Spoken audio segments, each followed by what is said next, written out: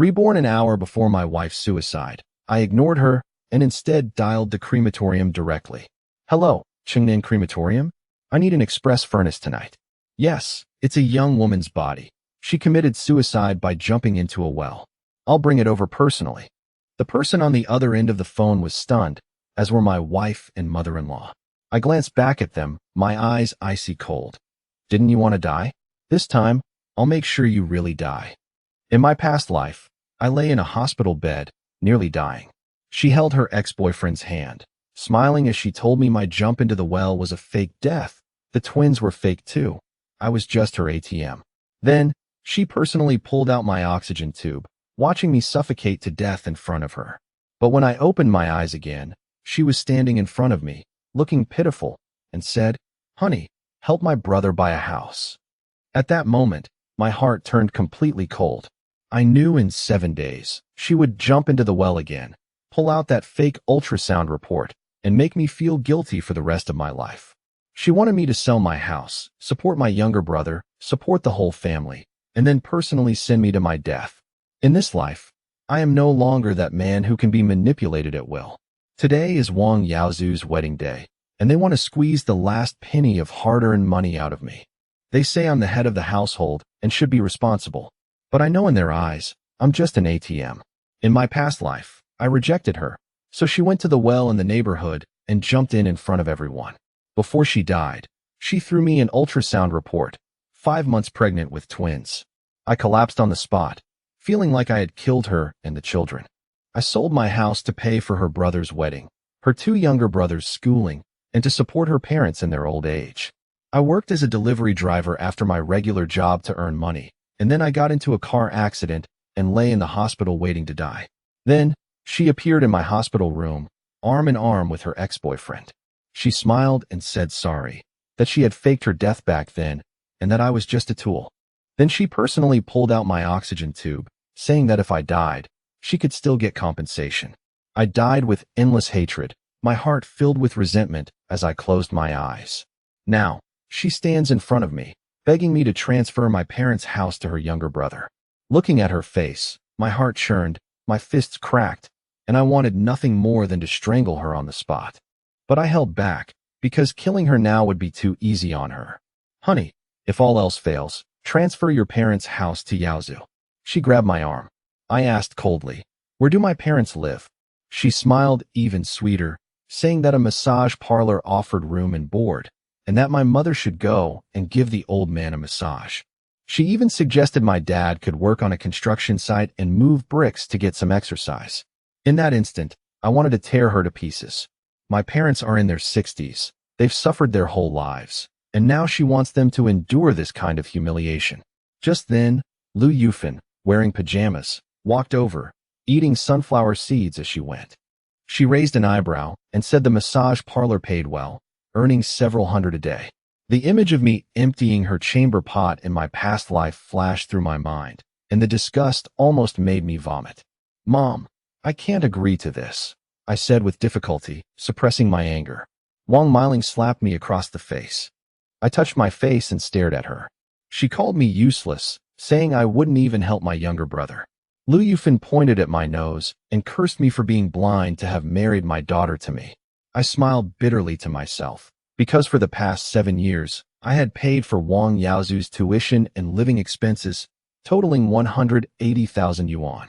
He didn't work for 3 years after graduation, squandering his money in nightclubs. The 400,000 yuan was from me. I also paid for her 2 younger brothers' university education. I was just an ordinary office worker, drained dry by them. In my past life, I felt guilty until my death. In this life, I'm no longer soft-hearted. All that remains is murderous intent. I took a deep breath, lowered my head as I had in my previous life, and said softly, Mom, I'll figure something out. Lu Yufan sneered and gave me 7 days. 7 days later would be the day she jumped into the well and pretended to be dead. She thought I would break down like I did in my previous life, but this time, I had been waiting for these 7 days. She slapped me again, and I whispered, Go figure something out, before turning and leaving. Standing downstairs, I looked up at the sky and thought to myself, You bitch, this time, I'll play along with you. I'm not selling the house anymore, and I'm not supporting their whole family anymore. I'm making her walk into the pit she dug herself. The most important thing right now is to make money. My salary card is in her hands, and I only have a few dozen yuan left in my pocket. She treats me like a dog, and even my drinks have to be paid for by someone else. But I can't unbind my salary card right away. I have to stabilize the situation. I closed my eyes, my mind racing. I'm an editor at a new media company, writing social news. I know a lot of hidden things. Suddenly, I remembered something. In apartment 205 of building 13 in the Left Bank residential complex, there was 3 million yuan in cash hidden in the wall. In my past life, this story went viral online, and I even interviewed the landlord myself. The landlord broke down the wall during renovations and discovered the 3 million yuan in cash. I saw the bag of moldy money with my own eyes. There's video evidence, and the money was real. Now, I stand at the entrance of the Left Bank residential complex. I know that the 3 million is hidden behind the wall of apartment 205 in building 13, waiting for me to claim it. This complex is dilapidated, with a market value of around 300,000 yuan per square meter. Nobody wants to invest. But I know that behind this wall lies 3 million, my trump card after my rebirth. The reality is harsh. I don't have any money. To get this money, the first step is to buy this house. If I'm just renting, the money from breaking down the wall won't belong to me. And if it gets discovered, I won't even have a chance to explain. I must clearly state in the contract that all the property in the house belongs to me. That's the key. Images of my parents flashed through my mind. They could scrape together the money, but in my past life, they had suffered so much for me. In this life, I would never be a burden to them again. I would turn things around on my own, and I would make a fortune. Just then, my phone rang. I looked down and saw it was a call from JD Finance. My eyes lit up. The money problem was solved. I could get a loan. Others might not take out an online loan to buy an old, rundown apartment, but I knew there was 3 million hidden in those walls, and I was willing to take the gamble. I answered the phone, my tone calm, but my mind was racing. The customer service representative told me I could borrow 320,000 because of my good credit and stable salary. Without hesitation, I activated the full credit limit and scheduled an appointment with the bank to withdraw the 320,000 yuan. Then, I deposited the money in batches into other bank accounts to ensure the funds flowed smoothly. Seeing the 320,000 yuan in my account, I finally felt reassured. I had taken the first step in this game. I went straight into a nearby real estate agency. Behind the counter stood a girl with a ponytail named Song Qian. She smiled and asked me if I wanted to rent or buy a house. I pointed directly to the Zuian residential complex and said, I want to buy. She paused for a moment, knowing that no one would want to buy such an old, dilapidated apartment, let alone pay in full. But she still started pitching, talking about convenient transportation, future development plans, and the possibility of demolition. I interrupted her directly. This place leaks badly, there's no subway plan, and demolition is just empty talk. She looked a little embarrassed, but maintained her professional smile and asked me which apartment I was looking at.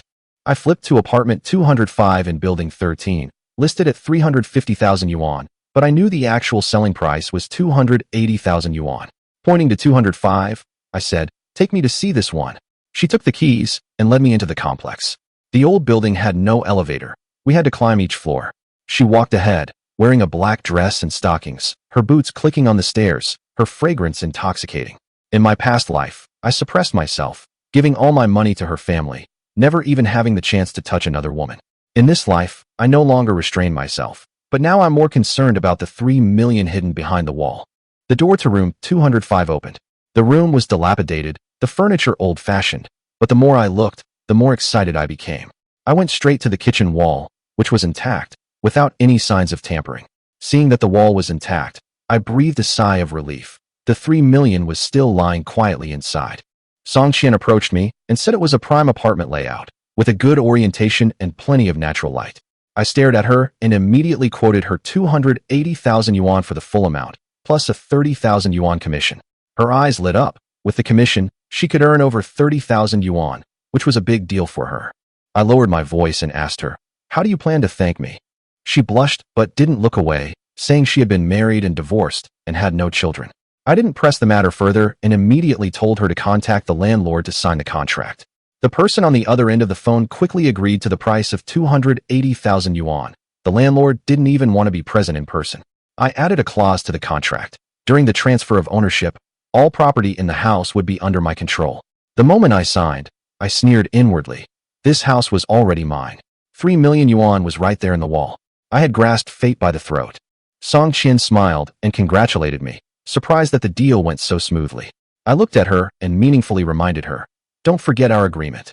Then I smiled and said, "Let's go, have a couple of drinks." Song Qian blushed as she looked at me.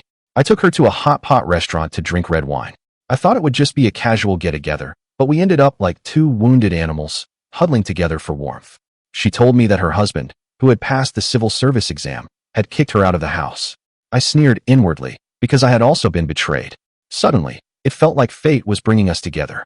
Alcohol flooded my bloodstream, and I dragged her to a hotel, hoping to sober up and have a chat. I said it was to sober up, but deep down I knew we were both running away from the past. Waking up in the morning, my back ached. I stared at the ceiling, telling myself it was just a transaction, not love. But a huge hole lay inside me. I smiled and said goodbye, my tone calm, but I had completely given up on love. I don't believe in feelings, only in money and power. I want revenge. I want to make money. I want to climb over everyone who has humiliated me. She looked at me and said meeting me was her good fortune, and even wanted to sing me a song. I initially wanted to refuse, but her eyes were so alluring that I ended up staying. I didn't stand up until late morning, thinking it was all over, but then she blinked and asked how I could contact her again. I suddenly realized she was getting serious. I took a deep breath and told her, "I'm a man who's been hurt in love. I can only be a wanderer." I said it harshly, simply because I didn't want to be tied down by anyone. She called me a scumbag, and I called her a scumbag woman back. We were verbally abusive, but deep down we knew we were the same kind of people. I transferred 30,000 yuan to her, and she immediately returned it, even transferring 9.9 yuan back to me. I almost laughed out loud when I saw that 9.9 yuan. What did this woman take me for? She said it was compensation. I was furious. A person who had been reborn, treated like a cheap service by her, it was utterly humiliating. She provocatively asked if I could teach her a lesson. I ignored her, but in my mind, I was already calculating the money hidden in the wall. She suddenly asked me what I planned to do with the house. I immediately denied it, saying there was no business opportunity. I appeared calm, but I was wary of her. She stared at me and said, "Men lie." I put my arm around her waist and laughed. "There's a vast fortune hidden in the wall. Do you believe it?" I deliberately teased her. She shook her head, saying she'd never believe that. I immediately proposed a bet. If I won, she'd be mine and wouldn't interfere in my private life. I was blunt and cruel. She snorted and said she wouldn't lose out. Hearing that, my blood boiled. I knew she was being stubborn, but my resolve was wavering. I went downstairs to buy medicine and apply it for her, my actions tender, but my heart remained cold and hard, because what truly mattered was the 3 million.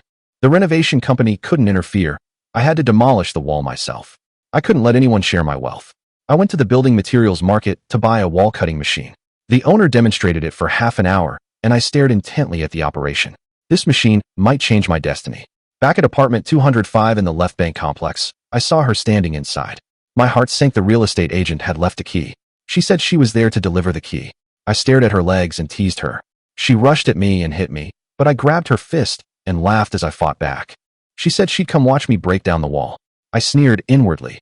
She had no idea that this wall held my chance to turn things around. I handed her a mask and went to the kitchen wall, banging on it. The hollow sound echoed in the room, and my heart started racing. She noticed the hollow sound too, cursing me as a jerk. We flirted, but the atmosphere grew increasingly tense. The large area of hollowness confirmed my suspicion. The money was here.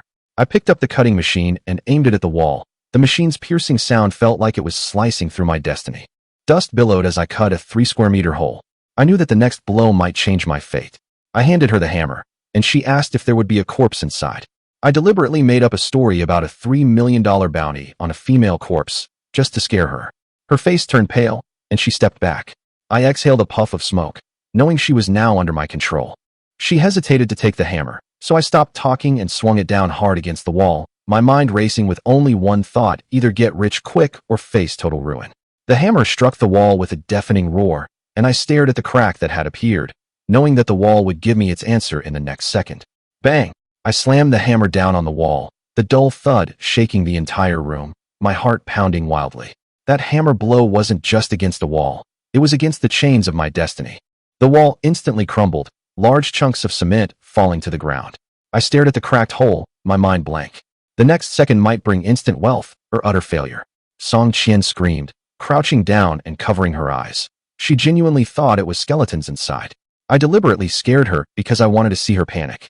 I laughed and said, Open your eyes, or the ghost inside will come after you. She said in a tearful voice that she didn't dare, but I continued to press her down. If you don't open your eyes, I'll really grab you. She finally let go, and when she saw the scene in the wall, her beautiful eyes widened instantly, and she froze on the spot.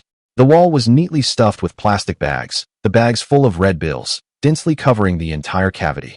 At that moment, my blood boiled. She then realized I had lied to her, and angrily punched me, cursing, "You dog of a man." I ignored her, only staring at the money. 6 large bags, 50 bundles in each bag, 10,000 yuan per bundle, a total of 3 million. The old banknotes, yellowed and worn, looked like monsters that had slumbered for years. I knew this wasn't just any windfall, it was the first shot in my comeback. Next to the money was a sheepskin sheet, covered in dense, incomprehensible writing. My heart tightened. This was definitely not ordinary. I pulled out 200,000 yuan and tossed it to Song Qian. "Help me renovate. This will be my place to stay." She bit her lip as she took the money. Her face flushed, but she didn't refuse. I knew the bet was in effect. She couldn't escape. I reminded her, "Don't forget the bet." She snorted, hooked her finger around my thigh, and smiled seductively. "Can you afford to support me? You'll have to pay your dues." I pinned her against the wall, my voice low. "You'll see if you try." She screamed, telling me to stop messing around. I retorted, "Aren't you just looking for excitement?" She struggled and kicked me, but I held her down. The environment was dim, and the $3 million hidden in the wall silently watched us. I suddenly realized that my life was truly starting to spiral out of control. Late at night, she kicked me and left the house. I stood inside, staring at the broken wall, feeling an unprecedented mix of tension and excitement. Before leaving, I picked up the sheepskin, vaguely sensing it was worth more than 3 million. Back at the hotel, my phone lit up. It was Wang Miling calling. She asked if I'd thought it through. I stared at the screen, my heart turning cold. In the end, I replied, "Wife, don't force me." She said her younger brother needed a wedding house and asked me, as the older brother, to help. I barely contained my anger and asked, "What about my parents?" She casually replied, "My parents work on a construction site, carrying bricks. It's for exercise." That almost made me crush my phone. How dare she say that? I coldly responded, "I'll think about it." Then she accused me of pressuring her, and I just turned off my phone. I'm already waiting for the day she jumps into a well and pretends to be dead. Back home, she called me useless. My mother-in-law suggested we get a divorce, and my brother-in-law started mocking me, saying I was poor and unworthy of her. As they mentioned Ji Chao, Ferraris, and billionaires, I listened on the phone, inwardly sneering. Suddenly, my mother-in-law suggested a plan. A fake ultrasound, twins, faking death by jumping into a well, even bribing the hospital to issue a death certificate. Hearing this, my fists clenched white. This family wasn't just greedy, they were utterly vicious. They planned to make me feel guilty for the rest of my life, force me to hand over all my assets, and make me work like a slave for them for the rest of my life. Lying on the hotel bed, listening to their schemes, I felt no anger, only a growing chill in my heart. In my past life, I believed their lies. In this life, they won't even leave me a bone. I picked up my teacup, my wrist aching, and tea spilled onto the table. I cursed, "Song Qian, you almost drained me dry." As I picked up a piece of paper to wipe the table, my gaze fell upon the parchment. What had previously only contained some strange writing had now revealed a bizarre pattern. I stared at the pattern, my breath catching in my throat. I knew the real game had only just begun. I rushed into the bathroom, rinsed the parchment under water, thinking it was just old, moldy paper. But to my surprise, the pattern emerged clearly, and my heart began to race. The water flowed over the sheepskin, and the images became clearer. There were 18 images in total, depicting intertwined male and female figures. I instantly realized that these were no ordinary artifacts. Each image was accompanied by ancient characters, which sent chills down my spine. Although I don't believe in superstitions, I was truly stunned at that moment. I quickly grabbed my phone to search for ancient characters, and the more I searched, the more alarmed I became. The characters were actually from the Eastern Han Dynasty. I painstakingly translated a portion of the text, and discovered it was some ancient Indian secret technique a man and a woman practicing together to attain bliss. My heart pounded as I stared at those 4 characters. I knew this thing was worth well over 3 million. Reason told me not to believe it. I'd seen far too many similar sensationalist news stories in the media. So I tossed the sheepskin back onto the bed and went to sleep. Although I was exhausted and weak, I was unusually excited and couldn't sleep. I didn't wake up until noon the next day, feeling refreshed, but the patterns kept replaying in my mind. I couldn't help but call Song Qian, wanting to verify the patterns and confirm whether they were truly evil. Half an hour later, She arrived at the hotel. Without saying a word, I directly asked her to pose according to the pictures. She blushed and scolded me. "You stinky man. Have you been taking random medications?" I laughed and replied, "Your face is the best medicine." 6 hours later, we sat on the bed, drenched in sweat. She was panting, while I felt more stable than ever before. She looked at her phone in shock and said, "6 hours? Are you crazy?" I didn't explain, but I knew in my heart that the image was truly effective. I decided not to sell it. I would keep it. I suddenly spoke up. "That money must be laundered." She instantly understood, afraid of being investigated for unexplained wealth. I nodded, telling myself that in this life, I would no longer be oppressed by the law. She said Stone Garden could handle it. With a 15% commission, I immediately quoted 20%. I handed her my father's ID card and bank card. Although I wasn't divorced yet, I needed to plan ahead. She stared at me and smiled. "Aren't you afraid I'll run off with the money?" I hooked her chin and whispered, "I've conquered you.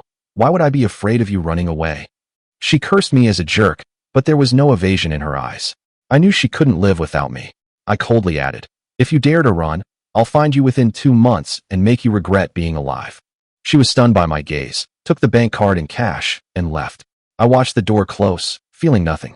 My phone lit up. It was a message from the company's beautiful CEO, asking why I wasn't at work. Her cold, aloof face instantly flashed into my mind. Her father was a leader in Jiangcheng, and she herself was highly capable.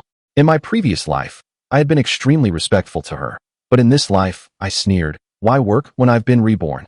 I sent a leave request, deciding to resign in a few days. I had no intention of working for anyone again.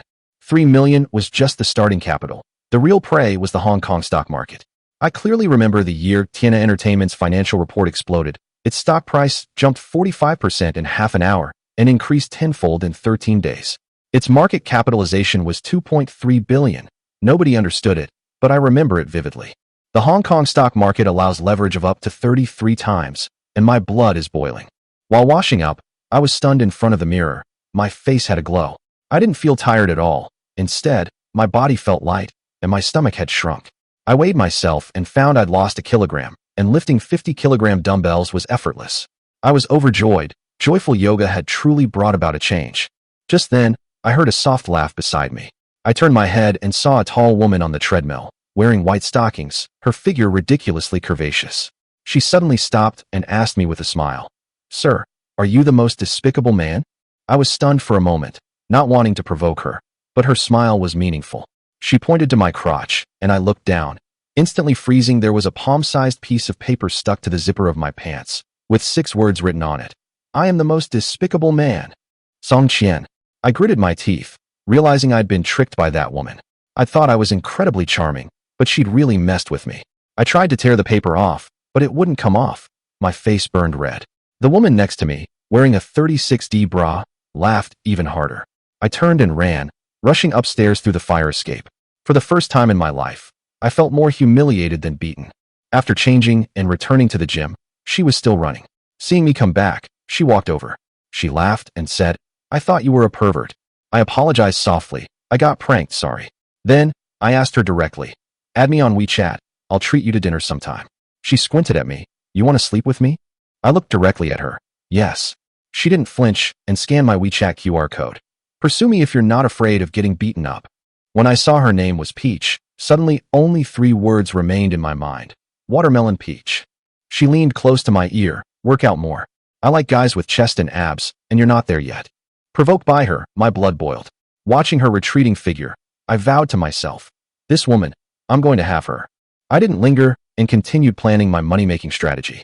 Money can solve 99% of problems, and revenge also requires money. My phone vibrated. 2.5 million had arrived in my account. 2 contracts arrived simultaneously, one for buying raw stones and one for selling them, both for 2.56 million. After deducting a 60,000 commission, I netted 2.5 million. My funds were completely laundered. I smiled. Song Qian's efficiency was ruthless. I called her to teach her a lesson, but she hung up immediately, saying she was going to the hospital to recover. I wiped the sweat from my brow. I hadn't expected this woman to be so easily hurt. During dinner, I remembered the recipe for Badri yoga recorded on the sheepskin: mutton, lamb testicles, ginseng, and deer antler. I decided to have the chef make a soup: 18 lamb testicles and a dozen ginseng roots. I drank it all in one gulp, feeling a surge of heat throughout my body, my lower abdomen feeling like it was on fire.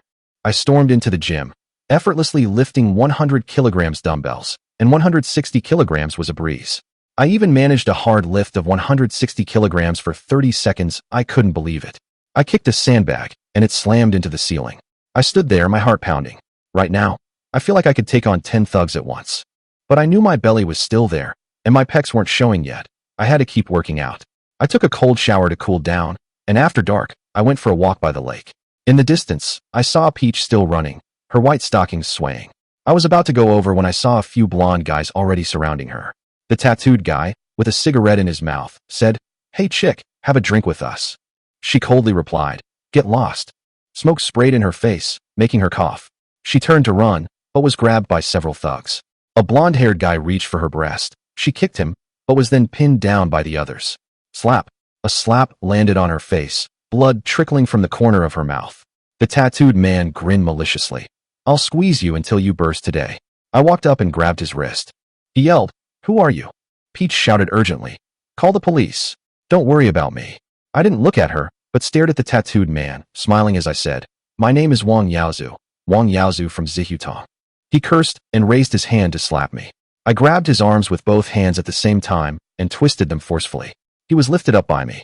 The next second, I flung him 7 or 8 meters away. I tossed him into the moat like trash, water splashing everywhere. I stood there, breathing steadily, while the remaining blonde-haired guys froze. Splash. He was thrown into the water, his body arcing through the air before crashing in. Everyone froze, the air seeming to shut off. I could clearly see the shock in Peach's eyes. That guy weighed 120 pounds, and I sent him flying with a single hand. In that instant, I knew I had completely seized control of the situation. "Beat him." "He ambushed me," he roared, thrashing about in the water, his voice filled with despair, desperate to retaliate. A dozen thugs grabbed steel bars and charged at me, the iron bars gleaming coldly under the streetlights, exuding murderous intent. They wanted to gang up on me, but I felt my blood boiling. This was the moment I'd been waiting for. "Let's fight one-on-one," I roared, immediately retreating and grabbing a bamboo pole to retaliate. The first swing sent the man in front of me sprawling, his scream ripping through the night. They had weapons, I had strength. I showed no mercy from the start. The bamboo pole in my hand was like a spear, unleashing a furious barrage of blows. Several men were whipped so badly they rolled around clutching their heads, while others dropped their weapons and fled in disarray. The once arrogant team crumbled instantly, and I was single-handedly overpowering more than a dozen people. I turned to look at the blonde-haired guy in the water and sneered. "Tell me, can I spear a fish with a stick?" The bamboo pole was aimed at his head, less than 2 meters away, and his face began to turn pale. I slammed my stick into the water, splashing everywhere, and a fish actually flipped over. Blood spread under the streetlight, and he stared at the red stain, his eyes trembling. "Brother, I was wrong, I confess." His voice trembled, completely distorted. The man who had just tried to kill me was now begging me to spare his life. "Get ashore and call the police." I stared at him, my tone as cold as a verdict. "If you say another word, I'll smash your head with this stick," I warned. He didn't dare linger any longer, climbed ashore, and quickly called the police. Just minutes ago, they were surrounding me, but now they were standing there waiting for the police car to arrive. The police took the man away, and Peach and I went to give statements. At 10 o'clock that night, I came out of the police station. Peach stared at me, her eyes filled with complex emotions. "I shouldn't have laughed at you during the day. You're a real man." Her pride shattered, and I finally saw her looking at me directly. I looked at her smooth face and smiled. "Is that all the thanks you can give me?" Her face flushed, but she still forced a confident air. "Want to pursue me? Do 3 things." She was testing me, raising the bar and setting a challenge for me. "First, my boyfriend must be a billionaire," she said, lifting her chin, her eyes defiant. I, however, was unfazed. Wasn't this just a matter of time? "Second, I'll sit on your back and do 300 push-ups in 3 minutes, she added, her tone teasing. She thought I'd back down, but instead, I became even more excited. "Third, you dare to stand up for me, stand before me." Her words were calm, but I knew her heart was already moved. "A billionaire, 500 push-ups in 3 minutes, I told her firmly.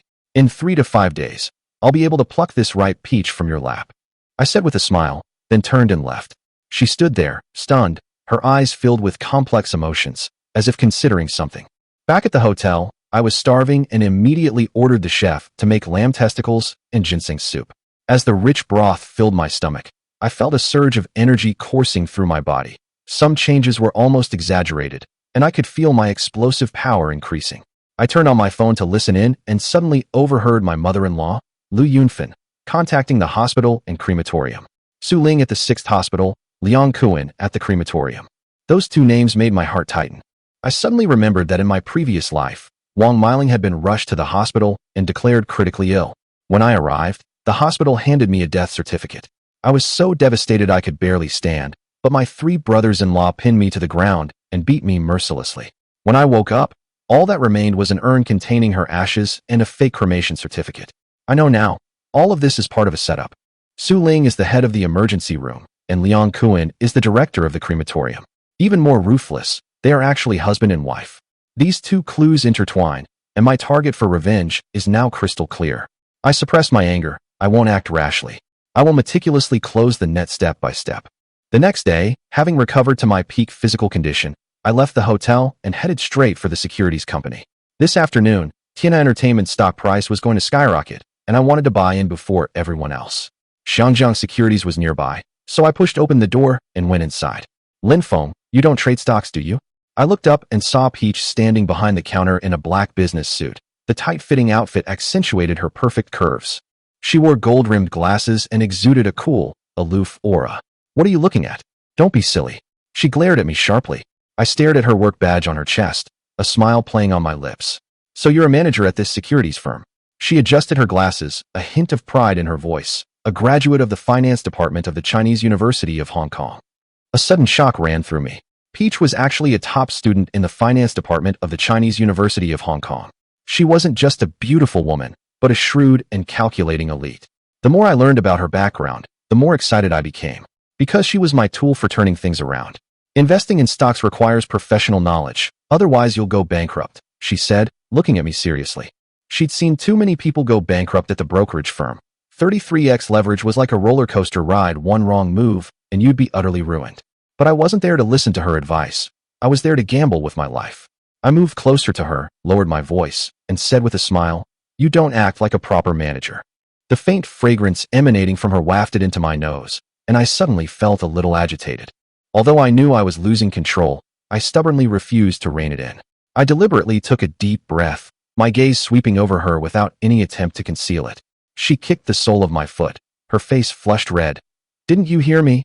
I winced in pain, but my smile only widened. This woman was more captivating the angrier she got. "I heard you," I said, staring at her. "But this is the fastest way for me to turn things around." I spoke bluntly, without a trace of hesitation in my eyes. I wanted money. I wanted power. I wanted to crush everyone in the shortest amount of time. She bit her lip in anger, clearly thinking I was courting death. But I knew this was the starting point of my comeback. "I guess I'm your savior." I turned to her supervisor's office, walked in, and sprawled on the sofa in an extremely arrogant posture. I pulled her into the office, and the moment the door closed, the air instantly became scorching. "The Hong Kong stock market is dangerous," she continued to warn me. I closed my eyes and said casually, "Give me a back rub. I hurt myself throwing people yesterday." I deliberately brought up last night, trying to remind her of how I protected her. She hesitated for a second, but finally had me lie down. Her hands gently pressed against my lower back, and I almost exploded. I held my breath, trying not to lose control. "Massage my lower abdomen again," I said, turning over to look at her, my tone slightly suggestive. She frowned, suspecting I was acting. I laughed and explained, "There were too many people. I didn't see how I got hit." I closed my eyes, feigning weakness, but secretly I was already enjoying her touch. Her hand rested on my lower abdomen, and I instantly felt a surge of heat. I opened my eyes. Her face was as red as a ripe peach. "Can you massage me every day? This injury won't heal in 3 years." I deliberately emphasized my words. She slapped me on the stomach. "Get lost." I winced in pain, but laughed even harder. I knew she was in a frenzy. Just then, an angry voice suddenly exploded. "Peach, what are you doing?" I looked up and saw a tall, blond man standing in the doorway, his face contorted with rage, looking like he wanted to devour me. Peach frowned. "David, he's injured." David's face turned ashen, and he yanked 2 red bills at my face. My eyes turned cold. I stood up and threw the money back at his face. The air froze instantly. "You're asking for it," he roared, pointing his finger at my nose. "I challenge you to a duel." I smiled dismissively. "A duel? What if you lose?" He laughed loudly. "I can take on 10 people like you." Peach whispered urgently. "Ignore him, he's crazy." I patted her on the shoulder. If I can't even handle someone like this, how am I supposed to pursue you? I deliberately said this for David to hear. His expression changed, his eyes growing increasingly fierce. See you at the park at noon, he said. I shook my head. Now. I don't like procrastination. I prefer to crush her on the spot. Peach tried to pull me away, but I simply sat back down on the sofa. David sneered. Looks like you don't know who I am. Tell me, I said calmly, almost without a flicker of emotion. 8th Dan in Muay Thai, England boxing champion. He took off his shirt, revealing bulging muscles. Peach nodded, her tone worried. He's killed someone in an underground ring. Hearing this only excited me more. I love this kind of mad dog. David stood in the doorway, berating me for hiding behind a woman. I ignored him and turned to Peach. Turn off the camera. She hesitated for a second, then finally turned it off. The door locked, and the camera screen went black. David smiled cruelly. Perfect. Saves you from trying to extort me. I stood up, stretched my neck, and smiled even more easily. Let's begin. He lightly skipped forward and suddenly threw a punch straight at my head. The punch was sharp, but I was faster. I shifted my body to the side, and my strength exploded instantly. Bang! I kicked him hard, sending David flying 3 or 4 meters, his entire body slamming onto the computer desk like a sandbag. He rolled on the ground, clutching his stomach, his face contorted. Watching him, I felt only a sense of satisfaction. Peach covered her mouth, her eyes wide. She finally understood that I hadn't used my full strength last night. I walked up to him, looked down at him, and said in an icy voice, Mr. Boxer, should I call an ambulance for you? He was covered in cold sweat, looked up, and cursed me for being despicable, saying I had ambushed him. I laughed out loud. I'm faster than you. You don't even dare to admit you're slow. I leaned down and stared at him. In martial arts, speed is the only way to break through defenses. Have you heard that? His face turned ashen. I laughed bluntly. You're too weak. Did you buy your boxing championship? He was furious, veins bulging, but a sharp pain in his abdomen prevented him from moving. I ignored him and pulled Peach out of the office. She opened an account for me herself, her fingers flying across the keyboard. When I transferred $2.5 million into the account, she paused for a moment. You're such an idiot. I ignored her, staring at the screen. Tianha Entertainment, 33x leverage, enter now. Her face turned pale. If it drops 2.11%, you'll be liquidated. I knew the risks, but I knew even more that I could win.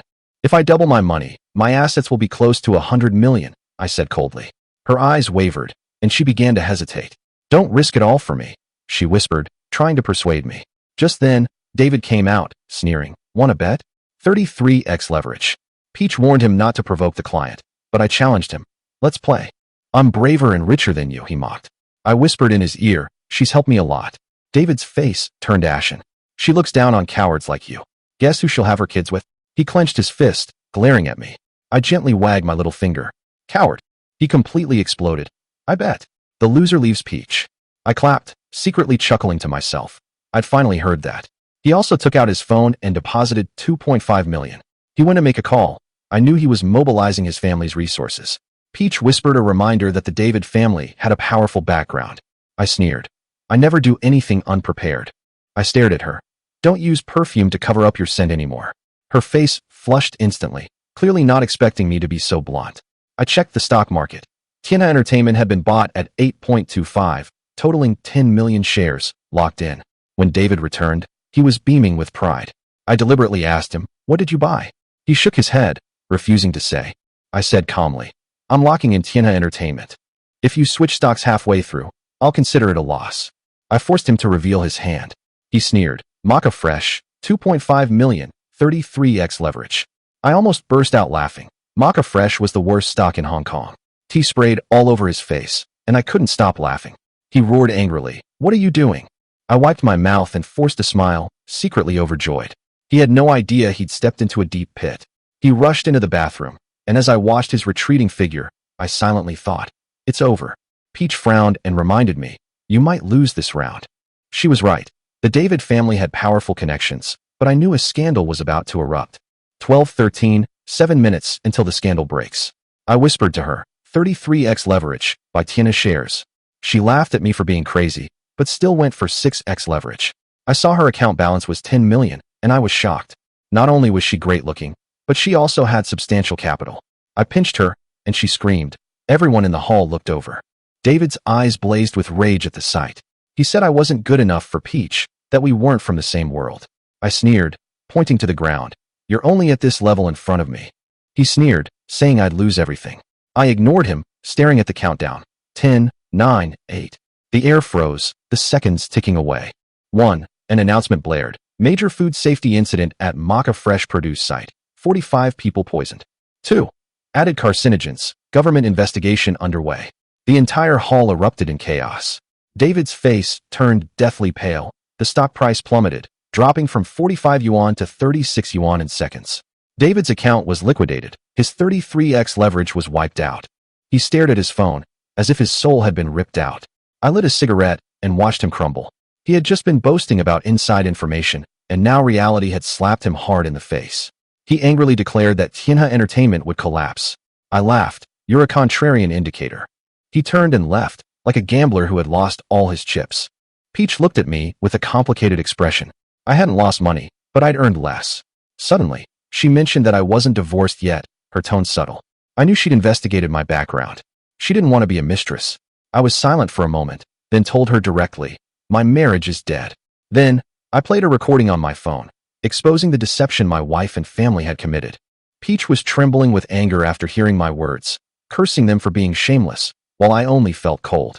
Just then, a button on her blouse suddenly popped open, revealing a glimpse of her skin, and the atmosphere suddenly became a little awkward. She blushed and kicked me, but I smiled and turned away, ignoring her. She threw her stockings in my face while changing clothes, and I took a deep breath. She called me scum, but I only felt she was being genuine. She looked at me and said she didn't want to be a mistress, and I promised to clean things up. At 3:29 p.m., my phone beeped. I stood in the lobby, my heart pounding. David came over and started mocking me, saying that Manhwa Entertainment was about to have some bad news. I just found him ridiculous. 30 seconds later, the announcement came over the loudspeaker. Manhwa Entertainment's profits exceeded expectations by 30%. They had obtained 3 new licenses, and online gambling was fully open in Macau. The entire lobby erupted in chaos. Profits exceeded expectations by 32%, and the news of the reopening of online gambling ignited the market, causing the stock price to soar. Those who held positions were all smiles, while those who didn't were kicking themselves. David stood there, pale-faced, completely dumbfounded. Peach looked at me. She knew I was going to make a killing on this run. The stock price jumped from 8.25 to 9 in an instant, then broke 10 within seconds, the surge spiraling out of control. I turned to David and asked with a smile, what about the family secrets? His face turned ashen, and he tried to speak several times but couldn't utter a single word. Peach was also staring at him. Having gotten the inside story wrong twice, he was clearly being used as a pawn. I patted him on the shoulder. A bet's a bet. He snorted coldly, saying I could never beat him. Just then, someone in the hall exclaimed, $11. The stock price soared, and many people couldn't get a share. The order book was filled in seconds. My leveraged funds with Peach totaled 142.5 million, and this force pushed the market up. Institutional funds started to follow suit, and the upward trend was completely ignited. Peach excitedly pulled me along, saying, it's going to hit 12. David saw her pulling me, his face darkening to a grim expression, and he gritted his teeth and turned to leave. I smiled at Peach. This is just the beginning. I knew the peak would be 88 yuan, but then the stock price would plummet to 13 yuan, and the government would shut down online business. Now is the golden stage for profit release. Peach looked at me and asked if I had inside information. I denied it, saying it was policy analysis. She called me a liar, saying my lies were unnatural. Then, she invited me to dinner that evening. I whispered to her what flavor she liked, and she smiled and said, little umbrella. Peach blushed and pinched me hard, but I endured the pain without making a sound. She asked how much higher the stock price could go. I said I'd let her know when to sell. She didn't argue and seemed unusually obedient.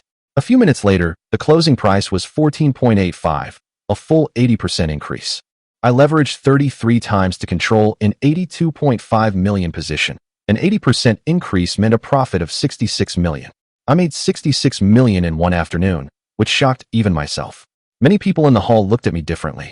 Just then, a bald, middle-aged man walked over and asked me how much longer the stock price could rise. I recognized him as Liang Kuan, the manager of the Chengnan crematorium. Peach whispered to me that Liang Kuan had bought Maca fresh produce with 13x leverage yesterday and lost almost all of it. Now he wanted to buy Manhwa Entertainment shares, but he didn't dare to. Liang Kuan looked at Peach with a lecherous glint in his eyes. Peach excused herself and left, leaving me to the room. He asked if I had my eye on the flower of the securities industry. I told him she was already mine. He gave me a thumbs up, and I deliberately waved my phone to show him my profit figures. 2.5 million had turned into 66 million. His eyes widened. He invited me to a club that night, but I declined, saying I had plans with Peaches. He nodded hastily, eager to seize the opportunity, and asked when I would ship the goods. I told him, by now if you want. I'll let you know when to ship. We exchanged contact information and agreed to meet the next day. When Peach came back, she reminded me not to get close to Leon Kuan, saying he was involved in shady business. I joked that she was starting to control me, and she rolled her eyes at me, saying it was for my own good. Then, she leaned closer to me and whispered, "Come to my house tonight. I want to see your strength." That night, I went to Peach's house with her, my heart pounding. I knew tonight was going to be a test. She gave me 3 conditions: divorce, control of $1 billion fortune, and 500 push-ups in 3 minutes. The first 2 were the battlefields of the future, the third was tonight's life or death situation. She led me into the bedroom, simply and warmly decorated, with stockings and clothes scattered on the bed. In a moment of lust, I pounced on her. She blushed and called me a pervert, but I laughed and got into position, ready to begin. She said she was going to change, and I waited alone on the bed. An hour later, she returned in a black lace dress, her figure barely concealed by the light. She stepped on my waist, and I gritted my teeth and held on. She said, "As long as you complete 500, the other 2 conditions will also be met." I started to speed up, doing 200 in the first minute. Suddenly, she hooked her arms around my neck, her breath close, and my rhythm faltered. She whispered, "If you really do 500, will you still have the energy tonight?" I stopped to look at her. Her eyes were soft. I've always wanted to find a man who can protect me. I hugged her, and the test ended at that moment. The next morning, she cooked donkey meat for me and then took me to the hospital. I walked out of Peach's house, took a deep breath, and felt refreshed. Suddenly, Song Qian called and asked me to come back to the Left Bank residential area. When I got home, she was busy arranging the renovation. Seeing me, she laughed and teased, "Seeing you reminds me of Teacher Sue's movie." I felt a little embarrassed. That movie was indeed quite exciting. She stared at my mouth and teased that it looked like a sausage. I casually brushed it off and let her continue managing the renovation. Then she suddenly leaned closer, sniffed me, and said I smelled like a woman. I stubbornly retorted, "I'm a married man." She looked at me for a few seconds and said, "Your husband couldn't possibly excite me this much." I paused for a moment, then chuckled and patted her bottom. Her eyes immediately welled up with tears. I told her I was going to practice yoga at the hotel at noon, and she immediately wiped away her tears, smiling like a fox. After we finished discussing the renovations, we went to a hotel together. That evening, she took a taxi to the hospital, saying before she left that she never wanted to see me again. I saw her off, my phone full of missed calls from Peach. I quickly took a shower and went to Shanjiang Securities. The hall was packed with people, all staring at the big screen. Maca Fresh plummeted from 45 yuan to 22 yuan, a drop of more than half. Tiana Entertainment, however, surged to 21 yuan. I bought in at 8.25, and now it's up 154%. Liang Kuan rushed over, saying Tianhe Entertainment had gone crazy. I patted him on the shoulder and laughed, saying, "You've made a fortune too." He lamented that he hadn't bought enough and had lost all his maca. I pulled him aside and whispered, "Come with me. I'll help you make money." He asked, "Can I sell now?" I said, "Wait for my notification." Liang Kuan trusted me, believing I had inside information, and even prepared a family dinner for me. He said that Shui Mitao had to lean against the wall to get in the door, and my heart tightened, knowing she was enduring pain to come to work. I walked into her office, and she excitedly kissed me, then her gaze turned cold. She stared at a strand of hair on my collar and asked, "What's this?" I knew trouble was brewing. My heart sank, but I pretended to be calm. She said, "It's a woman's curly hair, chestnut brown." Instantly, I thought of Song Qian, and a pang of panic shot through me, but I couldn't let her see through me. She accused me of cheating on her, and the next second her fist was already slamming into my chest. She raised her leg for a side kick, and I instinctively dodged. Ever since I started practicing joyful yoga, my reflexes have become ridiculously fast. She lunged at me, and I quickly sidestepped, kicking the office door shut. She kicked at my lower body, and as I stared at her long legs, I couldn't resist leaning forward and grabbing her thigh. She angrily swung her fist, but I easily pinned her down and slammed her against the desk. She blushed and cursed at me, while I pulled out my phone and blasted shrill music, instantly filling the entire office with noise. I also turned on her phone, making the sound drown out everything else. She struggled desperately, but I just patted her buttocks and said, "Today I'll teach you who's king and queen." She red-eyed and called me queen, and I laughed and replied, "Whoever's on top is king." She knew I wouldn't behave myself. That was my rule. If she couldn't accept it, we'd break up. 3 hours later, it was already dark. We walked out of the office, her face flushed crimson. I pointed to the big screen and said, Tianha Entertainment is 29 yuan now. She pinched me. Don't talk nonsense. I rolled my eyes and made her look at the screen. Only then did she realize she had made over 100 million yuan in her account. She leveraged 10 million with 6 times the initial investment and now has a profit of over 100 million. She was stunned and asked me, how much higher can it go? I said, 70 or 80, maybe even over 100. She calmly said, the online business will be shut down sooner or later. I stared at her and suddenly felt a deeper respect for her. She knew very well that this model would have problems. I nodded and told her she had to sell before the order was stopped. She immediately pulled out her phone to place an order, but I snatched it away, saying, I'll handle it. She said I was too greedy, like a gambler, to which I replied with a laugh. That's stock market genius thinking. She scolded me for bragging and asked me to take her home. I grinned mischievously and said, I'm going to mess with you again tonight. She immediately softened and said, from now on, no matter how much fun I have outside, as long as I come home, it's fine. I took her home and even made her dinner. Liang Kuen's phone kept ringing, so I bought some fruit and went straight to his house. The door opened, and Liang Kuen was chatting with a sophisticated young woman. She had a stunning figure and elegant demeanor, easily rivaling a peach. Liang Kuen excitedly introduced me, saying that I had turned 2.5 million into nearly 200 million. She thanked me softly. Thank you for helping Liang Kuen break even. She smiled gently, but her eyes held a threat. If he loses again, I'll break his legs. I smiled and said, sister-in-law, you're too kind. Helping a friend is the right thing to do. Liang Kuen pulled me into the living room, where the table was already full of dishes, and the atmosphere was quite obvious. Su Ling poured me a glass of wine herself, her movements elegant, the aroma filling my nostrils. She asked me, how long can I hold this stock? I smiled and replied, the buying point is important, but the selling point is even more important. Her eyes were filled with expectation, and Liang Kuen eagerly asked, can you give me an answer?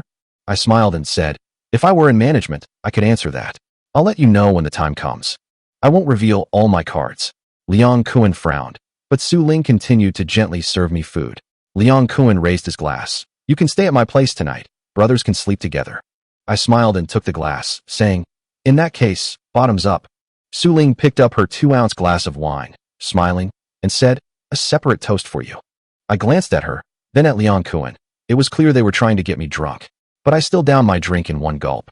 The atmosphere at the table gradually heated up. We barely touched the food, and I'd already drunk half a kilogram of liquor. Su Ling's face was slightly flushed, sweat beaded on her forehead, and her breathing became heavier. Liang Kuen, on the other hand, was relatively sober, but his eyes were a little unfocused. I suddenly said, let's toast Brother Liang 3 times. Let's talk about the stock market after we finish. Before I finished speaking, Liang Kuen's face changed. 3 cups is 6 ounces, which is no small amount for him. Su Ling cheered from the side. This is a lucky drink. I pushed the wine in front of Liang Kuen, and he gritted his teeth and drank it down. After 3 drinks, Liang Kuen began to feel dizzy. I also finished 3 drinks, and this time I finally felt a little tipsy. Su Ling smiled and said, Brother Liang is no match for me. Her words were tinged with provocation as she asked when I was going to sell my stocks. I hesitated for a moment and replied, there are at least 3 more days to make money. I'll let you know before the policy changes. Her eyes lit up, as if she saw a glimmer of hope. Liang Kuen only uttered the word 3, then slammed his fist on the table, completely drunk. I got up to go to the bathroom, suddenly feeling an urge to urinate. I always like to have tea after drinking, and I swayed as I went to the restroom. I heard Su Ling's voice behind me. She stood up, supporting herself on the table. Be careful not to fall. I replied, it's all right. Pushing open the bathroom door, I froze. Black stockings, underwear, and a bra were scattered on the floor, a faint fragrance filling the air. Just as I was about to come to my senses, her voice came from outside the door. Little brother, are you done yet? I walked out casually, and Liang Kuen was still slumped on the table, reeking of alcohol. Su Ling looked at me and said with a smile, your brother Liang really can't hold his liquor. I replied with a smile, I exercise regularly, so I can handle alcohol quickly. She chuckled and teased me. Stop bragging, your face is still a bit greasy. She pointed to my lower abdomen and face, her eyes full of provocation. A thought struck me, and I said directly, if you sit on my back, I can do 500 push-ups. She laughed so hard she was shaking, completely disbelieving I had that kind of stamina. I didn't waste any more words. and simply laid down on the ground, gesturing for her to get on. Don't worry, you won't fall. She glanced at the drunken Liang Kuan, hesitated, and finally sat down. A soft weight came from behind me, and I started doing push-ups. She looked down and chuckled. 50 would be hard, wouldn't it? But I didn't say a word, and my speed increased. In less than a minute, I had done 100. Her eyes widened, and she covered her mouth. 2 minutes passed, and my speed hadn't slowed down at all.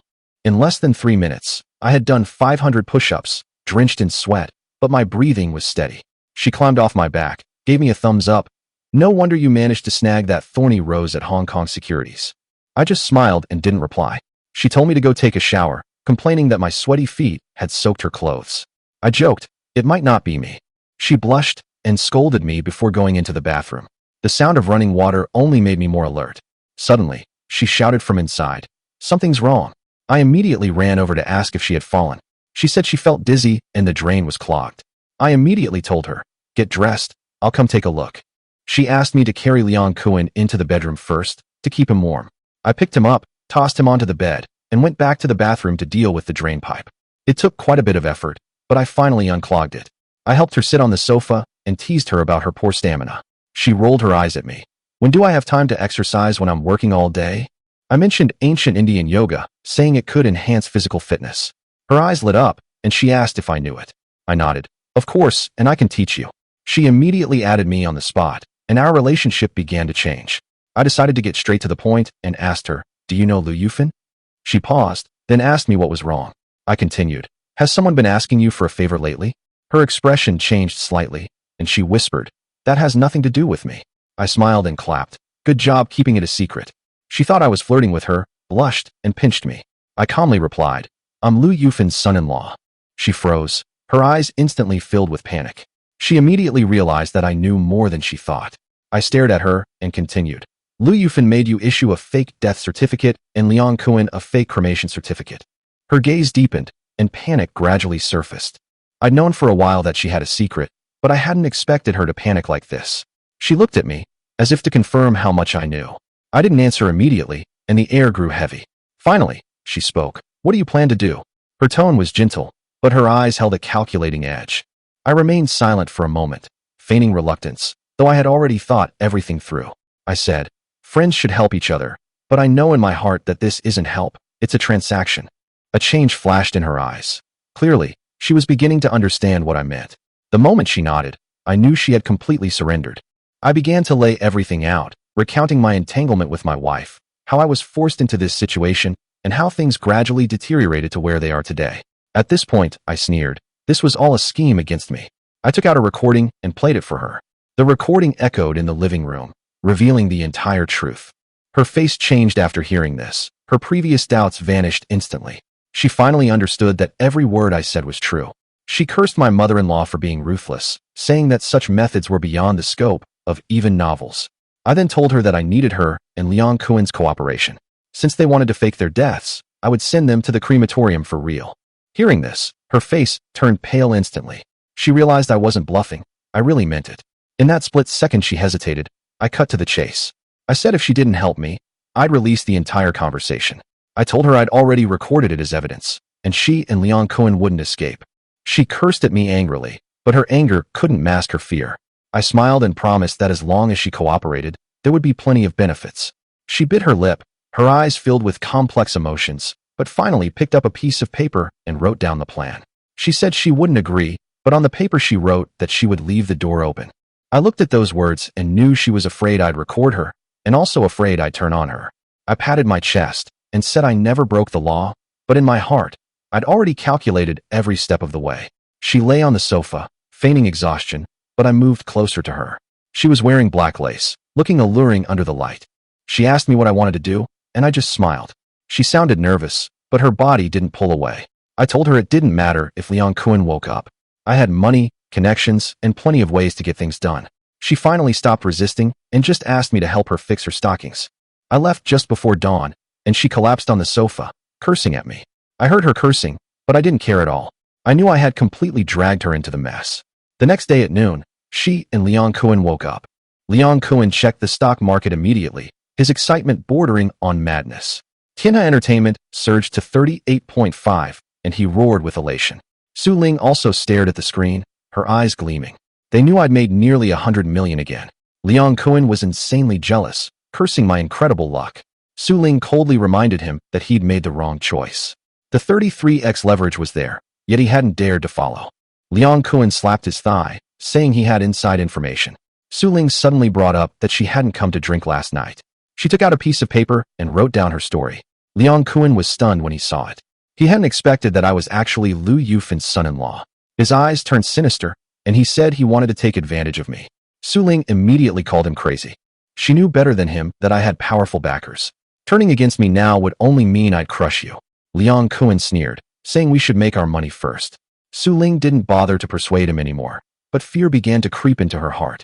Liang Kuan was overcome with lust and wanted to touch her. She was disgusted by his smell of alcohol and told him to take a shower. He was still boasting as he turned and went into the bathroom. The next second, the ground slipped, and he fell heavily to the ground. A scream rang out, saying he was broken. Su Ling rushed over and saw him lying on the ground, covered in cold sweat. She hurriedly called an ambulance and took him to the hospital. After the ambulance left, she went back to the bathroom to clean the floor. She wiped away all the marks. She packed up and threw away the dozen or so small umbrellas in the trash can. After she finished dealing with everything, she sat on the sofa, lost in thought. Finally, she sent me a message. She told me to be discreet. I went straight to the hotel after leaving Su Ling's house and slept until noon. The sunlight was so bright I could barely open my eyes, but the first thing I did was check my phone. Tianhe Entertainment had surged to 42 yuan, and my account had gained over 200 million yuan. The numbers flashed across the screen, and my heart raced. I suddenly realized this rally was far from over. My entry yesterday had inspired many to follow suit. Liang Kuan and Su Ling had borrowed 8 million from online lending platforms overnight. People in the Xiangjiang Securities Trading Hall were also frantically entering the market. On the surface, it seemed like tens of millions of yuan, but once leveraged, the trading volume would be amplified infinitely. The more I thought about it, the more excited I became, and I immediately called Liang Kuan. His voice was almost a scream on the other end of the line, saying that Tianhe Entertainment was absolutely insane. He almost missed out on buying in the morning, finally getting on at 37 yuan, and now it was 43 yuan. I looked down and refreshed the page. Sure enough, the price had jumped to 43 yuan. The price increase was like a rocket, rising at an alarming speed. I asked him how much leverage he used, and he laughed so hard he was shaking. He said he invested 10 million with 33x leverage and had already made 30 to 40 million. Hearing this, I felt a huge sense of relief, and the emotions I felt last night instantly vanished. He said he wasn't the only one. Almost everyone at Xiangjiang Securities had jumped in. At least 10 times leverage, most were at 33x. Everyone was chasing the rising prices like madmen, and he himself was completely caught up in it. I offered my congratulations verbally, but remained remarkably calm inside. The higher the emotions ran, the more devastating the collapse would be. Liang Kuan excitedly invited me to his house for drinks that evening, saying he wanted to properly thank me. I calmly told him to wait for my message and to back out if necessary. He said that with him around, no one would dare bully me, and he brought up that incident involving me. After hanging up, I stared at the screen, lost in thought. Tianhe Entertainment's stock price continues to surge, igniting the market. I opened a short video platform, and sure enough, it was all the trending topics. Headlines like "Mysterious Stock God Turns 2.5 Million into 300 Million" were everywhere. Institutions predicted the stock price would reach 1,000 yuan. There were also analyses claiming favorable policies for the gambling industry. I found all this absurd. The mere mention of 1,000 yuan would make someone want to jump off a building. Just then, Peach called. She asked if I wanted to sell, her voice trembling with anxiety. I told her not to rush and to wait for my signal. I casually complimented their marketing, saying they had clearly pushed the trending topic. She said it was the store manager's decision, and my name hadn't been leaked. I asked her to come to the hotel, but she said she needed to rest for a few days, and then hung up. I lit a cigarette and stood by the window. I had to prepare to flee in advance. In a few days, the government would issue a document banning online businesses. On the day the news was announced in my past life, the stock price plummeted from 88 yuan to 13.5 yuan. Countless institutions were liquidated, without even time to react. I suddenly thought of Liang Kuan. Since my rebirth, I have been more cautious than ever. Last night at his house, I casually tossed a voice recorder aside. I tuned it to a recording from 7 a.m. onwards. The couple's conversation came through clearly. Liang Kuan was actually trying to extort money from me. My face gradually turned cold. So he'd been plotting this all along. I cursed under my breath. Thankfully, I'd reached an agreement with Su Ling beforehand. Since he's trying to scheme against me, I don't need to remind him to run away. I'll let him experience the roller coaster ride firsthand. The feeling of being bankrupt should be thrilling, but I quickly realized something else. Holding hundreds of millions in cash might not be safe. Too much money attracts wolves. I need a layer of protection in society. I also need reliable people for the trip to the crematorium in a few days. I opened my notebook, my gaze landing on a name, Golden Hairpin Bar. It's in Qinghe District, right where I operate. It's ostensibly a bar, but secretly it does shady business.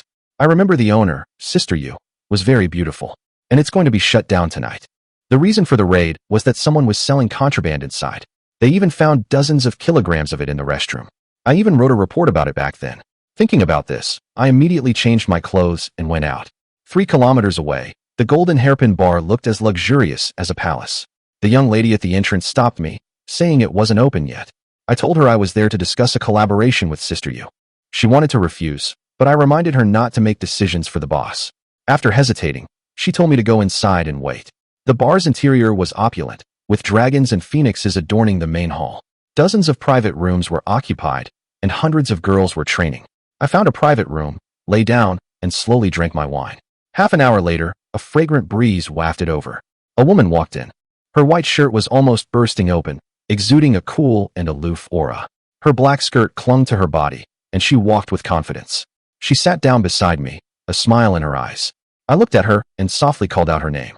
Sister Yu, she said with a charming smile, asking if I had seen her before. I stared at Yujia, scrutinizing her from head to toe, my gaze undisguised. She frowned, suppressing her emotions. She was annoyed, but didn't retaliate, because she still didn't know my background. I smiled and told her that I knew her, and that I knew she was facing a major crisis tonight. She burst out laughing uncontrollably, completely disregarding me. I stared at the rose tattoo, faintly visible beneath her white shirt, a thorny flower. She asked who was standing behind me, but I crossed my legs and said I only had money. She immediately took a picture of me with her phone to check my background. A few seconds later, she looked disdainful and said I was just a media editor. She told me to get lost, or stay and drink with some girls. I casually mentioned wanting to buy her bar. She scoffed, saying I didn't have the capital. I immediately opened my securities account, showing her my hundreds of millions in assets. Her arrogance gradually vanished. When she saw that I had bought in at 8.25 yuan, taking off with 33 times leverage, she froze. 2.5 million turned into hundreds of millions in 3 days, and she finally realized I was the person trending on social media. Seeing her shocked expression, I knew I had her back. She changed her tune, offering me 5% of the shares for 100 million. I shook my head, saying I wanted 90%. Her tone turned cold, saying I didn't understand the true profit margin of this store at all. I called her out on it, saying they were doing shady business here. I told her it would be shut down tonight. Her face instantly turned cold, and she warned me not to talk nonsense. I said it was up to her to believe me. We'd see tonight. She went out to make a phone call to confirm, and came back a dozen minutes later. She picked up a glass of wine and splashed it in my face. I wiped away the spilled drink and smiled, saying it tasted good. She spilled another glass, but I just licked my lips. I stared at her, making her uncomfortable. I paid her 30,000 on the spot to bring the courtesan. She smiled and left, but I stopped her. I said I wanted to compete with her more. She slapped me, but I grabbed her wrist. I lowered my voice and told her to contact me immediately if anything happened. I also told her to bring the company seal and have a deposit ready. She coldly threatened me, saying she'd cut off my fingers if it was fake news. She turned and left, and a girl quickly entered the private room. She had twin ponytails, snow-white skin, and a striking figure. She said her name was Kaiwe. I said I'd drink 2 glasses, and she'd drink 1. She smiled playfully and immediately mixed 45 glasses of mixed drinks: white wine, red wine, beer, and Sprite, all mixed together. She asked me what I liked about her clothes. I said a flight attendant uniform. A few minutes later she returned after changing, the atmosphere ambiguous. She asked me what would happen if I couldn't finish my drinks. She said if I got drunk, she'd dump me on the street. If I gave up, I'd have to run a lap around the bar. I asked her what would happen if I lost.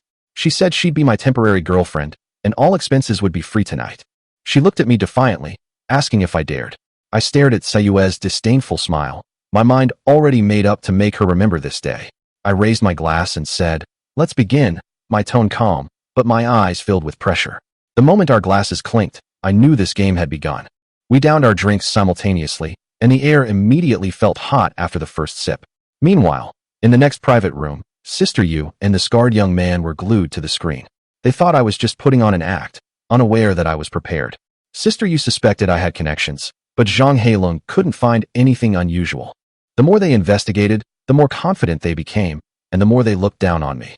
Sister Yu wanted to throw me out, but Zhang Heilong said they couldn't ruin their business reputation. They decided to see me make a fool of myself, but I was just waiting for them to see it. One glass after another went down, the alcohol starting to burn in my throat. Sayue's face turned red after 10 glasses, but I had already downed 20. 2 gin of baijiu mixed with various other strong liquors churned in my stomach, and I only felt slightly warm. The 2 people next to me were shocked. They hadn't expected me to be able to sit still.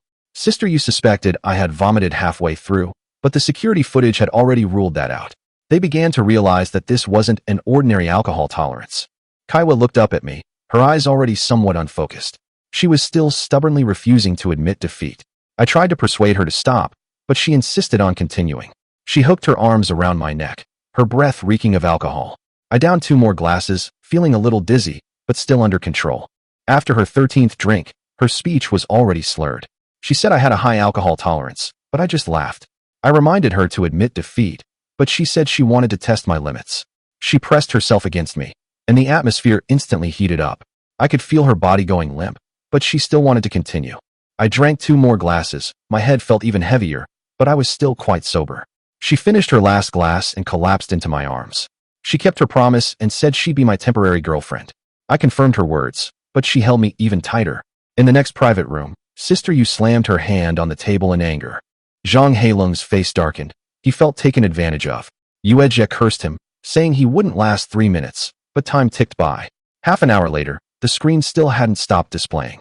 Zhang Heilong finally turned off the screen and stormed off. Yuejie returned to her office, increasingly annoyed.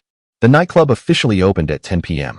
The 2 reviewed the security footage and discovered that Kaiwa had sobered up considerably.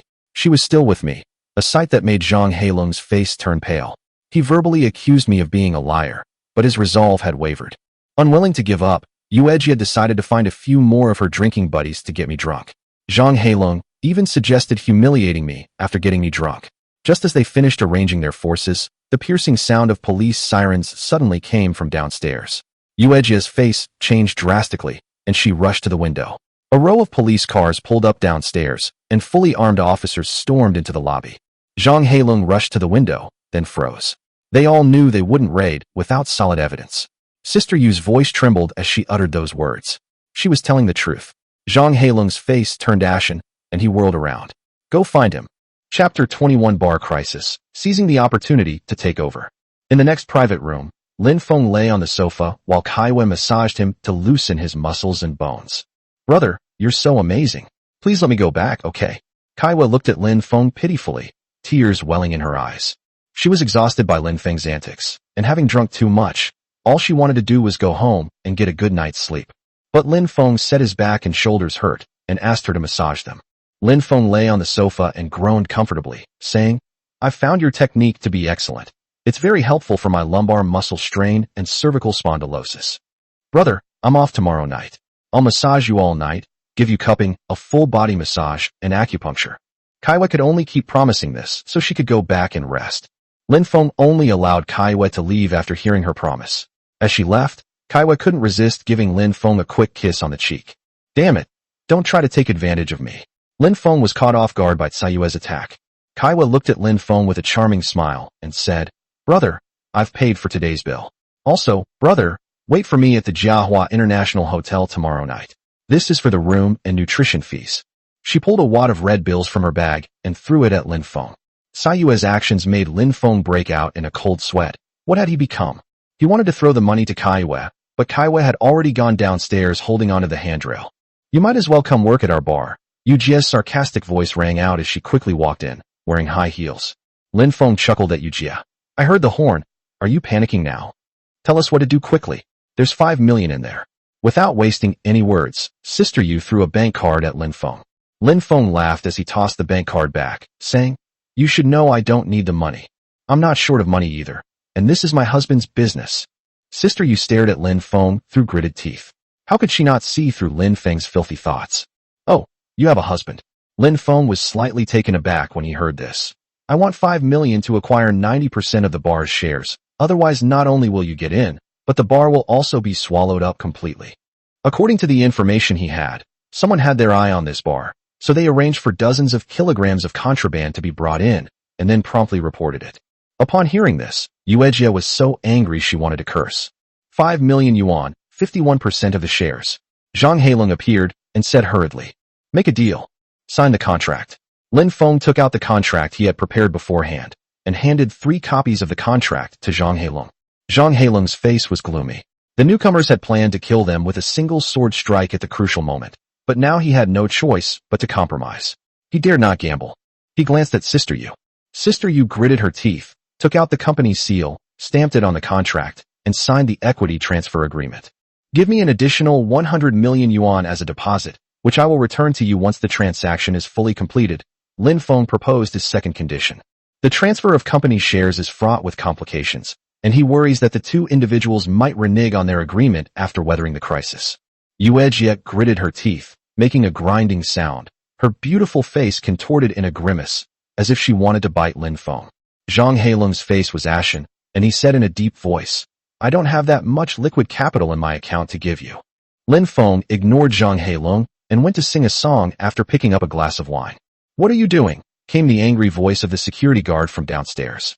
Zhang Heilong turned to look at Sister Yu, who quickly took out her phone and started transferring money to Lin Feng. "Make sure you note this clearly," Lin Feng's voice came through. "You'll know how wise your decision was later." Soon Lin Feng received the deposit transferred by Sister Yu. "Tell us quickly." Zhang Heilong hurriedly looked at Lin Feng upon hearing the transfer notification. "There's something in the toilet seat of room 204. Flush it down the drain quickly, or better yet, remove it with a drone," Lin Feng said to Zhang Heilong in a deep voice. "There's something in the toilet seat." Zhang Heilong's face turned green upon hearing this. He almost knew what it was. If it's discovered, the bar will be completely ruined, and his wife will go to jail, as she is the legal representative of the bar. Upon hearing Lin Feng's words, Yuejia hurriedly rushed to room 204. When Zhang Heilong saw that Sister Yu was wearing high heels, he immediately rushed over as well. Lin Feng sat on the sofa and continued drinking. He looked out into the bar lobby and saw a number of men in hats rushing in with guns. Someone led the way and rushed to the second floor, but Zhang Heilong had already come out of room 204. "What's up, everyone?"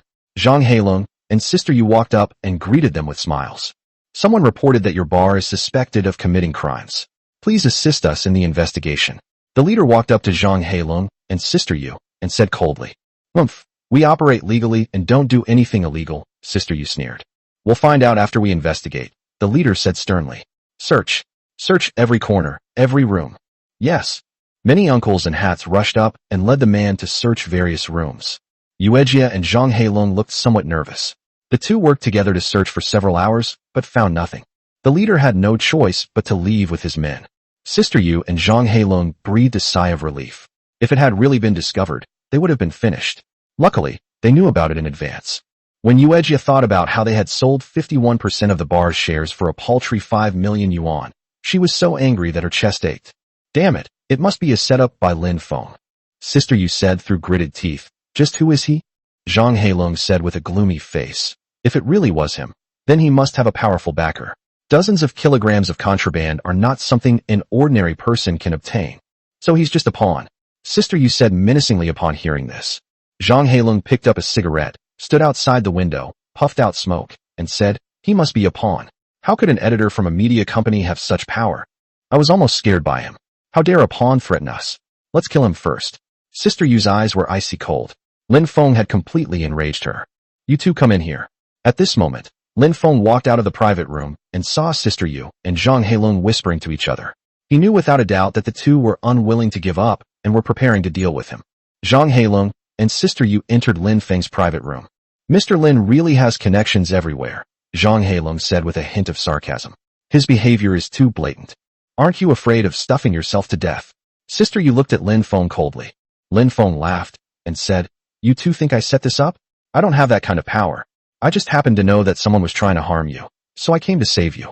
Of course, it's only reasonable for me to take some shares in return for helping you out."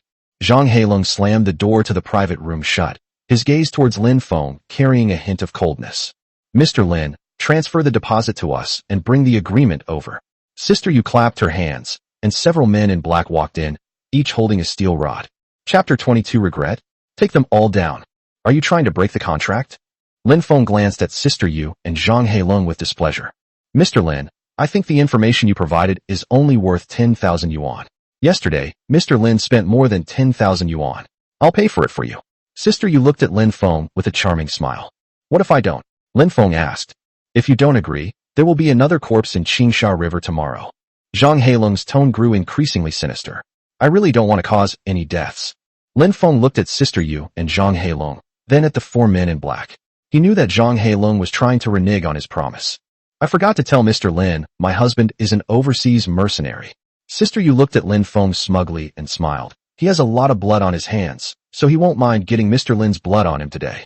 Zhang Heilong pointed to the four men in black behind him and said, all four of them have been in the ring and fought in underground boxing matches. Upon hearing this, Lin Feng looked at the group and laughed, saying, I originally wanted to teach you a lesson, but I didn't have a suitable reason. Now that you've come to me of your own accord, that's perfect. Let's see how long you can keep up this act. Eru, get him. Sister Yu said coldly to Lin Feng. A man in black walked up, took off his shirt, revealing a tiger tattooed on his body, and charged directly at Lin Feng with a steel rod in his hand. Die, you son of a bitch. Eru swung a steel rod at Lin Feng's head.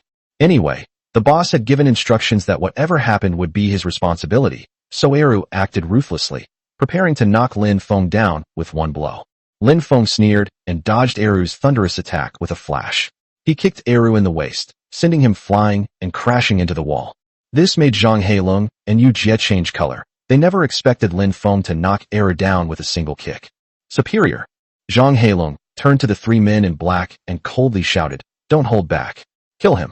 I'll take responsibility if anything happens.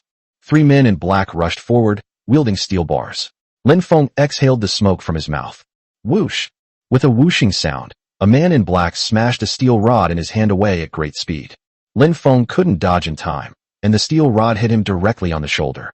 Fortunately, he was very resilient after practicing joyful yoga. Therefore, the blow only caused him pain. Two other men in black then attacked with steel bars. Lin Feng kicked out, striking the steel rods directly and sending both rods flying.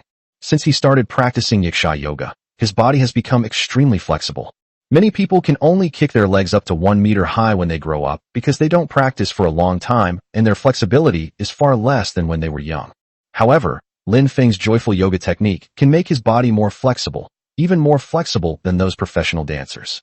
The two men in black were stunned by Lin Feng's kick, and they immediately pounced on him to kick him again. Bang! Bang! Lin Feng kicked the two men in the abdomen twice in succession, and they were sent flying before they could react. At this moment, Eru rushed up and hugged Lin Feng's waist. Lin Feng sneered and kicked him directly in the back of the shoulder, hitting Eru in the head. Eru clutched his head and screamed in agony, collapsing to the ground bleeding from a broken head. Zhang Heilong didn't expect Lin Feng to be so fierce. He rushed up and, with a leap, kicked Lin Feng in the head. Lin Feng looked disdainful and kicked out as well. This kick was much faster than Zhang Heilong's and landed on Zhang Heilong's knee. With a muffled thud, the sound of bones breaking was faintly heard. Zhang Heilong fell to the ground, clutching his knee in pain. Yu Ejie turned pale with fright, while Eru and the other four injured men in black struggled to their feet, wanting to continue fighting Lin Feng, but Zhang Heilong waved them off. Is this all the mercenaries overseas are capable of? Lin Feng mocked Zhang Heilong as he approached him. Zhang Heilong's face was extremely ugly as he said, what exactly is your background? Your reaction speed is much better than many special forces soldiers, and your strength is extremely strong. I'm just an editor at a media company. Are you still going to continue fighting? Lin Feng picked up a steel rod from the ground. Bang! He slammed the stick down on the table, and the marble table shattered and collapsed instantly. Everyone present couldn't help but shudder. If that stick had hit someone on the head, it would have been enough to smash their skull. Zhang Heilong hurriedly smiled ingratiatingly and said, Mr. Lin, we admit defeat. From now on, you'll be the big boss of this bar. Mr. Lin, my husband was just joking with you. You know there are always thugs causing trouble in this line of work. My husband was just testing whether you could keep the place in check. Sister Yu also showed a bright smile, and she hurriedly poured a glass of wine for Lin Feng. Lin Feng took the wine from Yu Jie's hand. He suddenly reached out and touched Yu Jie's smooth, jade-like chin, and then looked at Yu Jie's chest. Sister Yu took 2 steps back. Your shirt is unbuttoned. Let me button it up for you. Lin Feng stepped forward with a wine glass and poured a glass of wine onto Yu Jie's chest. Yu Ejie's clothes were immediately soaked, making her look even more radiant and beautiful, especially her front area, which appeared even more prominent and moist. Yue Jie gritted her teeth in anger, while Zhang Heilong stood to the side with a dark face. Lin Feng looked apologetic and said, I'm sorry, I drank too much and accidentally got you Jie wet. I hope you Jie won't mind. Mr. Lin, please have some self-respect. I am a married woman. Sister Yu snorted coldly and took a few steps back, keeping a distance from Lin Feng. Alright, you guys can go now. I'm going to rest at the bar. Also, if you have any spare money, you can buy tickets for Tiana Entertainment. Just wait for my notification to leave. Lin Feng looked at Sister Yu and Zhang Heilong and the others. You have to give them a treat after you slap them, but whether they want to take it or not is up to them. Oh, Sister Yu turned and left.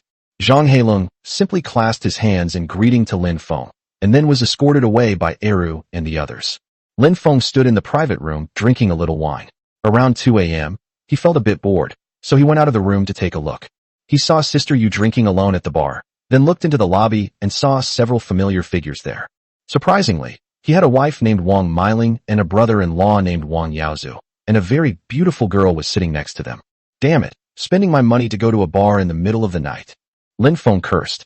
To avoid alerting the other party, his salary card was still in his wife Wang Miling's hands. Thinking of this, Lin Feng put on his hat and went to Sister Yu's side. Sister Yu had an extremely cold and aloof face. When she saw Lin Feng coming over, she casually poured him a glass of wine. Can you do me a favor? Lin Feng took the wine and toasted Sister Yu. Oh, you're the big boss. Just tell me what you need. Sister Yu said indifferently. She was very annoyed by Lin Feng's eating habits. Lin Feng didn't care about Yu Jie's attitude and immediately pointed to the table where his wife and brother-in-law were sitting, saying, I'll check where those 3 people came from. Following the direction Lin Feng pointed, Sister Yu sneered. A young married woman. Her looks are so-so. You wouldn't have taken a fancy to her, would you? The other one is the deputy director of the Qinghe District Water Resources Bureau, who used to be the campus belle of Jiangxing Medical University. Lin Feng was somewhat surprised. He had only asked Sister Yu to inquire about it, but he didn't expect Sister Yu to directly reveal the origins of the 3 of them. I advise you not to touch it, Sister Yu suddenly said. Why? Lin Feng asked Yu Jie, puzzled. Sister Yu explained, that average-looking young woman often fools around with men, so you definitely wouldn't be interested in her. As for the deputy director of the Water Resources Bureau, he would be even less interested in you. Besides, she and her fiancé have a very good relationship. Crack. Lin Feng clenched his fist tightly, his veins bulging. He never knew in his past life that this bitch was using his salary card to hang out at the bar. You seem very angry? What's your relationship with that average-looking woman? Is she your wife? Sister Yu suddenly pursed her lips and looked at Lin Feng with a mocking expression. Chapter 23 The Bar, encountering his wife and her family again. Shut up. Lin Feng felt as if he had been slapped in the face when he heard Yu Jie's words. At this moment, Sister Yu laughed heartily, her eyes filled with mockery as she looked at Lin Feng, and much of the pent-up anger in her chest dissipated. She thought this treacherous man had no shameful deeds, but she never expected that not only did he have them, but she also found out about them. Thinking of this, Sister Yu was extremely happy. Lin Feng smiled at Yu Jie, then pressed his hands against her cheeks and kissed her pink lips. Then a sharp pain struck, and a trickle of blood flowed from the corner of Lin Feng's mouth. Only then did he release Sister Yu. Sister Yu stared at Lin Feng with a frosty expression, wishing she could kill him. Lin Feng revealed a playful smile and said, Sister Yu's lips are so alluring, it's hard to resist. If you offend me again next time, I won't hesitate to throw you onto the bed. Sister Yu snorted, You're incompetent, so what kind of ability is it to take it out on me? If you're so capable, go over there and subdue her. Lin Feng shook his head and said, I think it's dirty. Besides, I've taken a fancy to that deputy director of the Water Resources Bureau. She looks like a celebrity. At this point, he poured you a glass of wine and then brought it to her lips. Then you have to be capable of winning her over. Sometimes brute force can't solve everything. Sister Yu's expression softened as she took the wine glass and drank it. Lin Feng was about to speak when the phone rang. He glanced at the phone and saw that it was his wife calling. When the call connected, Wang Miling's voice came from the other end. Honey, I need some money right now. I'm getting a beauty treatment with my girlfriends outside. How much money do you need? Lin Feng asked, suppressing his anger. 10,000 yuan. His wife, Wang Miling, said with a smile. Honey, you haven't been home for the past 2 days. Where have you been staying? Lin Feng laughed and said, I'm looking for a place to go into seclusion and write articles to make money. I'll transfer the money to you right away. Honey, what's your decision? Have you convinced Mom and Dad to transfer the house to my younger brother? Wang Miling's voice was incredibly gentle. No, Lin Feng hesitated for a moment. Husband, you've really hurt me so much. Why won't you help my brother? Wang Miling's sobbing voice came through the phone. Lin Feng looked up and saw his wife hiding alone in a bathroom, pretending to cry. His brother-in-law was standing next to her, and he was splashing water on his wife's face. Honey, let me think about it some more. Lin Feng hesitated for a moment and then said, I'm going to hang up now to write the article. I'll transfer the money to you right away. You should rest well. You need to rest more since you're pregnant. Honey, I really don't want our child to have a selfish father, sob sob. The wife continued crying on the phone before hanging up. I'm dying of laughter. Sister Yu, who was standing next to her, laughed so hard she almost fell over. She heard the voice on Lin Feng's phone and roughly knew what had happened in Lin Feng's family. She could write a novel about it. Lin Feng, his face dark, drank one glass of wine after another. He took out his phone and transferred 10,000 yuan to his wife, Wang Miling. Then Wang Miling sent a short video, in which Wang Miling was in tears and looked completely heartbroken. Lin Feng almost vomited when he saw the short video. This bitch was really good at pretending. It seems your relationship with your wife is a bit complicated. Should I talk to your wife and tell her your true colors? Sister Yu glanced at Lin Feng. You'd better not cross my line, or I'll make you suffer. Lin Feng warned Yu Jie directly, not letting her ruin his plans. Why are you being so fierce? I only did it because I felt sorry for you. Sister Yu turned and left. Lin Feng returned to the private room and continued drinking. He was feeling bored by himself, so he asked Sister Yu to call over one of his girlfriends for drinks. I have to say, drinking with them is really comfortable. The bar didn't close until 6 a.m., and Lin Feng walked out drunk. All the guests had left, leaving only Sister Yu and the bar staff. Let me introduce you all to our big boss, Mr. Lin. From today onwards, he is the big boss, Sister Yu said as she addressed the crowd. Clap clap. Everyone applauded, including Kai Wei, who had gone home to rest. Her beautiful eyes widened as she stared at Lin Feng in disbelief, never expecting that the terrifying man was actually the big boss. Everyone, don't be so polite. From now on, we're all brothers and sisters. We'll face anything together and share our money, Lin Feng said to everyone.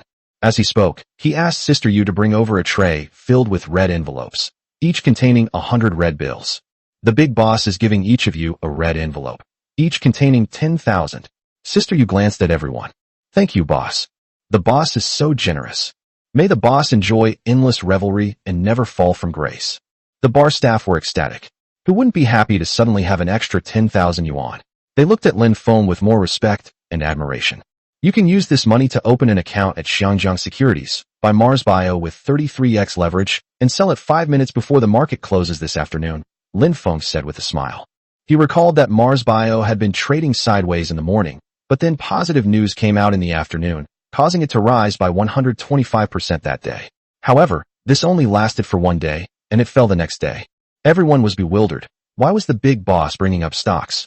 Sister Yu smiled and said, the big boss offered 2.5 million.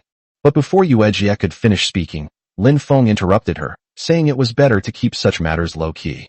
Everyone was confused, but some observant people seemed to have grasped something. Lin Feng didn't care about the reactions of the crowd. The opportunity has been given to you. It's up to you to see if you can seize it. Consider it a small perk he, the big boss, gave to everyone. After dealing with these matters, Lin Feng asked Sister Yu to help him order lamb balls and ginseng soup, which contained 50 lamb balls and 10 ginseng roots. Won't that be enough for more than 100 employees? Sister Yu thought Lin Feng was planning to give the employees some drinks. I've already given out red envelopes, and you still want me to treat you? What are you thinking? I'm eating alone. Lin Feng explained to Sister Yu. You, aren't you afraid of overeating? This kind of kidney tonifying method can kill you, and you don't need to take any more.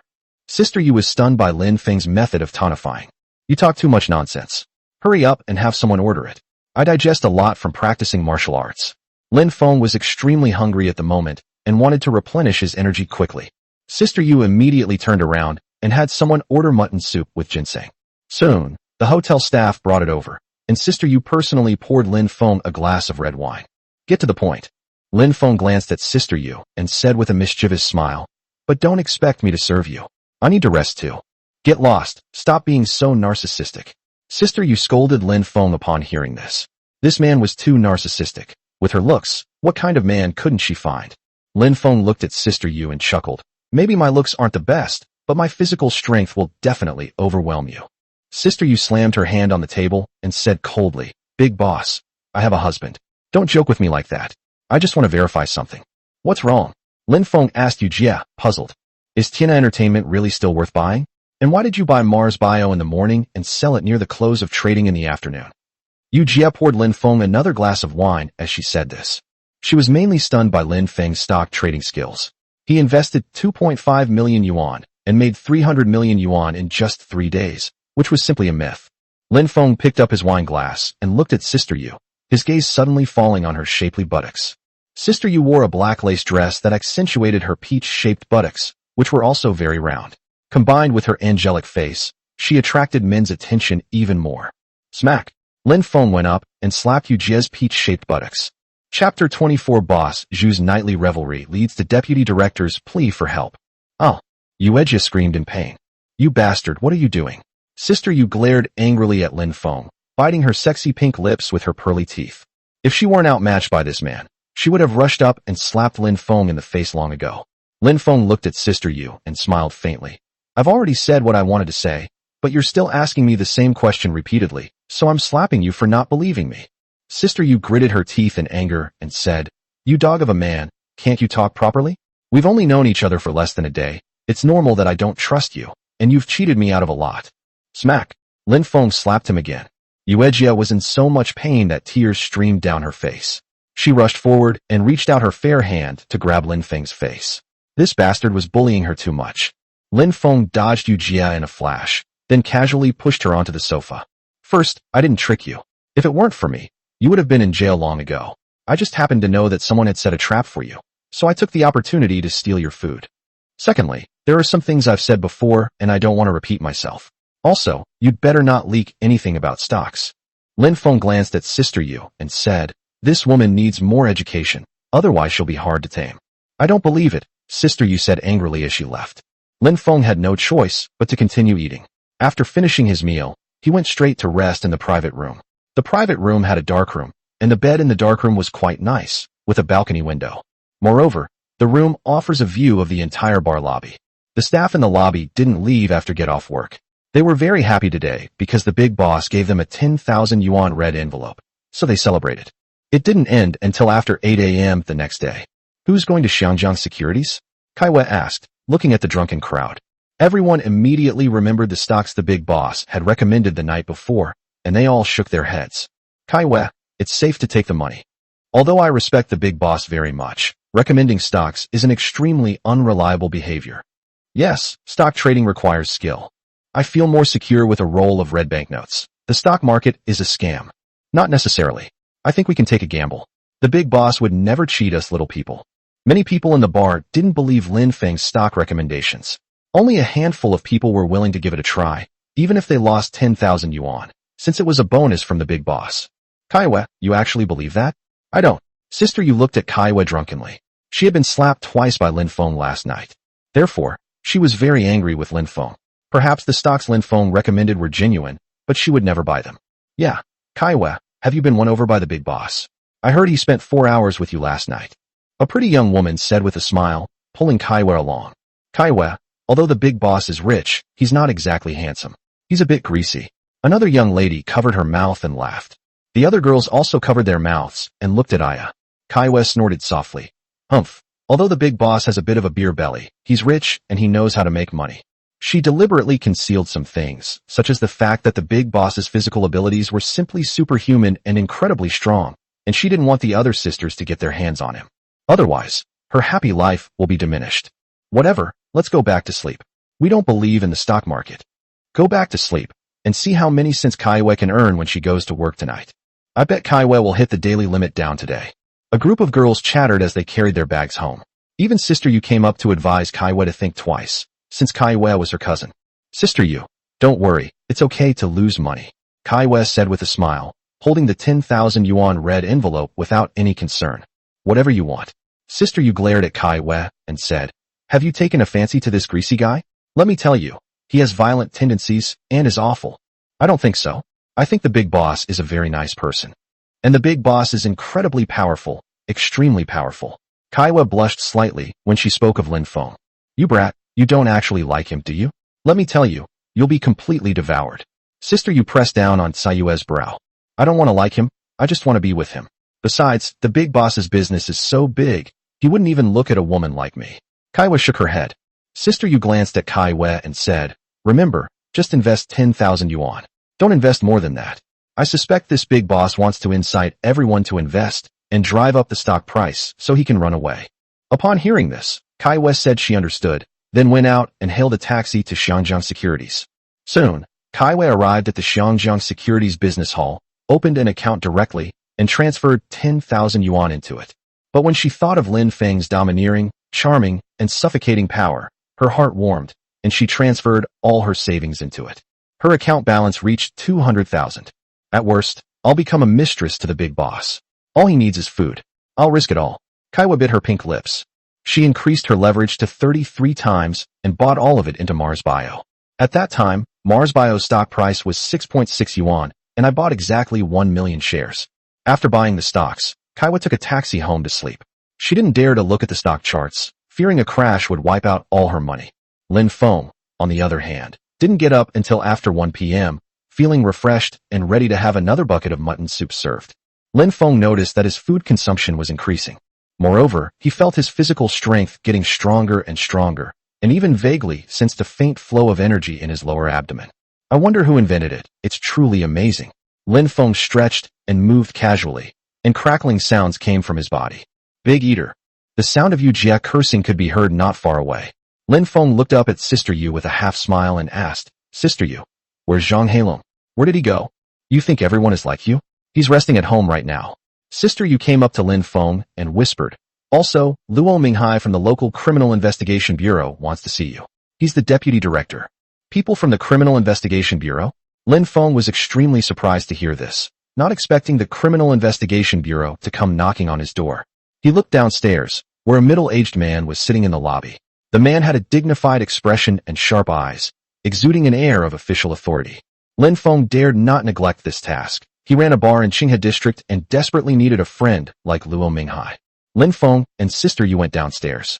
Director Luo, this is Mr. Lin Feng, the major shareholder of our bar. Sister Yu introduced with a smile. Director Luo raised his head, his gaze fixed on Lin Feng like a sharp sword. Director Luo, hello.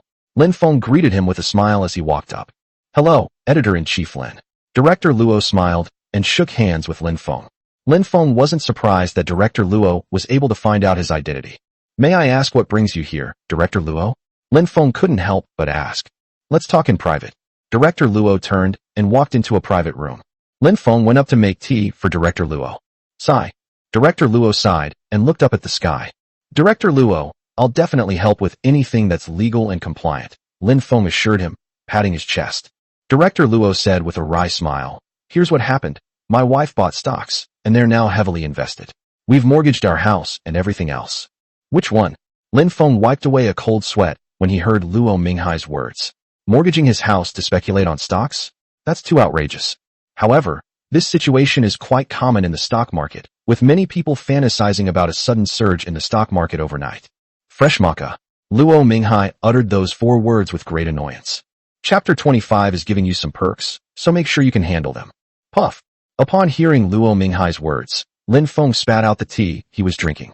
Why buy fresh maca of all things? It's all David's fault from Xiangjiang Securities.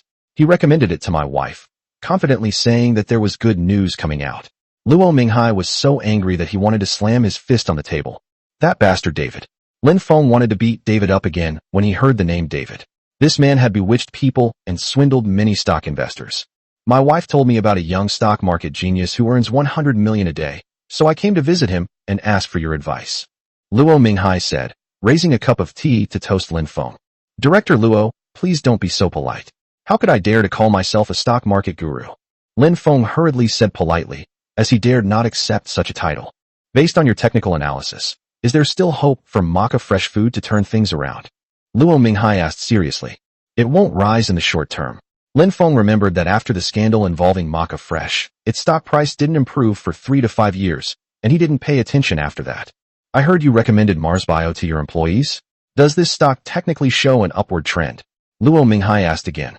Lin Feng laughed and said, Director Luo, since you investigated me, you should know that I am a righteous person and would not cheat my own employees.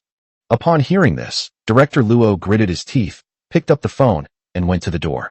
He seemed to be arguing with someone, and it took him 10 minutes for his expression to soften and for him to breathe a sigh of relief.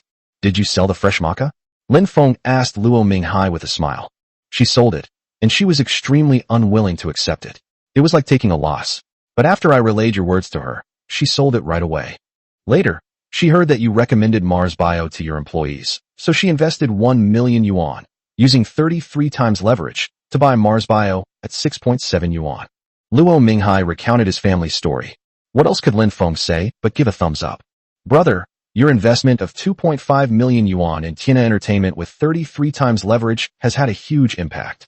This leads many people with a strong gambling mentality to play with 33x leverage, as if it's shameful to have low leverage. Luo Minghai patted Lin Feng's shoulder heavily. I didn't want it either. It was people from Xiangjiang Securities who spread this message. They've gone to such lengths to promote their business. They've no bottom line at all. Lin Feng directly shifted the blame to the people from Xiangjiang Securities. Many people will fall into the trap, all because of human greed. It's hard for most people to resist temptation. Luo Minghai sighed. That's not your fault. Ding dong.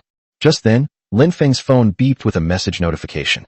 He checked his phone and saw it was a financial news article about Martian life. Mars Bio announced the development of a new anti-cancer drug, which is expected to be launched on the market in the second half of the year, and profits will increase threefold. Director Luo, I must say you arrived just in time. Any later, and we wouldn't have had any soup.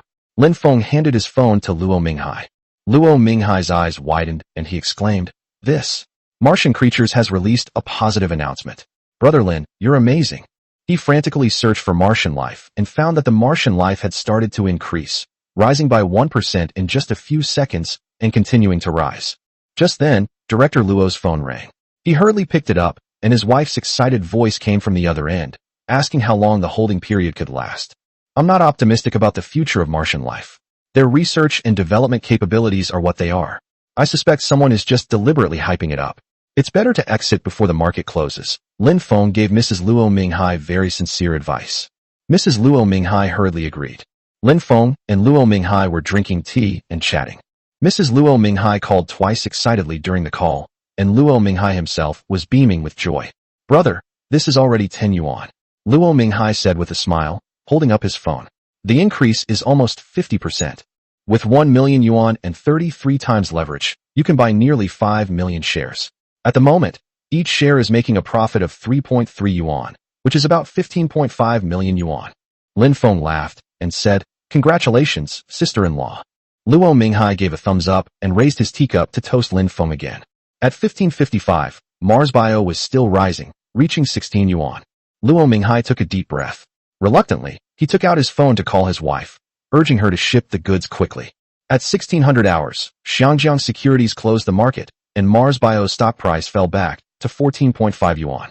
Brother, if you ever need anything, just let me know. I'll introduce you to some friends. Luo Minghai patted Lin Feng on the shoulder.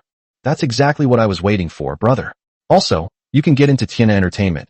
Just wait for my news. As for the rest, I can't control that. Lin Feng expressed his goodwill once again.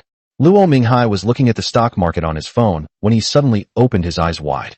Tina Entertainment had already climbed to 75 yuan. Just a few days ago it was only 8.25 yuan, so it had already increased more than ninefold. This means that Lin Feng earned far more than 300 million yuan. If he hadn't sold off his shares, it would probably have reached 700 million yuan. Don't use too much leverage, lest you attract the attention of those big players, and things could change if you're not careful, Lin Feng reminded Luo Minghai again. Understood. Luo Minghai left the bar with a beaming smile. When Yuejie saw Luo Minghai's beaming face, she was immediately puzzled, because Luo Minghai had been very serious when he arrived. Big boss, what did you use to bribe that guy surnamed Luo? Sister Yu walked up with a charming smile, gesturing with her delicate hand. Lin Feng approached Yuejie and stared unabashedly at her beautiful figure, especially the curves of her breasts, which piqued his interest. I'm warning you, I have a husband, so don't even think about making a move on me. Sister Yu's pretty face turned cold. Don't flatter yourself, I wouldn't be interested in you. Lin Feng bluntly retorted to Yuejie. I like younger women, like 18. You're over 20, too old. Get lost, you can't expect anything good to come out of a dog's mouth. Sister Yu gritted her teeth in anger upon hearing this, wishing she could rush up and bite the man's mouth off. We have to do business legally, we can't bribe. Lin Feng reached out and tapped Sister Yu's forehead. This is a new company rule. Hypocrite. Sister Yu didn't believe Lin Feng's words at all. Lin Feng didn't explain much to Sister Yu. After all, Although there was nothing wrong with this kind of thing, it would have a bad influence if it got out, and some people with ulterior motives would use it to make a fuss. Meanwhile, the bar staff gradually returned to work. Many people looked toward the colorful moon. Lin Feng and Sister Yu also came downstairs. Did you buy the Martian creatures I told you to buy? Lin Feng stood with his hands behind his back, looking at everyone, wondering who had taken advantage of this opportunity. Sister Yu and the bar staff exchanged glances. Then their gazes turned to Kaiwa. Boss, I bought some. Kaiwa looked at Lin Feng with a charming smile. Chapter 26. Sayue's Sudden Wealth. Only those who believe in me can get rich. It can't be that only Kaiwa bought it, right? Lin Feng looked directly at Sister Yu and the others after hearing Sayue's reply. Oomph, the stocks you recommend are definitely no good, Sister Yu snorted. The other bar staff scratched their heads, clearly not believing Lin Feng's recommendation of the Martian creature. Lin Feng wiped away a cold sweat. The information that Luo Minghai, the deputy director of the Qinghe District Criminal Investigation Bureau, had inquired about was worthless in the eyes of these people. Kaiwa, how did you buy it? Lin Feng looked at Kaiwa with interest. Finally, having a girl made him feel a little better. 200,000 yuan, 33 times leverage, and after buying it, I had my broker sell it at 3:55 p.m., then I went home to sleep. Kaiwa was a little nervous when she said this, because she didn't know whether she had made money or lost money. Upon hearing this, Lin Feng broke out in a cold sweat again. It turned out that this girl didn't believe in his skills either. She only bought the stocks because she was impressed by him last night. Kaiwa, check if you have any money left in your stock account, a girl teased with a laugh. Kaiwa, check how many cents you have left in your account. Another girl chimed in. Yuejia and the other bar staff also looked at Kaiwa, wanting to see how many cents she had left in her account. Kaiwa tensed up for a moment. Open it up, I'll cover all your losses. Lin Feng laughed at Sayue's nervous expression, thinking that this girl still needed some education. Kaiwa bit her pink lips, took out her phone, and opened her securities account. When she saw the account balance, her beautiful eyes widened. It was an 8-digit number. Sister Yu also looked at Sayue's account, and her eyes widened immediately.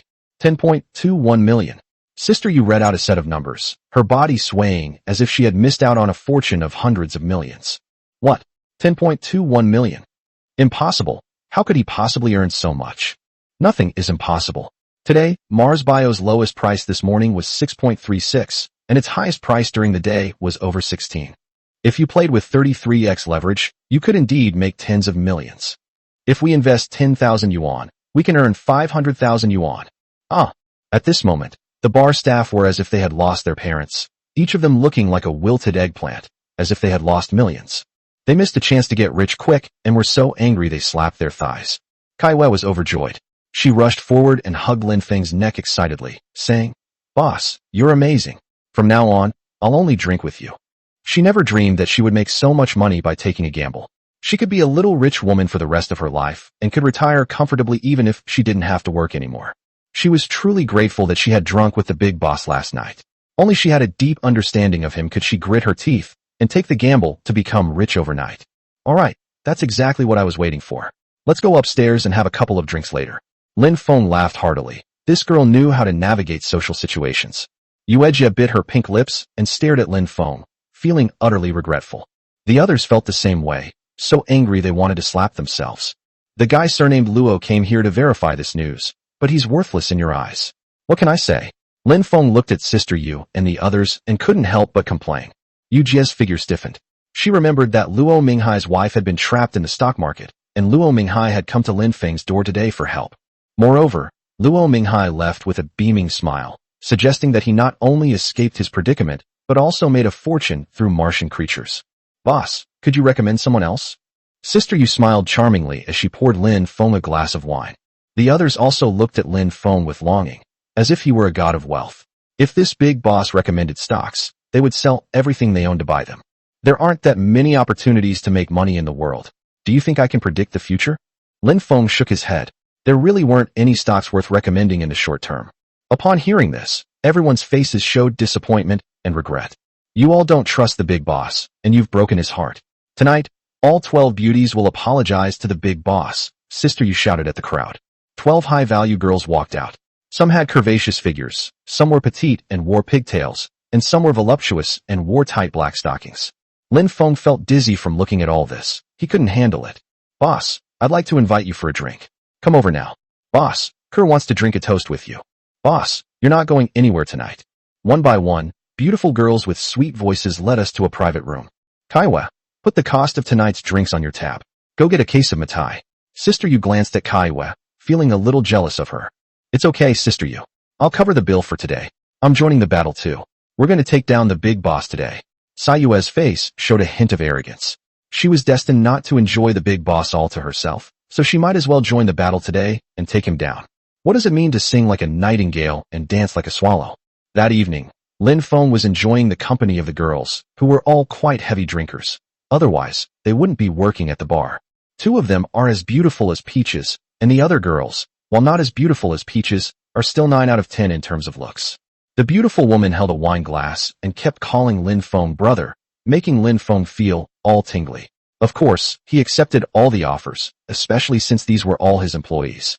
Furthermore, as a boss, it is necessary to maintain good relationships with these employees and to get to know them better in order to build a strong bond. The next day, Lin Feng woke up to find himself lying on a large bed in a hotel downstairs, with Kaiwa curled up in his blankets. Lin Feng turned on his phone and found dozens of missed calls from Shui Mitao, Song Qian, Liang Kuan, Su Ling, Luo Minghai, his wife Wang Meiling, and others. He checked the time, and it was already 10 a.m. I tried to stand up, but found my legs were weak and I had no strength at all, as if I had been given a dose of the 10 fragrant soft bone powder on TV. Boss, can't you stand up? Sayue's charming laughter came from the bedside. She was already sitting on the edge of the bed, wiping her mouth with a tissue. Lin Feng pointed at Kai Wei and laughed. You little brat, you really tried to get me drunk last night. He remembered that Kai Wei had brought over 2 boxes of Matai and 4 bottles of 68-degree Wuliangye last night. Boss, you're too modest.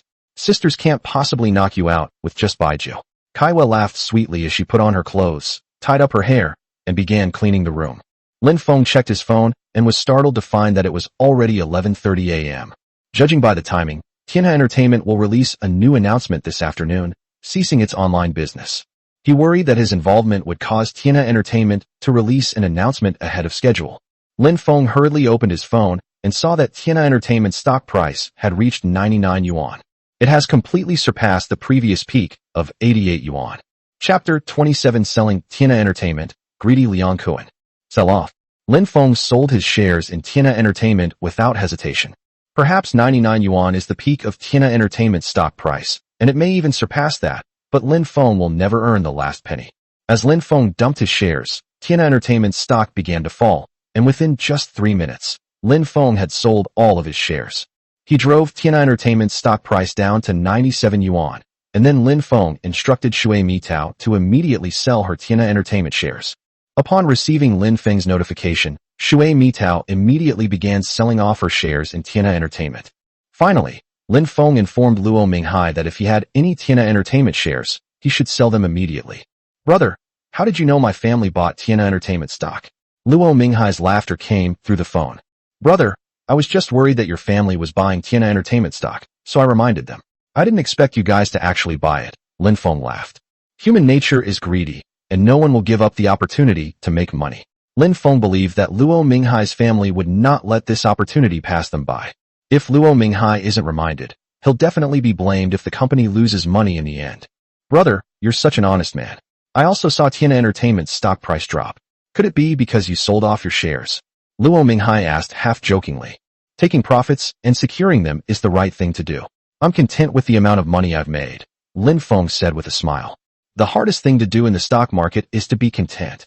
You're right, the stock market is a place that tests human nature. Brother, this battle has made you a household name. You bought at the bottom with 2.5 million and made a profit of nearly 900 million. You are destined to be recorded in the stock market legend. Luo Minghai's words were full of admiration and even envy. Lin Feng chuckled but didn't say anything. There's a dinner party tonight, with big shots from Qinghe District. Send me your location later, and I'll come pick you up. Luo Minghai hung up the phone after saying that. Luo Minghai had just hung up the phone when Liang Kuan called. Brother Kuan, what's the rush? Lin Feng asked with a hearty laugh. Brother, is it still a good time to buy? I noticed Tianhe Entertainment's stock price has dropped. It's a perfect opportunity to buy more. Liang Kuan's excited voice came through the phone, finally getting through to Lin Feng. Buy more when the price is low. Your skills are getting better and better, so you can buy more with confidence. Lin Feng directly encouraged Liang Kuan to enter the market boldly. The main problem is that Liang Kuan is too dishonest. The collaboration wasn't over yet, and he was already plotting against him. Luckily, he had installed listening devices in Liang Kuen's house. This time, he would make Liang Kuen return all the money he had earned and even bankrupt him. Only then could he subdue Liang Kuen. With your words of comfort, I'm completely relieved. However, I don't have enough funds on hand. Could you lend me some money? Liang Kuen suddenly asked. Lin Feng flatly refused. Brother, all my money is in the stock market. I don't have any spare money. You know I'm just a media editor. I just happen to know some inside information, which is why I bet all my assets. Damn it, someone as greedy as Liang Kuen would definitely try to take advantage of him for free. Liang Kuen said with some displeasure, Brother, you're too kind. Didn't you sell some stocks first? Even selling just 10% of your stocks would have given you tens of millions in funds. Lin Feng frowned slightly. This Liang Kuen was really going to press the issue. Did he really think he could get away with the crematorium matter? I know you're having an unhappy marriage, and I heard your wife is getting close to her ex-boyfriend. That's a huge insult to you, Liang Kuen said menacingly. A woman like that should go to the crematorium. Lin Feng said angrily, Brother Liang, stop talking. Here's what we'll do.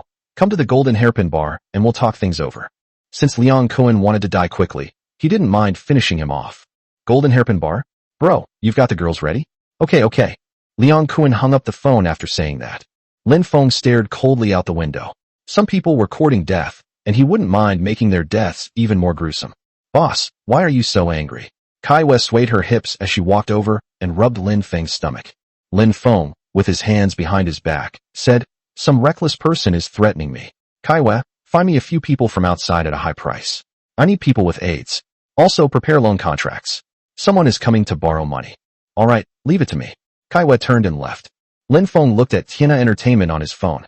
Tiana Entertainment's stock price plummeted, and the speed of the decline left him speechless.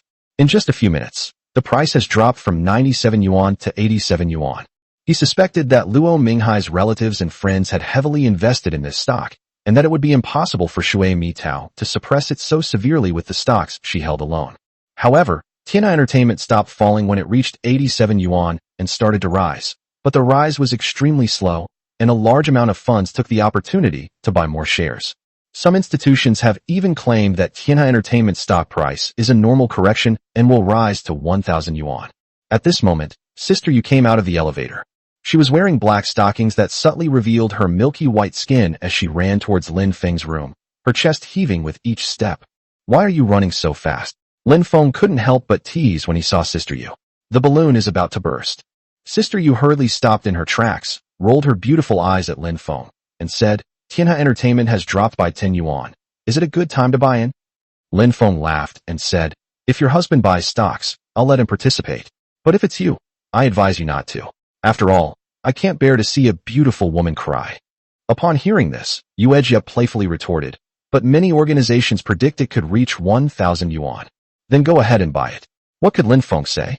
Someone actually believed in institutional analysis when investing in stocks. Dinner's ready. Sister Yu turned and left. When Lin Feng arrived at the Golden Hairpin Bar, Sister Yu had already prepared a pot of soup containing dozens of lamb testicles and a dozen ginseng roots. He wolfed down the food, and a surge of heat immediately coursed through his body, replenishing much of the energy he had expended the previous night.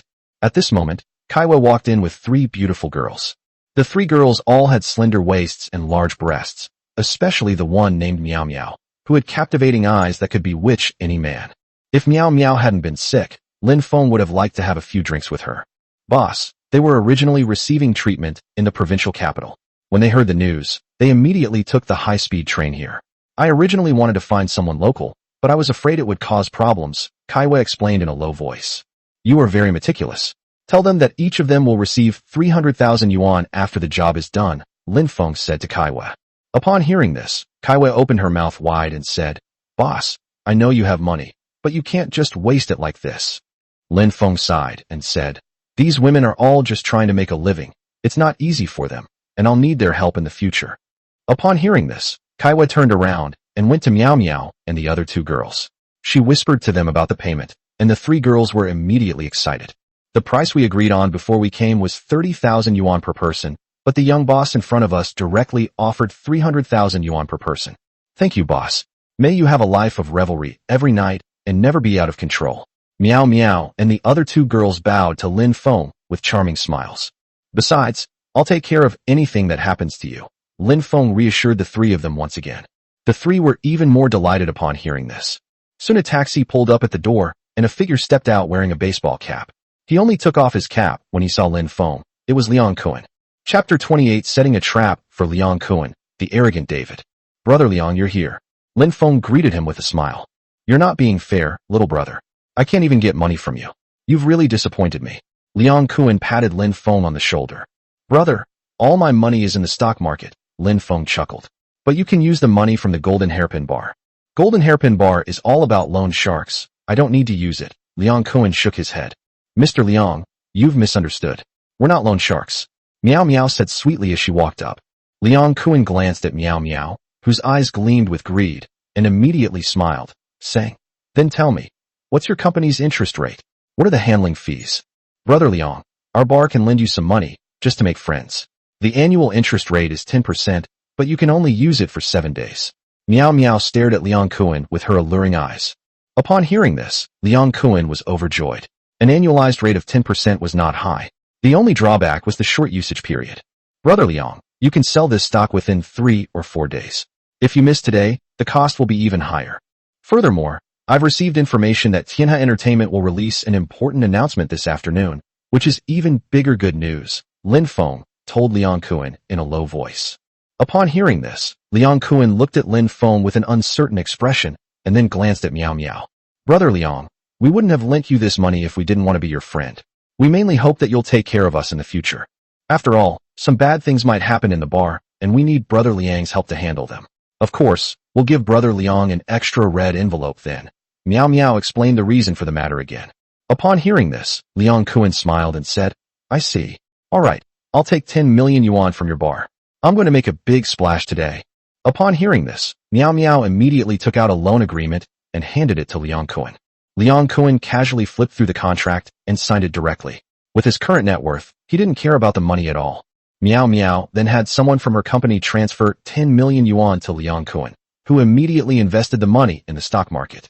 He was much more cautious this time and used 10x leverage to buy Tianhe Entertainment shares. After the purchase, Tianhe Entertainment shares actually rose again. Congratulations, Brother Liang. Your net worth is getting better and better. Lin Feng gave Liang Kuan a thumbs up and said, Brother Liang, let's have a good drink to celebrate today. Since you've invited me so sincerely, I can't refuse you. Liang Kuan had long been interested in Meow Meow, especially her captivating eyes that stirred his hormones. Lin Feng, Liang Kuan, Meow Meow, and the others entered a private room. They drank back and forth, and halfway through, Liang Kuan couldn't hold it in any longer and took Meow Meow into the restroom next door. In the bathroom, Liang Kuan was drunk and tugged at Meow Meow's clothes. Brother Liang, no? What are you doing? Meow Meow looked at Liang Kuan with a pitiful expression. Liang Kuan looked at Meow Meow with a lecherous grin and said, Meow Meow, I like you. Just give in to me today, and I'll treat you well in the future. As they were talking, Liang Kuan ripped Meow Meow's clothes hard. Meow Meow struggled against Liang Kuan, but Liang Kuan was so strong that Meow Meow couldn't resist at all. Tear! Liang Kuan tore Meow Meow's dress to shreds. Brother Liang, please, please. Meow Meow said, her voice trembling with tears. I'm getting married. Brother Liang, what are you doing? At this moment, another girl walked in. It was Lan Lan, Meow Meow's companion. Lan Lan was holding a bottle of red wine. What are you doing? Are you blind? Liang Kuan was very annoyed that Lan Lan had barged in. Brother Liang, don't be angry. Have a drink to calm down. Lan Lan handed him a glass of red wine. Liang Kuan downed the glass of red wine in one gulp, then smashed it on Lan Lan and yelled, Get out! Don't interrupt my good time. Lan Lan was so frightened that she turned around and ran away. Liang Kuan kicked the door shut and then grabbed Meow Meow. Brother Liang, Meow Meow is begging you. Meow Meow's cries and pleas continued. Inside the private room outside the restroom, Lin Feng was smoking and blowing smoke rings. Boss, don't worry. With a two-pronged approach, he'll definitely fall for it. That glass of wine has my blood in it. It's very fresh, Lan Lan said seductively to Lin Feng. Okay. Did you take a video? Lin Feng asked with a smile. Absolutely, there's a complete video. Lan Lan handed her phone to Lin Feng. Lin Feng saw the surveillance footage on his phone, which showed Meow Meow and Liang Kuan, indicating that the two were having an affair. Haha, having sex against Meow Meow's will. That counts as rape, right? Lin Feng laughed as he watched the video. This time, he was going to cripple Liang Kuan and make him his dog, obediently doing his bidding. The big boss is incredibly shrewd. From now on, Liang Kuan will have to obediently serve you like a dog. Lan Lan clapped her hands with a smile. A minute later, Liang Kuan came out of the bathroom, followed by a crying meow meow. Damn it, what are you crying for? I'll take care of you from now on. Liang Kuan turned around and cursed at Meow Meow. Brother Kuan, you're a big shot now. You should cherish women more. Lin Feng looked at Liang Kuan and said with a smile, look at me. I just transferred 3 million to Kaiwa. You son of a bitch, aren't you broke? Liang Kuan cursed, pointing at Lin Feng's nose. Lin Feng, with a cigarette dangling from his lips, chuckled and said, Brother Kuan, don't be angry. Don't let your little brother laugh at you. You can't possibly be without any spare cash. Brother Kuan, you're a big shot.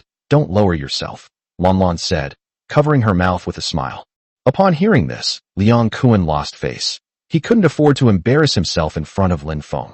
He immediately took out his phone and transferred 200,000 yuan to Meow Meow. Let's drink, Lan Lan too today, Lan Lan said coquettishly, pulling Liang Kuan's arm. You little vixen, once I've regained some strength, I'll take you and Meow Meow to the hotel, Liang Kuan said drunkenly. The group continued drinking, but Liang Kuan gradually couldn't take it anymore and soon collapsed on the sofa. Meow Meow, Lan Lan, and the other two also got quite drunk. Lin Feng directly transferred 400,000 yuan to each of the 3 people. Thank you, brother Lin Feng. Meow Meow, Lan Lan, and the other 2 were overjoyed, not expecting Lin Feng to add more money. Have someone from the bar drive you back to the provincial capital so you can recover properly, Lin Feng said with a smile, looking at Meow Meow, Lan Lan, and the other 2. Brother Lin Feng, I really want to try with you, but we're sick. Don't worry, when you go to the provincial capital, my sisters and I will personally help you find a beautiful foreign woman. Meow Meow looked at Lin Feng seductively. She knew how terrifying Lin Feng was from Kaiyu. This kind of man is 1 in a million. Every woman would want to experience it. 1 foreign woman won't do. We need 3, Lan Lan joked with a laugh. All right, I'll let you know when I go to the provincial capital. You'd better treat me well. Lin Feng laughed. Meow Meow, Lan Lan, and the other 2 left the bar and returned to the provincial capital. Lin Feng checked the time. It was already 3 p.m. He calculated that the government would announce a ban on online transactions for Tiana Entertainment in half an hour. Tiana Entertainment will drop 90% in the remaining half hour today.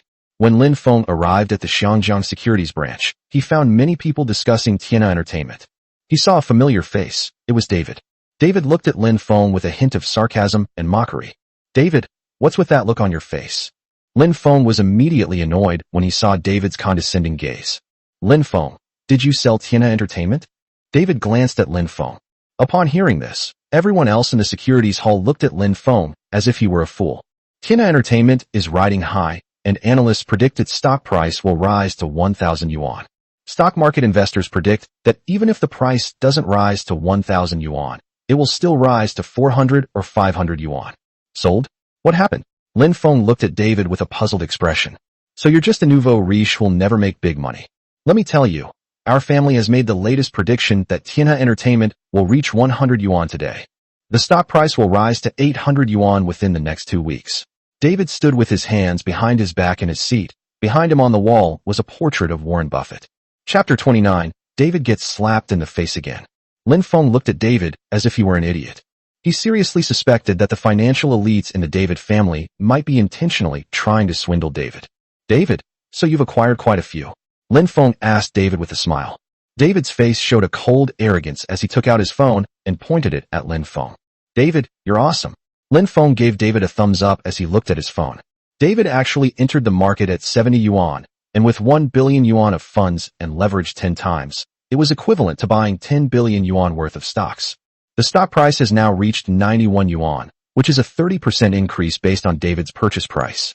In other words, David has already earned 3 billion, which is indeed far more than him. He suddenly realized a terrible fact. The amount of Tiana Entertainment stock that Luo Minghai's relatives had bought far exceeded his expectations. So, the money you earn is nothing to me. Lin Feng, you're destined to never be as good as me in this lifetime. Peach is destined to be my woman. David pointed his little finger at Lin Feng. Lin Feng looked at David with a playful smile and said, David, I actually suggest you sell your stocks, otherwise you'll be in big trouble. Haha, you want me to sell my stocks? Let me tell you, I am the Warren Buffett of the West, and I'm going to make 30 billion in this battle. David couldn't help but laugh wildly, looking at Lin Feng as if he were a clown. Lin Feng wiped away a cold sweat. David was indeed going against him. He was too lazy to argue with David and went straight to Peach's office. When Peach saw Lin Feng, she gritted her teeth, making a crunching sound. Big Peach. What's with that expression?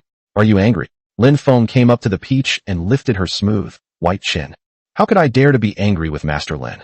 Master Lin revels every night. Isn't he afraid of dying on a woman's belly button? Peach stood up and grabbed Lin Feng by the ear. Lin Feng turned around and grabbed Shui Mitao by the waist, while simultaneously kicking the door to Shui Mitao's office shut. What are you doing? Let me go, Peach said coldly. Otherwise I'll sue you. Lin Feng ignored Peach's warning and simply took out a box of Durex condoms from Peach's drawer. You bastard, you pervert. Wah! Peach's whimpering voice came from behind. Lin Feng, open the door. What are you doing? David's roar came from outside the door. Lin Feng reached out and pressed on Water Peach's computer, opening a song. The music immediately filled the entire office. Damn it, there's someone outside. Peach, who had been placed on Lin Feng's desk, blushed furiously upon hearing David's shouts from outside the door. I'm going to let David know that I've won you over, that you're mine, Lin Feng said domineeringly, staring into Peach's eyes. Peach grabbed Lin Feng's shoulders and pinched his waist. Bang bang. David kicked the door from outside, but unfortunately, the door to Peach's office was a 10-centimeter thick steel aluminum alloy door. 20 minutes later, Peach lay limp and weak in Lin Feng's arms.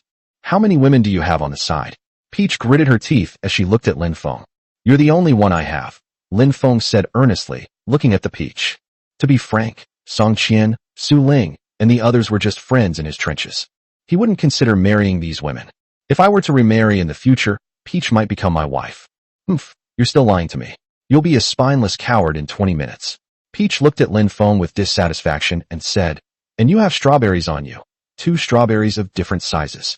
Upon hearing this, Lin Feng shook his head firmly and said, how could that be? You must be mistaken. It must be the one you planted last time. Upon hearing this, Peach's pretty face turned frosty as she said, you're talking nonsense. You had nothing on you when we parted last time. Lin Feng patiently explained, Peach, human skin is very special. When you bite it on the spot, it will only leave a mark and will not turn red. After hearing this, Peach thought about it and realized it made sense, but why was Lin Feng so weak? Peach, I've been drinking a lot these past few days. Do you think those documents just fell from the sky? I'm doing this for our future, Lin Feng complained directly. I've even had stomach bleeding several times from drinking this. Okay, I won't say anymore. Anyway, you've got someone else on the side, and you and your husband should get a divorce as soon as possible. Cut ties with them completely. Peach hurriedly put on her clothes. It's not that I can't, it's just that I want to go out and see a good show. Lin Feng calculated the time. The government would release the announcement in a few minutes, and David would definitely be devastated. What good show? Peach asked in confusion. David entered the market at 70 yuan and spent a whopping 1 billion yuan, using 10 times leverage to buy Tiana Entertainment shares. Lin Feng told Water Peach about David's stock purchase. He has already earned 3 billion. Peach was stunned, not expecting David to have raised so much money this time. How much money does the David family actually have? Lin Feng asked, puzzled. The David family has assets of only a few billion, but I heard that 1 billion is the maximum amount of cash they can come up with.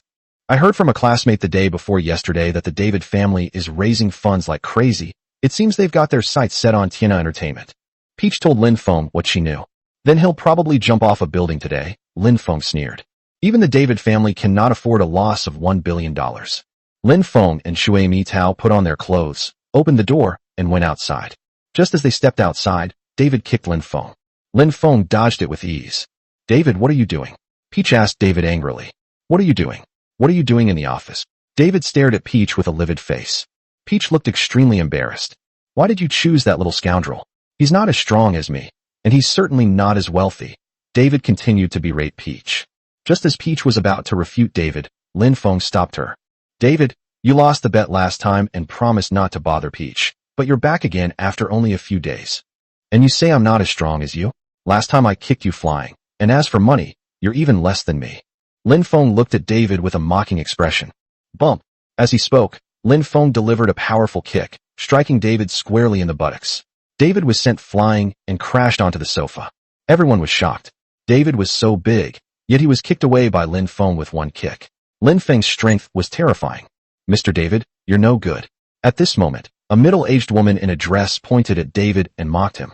David's face flushed red. He wanted to go up and beat Lin Feng, but he found that he couldn't beat him. Humph, he's all brawn and no brains. He's not as rich as me. David sneered.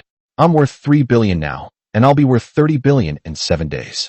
Oh, I bet you'll be bankrupt in half an hour, Lin Feng said mockingly as he walked up to David. David was about to retort when he heard a notification from Dognose Media in the lobby.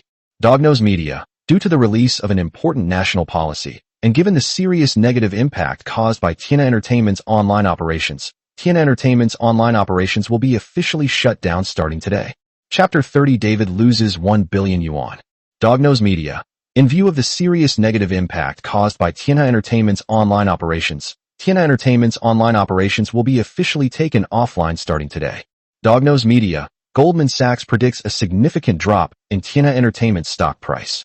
Wilderness Securities. We are extremely bearish on Tiana Entertainment's stock price, predicting it will fall to 20 yuan.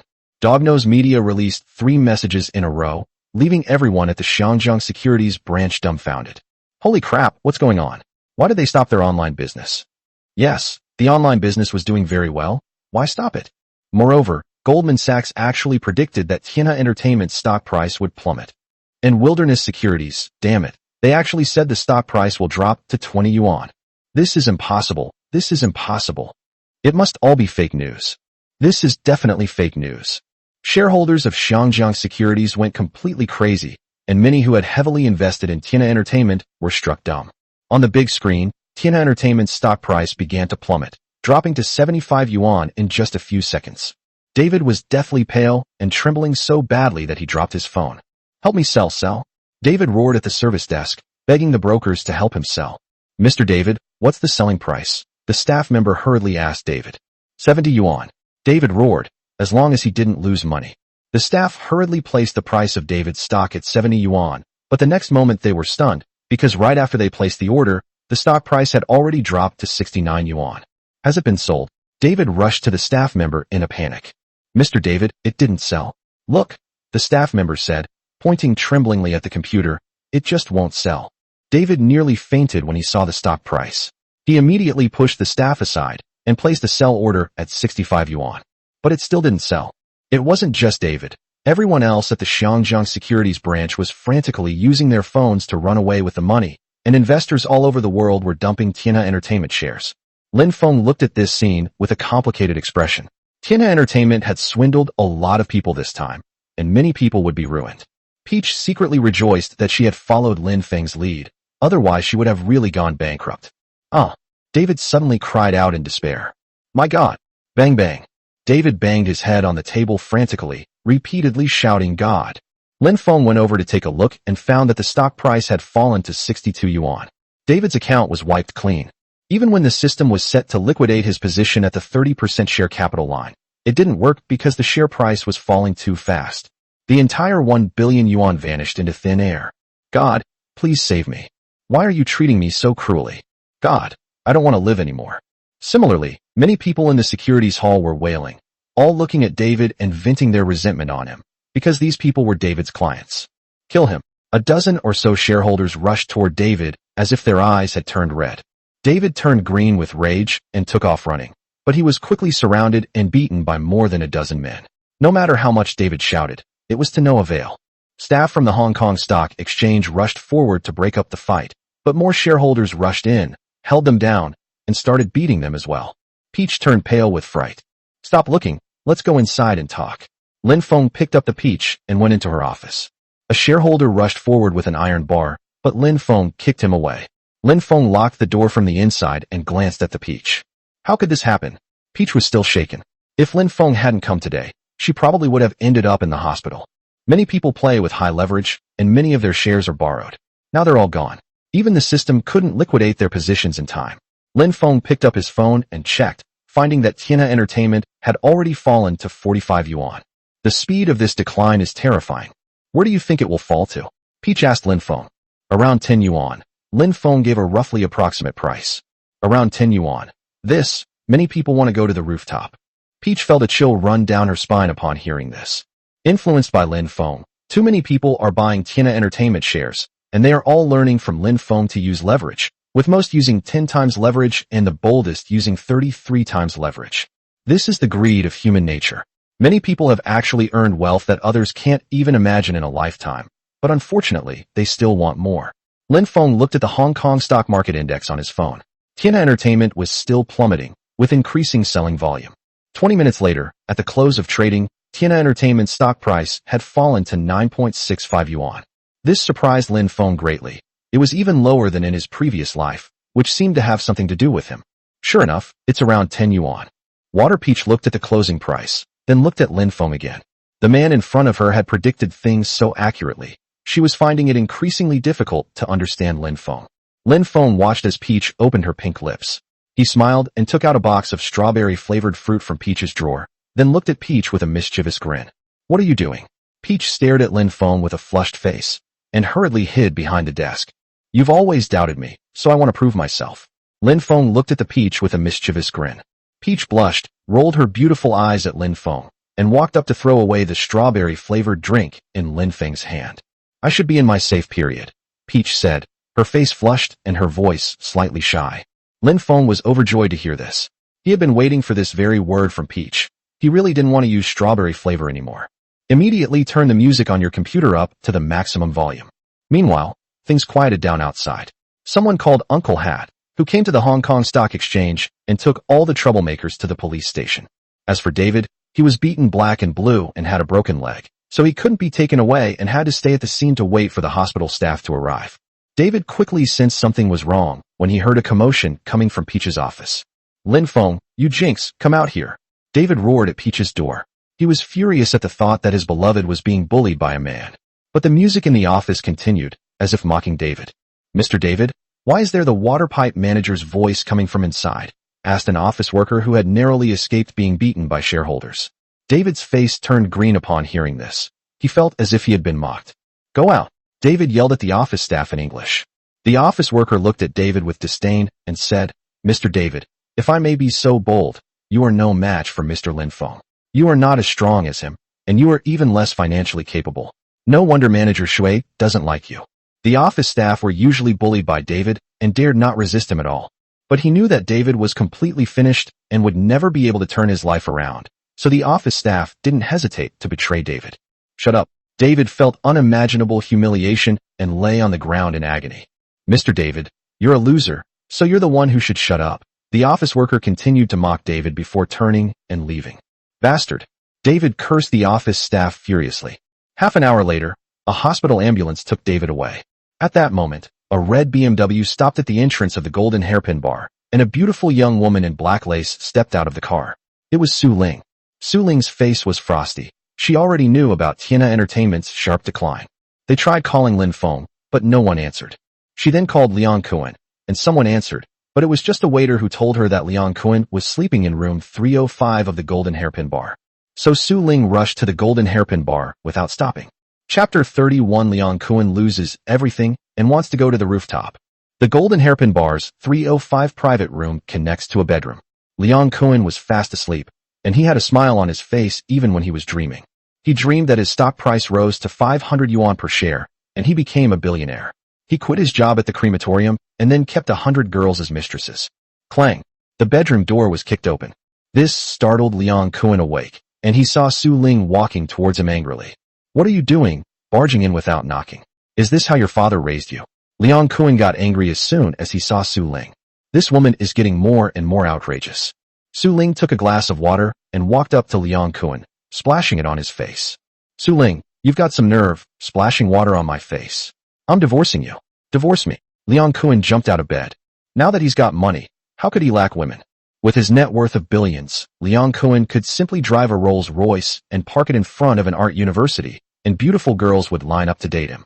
Su Ling bit her pink lips and stared at Liang Kuan, saying, Liang Kuan, are you sure you want to divorce me? Divorce, we must get a divorce. Liang Kuan said coldly to Su Ling, I've tolerated you for a long time, but you've become increasingly disrespectful to me, so let's get a divorce. Su Ling sneered and took out 3 divorce agreements from her bag. Wait a minute. Liang Kuan suddenly took out a cigarette, lit it, looked at Su Ling and smiled. I've made a lot of money from stock trading these past few days. I can't give you that money. Su Ling was stunned when she heard this. Sister Su, we women need to be independent. I think you should leave with nothing. Mr. Liang's profits from stock market investments are all his. At this moment, Sister Yu walked in with a smile. Upon hearing this, Su Ling looked at Liang Kuan with an uncertain expression. Liang Kuan exhaled a smoke ring and looked at Su Ling, saying, Su Ling, leave with nothing. This Sister Yu is also an independent woman. You should learn from her. In order to gather information about the stock market, I personally cooked a meal and drank with Lin Feng. Even if I didn't do anything special, I still put in a lot of effort. This stock investment is partly my contribution too, Su Ling said, tears welling up in her eyes. No, stock investment is my own business. It has nothing to do with you. Liang Kuan spat the cigarette smoke from his mouth onto the ground. I think Mr. Liang Kuan is right. Stock investment is Mr. Liang's own business and has nothing to do with you.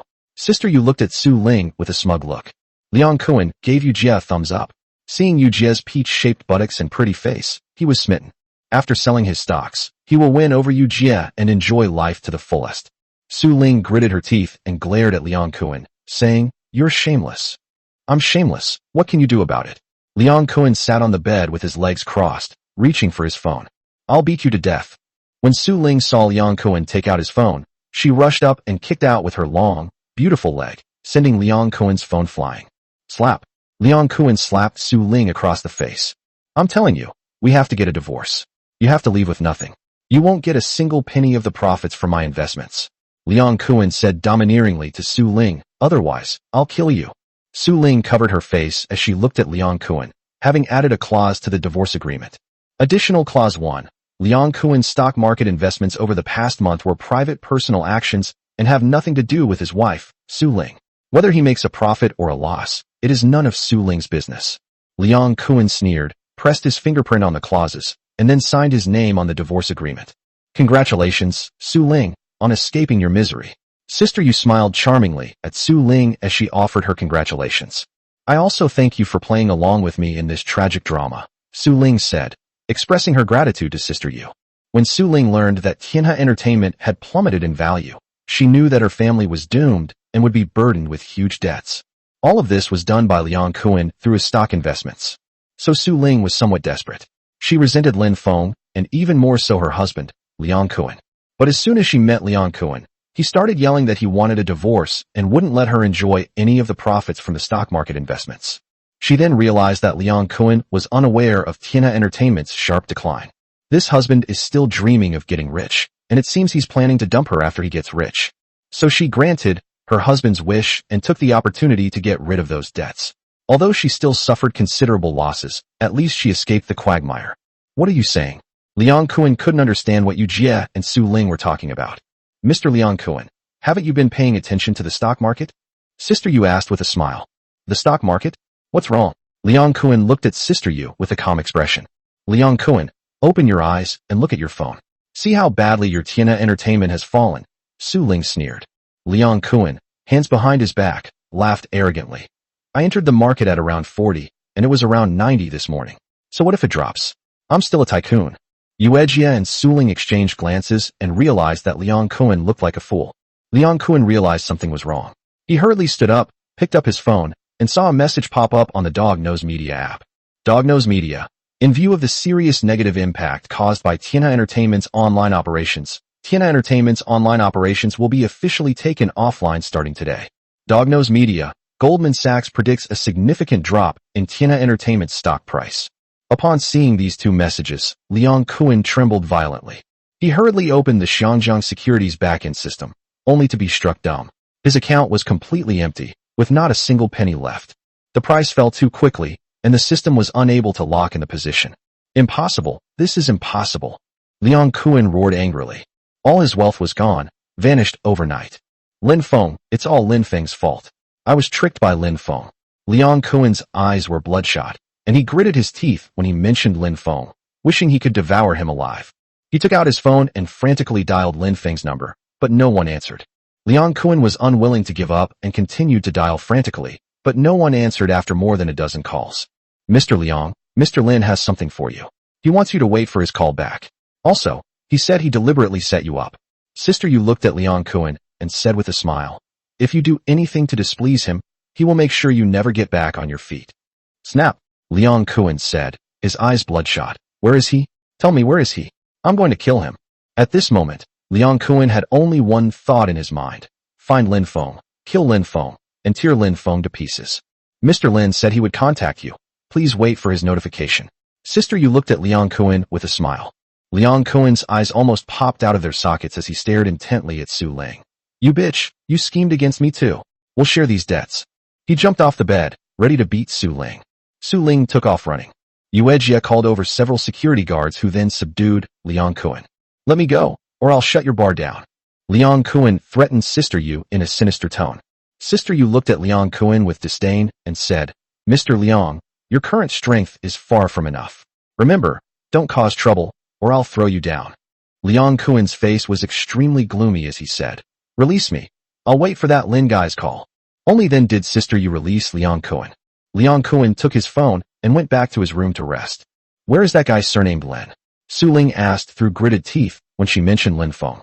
Lin Feng's scheme against Liang Kuan was tantamount to framing her.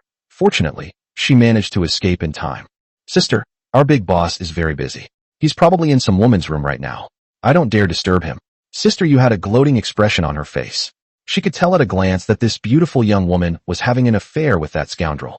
Tell me the address. Su Ling said coldly to Sister Yu. I'll take responsibility if anything happens. If I'm not mistaken, Mr. Lin should be at Xiangjiang Securities. His girlfriend, Peach, is a manager at Xiangjiang Securities. Maybe the two of them are up to something in the office right now, Sister Yu said, covering her mouth with a laugh. Upon hearing the name Xiangjiang Securities, Su Ling gritted her teeth, grabbed her bag, and walked downstairs. Sister, there's an axe downstairs. Please don't act rashly. Sister Yu anxiously reminded her. Chapter 32 Su Ling cracks down the door. Two women compete for beauty. In the peach-themed office of Xiangjiang Securities, Lin Feng and Shui Mitao were studying yoga techniques. At a crucial moment, Shui Mitao's face turned extremely red, and she looked like she was about to cry. Lin Feng, I love you. Peach expressed her deep love with a touch of infatuation. Lin Feng was deeply moved by Shui Mitao's words. He was incredibly touched that this girl loved him so much even though she knew there were other people around her. Peach, I will love you for the rest of my life too. Lin Feng expressed his deep love intensely when he was deeply moved. When their love deepened, they had only each other in their hearts. Clang! Just then, a loud bang came from the door of Peach's office, as if some sharp weapon had struck the door. The loud crash woke Lin Feng and Shui Mitao up. A hint of panic and shyness appeared on Peach's face as she buried her head in Lin Feng's arms. It's nothing. It must be that son of a bitch David. I'm going to teach him a lesson today and make sure he lies in Jiangsheng forever. Lin Feng's eyes were icy cold. Damn it. Lin Feng was very annoyed that he was disturbed at such a crucial moment. Without a doubt, this person is David. That son of a bitch David has been chasing after Peach for years without success, while he got Peach in just a few days, so David is very jealous of him. Just call the police. If you hit him again, you might end up in jail, Peach said, her face flushed as she advised Lin Feng. Okay. Lin Feng put on his clothes, turned around, and walked towards the door. Clang! Then several loud crashes came from outside, and the crashes became increasingly violent. Lin Feng's face darkened. This David was shameless. He immediately went up and opened the door, only to see Su Ling standing outside. Su Ling held an axe, a charming smile on her face as she looked at Lin Feng. Sister-in-law, it's you? Lin Feng's anger vanished, and he stammered as he spoke. He never expected Su Ling to come knocking on his door. He felt like he'd been caught cheating. However, Lin Feng quickly dispelled this feeling. He and Su Ling were not husband and wife. At most, they were just lovers for a brief encounter. Su Ling looked at Lin Feng with a smile in her bright eyes. Then her beautiful eyes turned to Lin Feng's lower body with a hint of amusement. Little brother, you've played me, and you're still entangled with other women. I really want to chop you into a eunuch with an axe. Su Ling pointed an axe at Lin Feng and made a gesture. Lin Feng couldn't help but shiver. He smiled awkwardly and said, Sister-in-law, what are you saying? I don't understand. There's nothing between us. You have a husband, and I have a girlfriend. Su Ling ignored Lin Feng and walked directly into the Peach office with the axe in her hand. She soon spotted the Peach. The woman in front of her was unbelievably beautiful. Su Ling was confident that she was unmatched in looks and that she could easily outshine other women in terms of breasts. But when she saw the Peach, she felt that she had met her match. This woman is just as good looking as her, whether it's her hips or her breasts. Her husband also mentioned this woman, saying that she was a rising star at Xiangjiang Securities. Who are you? Peach put on her clothes without any attempt to hide her beautiful legs, as if she were about to confront Su Ling. Su Ling looked Shui Mitao up and down with her beautiful eyes and said with a smile, I am Lin Feng's woman, and I have video proof. Without saying a word, she took out her phone and handed it to Shui Mitao. When Peach saw the video on her phone, her face immediately turned frosty. In the video, Lin Feng and Su Ling were doing something. Although she knew Lin Feng had someone else, she was still furious when she saw him entangled with those women. Sister-in-law, what nonsense are you talking about? AI technology is so advanced now. You're just using a random video to frame me. Lin Feng hurriedly went up to question Su Ling. Su Ling's smile deepened, her beautiful eyes glaring menacingly at Lin Feng. That scoundrel ate her food and then denied it, and even tried to scheme against her. Peach looked at Su Ling and smiled. Madam, I believe my boyfriend would not betray me, so please don't use such despicable means to sow discord between us. My wife Peach is right. Lin Feng gave Peach a thumbs up. Peach knows how to behave appropriately. This woman has the potential to become the leading lady. But the next moment, Peach's delicate hand had already reached into his pocket and was pinching his thigh hard, making him break out in a cold sweat from the pain. Oh, no wonder you became a manager at Xiangjiang Securities. You have a good mentality. Su Ling felt that the Peach in front of her was quite difficult to deal with, but she didn't fall for her tricks. Peach looked at Su Ling with a hint of provocation and smiled. Madam, please leave. This is my office, and I don't like strangers coming here. Su Ling shook her head and said, I'm not here to see you. I'm here to settle scores with him. As she spoke, she glared fiercely at Lin Feng. Lin Feng laughed awkwardly. Sister-in-law, we can discuss things slowly. There's no need to be so impulsive. As he spoke, he handed Su Ling a bottle of mineral water. Su Ling took the bottled water and threw it directly into the trash can. Peach frowned slightly and glared at Lin Feng, saying, Take care of your own business. I don't want some shady married women bothering you. After speaking, Peach put on her clothes, picked up her bag, and left the office. Only Su Ling and Lin Feng remained in the office. Lin Feng looked at Su Ling and said with a wry smile, Sister-in-law, you can call me if you need anything. There's no need to get so worked up. You're making my girlfriend, and I almost break up. Su Ling sat leisurely on the sofa with a smug look on her face. Turn on your phone and see how many calls I've made to you. Su Ling raised her head and gave Lin Feng a cold look. Lin Feng hurriedly grabbed his phone and found many missed calls, mostly from Su Ling and Liang Kuan. Moreover, Liang Kuan sent him many messages cursing him and insulting his ancestors for 18 generations. He thought about it and concluded that it must be because of the stocks. Liang Kuan had probably lost everything. Sister-in-law, as you know, I was with my girlfriend at the time, so I didn't answer your call. Lin Feng looked at Su Ling with some apology. After all, Su Ling's family had completely gone bankrupt. Su Ling glared at Lin Feng with hostility, gritting her teeth as she said, I don't think I've offended you, have I? I even agreed to cooperate with you in retaliating against your wife's schemes against you. And besides, you. That night, Su Ling got drunk and couldn't help but do something with Lin Feng. Thinking of this, Su Ling hated the man in front of her even more. She had never been treated so badly in her entire life. Thinking of this, Su Ling slowly raised the axe in her hand and walked towards Lin Feng. Sister-in-law, please don't get agitated. Let me explain. Lin Feng hurriedly took 2 steps back, ready to dodge. This woman is too ruthless. I guess I'll have to be careful of her in the future. Fine, I'll listen to your explanation. Su Ling glanced coldly at Lin Feng and said, If I'm not satisfied, I'll drag you down with me today. I won't lose anything anyway. Chapter 33, Playing Cards with Su Ling, Liang Kuan comes knocking. Lin Feng took out his phone, which played the conversation between Su Ling and Liang Kuan. Hearing the conversation inside, Su Ling frowned even more and said, You actually planted a listening device in my house, Lin Feng you. She never imagined that Lin Feng not only played her, but also eavesdropped on her family. Sister-in-law, I'm a cautious person by nature, and it turns out I was right. Otherwise I would have been controlled by your husband. So I set up a scheme to make your husband lose everything. And he even borrowed 10 million from the bar under my name. Lin Feng didn't hide anything and explained the cause of the matter. Su Ling was so angry that she trembled all over. She hated Lin Feng's scheming against Liang Kuan, and she also hated Liang Kuan's scheming against her. What you did has left me homeless. I am penniless now. I have nothing left. You heartless bastard surnamed Lin. Su Ling bit her pink lips as she looked at Lin Feng, a tear sliding down her cheek. Seeing Su Ling's tears, Lin Feng immediately said, Sister-in-law, I just received news that you and Liang Kuan have severed ties, right?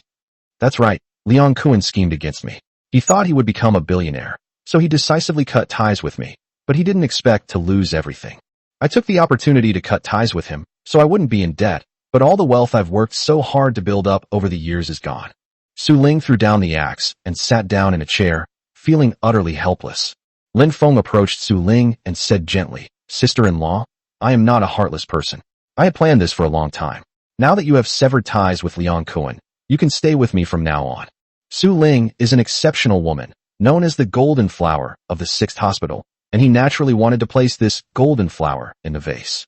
Su Ling looked at Lin Feng with a mocking smile and said, "You'll break my arms and legs first, and then make me your slave?" Lin Feng shook his head and asked, "How much wealth did you have before you started investing in stocks?"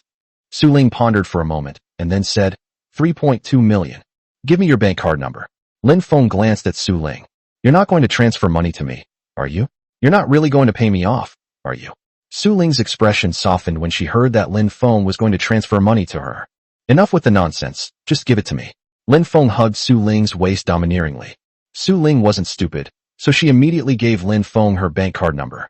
Lin Feng didn't stand on ceremony and directly transferred 5 million to Su Ling. Su Ling's beautiful eyes widened when she saw that 5 million had suddenly appeared in her account. "Is this money a loan or a gift?" Su Ling asked Lin Feng with a charming smile. "Gift." Lin Feng sent Su Ling the details of how the 5 million yuan would be used directly through the communication tool. Upon seeing Lin Feng's message, Su Ling immediately took a screenshot with a smile and said, "It seems that Boss Lin has made a fortune from this stock market investment. I made a small profit." Lin Feng nodded and said, "In order to control Liang Kuan, I didn't inform my sister-in-law in advance, which made her misunderstand me." "Humph, it's your own fault for not letting me know beforehand." Su Ling snorted and said, "All right, I won't disturb you while you're with your girlfriend. Go back and explain things to her properly." After speaking, Su Ling stood up to leave, but Lin Feng blocked her way. "Sister-in-law, to further express my apology, I'd like to accompany you to the hotel and give you a shoulder massage." Lin Feng's anger flared as he looked at Su Ling. His money wasn't so easy to take. He was also somewhat displeased with what Su Ling had done today, and he felt he had to suppress her properly. Su Ling approached Lin Feng with a coquettish smile and said, "Boss Lin, I'm very dangerous. Aren't you afraid I'll secretly drug you and then cut you with a pair of scissors?" "Don't worry, I know my sister-in-law wouldn't want to kill me." Lin Feng looked down at Su Ling's smooth, jade-like face and smiled. "Please. I'm not afraid of you." Su Ling snorted and walked directly across the street to the 5-star hotel. Lin Feng didn't want to explain further to this ignorant woman, so he immediately took Su Ling to the home inn. As darkness fell, Lin Feng and Su Ling finished their yoga practice around 8 p.m. Both were drenched in sweat, with Su Ling's face flushed. "You're a real jerk." Su Ling bit her pink lips and looked at Lin Feng. "What kind of lousy yoga is this? I have to take another day off." Lin Feng looked at Su Ling with a wicked smile and said, "Don't you like a man like me?" Su Ling rolled her eyes at Lin Feng. It would be a lie to say she didn't like him. Otherwise, she wouldn't have caused trouble on their first meeting. "Let me remind you, don't have a relationship with your husband Liang Kuan. Otherwise you'll be in great danger," Lin Feng warned Su Ling. After all, Liang Kuan would most likely contract AIDS, and it would be troublesome if he infected Su Ling. He didn't want Su Ling to get the disease. Moreover, Lin Feng is very possessive. Although he came later, he still does not want Su Ling and Liang Kuan to have any further involvement. Su Ling glanced at Lin Feng with her beautiful eyes and sneered, "Mr. Lin, aren't you being a bit too nosy? I'm doing this for your own good. I almost forgot. You and Liang Kuan are divorced. He should be considered your ex-husband." Lin Feng laughed. "I have some evidence here that proves he raped a bar girl, and that bar girl was also an HIV patient." These words turned Su Ling's face pale.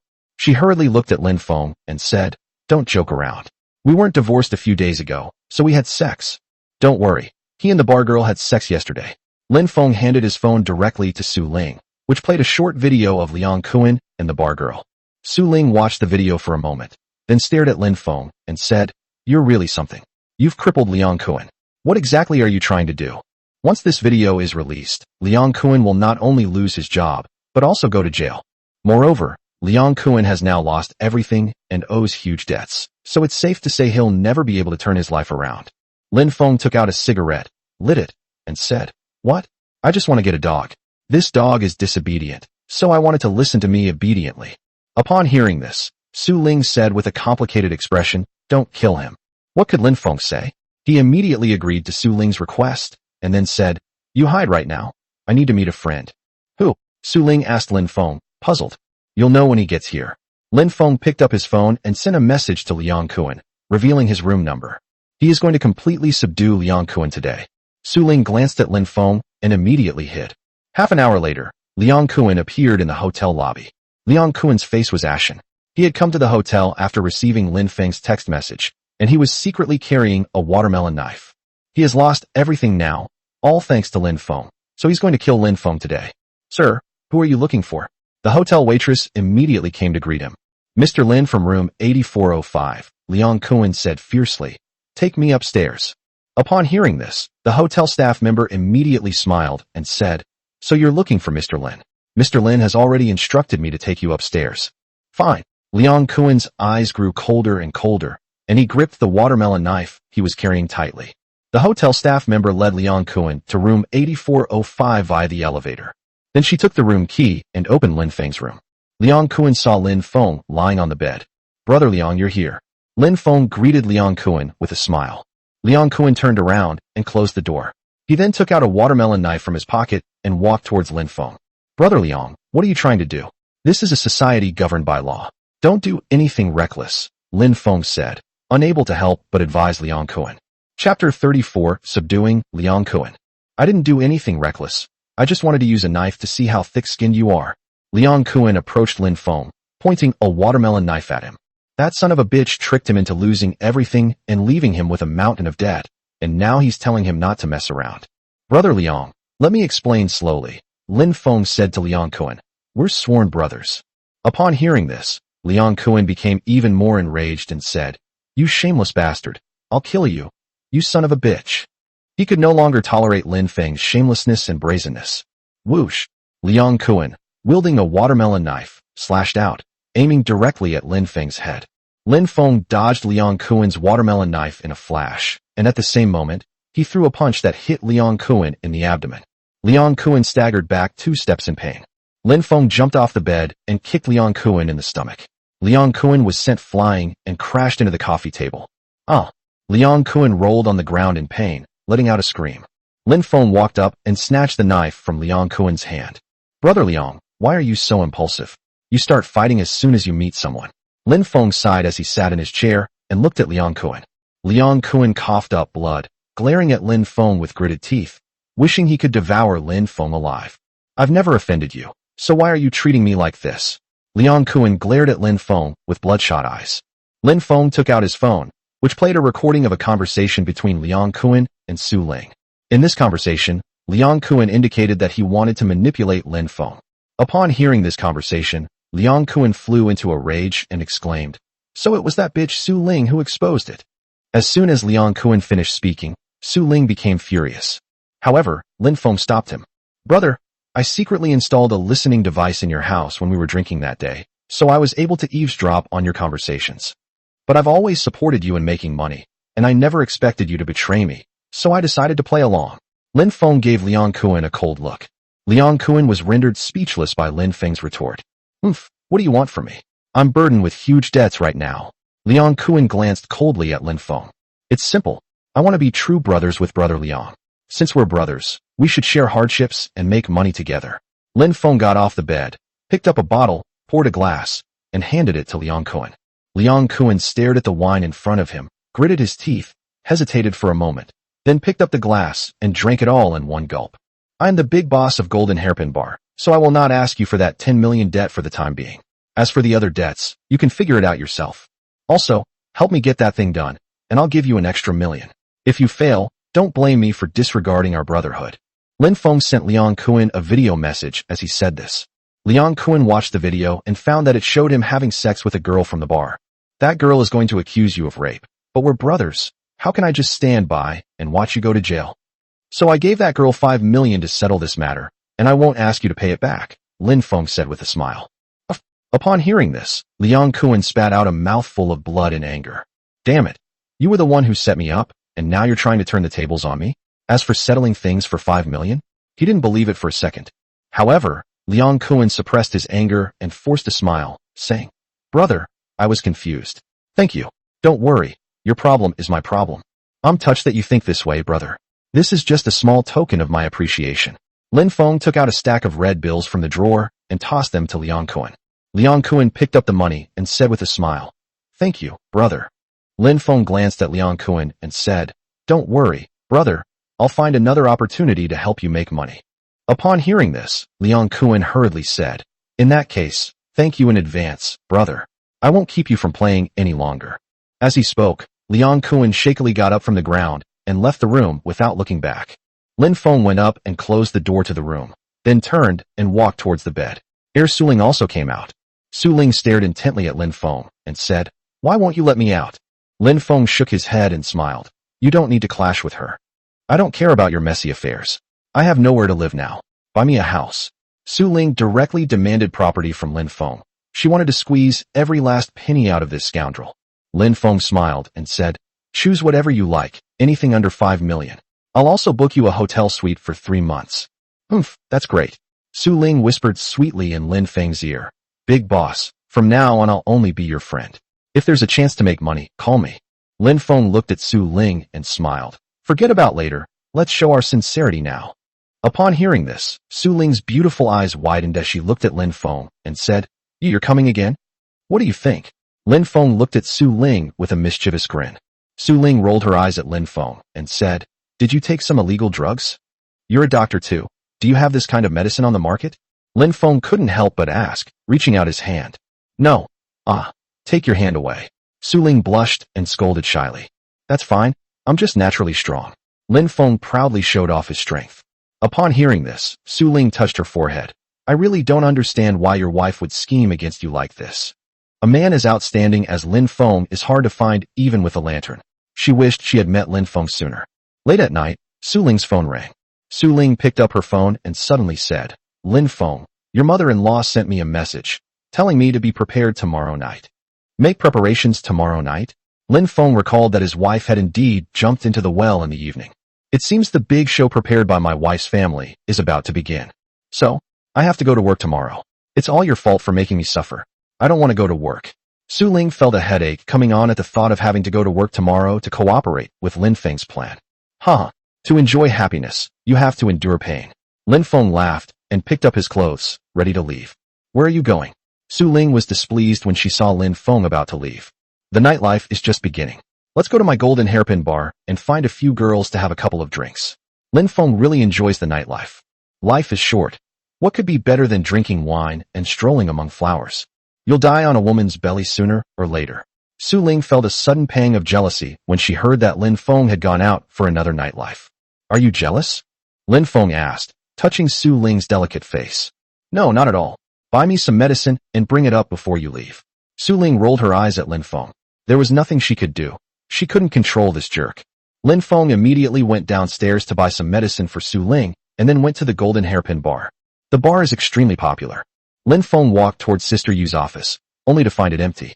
However, there was a hidden door inside the office. He faintly heard Yueji's voice coming from the hidden door, mixed with sobs. What the hell is going on? Lin Feng cursed under his breath. He gripped the doorknob and found that Yuejia had locked it from the inside. Got it. Lin Feng suddenly remembered that Yuejia's secret bedroom was on the 3rd floor, near a small park with big trees. Chapter 35 Discovering Sister Yu's Secret. Lin Feng immediately went to the park next to the golden hairpin bar. He was very good at climbing trees and quickly climbed to the top of the tree, close to Sister Yu's office and bedroom. Although the bedroom window was closed, Lin Feng had prepared a glass cutter and carefully drew a circle on the glass. Then, carefully removing the glass and pulling back the curtains, one could see Sister Yu lying on the sofa in her flight attendant uniform. Yuejia's face was flushed, her eyes were glazed, and her gaze held a deep allure. Her body trembled violently. Lin Feng was dumbfounded by what he saw. He had thought that Sister Yu didn't have any physiological needs. Lin Feng lit a cigarette, pondering how to handle Sister Yu. Soon, a brilliant idea flashed into his mind, and he decided to temporarily become a photographic artist. Let's get right to it. Lin Feng stayed by the window for more than half an hour until his legs went numb. He only jumped down from the tree after filming the photo album. As if hearing a sound, Yuejia on the sofa hurriedly pulled up the blanket to cover herself. Who? Sister Yu glanced coldly at the window. She noticed that the curtains on the window had been pulled open at some point, and there was a round hole in the window pane. In an instant, Yu's face turned frosty. It was obvious she was being watched. Sister Yu was so angry that her face turned pale. She put on her clothes and went to the window. Through the light, she could vaguely see a figure running away under the tree. For some reason, Yuejia felt that the figure looked somewhat familiar. Sister Yu was so angry she gritted her teeth. It must have been someone close to her who did it, and they were very familiar with the layout of her room. There were quite a few people at the Golden Hairpin bar, but who exactly was it? Suddenly, Yuejia remembered that there were surveillance cameras installed around the bar. She immediately activated the cameras and soon saw a familiar figure sneaking into the park. Damn, Lin Feng. Sister Yu recognized the person as Lin Feng at a glance. She never expected Lin Feng to be so audacious as to climb a tree in the middle of the night to spy on her. This man was shameless. Sister Yu decided to call the police and send the peeping to the police station, but she hesitated because of the relationship between Lin Feng and Luo Minghai. Knock knock. Came the sound of knocking on the door. Who is it? Sister Yu asked, looking towards the door. Sister Yu, it's me. Lin Feng's laughter came from outside the door. When Yuejia heard that it was Lin Feng, her pretty face immediately turned even colder. This man had just spied on her, and yet he still came to her door as if nothing had happened. Thinking of this, Sister Yu walked up with a beer bottle in her hand. She opened the door and saw Lin Feng standing at the door with a wicked smile on his face. Bang! Without saying a word, Sister Yu grabbed a beer bottle and smashed it over Lin Feng's head. Lin Feng delivered a beautiful kick, sending the beer bottle flying. Then he rushed forward and threw Sister Yu onto the sofa with an over-the-shoulder throw. You surnamed Lin, have you no shame? You spied on me and dared to hit me. Sister Yu's angry voice came from the sofa. Lin Feng looked at Sister Yu with a serious expression and said, Sister Yu, you're making false accusations. I wanted to talk to you about something half an hour ago, but I heard you crying in your room. I thought you were in danger, so I climbed up from outside the park to check on you. When I saw that you were all right, I left. These words filled Yuejia with shame and indignation. She stood up and stared intently at Lin Feng. Did this man really think she was in danger? Was that why he climbed out the window to look? No. If you suspected I was in danger, you should have just barged in. Sister Yu's beautiful eyes once again filled with coldness as she looked at Lin Feng. Lin Feng sighed upon hearing this and said, But then I thought, what if you weren't in danger, but were doing something unspeakable? Wouldn't I ruin your reputation or even scare you? Sister Yu thought Lin Feng's words made sense, but something still felt off. Also, Sister Yu, if you need my help, just say so. I'd be happy to help you with some of your problems. Lin Feng teased Sister Yu with a half smile. Electric toys are just electric toys. They have no emotion to them. Get out. Get out of here. Sister Yu completely lost her temper after hearing Lin Feng's words and told him to get out. She finally understood that this scoundrel in front of her still harbored ulterior motives towards her. What else could Lin Feng say? He turned and walked out of Yuejie's bedroom.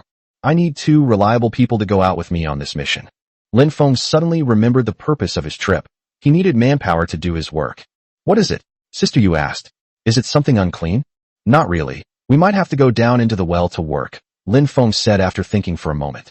Lin Feng's wife, Wang Miling, is planning to jump into a well tomorrow night, so he wants to prepare some surprises for her. Sister Yu frowned slightly and said, My husband usually leads the team, but he removed a few people after you acquired this bar. Lin Feng looked at Sister Yu with a hint of amusement and said, Sister Yu, are you planning to withdraw your people, leaving me with an empty shell? No wonder I haven't seen Zhang Heilung these past 2 days. It turns out he left the bar with a few people, probably to start his own business. Sister Yu hurriedly explained, No, don't overthink it. Here, I'll personally help you with the task. You? Lin Feng looked at Sister Yu in surprise. What can you do? Bump. As Lin Feng's voice fell, Sister Yu kicked out, slamming her foot into the bedroom door, sending the signboard flying. This kick demonstrated Yuejie's exceptional leg skills. Lin Feng's eyes widened in disbelief. This beautiful woman in front of him had practiced martial arts. I served in the army for 3 years when I was in college and learned Sanda, Chinese kickboxing, Yuejie casually explained. I also did some dirty work. Upon hearing this, Lin Feng gave Yuejie a thumbs up and said, Good, very good. I won't treat you badly in the future. Let's go. He hadn't expected Yuejie to be so physically fit.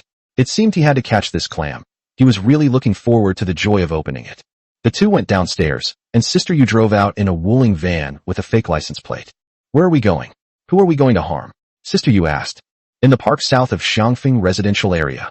Lin Feng gave an address. He remembered that the place where Wang Miling jumped into the well in her previous life was in the park south of Xiangfeng community, and he remembered that well even more clearly. What? Doing it in the park? You're going too far. Sister Yu's expression changed slightly.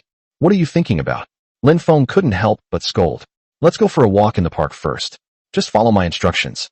Upon hearing this, Sister Yu breathed a sigh of relief and immediately drove to Xiangfeng Park. The two soon arrived at the park entrance. It was late at night, and the park was quiet. There wasn't a soul in sight.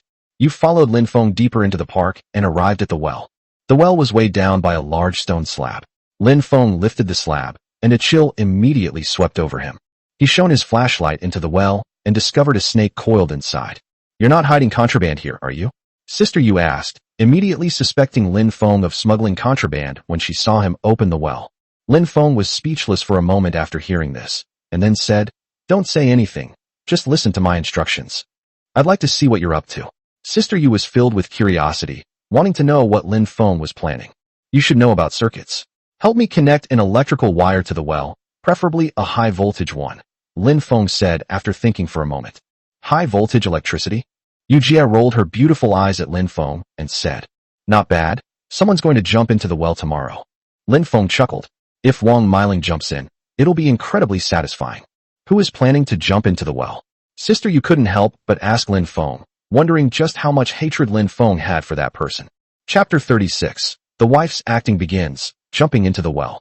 "My wife, Wang Miling." Lin Feng didn't hide anything and told Sister Yu the name of the person who was about to jump into the well. "Your wife, Wang Miling? You're really ruthless. As the saying goes, even a day as husband and wife is worth 100 days of kindness. You're really ruthless." Sister Yu was terrified when she heard Lin Feng's words. This despicable man actually poisoned his own wife. Smack! As soon as Kyue finished speaking, she felt Lin Feng slap her hard across the buttocks. The slap made Yuejia grit her teeth in pain. "Are you crazy? Why did you hit me?" Sister Yu stared at Lin Feng with an unfriendly expression. "You jumped to conclusions without asking why, so you deserve to be hit," Lin Feng said, glancing at Sister Yu. Sister Yu glared at Lin Feng, her teeth clenched, wishing she could bite him to death. "I'm warning you, high voltage is too dangerous. It could even kill people on the shore, and you'll be in big trouble," Sister Yu warned Lin Feng. "Then forget it. You can buy a harpoon, the kind with barbs." Lin Feng thought about it and agreed. High voltage electricity is too powerful. It would be too easy for Wang Miling. Upon hearing this, Sister Yu turned and left. Half an hour later, Sister Yu walked into the park with 4 harpoons, each 1.2 meters long and covered with many steel barbs. "Put it to the bottom of the well, with the harpoon tip pointing upwards," Lin Feng instructed Yu Jie. Sister Yu immediately took out a rope, tied it to a nearby tree, and then lowered herself into the well. Just as she landed on the water's surface, a water snake suddenly attacked Yuejia. Sister Yu wielded the machete with clean and swift movements, striking the water snake on the head with a single blow, severing its head completely. Lin Feng nodded secretly as he watched this scene. It seemed that it would take some effort to catch Sister Yu, who just liked this spicy flavor. Lin Feng then handed the harpoons to Sister Yu, who took them and inserted them into the bottom of the well, with one harpoon stuck in the center of the well. The harpoon tip is hidden underwater and cannot be detected unless you get close enough to look closely. "If anything happens, you'll be responsible. You'll kill someone," Sister Yu warned Lin Feng as she came ashore. "It won't kill anyone. At most it will seriously injure them. And even if someone dies, it will only be considered manslaughter at most." Lin Feng squinted and said, "I'll help you get medical parole and give you a small goal." "Humph, that sounds nice, but you'll be sorry if you don't keep your word," Sister Yu scoffed. Looking at Yu Jie's beautiful face, Lin Feng couldn't help but reach out and grab her chin, saying, "Of course, there's an additional condition. Be my girlfriend for a few days." Upon hearing this, Sister Yu rolled her eyes at Lin Feng and immediately turned and left. Lin Feng turned around and covered the well. He didn't go back to the Golden Hairpin Bar, but went straight back to the hotel to rest. He woke up at 4 o'clock the next afternoon, disturbed by a ringing phone. I picked up my phone and saw that it was my mother-in-law, Lu Yufin, calling. "Mom, what's up?" Lin Feng asked with a smile as he picked up his phone. "Come back quickly, Miling's mental state is not quite right," Lu Yufin said urgently. "I'm worried she might do something foolish." Lu Yufin's voice was tinged with sobs. "Mom, don't worry, I'll be right back, right back." Lin Feng hurriedly hung up the phone upon hearing this. A cold smile crept across his lips. Was the show finally about to begin? Your wife is starting to prepare for her performance. At this moment, Su Ling also walked over, limping. "Yes, the performance has begun." Lin Feng looked at Su Ling and said with a gentle smile, "You need to go back to your shift. Find a good reason to cover up your injury." Su Ling glared at Lin Feng with her beautiful eyes. This bastard was flirting with her at 3 or 4 in the morning. Luckily, she held back. Lin Feng turned and left the hotel, taking a taxi directly home. "As soon as I got home, I saw my brother-in-law Wang Yaozu and my mother-in-law Lu Yufin with livid faces. Smack!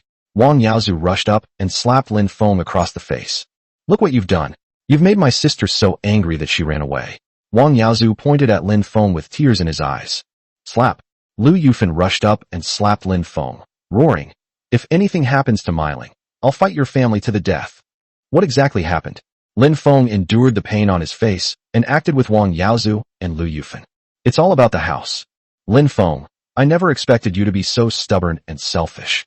Lu Yufan pointed at Lin Feng and angrily shouted, I'll ask you one more time. Can you solve Yaozu's wedding house problem? Lin Feng shook his head upon hearing Lu Yufan's words. Upon hearing this, Lu Yufan trembled with anger and pointed at Lin Feng. Just then, Wang Yaozu's phone rang.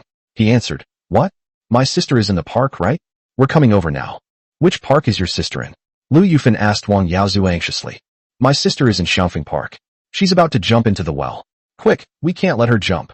Wang Yaozu was the first to run out. Upon hearing this, Lu Yufan trembled. She pointed at Lin Feng and cursed. Lin Feng, look what you've done.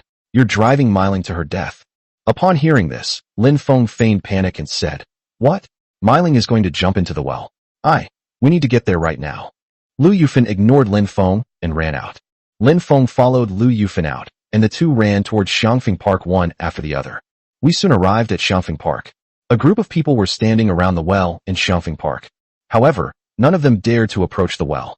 Wang Meiling stood by the well, her face haggard and streaked with tears. Girl, don't do anything rash and jump into the well. Girl, please don't do anything rash. You have to be strong.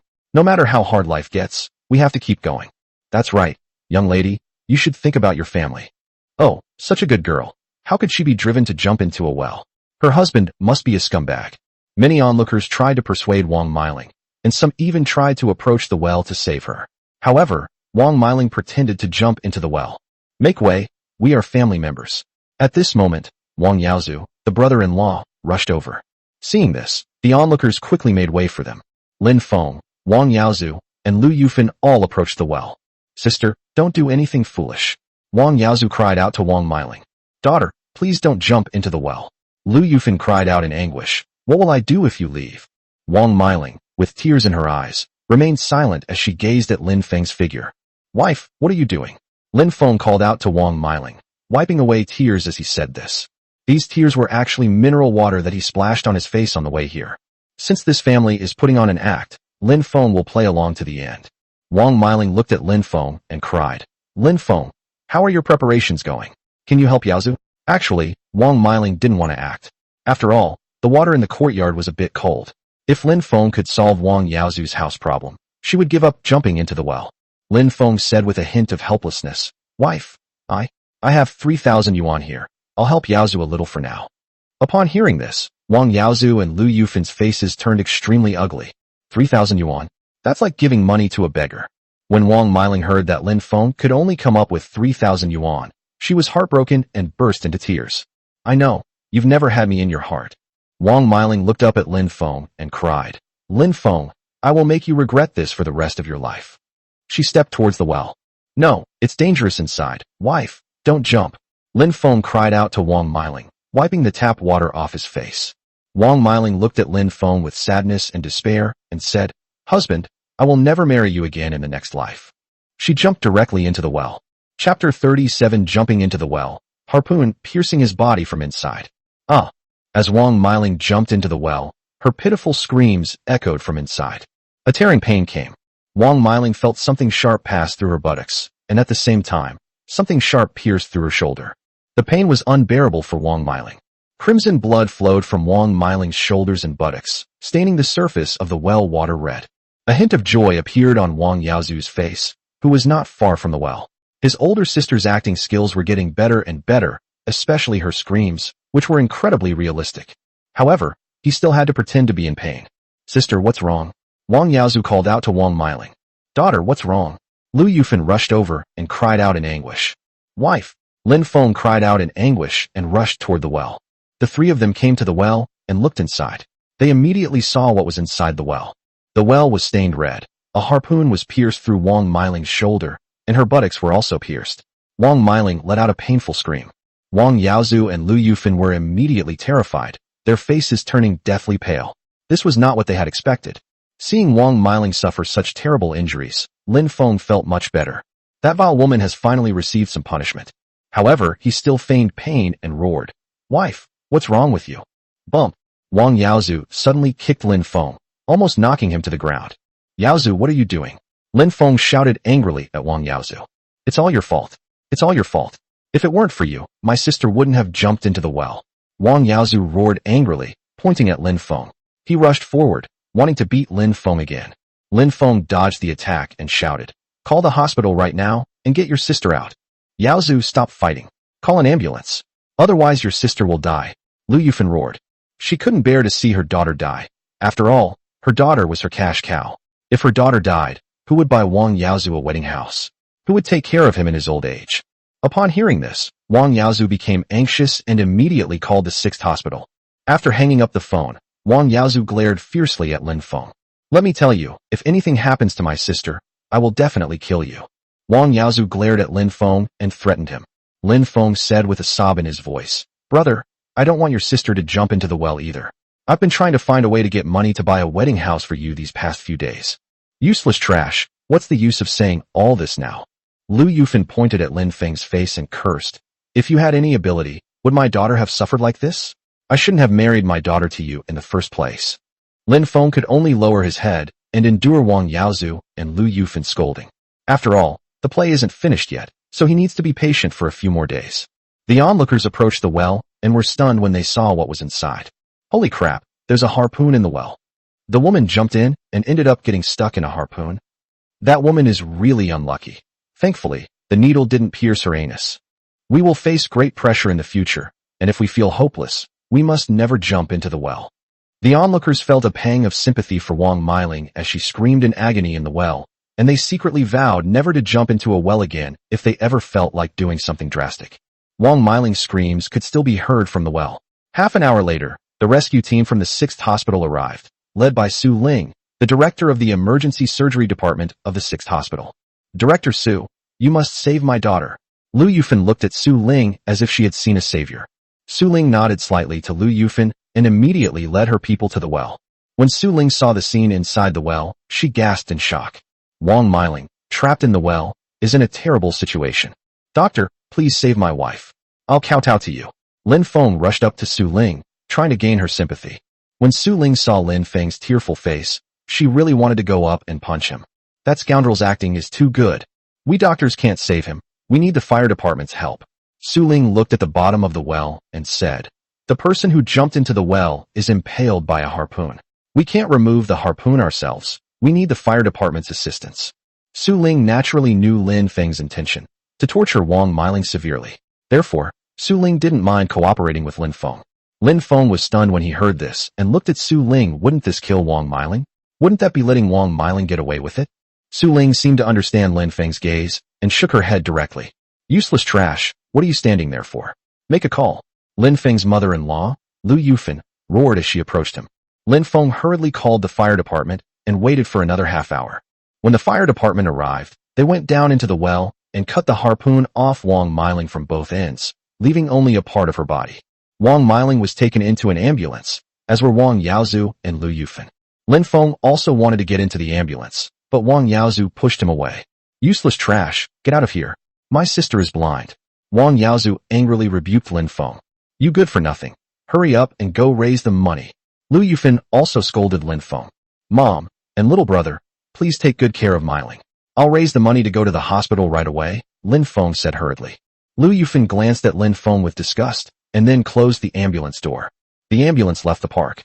A slight smile appeared on Lin Feng's lips. He picked up the phone and called Luo Minghai, saying with a smile, "Director Luo.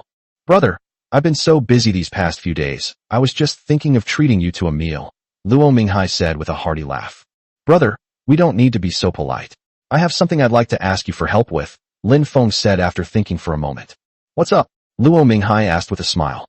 "Sai, my wife jumped into a well in the park to force me to buy her a house.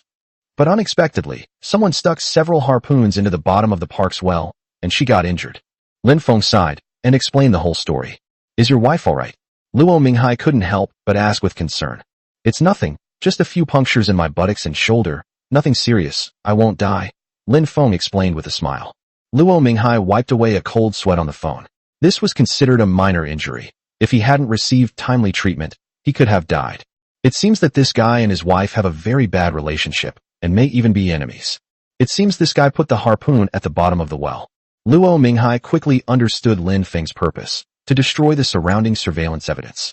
Brother, according to feedback from the Park Management Bureau yesterday, the surveillance equipment in Shangfeng Park has been broken for 7 days, and they are looking for someone to repair it, Luo Minghai said immediately, knowing that this was the result Lin Feng wanted to hear most. The surveillance equipment has been broken for 7 days. Are you looking for someone to repair it? Lin Feng was very satisfied with this result. That's right. As you know, we're facing a tight budget lately, and repairs are very troublesome. I will send a skilled criminal investigator to assist in the investigation. He's my right-hand man, Luo Minghai said with a smile again. Thank you, Director Luo. Lin Feng was very happy to hear the result. Let's not stand on ceremony, Luo Minghai said before hanging up the phone. It's great to deal with smart people, Lin Feng said with a smile after hanging up the phone. Lin Feng went to the 6th hospital to keep an eye on things. Chapter 38 Brother-in-law's fiancé, Ouyang Lingyu. In the emergency room of the 6th hospital, Wang Miling was given anesthesia, and Su Ling personally performed surgery to remove the harpoon from Wang Miling's body. Doctor, is my sister alright? Wang Yaozu asked Su Ling. Su Ling glanced at Lu Yufan and said with a smile, Auntie, are we still going to do things according to your plan from last time? In terms of seniority, Su Ling should call Lu Yufan Annie. Upon hearing this, Lu Yufan's gaze turned cold as she said, no need for now. Let's wait until Miling's injuries stabilize before discussing it further. Her main concern was that moving Wang Miling away now would affect Wang Miling's recovery, and it would be terrible if Wang Miling really died. Okay, things should stabilize within a week. I'll get the death certificate then, and my husband's side is also ready to get the cremation certificate, Su Ling assured her with a smile. That's exactly what I was waiting for. Lu Yufan nodded in satisfaction upon hearing this. I'll get back to work now. Su Ling turned and left. Lu Yufan and Wang Yaozu left the emergency room and went to the hospital corridor. I almost forgot. Yaozu, call the police right now? Your sister can't have bled for nothing.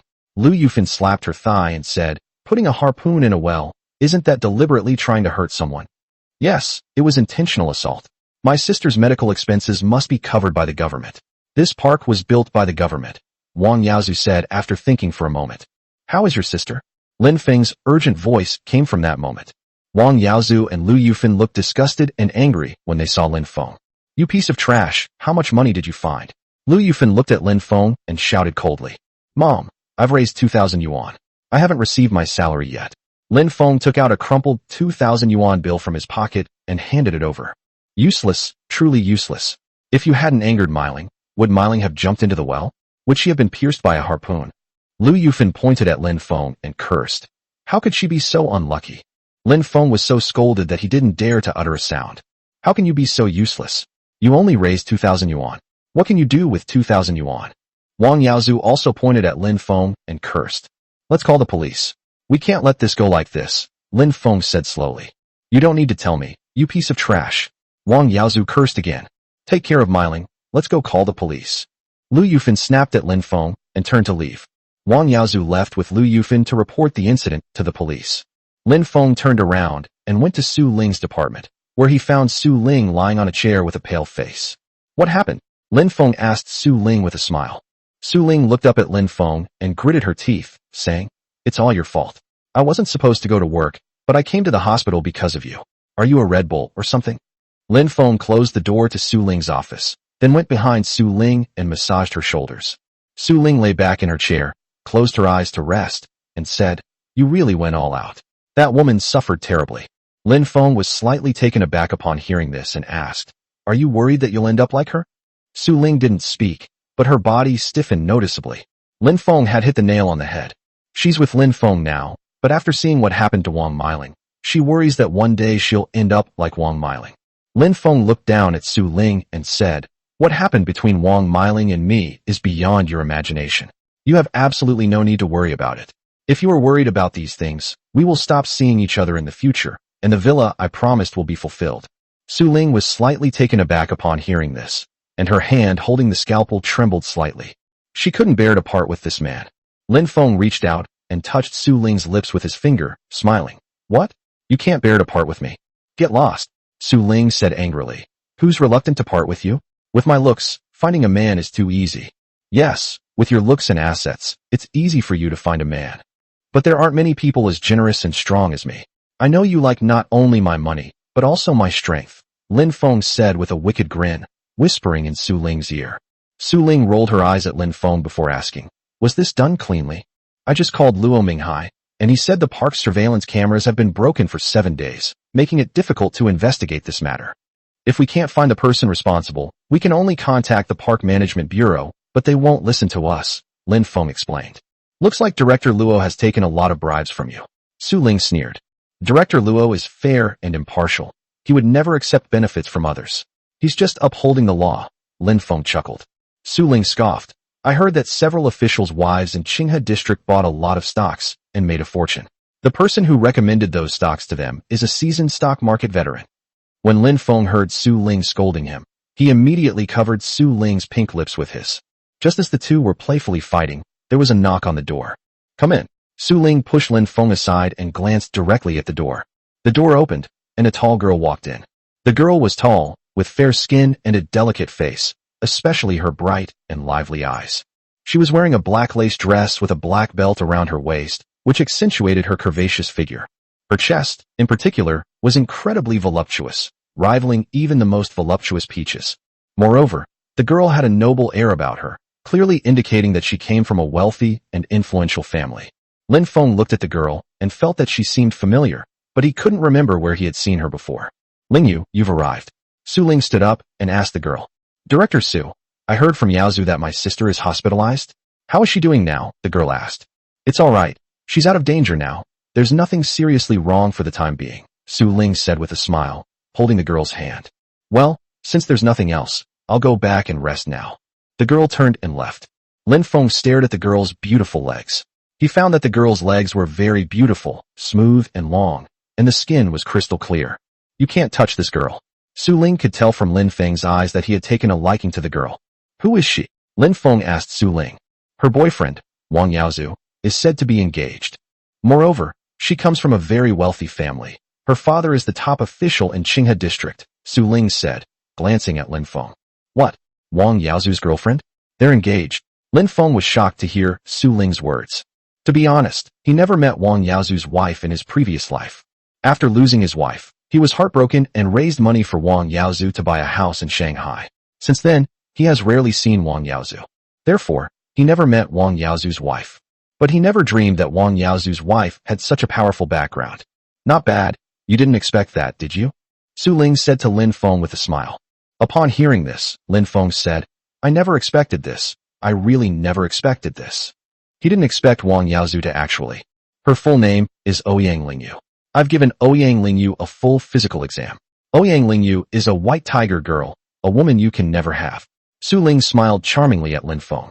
Lin Feng lit a cigarette and exhaled a smoke ring, saying, There's one thing I really can't understand. Why did Lingyu take a liking to Wang Yaozu? Want to know the answer? Su Ling asked, glancing at Lin Feng. Of course I want to know the answer. Lin Feng looked at Su Ling and said, You should know the inside story, right? Su Ling nodded upon hearing this and said, I don't actually know much either, because I had dinner with Ouyang Lingyu, and Ouyang Lingyu introduced Wang Yaozu's situation to me. Tell me, Lin Feng said, extremely curious about what methods his brother-in-law, Wang Yaozu, had used to bewitch Ouyang Lingyu. First, she said that Wang Yaozu saved her once. Half a year ago, Wang Yaozu was climbing Huangshan Mountain when he encountered a thunderstorm. Ouyang Lingyu was unfortunately electrocuted, and Wang Yaozu, who happened to be passing by, carried her down to the hospital. Su Ling explained with a smile. Stop. You said Ouyang Lingyu was struck by lightning and fainted in Huangshan. Lin Feng finally understood why Ouyang Lingyu looked so familiar. Because he had saved a girl in Huangshan 6 months ago, and he carried her down the mountain. Lin Feng was in a hurry to write his manuscript, so he called Wang Yaozu, who was traveling in Huangshan, and asked him to come and take care of the girl. Lin Feng remembered that he had paid the medical expenses in advance, and when he went to the hospital afterwards, the hospital staff told him that the girl had been discharged. Later, Lin Feng didn't pay much attention to the matter and called Wang Yaozu, who also said that the girl had given him the medical expenses.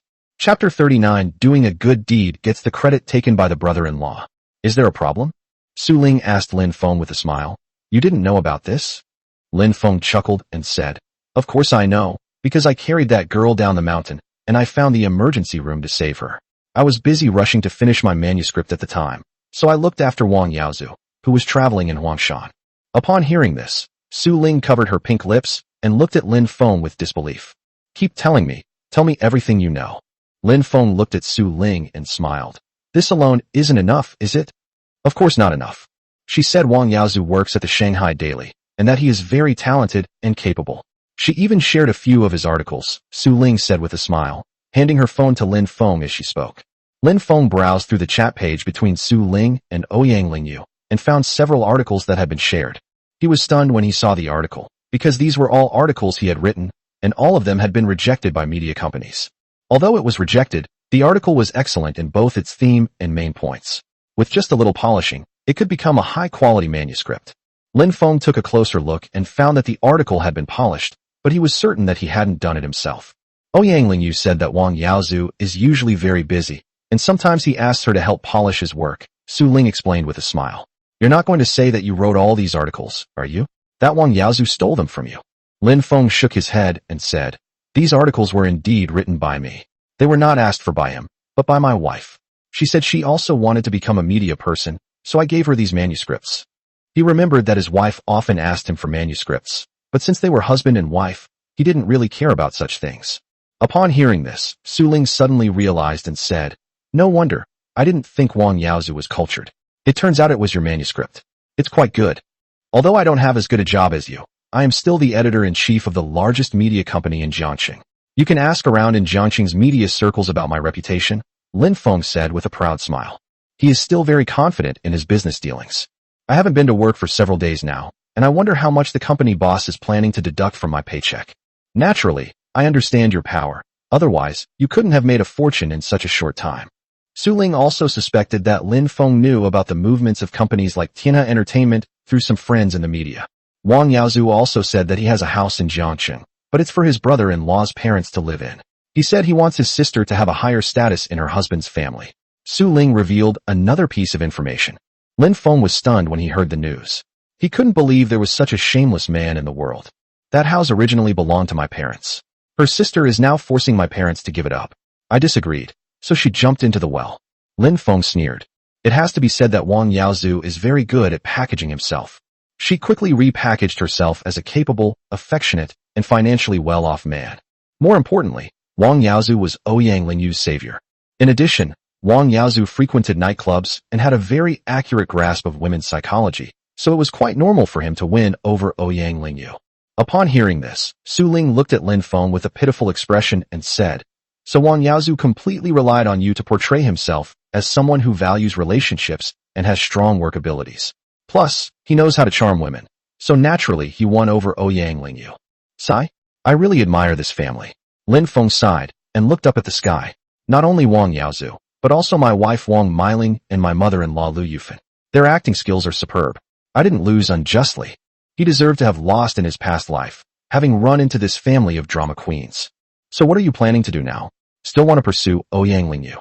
Su Ling looked at Lin Feng with a mocking expression and said, aren't you afraid of dying because of a woman? What are you talking about? I'm a respectable person. She is also an upright and selfless person. I cannot let a good girl like Ouyang Lingyu be deceived, otherwise I would feel guilty, Lin Feng said righteously. Su Ling scoffed. You're no better. You think with your lower body too. Lin Feng suddenly approached Su Ling with a wicked smile and said, Director Su, if I only had you, would you be willing? Could you afford it? Get out. Get out. Su Ling blushed and scolded. You surnamed Lin, don't try to fool me. I don't believe your nonsense. She knew that even if she got divorced and was single, Lin Feng would never marry her. But to be honest, she really couldn't handle Lin Feng. To be honest, how have I treated you? Although I ruined your whole family, my target was Liang Kuan, Lin Feng said seriously, looking at Su Ling. Su Ling was slightly taken aback upon hearing this. To be honest, Lin Feng was a pretty good person. He was rich, generous, in great health, had a good temper, and doted on women. She's just too lucky with men, but since she's not Lin Feng's lawfully wedded wife, she has no right to interfere. Director Su, the patient has woken up. At that moment, a nurse's voice came from the intercom on the wall of the office.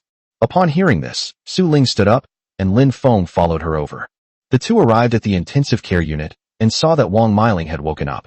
Wife! Lin Feng rushed over and knelt beside Wang Meiling's bed, his voice trembling with tears. Are you all right? Wang Miling looked at Lin Feng with a hint of disgust and said, "Useless. It's all your fault." "It's all my fault, wife. Hit me. Yell at me. Anything will make you feel better," Lin Feng said again. "The house. Make your parents return Yaozu's house to Yaozu," Wang Miling said weakly to Lin Feng. "Wife, where do my parents live?" Lin Feng shook his head again. Smack. Wang Miling slapped Lin Feng across the face, but her strength was very weak, less than that of a 3-year-old child. Su Ling, who was standing to the side, couldn't stand it anymore. This couple could win an Oscar. Their acting skills were superb. "Get out. I'll make you regret this." Wang Miling pointed at Lin Feng and cursed him. "I'm getting out of here. I'm going to work right now to earn money for Yaozu to buy a house." Lin Feng hurriedly turned and left. Wang Miling, lying in her hospital bed, was filled with turmoil. How much money could she earn at work? Her brother's marriage must not be ruined by her. Seeing Lin Feng leave, Su Ling turned around and closed the door. "Dr. Su, when will my condition stabilize?" Wang Miling asked, raising her voice slightly and no longer stuttering. "It might not be good for your health to leave the hospital without permission now. Your mother wants you to rest for 3 to 5 days.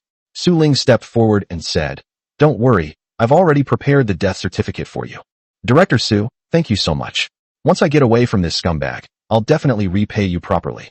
Wang Miling gritted her teeth as she mentioned Lin Feng. "We're all family. No need to be so polite," Su Ling said politely. "Director Su, you also need to help me get the cremation certificate from the crematorium.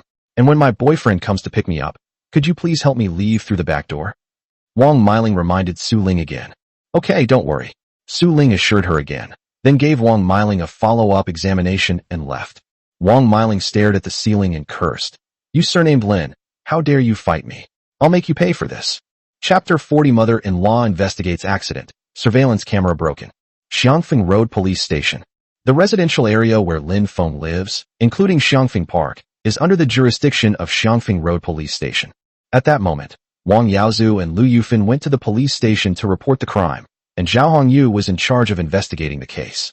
"Director Zhao, you absolutely must help us investigate this thoroughly," Lu Yufan cried, slapping her thigh. "Which bastard threw the iron rod at the bottom of the well? He must go to jail and be made to go bankrupt." "Chief, the park is a public area. There should be surveillance cameras, right? Let's check the footage and see who did it," Wang Yaozu said angrily. Zhao Hongyu frowned slightly. The two of them had been making accusations since they arrived at the police station, especially Lu Yufan, who was slapping her thigh and crying, which made him dizzy. "You two, each speak one of you and explain things clearly," Zhao Hongyu said to Lu Yufan and Wang Yaozu with a serious expression.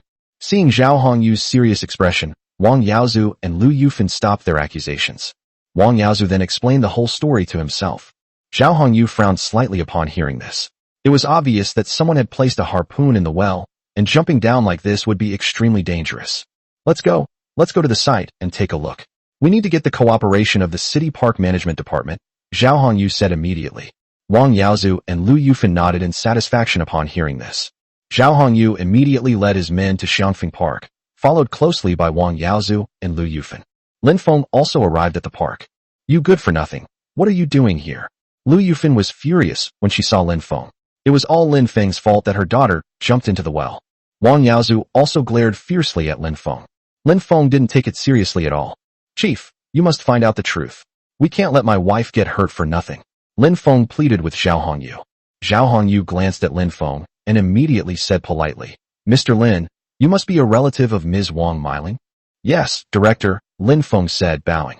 Zhao Hongyu took out his phone, which contained a message from Luo Minghai. The message included a photo of the man in front of him. "Mr. Lin, please rest assured, the higher-ups have already given their instructions, and they will definitely make you satisfied," Zhao Hongyu said politely, patting Lin Feng on the shoulder. "Thank you very much, Director." Lin Feng clasped his hands in thanks to Zhao Hongyu again. No problem. I'll be happy to have more guidance from Mr. Lin in the future." Zhao Hongyu laughed heartily. Wang Yaozu and Lu Yufan, who were standing to the side, were extremely puzzled. Why was Director Zhao being so polite to Lin Feng? The two quickly realized that Lin Feng, after all, worked for a media company and would inevitably deal with the police. Zhao Hongyu led his team to investigate and said, "I'll call the park's administration now. They should have the video footage, and they'll find the culprit soon." Wang Yaozu and Lu Yufan looked expectant. They can extort money from the person who lost the iron rod. Thinking of extorting money, the two turned their attention to Lin Feng. "Brother-in-law, help my sister forge a salary slip The higher the better, Wang Yaozu whispered to Lin Feng. Good heavens, now he's calling me brother-in-law. Lin Feng sneered inwardly upon hearing Wang Yaozu's words. They actually made him forge his salary slips. It's obvious they're trying to extort money from him. Son-in-law, I'm leaving this matter to you. The sooner the better. We'll pay Meiling 2,000 yuan a day. She needs to take a year off from her injuries. No, 3 years. Lu Yufan said with red eyes.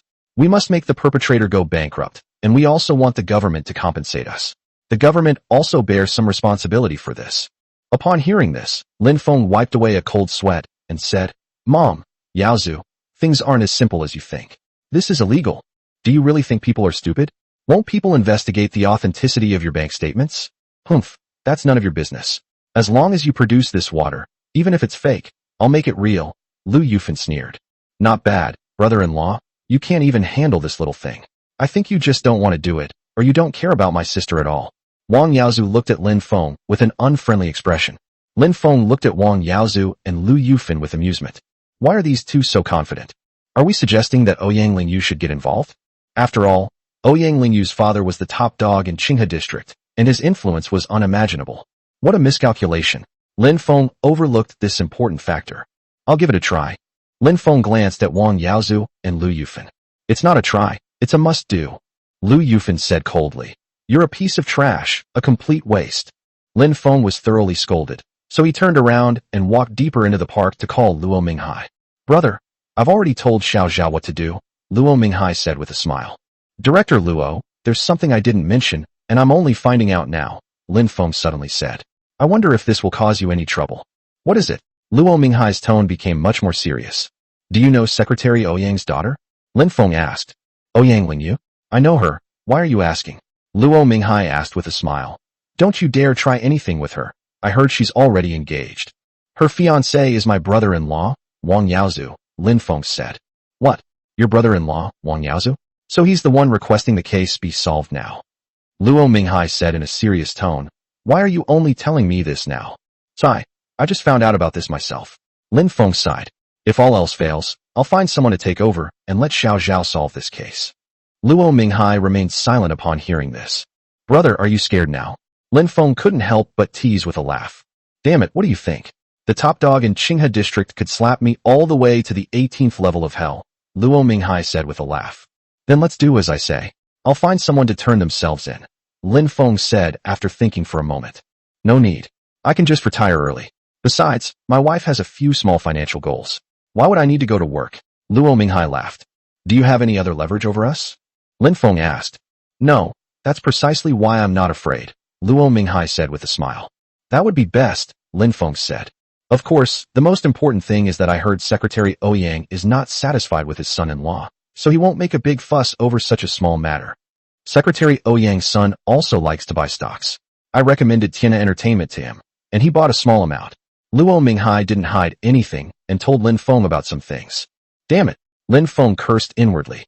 Luo Minghai had gathered a group of people to buy Tiana Entertainment. Wasn't he afraid that the information he provided was fake? However, these things did bring huge benefits to Luo Minghai and the people around him. Okay, don't worry.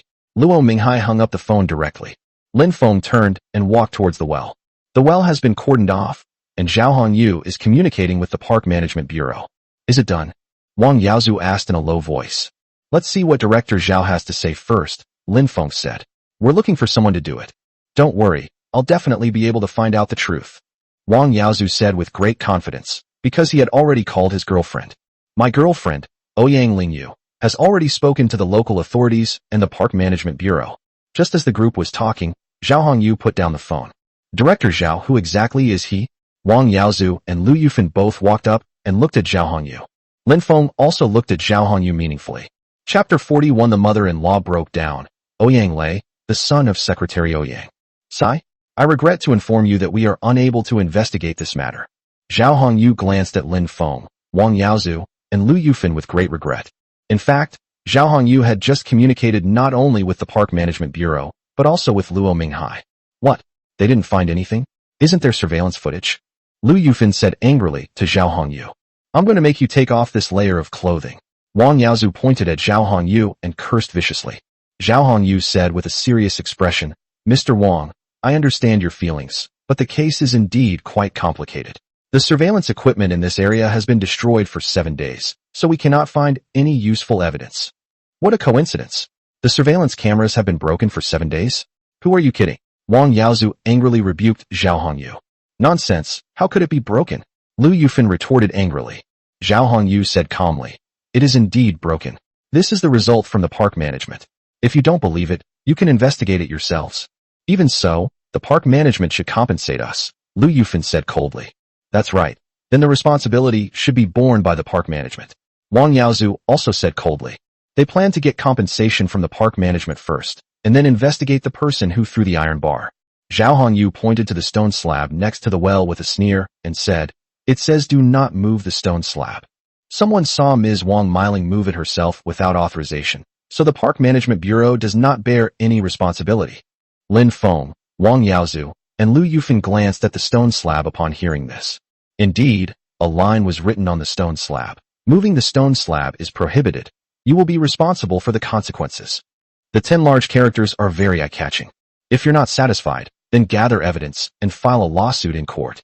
Of course, we will continue to investigate this matter.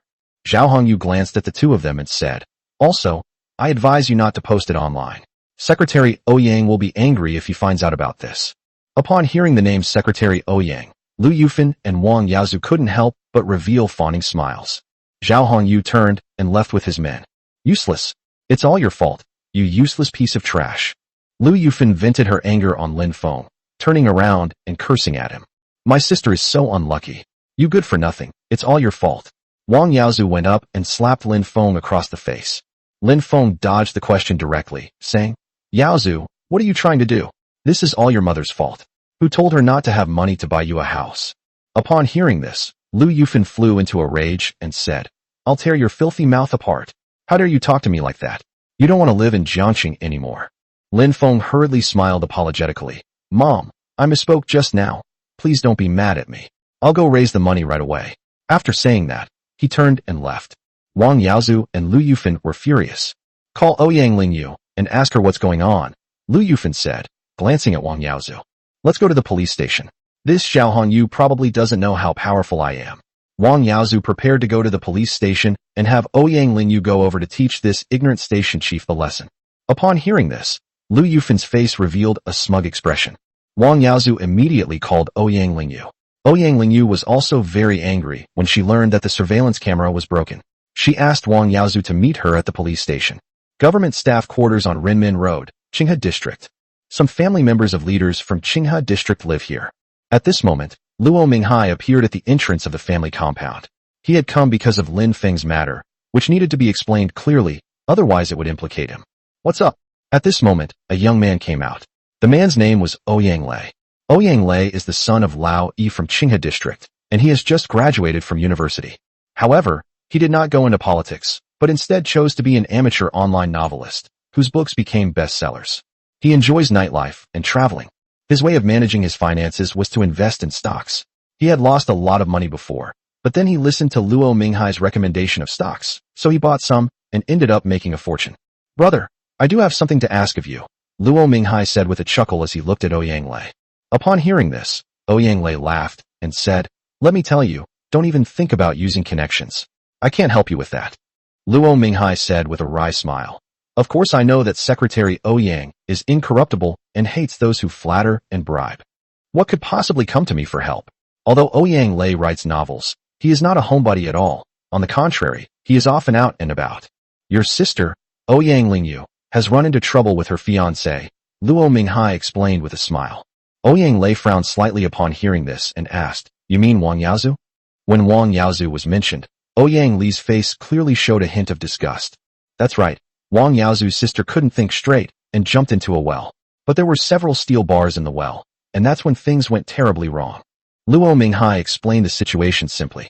Hiss! Ouyang Lei gasped upon hearing this. This is terrifying. Which old man put an iron rod in the well? Imagine this scene. Ouyang Lei felt pain in his anus. This scene must be quite shocking. That's the problem. They want to find out who this sixth brother is, but he's Wang Yaozu's brother-in-law. Luo Minghai didn't hide anything and explained the situation further. Holy crap, this is so melodramatic. I could use this as the opening story for today's piece. It's absolutely brilliant. Ouyang Lei exclaimed with interest. Continue. Why did Wang Yaozu's sister jump into the well? Wang Yaozu couldn't afford a house for their wedding, so he asked his sister to buy one. But his sister didn't have the money, so she pressured her husband to solve the housing problem, or she would jump into a well. Her husband, the sixth brother, knew about this beforehand and decided to play along and set up a plan. Luo Minghai knew the cause of the matter. Wow, this is amazing. Wait, I remember Wang Yaozu said he owned property, and that he transferred the ownership of his house to his brother-in-law and parents. Ouyang Lei suddenly said. I investigated, and he has never owned any property. Furthermore, the property was not transferred to his brother-in-law's parents. On the contrary, they even want to seize the property registered under his brother-in-law's and parents' names, Luo Minghai said with a wry smile. Ouyang Lei's face was terribly gloomy. If this kind of thing got out, his family would lose all face. Is this really true? Ouyang Lei asked Luo Minghai. You can have some colleagues from certain departments investigate this matter. Luo Minghai wasn't afraid of Ouyang Lei's investigation, because these were all facts. Ouyang Lei picked up his phone and made a few calls before looking up a few minutes later. Wang Yaozu. Ouyang Lei's gaze was incredibly menacing. In addition, Wang Yaozu's brother-in-law, that is, Lao Lu, is my friend. He is very well informed about the stock market. It was he who predicted the stock market trend of Tianhe Entertainment, Luo Minghai continued. Chapter 42 Ouyang Lei. The stock market guru Lao Lu is actually Lin Feng? Upon hearing this, Ouyang Lei opened his eyes wide and looked at Luo Minghai, saying, You mean that Lao Lu is the legendary player who made 900 million from 2.5 million? These past few days, Ouyang Lei has seen too many legends about that mysterious stock speculator. Unexpectedly, this person was located in Qinghe district of Jiangxing City, and even more unexpectedly, it was this person who leaked the information to Luo Minghai. Luo Minghai then leaked the information to him, which allowed him to make a small fortune. That's right, my wife followed his instructions and not only got out of trouble, but also made a few small profits. Luo Minghai chuckled, revealing a hint of pride. He remembered that Ouyang Lei was a little skeptical when he told him the news, but Ouyang Lei still bought some, though he certainly didn't earn as much as he did. They must be kicking themselves these past few days. Smack! Upon hearing Luo Minghai's words, Ouyang Lei was so angry that he slapped his thigh. He was filled with regret, realizing he had missed a chance to make a fortune. Meanwhile, Mrs. Luo Minghai made a fortune, earning several small fortunes. Just who is this Lao Lu? Ouyang Lei pulled out a cigarette and handed it to Luo Minghai. Luo Minghai hurriedly took out a lighter and lit it for Ouyang Lei. He'll be the editor-in-chief of tomorrow's new media. Before that, his life was very ordinary. He was just an ordinary person. Luo Minghai briefly introduced Lin Feng's identity. Ouyang Lei puffed on his cigarette, exhaling smoke. How could the editor-in-chief of a media company know the stock price trend of a company? Who would believe that if I told them? Moreover, this is a gambling company located in Australia, which has a strong influence in Australia and even Asia. To put it bluntly, even the powerful and wealthy in Australia cannot predict the stock price trend of Tianhe Entertainment. The recent stock price fluctuations of Tianhe Entertainment have also caused significant losses for many wealthy individuals in Macau. Therefore, there are only two types of people who truly want to control the stock price trend of Tianhe Entertainment. The first type is the top executives of Tianhe Entertainment, specifically the most core executives. The second type is the policy makers mentioned above. They can easily predict the impact of the policy's release on Tianhe Entertainment's stock price. Lin Feng could only accurately grasp the stock price trend of Tianhe Entertainment if he had access to these two individuals. Is there something wrong? Luo Minghai asked Ouyang Lei with a fawning smile. Ouyang Lei turned around and looked at Luo Minghai with a smile. Old Luo, what do you do? You're in charge of investigating cases. Do you really believe he's just an ordinary person? Luo Minghai is still pretending to be confused in front of him. Luo Minghai chuckled and said, My guess is that Lin Feng is knowledgeable and experienced, so it's easy for him to deduce these things. Come on, but there's no point in discussing this now. In short, this person is not simple. They might be the illegitimate children of those wealthy tycoons from Macau on the mainland. Ouyang Lei finally concluded. Upon hearing this, Luo Minghai wiped away a cold sweat. Ouyang Lei came up and found Lin Feng a cheap tycoon father. Tell him I won't let my sister interfere in this matter. Ouyang Lei said, glancing at Luo Minghai. I don't need to get involved in the rest, right? As long as Miss Ouyang doesn't show up, this case is settled. After saying that, Luo Minghai turned around and drove away. Ouyang Lei's expression was uncertain as he returned to the courtyard with a cigarette dangling from his lips. Just then, Ouyang Lingyu came out, carrying her bag in a hurry, as if she had something urgent to attend to. What's the matter that you're in such a panic? Ouyang Lei blocked Ouyang Lingyu's path. Brother, Move aside. I have something urgent to attend to. Ouyang Lingyu looked at Ouyang Lei and said, don't waste my time. Ouyang Lei looked at Ouyang Lingyu and asked, are you going to the Parks Administration Bureau or the Xiangfeng Police Station?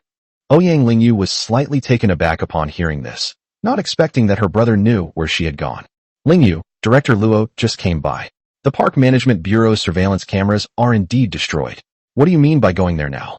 Interfering with the Xiangfeng Police Station's handling of a case? Ouyang Lei definitely wouldn't let his sister go. If this got out, it would be incredibly embarrassing. Where does his father put his face? The son-in-law of a district party secretary forced his sister to commit suicide by jumping into a well in order to buy a house, and coerced his brother-in-law's parents to give up the property. His father would be furious if he knew about this. He couldn't bear the shame. I don't believe it. Why is it such a coincidence that the surveillance cameras break down as soon as something happens? Brother, you can fool ordinary people with this kind of thing, but don't even think about fooling me. Wang Yaozu is my fiancé, and his sister is my sister. I have to take care of this. If we just let this go, where will our father's face be? Ouyang Lingyu looked at Ouyang Lei with a frosty expression. Ouyang Lei really didn't want to confront the matter. Ouyang Lingyu turned and walked towards the main entrance, but was stopped by Ouyang Lei again. Brother, what are you doing? Ouyang Lingyu was a little angry. Little sister, there are some things I don't want to say, but I have to. Do you know the cause and effect of this matter? Ouyang Lei said after a moment of silence. The cause and effect? Humph. Yaozu's sister often suffers domestic violence at home and has miscarried several times because of his brother-in-law. His sister was driven to the brink of mental illness, and this time she couldn't take it anymore and committed suicide by jumping into a well. I will not only hold the person who fired the harpoon accountable, but Wang Yaozu's brother-in-law, Lin Feng, will also be implicated, Ouyang Lingyu said coldly, before walking past Ouyang Lei again. Just as Ouyang Lei was about to chase after Ouyang Lingyu flung her bag at him, hitting him squarely in the face. Ouyang Lei's face and eyes hurt, so he covered his face and squatted on the ground. Ouyang Lingyu, you'll suffer a great loss if you don't listen to my advice, Ouyang Lei shouted at Ouyang Lingyu. Ouyang Lingyu ignored Ouyang Lei and drove away. What are you two arguing about again? A woman's voice came from upstairs. A beautiful woman walked down the aisle. She looked somewhat like Ouyang Lingyu. She wore a black dress, her hair was styled in an updo, and she had an exceptional air about her. It was Si Yunxiu, Ouyang Lingyu's mother. Si Yunxiu was drinking tea upstairs when she heard the brother and sister arguing, so she came downstairs. Mom, there are some things I'm not sure if I should say. Ouyang Lei hesitated for a moment as he approached Si Yunxiu. What's wrong? You've graduated from university and are an adult. Can't you make your own decisions? Si Yunxiu rolled her eyes at Ouyang Lei. Mom, Lingyu has been terribly deceived. Ouyang Lei said angrily. He was terribly deceived by Wang Yaozu. Wang Yaozu is no good person, he's a scumbag. Si Yunxiu frowned slightly and said, Xiaolei, it's not good for you to talk badly about people behind their backs. Yaozu is a good worker, talented, filial to his parents, and kind to those around him. How can you call him a scumbag? She had met Wang Yaozu before. He was a sweet-talking kid. I have also read some of Wang Yaozu's articles. They are very well written and have very novel perspectives. He is a rare and talented person. Mom, Wang Yaozu told us that he values family very much. Did he buy a house for his brother-in-law's parents? Ouyang Lei knew that explaining anything now would be useless. Only by revealing the truth would he be convincing. Yes, Yaozu values family ties. To ensure his sister had a good life, he bought property for his brother-in-law's parents. This kind of person is very magnanimous and values family ties. Otherwise, he wouldn't even be allowed to enter our house. Si Yunxiu smiled slightly when talking about Wang Yaozu. Ouyang Lei said, Wang Yaozu did not buy a property for his brother-in-law at all. The property was originally bought by his brother-in-law's parents. You can call the Housing Bureau to investigate this matter now. Chapter 43 The Secretary's Wife, Si Yunxiu, is furious. Si Yunxiu frowned even more upon hearing Ouyang Lei's words. She picked up her phone and dialed the Housing Bureau. The director of the Housing Bureau personally helped her investigate the properties under Lin Weigua's name. Lin Weigua is Lin Feng's father. When Ouyang Lingyu and Wang Yaozu were dating, Si Yunxiu had thoroughly investigated the information about Wang Yaozu's relatives. Madam, Lin Weigua purchased a property in Jiangxing City 12 years ago, and it's currently the only property he owns, the director of the Housing Bureau reported directly. Upon hearing this, Si Yunxiu's face turned frosty. According to the information she had investigated, Lin Feng and Wang Yaozu's sister had only known each other for 7 or 8 years. 12 years ago, Wang Yaozu was just a teenager, with no ability to earn money, let alone buy a house for a stranger. Then everything Wang Yaozu said was false. Madam, is there any other problem? The director of the housing bureau asked cautiously, seemingly sensing that Si Yunxiu on the other end of the phone was angry. It's all right, don't spread this around, especially about me asking you to investigate Lin Weigua's real estate. Si Yunxiu hung up the phone directly. Her figure swayed. If this gets out, her whole family will lose face. Wang Yaozu couldn't afford a house, so he asked his sister to help him solve the problem of their wedding house. His sister then pressured her husband to solve it. Her husband couldn't solve it, so he turned to her husband's father. The two sides couldn't reach an agreement, so Wang Yaozu's sister jumped into the well to force him. Little did she know there were several steel pipes in the well. Ouyang Lei briefly explained what had happened. Si Yunxiu almost vomited blood upon hearing this. How could there be such a shameless person in the world? She doesn't have money to buy a house herself, yet she forces her sister to buy one. And her sister, who also doesn't have money, forces her husband's family to solve the problem of their wedding home. Si Yunxiu was trembling all over. She was furious that there could be such shameless people in the world. What angered her even more was that if this got out, it would become a laughing stock, and her husband would become the object of ridicule in official circles. The son-in-law of a district party secretary couldn't afford a house, so he forced his sister to threaten to jump into a well to demand the property from her husband's family. Stop talking. I'm so angry. Why didn't I investigate this matter properly back then? Si Yunxiu was trembling with anger. Fortunately, the two of them didn't hold a wedding. Mom, Wang Yaozu's family has filed a police report and is preparing to arrest the person who put the harpoon in the well, but the Park Management Bureau said the camera has been broken for 7 days. Ling Yu doesn't believe this at all. She's on her way to the Park Management Bureau to investigate and force them to hand over the video. Ouyang Lei took the opportunity to reveal this. Nonsense. Si Yunxiu slammed her hand on the table. She turned and went into the room to pick up her bag, then hurried to the Park Management office. Park's authority. Lu Yufan and Wang Yaozu arrived, and Lin Feng also rushed over. We must retrieve the surveillance footage. We must retrieve the surveillance footage. Lu Yufan sat on the ground, slapping her thigh and crying. My poor daughter has been harmed like this by you, and you actually say the surveillance cameras are broken. You must hand over the surveillance footage, or you'll be in big trouble.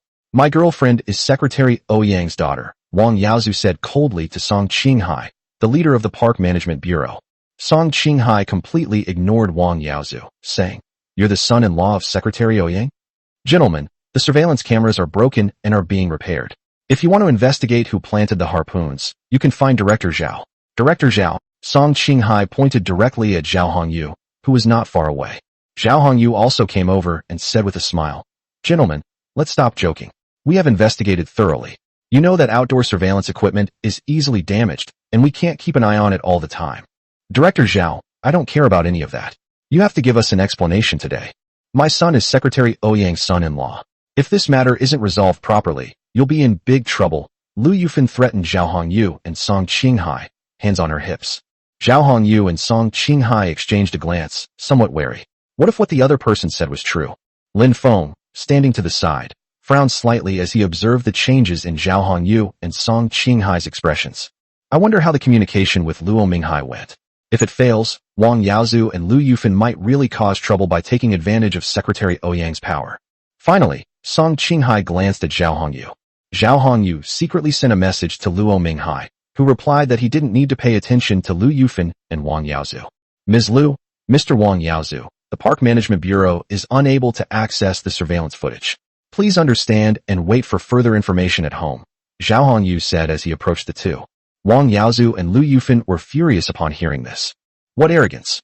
At that moment, a clear, cold voice came from outside the door, and Ouyang Lingyu walked in. She wore a purple dress that accentuated her curvaceous figure. She tilted her swan-like neck back, her beautiful eyes carrying a hint of authority. Two figures followed behind Ouyang Lingyu. When Song Qinghai and Zhao Hongyu saw the two men, their expressions changed. Because these two people are their superiors and leaders. Wife, you're here. Wang Yaozu walked up to Ouyang Lingyu and said with a smile, If you hadn't come, we would have been in big trouble today. It's all right, I'll take care of it for you. Ouyang Lingyu looked at Wang Yaozu with a hint of tenderness. Lingyu, you must stand up for us. Lu Yufan stood up immediately when she saw Ouyang Lingyu arrive. Don't worry, Auntie, I'll handle this. Ouyang Lingyu glanced coldly at Song Qinghai and Zhao Hongyu. Zhao Hongyu and Song Qinghai were both sweating profusely, and their bodies were trembling uncontrollably. Now do you believe me, gentlemen? Wang Yaozu said. glancing at Zhao Hongyu and Song Qinghai with disdain. This is a misunderstanding, Song Qinghai said with a fawning smile. That's right, it's a misunderstanding. Although Zhao Hongyu had Luo Minghai backing him up, Ouyang Lingyu in front of him had a terrifyingly powerful background. Since it's a misunderstanding, I want to know the truth. Ouyang Lingyu looked at Zhao Hongyu and Song Qinghai and sneered. Song Qinghai and Zhao Hongyu did not hesitate at all and were ready to stand on Wang Yaozu's side. Wait. At this moment, Lin Feng walked up. He just sent a message to Luo Minghai, who told him not to worry and also instructed him to delay the matter. Who are you? Ouyang Lingyu frowned slightly as she looked at Lin Feng. She did not recognize him. Lingyu, this is my brother-in-law. Wang Yaozu acted like a gentleman as he introduced Lin Feng to Ouyang Lingyu. A look of disgust crossed Ouyang Lingyu's face. She had heard Wang Yaozu mention Lin Feng's bad reputation. Lin Feng is undoubtedly involved in the suicide of Wang Yaozu's sister, Wang Meiling, by jumping into a well. She wants to seek justice for Wang Yaozu's sister, Wang Meiling. Such scum must be severely punished by law. Get out of the way, don't interfere with official business. Lin Feng's mother-in-law, Lu Yufan, came up and pulled him aside. Lin Feng ignored Lu Yufan and said loudly, I think it's not enough to just find out the truth. We must also discuss compensation. For example, if the Park Management Bureau is not doing a good job, they must pay a lot of money. He didn't care about his stance at this moment. He just wanted to stall for time first. Moreover, even if he didn't say it, Wang Yaozu and Lu Yufan would bring it up anyway. Yes, we must settle this matter first, Lu Yufan chimed in, echoing the sentiment, since it involved money. Wang Yaozu also looked at Ouyang Lingyu and said, Lingyu, I think the park's administration should bear some responsibility. Ouyang Lingyu glanced at Song Qinghai. Song Qinghai said with a forced smile, we must take responsibility for this. It was a management oversight on our part. Ouyang Lingyu nodded slightly upon hearing this, indicating that the Park Management Bureau must take responsibility. I think the park management is not at fault and should not bear a single penny of responsibility. At this moment, Si Yunxio's cold voice came from outside the door. Chapter 44 Si Yunxio arrives. Mother-in-law is dumbfounded. Upon hearing this, Lin Feng, Zhao Hongyu, Wang Yaozu, and the others all looked towards the door. They saw a beautiful woman and a young man walk in. The two were Si Yunxio and Ouyang Lei. Mom, brother, what brings you here? Ouyang Lingyu hurriedly went up to the people who came. Damn, Lao Luo is awesome. Lin Feng heard Ouyang Lingyu's address to the two people and knew that one of them was Secretary Ouyang's wife and the other was Secretary Ouyang's son. Zhao Hongyu and Song Qinghai were also greatly alarmed. The secretary's wife and son came here at the same time. The two men wore fawning smiles and hurriedly went up to greet them. Not only the two people greeted her, but the two superiors who came with Ouyang Lingyu also greeted her with bright smiles. Si Yunxio greeted them with a smile one by one. In-law, you've come at the perfect time. You must stand up for us. Lu Yufan cried as she approached Si Yunxio for help. Auntie, you have to stand up for my sister. We came to investigate this matter, but they said the surveillance cameras are broken. Wang Yaozu also cried and complained about the matter. Si Yunxio glanced at Wang Yaozu and Lu Yufan indifferently, her eyes sharp and piercing, completely ignoring their words. Wang Yaozu and Lu Yufan broke out in a cold sweat under Si Yunxio's gaze. Mom, what are you doing here? Ouyang Lingyu walked up, took Si Yunxio's arm, and said with a smile, Did my brother ask you to come? Si Yunxio stared at Ouyang Lingyu and said coldly, Ouyang Lingyu, how dare you interfere with the handling of a judicial case? She was extremely disappointed in her daughter at this moment, realizing that she had been deceived for so long. Mom, I didn't interfere. I was just seeking justice for Yaozu's sister, Ouyang Lingyu retorted. Si Yunxio pointed at Ouyang Lingyu and said coldly, The Park Management Bureau clearly reported that the surveillance equipment was destroyed, so why did you still come? Yes, sister, aren't you making things difficult for them? Ouyang Lei also came up and glanced at Ouyang Lingyu. In law, it's not broken. It absolutely couldn't be broken. Lu Yufan was displeased when she heard this and hurriedly came up to refute. Auntie, it's not broken. It absolutely can't be broken. Wang Yaozu became anxious upon hearing this. Si Yunxio turned around and gave Wang Yaozu and Lu Yufan a cold look, saying, Don't try to argue here. If the Park Management Bureau reports that something is wrong, then it's wrong. She said this not only to Wang Yaozu, Lu Yufan, and Ouyang Lingyu. This was also meant for Song Qinghai and Zhao Hongyu. Song Qinghai immediately realized that he was destined to offend someone today. However, he would rather offend Ouyang Lingyu than offend Si Yunxio, since Si Yunxio was Secretary Ouyang's wife. Secretary Ouyang and his wife have a very good relationship, and Secretary Ouyang's son, is also here, and he is on Si Yunxio's side. Miss Ouyang, our surveillance equipment here is indeed broken, really broken. Song Qinghai stepped forward and took a deep breath. That's right. After our police station's inspection, the surveillance equipment near Xiangfeng Park is indeed broken. The Park Management Bureau is repairing it. Once it's repaired, they will inform our police station, and our police station will also investigate the matter. Zhao Hongyu also stepped forward. Upon hearing this, Ouyang Lingyu's face turned as cold as frost. Wang Yaozu and Lu Yufan were dumbfounded. That's impossible. You're lying. Wang Yaozu glared angrily at Song Qinghai. You're lying. Lu Yufan slammed her hand on the table and roared. Mom, what are you doing? Ouyang Lingyu said angrily to Si Yunxiu. Slap. Si Yunxiu slapped Ouyang Lingyu across the face. Ouyang Lingyu covered her face, looking at Si Yunxiu in disbelief. She had been pampered since she was a child. Her parents had never hit her or scolded her. But today, Si Yunxiu hit her. And he hit her in front of so many people. Have you made enough of a scene? The Management Bureau said the video recording equipment at Xiangfeng Park is broken, and you're still causing trouble here. Si Yunxiu glared at Ouyang Lingyu and angrily rebuked her. You've been fooled like an idiot. Wake up. At this moment, Si Yunxiu felt increasingly disappointed in Ouyang Lingyu. Tears streamed down Ouyang Lingyu's face. She bit her pink lips as she looked at Si Yunxiu, then glared fiercely at Ouyang Lei. Ouyang Lei simply pretended not to see it. My dear-in-laws, even if there are no surveillance cameras, the park's management is still inadequate. My daughter jumped into a well in the park, so the park should be held responsible, Lu Yufan cried. Yes, Auntie, the park has to take responsibility. Wang Yaozu shamelessly pleaded with Si Yunxiu to say something. Si Yunxiu glanced at Song Qinghai. Song Qinghai said with a wry smile, if everyone is like Ms. Wang in the future, our Park Management Bureau will go bankrupt. Who told you to mismanage things? Lu Yufan and Wang Yaozu said one after another.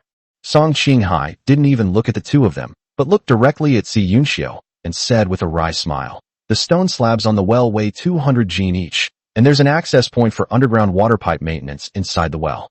If it's completely sealed off, what will we do when we need to repair the water pipes? Zhao Hongyu also stepped forward and said, Ms. Wang lifted the stone slab and jumped into the well.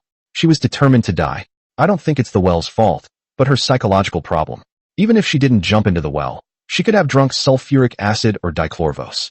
Should the manufacturers of sulfuric acid and dichlorvos also be held responsible? The two of them went back and forth, leaving Lu Yufan and Wang Yaozu speechless. Ouyang Lingyu, who was standing to the side, also touched her forehead. I am Wang Miling's husband. I will file a lawsuit in court and ask the court to make a fair judgment. Lin Feng walked up and said to Zhao Hongyu and Song Qinghai, the implication is that everyone should stop arguing and let the court make a ruling, giving all parties a way out. Do you even have the right to speak? Lu Yufan thought to herself, if we let the court decide, that'll be a long time coming. Mom, I'm Miling's husband. I'm the one who's in the most pain because of Miling's accident. My heart is bleeding. Lin Feng looked up at the sky and shed tears, putting on a sad and painful appearance. Ouyang Lei, Zhao Hongyu, and Song Qinghai, who knew some inside information, secretly despised Lin Feng. Stop with that disgusting face. Ouyang Lingyu felt nauseous just looking at Lin Feng. This man was such a good actor. Brother-in-law, go to the side. Wang Yaozu felt that Lin Feng was like an idiot, so he directly pulled Lin Feng aside. Si Yunxiu glanced at Song Qinghai and Zhao Hongyu and said, the Park Management Bureau can't shirk all responsibility. They have to bear 5% of the responsibility, which is 5% of the medical expenses. I think it's okay. Song Qinghai breathed a sigh of relief upon hearing this. Upon hearing this, Lu Yufan and Wang Yaozu were instantly enraged. Wasn't this just treating them like beggars? We disagree. Lu Yufan and Wang Yaozu were so angry they felt like vomiting blood. They were trying to extort money from them. If you don't agree, go to court. Si Yunxiu turned and left. Little sister, don't make a big deal out of this. Father already knows about it, and he's very angry. Ouyang Lei warned Ouyang Lingyu as he approached her. Humph. Ouyang Lingyu snorted and ignored Ouyang Lei. Ouyang Lei then turned and left. Seeing that things were going according to his plan, Lin Feng left the Park Management Bureau. Just as she reached the door, she bumped into Ouyang Lei. Ouyang Lei took out a cigarette and handed it to Lin Feng. Brother, thank you. Ouyang Lei came up and lit a cigarette for Lin Feng. Lin Feng couldn't let Ouyang Lei light his cigarette. After all, Ouyang Lei was the young master of the Ouyang family. He immediately took out a lighter and lit a cigarette for Ouyang Lei, saying, Brother, why are you thanking me? What's the meaning of this? Brother, Luo Minghai contacted me. He recommended some stocks to me before, but I bought too few. Ouyang Lei said with a dark smile. I only made a small profit. Upon hearing this, Lin Feng suddenly realized that the kid had made money. In return, I'll introduce you to my sister. Ouyang Lei chuckled. Don't give me that. Your sister, Ouyang Lingyu, has a fiancé, who is also my brother-in-law's fiancé. Lin Feng shook his head hypocritically. He wished he could find a hotel right now to teach Ouyang Lingyu a lesson. The thought of Ouyang Lingyu looking at him with such arrogance made him furious. He felt like spitting milk onto her cold, aloof face. Chapter 45. I really didn't intend to target Ouyang Lingyu. Upon hearing this, Ouyang Lei looked at Lin Feng with disdain and said, Don't give me that. I'm a novelist, and I understand the psychology of people like you very well. Lin Feng looked at Ouyang Lei in surprise upon hearing this. He hadn't expected Ouyang Lei to be a novelist. No wonder he could understand Lin Feng's thoughts. However, he still didn't believe that Ouyang Lei supported his pursuit of Ouyang Lingyu. Since Ouyang Lei had investigated his background, he should have found out that Ouyang Lei was very popular with women. Moreover, he was a divorcee, and Ouyang Lei could not allow his sister to marry a divorced man. Your sister is beautiful and has a great presence, plus she has a district party secretary father. Every man would want to pursue her. But I know my own identity, so you can rest assured, Lin Feng said earnestly to Ouyang Lei with a smile. Ouyang Lei nodded in satisfaction upon hearing this. He had been testing Lin Feng's intentions, and Lin Feng's attitude pleased him. Consider the stock matter a favor I owe you. If you need anything in Qinghe District, feel free to call me. Ouyang Lei immediately took out a piece of paper, wrote down a number, and handed it to Lin Feng. Lin Feng took the note and smiled. I'll make you owe me another favor. Are you planning to take the Mermaid No. 3 ship to Korea on the 15th? Upon hearing this, Ouyang Lei's expression changed slightly as he looked at Lin Feng. He was planning to travel to Korea with a girl, a fact known only to his circle of friends. How did Lin Feng find out? Remember not to go, or you'll never come back. Lin Feng glanced at Ouyang Lei. He remembered clearly that Mermaid No. 3 encountered a giant whirlpool on its way to Goryeo and was swallowed up by it. After half a month of searching and salvage, the ship was finally salvaged, but everyone on board had died. At the time, the company asked him to investigate and write a news article.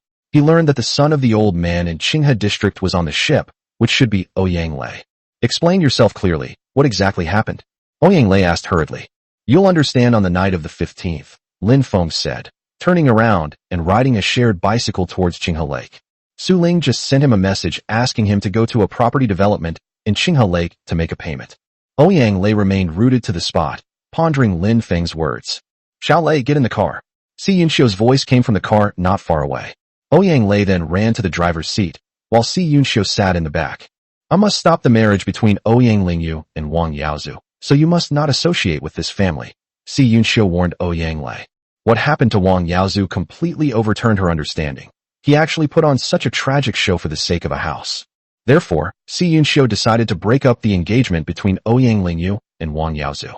She didn't want anyone from either family to have any contact with her, not even Wang Yaozu's brother-in-law. As Ouyang Lei drove, he said, Mom, you've really misjudged me this time. Upon hearing this, Si Yunxiu looked at Ouyang Lei with a puzzled expression and said, Misjudged? You should have heard the saying, birds of a feather flock together. Ouyang Lei suddenly said with a hint of pride, Mom, you're against me investing in stocks, but today I'll show you what I'm capable of. Are the few worthless things you've earned enough for your own expenses? Si Yunxiu reminded Ouyang Lei, I advise you to stop. I don't want to cover your losses. Ouyang Lei didn't say anything, but took out his phone and started withdrawing the money.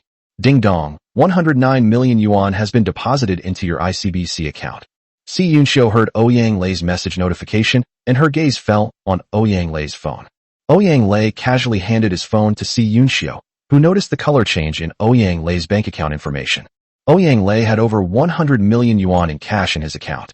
Did you promise someone something behind your father's back? Si Yunxiu looked at Ouyang Lei with a serious expression. This was her first reaction. Otherwise, her son couldn't have amassed so much wealth in such a short time. This kind of blatant, illegal, and disorderly conduct will drag Tian and his entire family into the abyss. It must not be done recklessly. Mom, this money is what I earned from stock trading. This is the record of my stock purchases. Ouyang Lei immediately handed the stock trading records to Si Yunxiu. Si Yunxiu stared blankly at the account's transaction records. The account used high leverage, and the buy point was very low while the sell point was very high. One of the stocks was Tianhe Entertainment. Kina Entertainment has been enjoying immense popularity these past few days, with rumors circulating that someone made a fortune of 900 million from a mere 2.5 million. Mom, to tell you the truth, the mastermind behind this is Lin Feng, who is also Wang Yaozu's brother-in-law. He is the one who made 900 million from 2.5 million. He was the one who guided Luo Minghai's wife to make 300 million. Luo Minghai leaked the information to me, and I also made some money in the process. Sigh, I lacked the courage back then, otherwise I could have earned an extra small fortune. Ouyang Lei slapped his thigh in regret as he mentioned this. Si Yunxiu was shocked to hear this, never expecting that this would happen in Qinghe district. Suddenly, as if remembering something, she looked at Ouyang Lei and asked, "Who put those harpoons in the well?" "Mom, we shouldn't interfere in other people's family affairs. Besides, Lin Feng and his wife don't have a good relationship." I investigated further and found that Lin Feng was just an ordinary person before he started investing in stocks. He supported Wang Meiling, Wang Yaozu, and their entire extended family, Ouyang Lei sighed. This man has been driven to the brink. Si Yunxiu paused for a moment after hearing this, then said, "How can Lin Feng predict stocks so accurately? Maybe he works in the media industry and has access to a wider range of information than we do." Ouyang Lei said with a smile.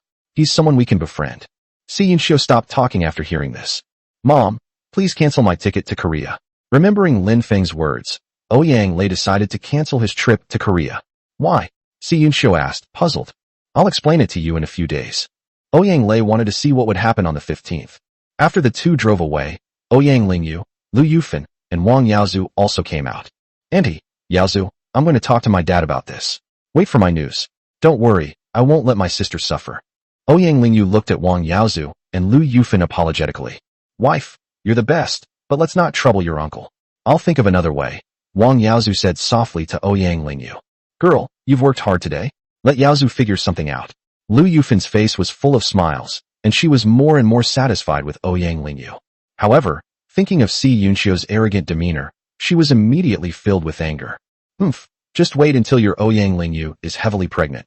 Then I'll give you a good beating." Lu Yufan made up her mind to get Ouyang Lingyu pregnant with her son's child as soon as possible, so that she could avenge Si Yunxiu's disregard for her today.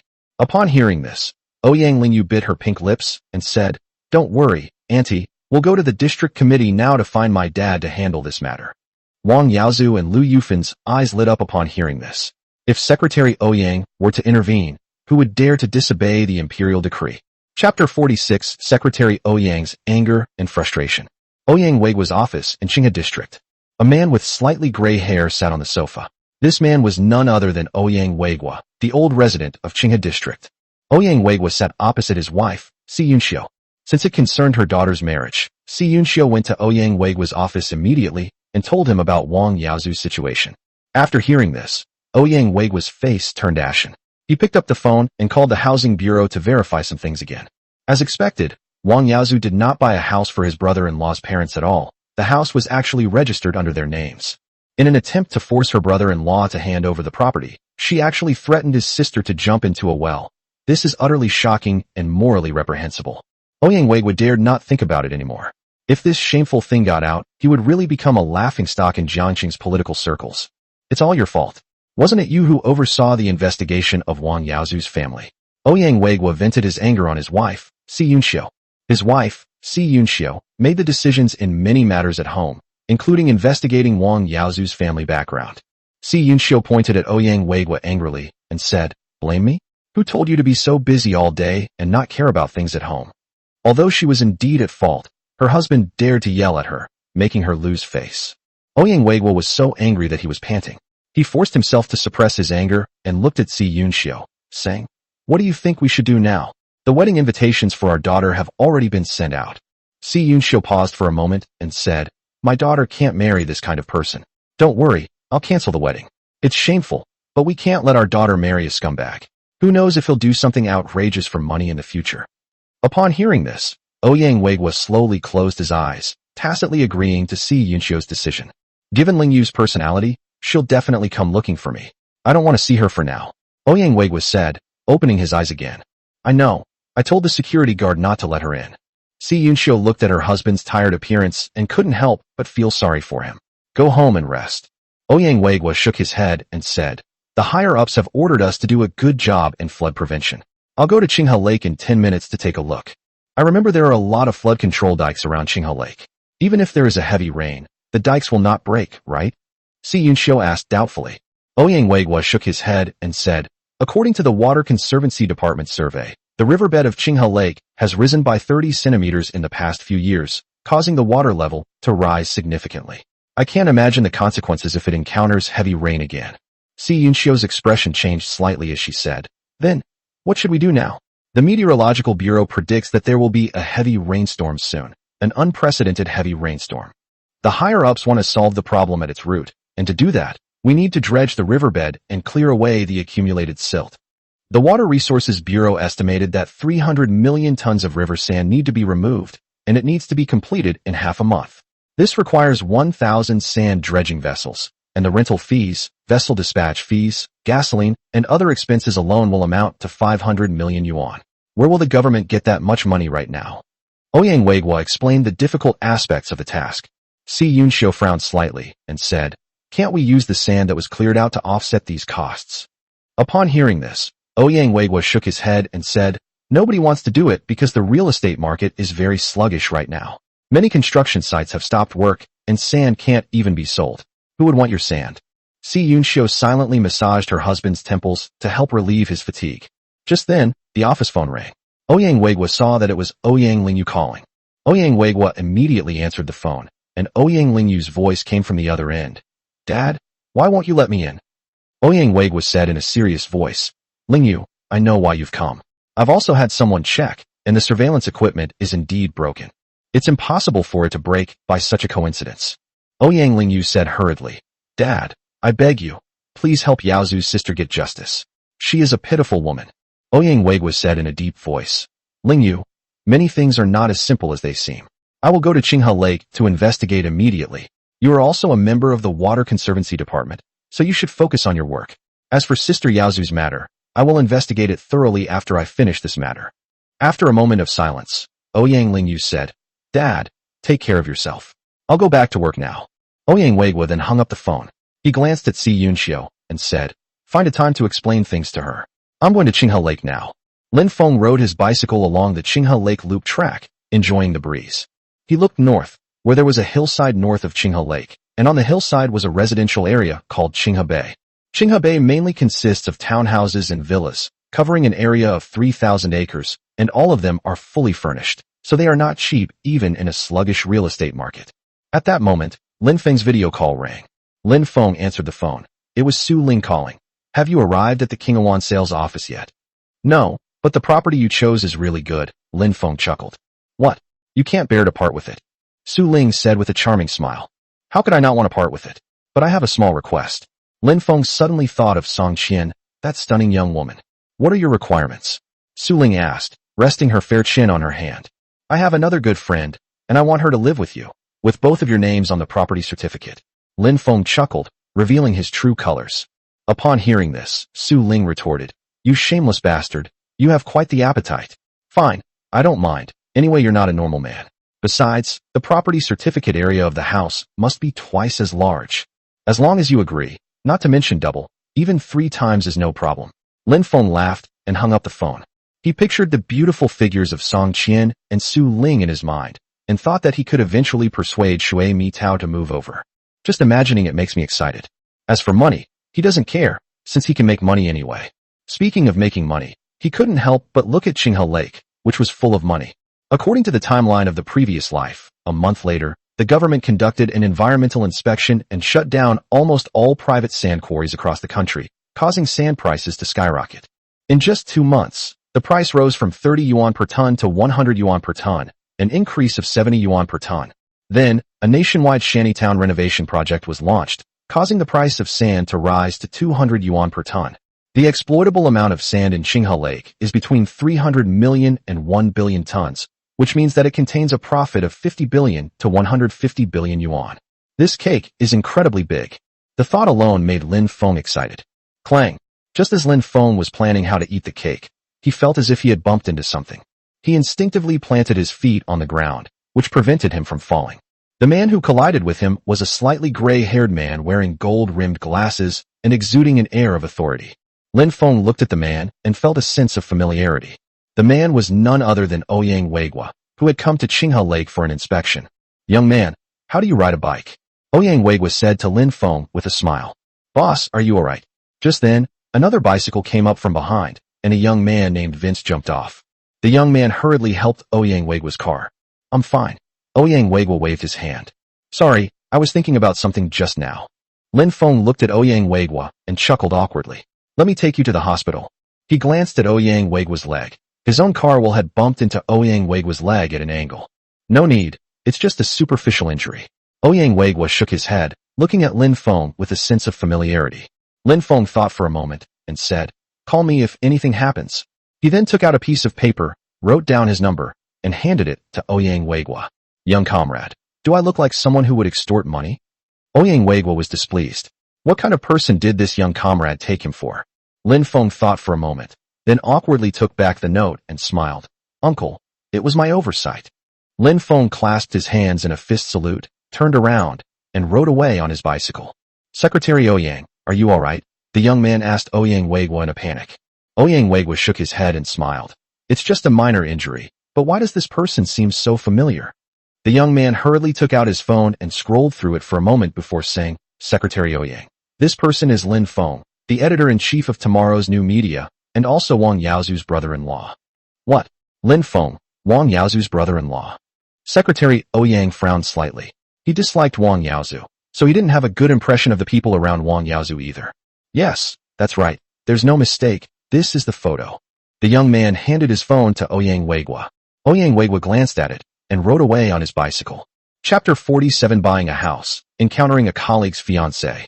Lin Feng was unaware that he had just hit the first person in Qinghe District. He quickly rode his bicycle to the north side of Qinghe Lake. The north side is a hillside, which is a very good location, and the villa is planned in a very high-end way. There are small bridges, streams, waterfalls, and rockeries inside. Therefore, Qinghe Bay is known as the benchmark villa building in Qinghe District. Unfortunately, the real estate market has been sluggish in the past 2 years, and sales of the entire project have been dismal. Fortunately, the developer is financially strong, which is why the project was not abandoned. When Lin Feng arrived at the sales office, many sales staff didn't even glance at him when they saw him arrive on a bicycle. "Lin Feng," a pleasant voice rang out at that moment. Lin Feng looked up and saw a familiar figure. "Sun Lingyu?" Lin Feng recognized the person as Wang Kai's girlfriend, a colleague at his company. Wang Kai is also the editor-in-chief of Tomorrow New Media. The two are competitors in the company, both wanting to become the company's deputy editor-in-chief. So they often slandered each other, and even had a physical altercation during a company team-building event. As for Sun Wanyu, she had visited the company a few times as Wang Kai's girlfriend, so Lin Feng also knew Sun Wanyu. Sun Wanyu was voluptuous with fair skin and a delicate oval face. She wore a black shirt and a black skirt, with black lace stockings covering her long, beautiful legs. "It really is you. What are you doing here?" Sun Wanyu looked at Lin Feng with a look of disgust. I'm here to buy a house. Are you a salesperson here?" Lin Feng asked Sun Wanyu, puzzled. "Lin Feng, you think you can afford a house here?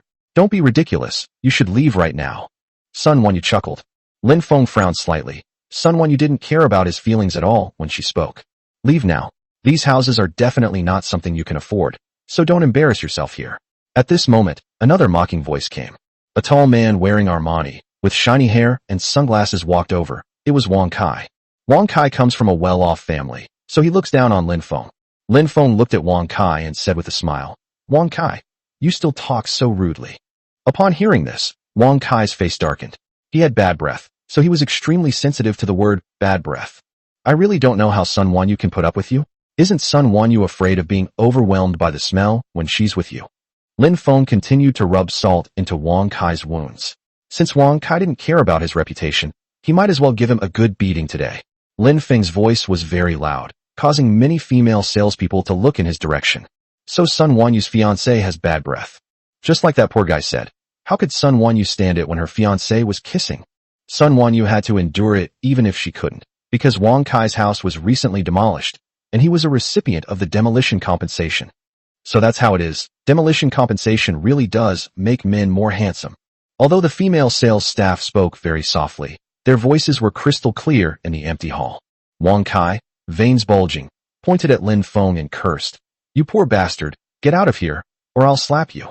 He rushed forward and kicked Lin Feng directly in the chest. Lin Feng dodged the attack in a flash, and at the same time kicked Wang Kai in the back, sending Wang Kai flying. Fortunately, Wang Kai landed on a sofa. Otherwise, he would have been badly injured. Lin Feng went up to Wang Kai to teach him a lesson again, but Sun Wanyu stopped him. Hey Lin, why are you hitting me like this? If you do it again, I'll call the police. Sun Wanyu glared coldly at Lin Feng. Lin Feng's eyes swept over Sun Wanyu's chest without any politeness, and he mocked. Have you ever been to an airport? Sun Wanyu is top-notch in terms of looks and figure, and her hips are also quite well proportioned, but her chest is flat. Upon hearing this, Sun Wanyu flew into a rage and retorted. You surnamed Lin, you can't say anything nice. How did you make me flat-chested? Although her breasts are in the lower middle range for a woman, they are not exaggerated to the point of being as flat as an airport runway. Lin Feng ignored Sun Wanyu and shouted directly, I want to buy a house. Isn't anyone going to show me the way? The sales staff at the sales office acted as if they hadn't heard Lin Feng's words. Hey Lin, trying to show off here? I think you've come to the wrong place. Ling Yu is looking after his room. At this moment, Wang Kai walked over with a gloomy face. He knew he couldn't beat Lin Feng, so he could only find a way to get revenge by buying a house. Sun Wanyu also looked at Lin Feng and sneered. Lin Feng, ask whatever apartment type you want. I want to see how you finish your act of showing off. Lin Feng looked Sun Wanyu up and down and smiled. Sun Wanyu, let me ask you a personal question. Sun Wanyu ignored Lin Feng. I remember you just graduated from university. Have you never had a boyfriend? Or have you only had a few? Lin Feng looked Sun Wanyu up and down. He glanced at Sun Wanyu and wondered why she had a flat chest, given her plump figure and ample hips. There's only one reason. There's a lack of development. Lin Feng, why the hell are you asking this question? Wang Kai saw that Lin Feng's words were getting more and more outrageous, so he directly pointed at Lin Feng's nose and cursed. None of your business. Sun Wanyu cursed at Lin Feng. If you're not going to buy a house, get out of here. Our sales department doesn't welcome idlers. Lin Feng chuckled at Sun Wanyu's expression and immediately stopped talking nonsense, walking towards the sand table of Qinghe Bay. The model shows that Qinghe is divided into a north area and a south area. The further north you go, the higher the terrain becomes. The northern part of Qinghe reaches the top of the hillside. The hillside is not steep, only 15 degrees, so there is no need to worry about the stability of the foundation. The southern section of Qinghe consists entirely of 6-story apartment buildings, while the northern section is entirely composed of villas, covering an area of 1,000 mu, approximately 67 hectares, and containing 500 villas. The community has pavilions, terraces, rockeries and waterfalls, a public playground, and a kindergarten. There are semi-detached villas and detached villas, each with its own price. Su Ling chose a 325 square meter semi-detached villa, which was priced slightly lower, with a total price of 6 million yuan. Lin Feng is a person who values privacy, so naturally he wouldn't choose a semi-detached villa. His gaze fell on a detached villa located in the core area of the Qinghe North District, with a property certificate area of 1,200 square meters. This villa has 4 floors, including a basement on 1 floor, and is equipped with an elevator. It is fully furnished.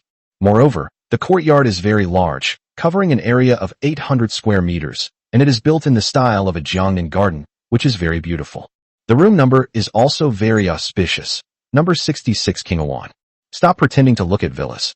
If you can't afford it, you can't afford it. Just accept it. Wang Kai said, a cigarette dangling from his lips, as he looked at Lin Feng. Hey Lin, what are you pretending for? You actually dare to stare at a 1,200 square meter villa. Sun Wanyu couldn't help but laugh when she saw Lin Feng staring at the floor plan of a 1,200 square meter villa. Even with Lin Feng's financial resources, buying a villa would be a struggle. But Lin Feng was staring at a 1,200 square meter villa, which cost 20 million yuan. Even if Lin Feng, a loser, worked for 10 lifetimes, he still couldn't afford a down payment. Lin Feng ignored Wang Kai and instead looked at Sun Wanyu with a smile, saying, of course I can afford it, but I need to see it in person. Sun Wanyu discovered that Lin Feng had become addicted to pretending. Sun Wanyu, take him to see him. Let's see how long he can keep up this act. Wang Kai couldn't stand Lin Feng's pretentious manner. Sun Wanyu nodded slightly upon hearing this, and immediately led Lin Feng into the northern part of Qinghe. We soon arrived at number 66 Qinghe. The courtyard was incredibly spacious, planted with all sorts of flowers, trees, and shrubs, with a rugged cobblestone path and a crystal-clear fish pond. It made Lin Feng feel refreshed and happy. He went upstairs and downstairs to take a look and was very satisfied. Sun Wanyu and Wang Kai looked at Lin Feng with disdain as he toured the place with great seriousness. You show-off king, are you going to buy it or not? You've already looked at it enough. Wang Kai glanced at Lin Feng impatiently. Chapter 48: Stealing a Colleague's Partner. Lin Feng ignored Wang Kai and instead looked at Sun Wanyu with a smile. Manager Sun, this house is priced at 20 million. How much commission will you get? Even if he wanted to buy it, he would never let Sun Wanyu benefit from it. If you want to take advantage of him, you have to pay a price. And the only thing Lin Feng values about Sun Wanyu is her body. No, you really want to buy it? Can you afford it? Sun Wanyu couldn't help but laugh, so hard, she almost fell over. Lin Feng, are you getting carried away with showing off? Wang Kai pointed at Lin Feng's nose and mocked. If you can afford it, I'll crawl out of Qinghuan North District today. Lin Feng became interested upon hearing Wang Kai's words and asked, Wang Kai, is this for real? If I really buy this house, will you climb out of this neighborhood? That's right, if you can buy this house, I'll climb out of the neighborhood. But if you can't afford this house, you'll have to crawl out of this neighborhood, Wang Kai said, pointing at Lin Feng with a smile. He was going to slap Lin Feng's face until it was swollen.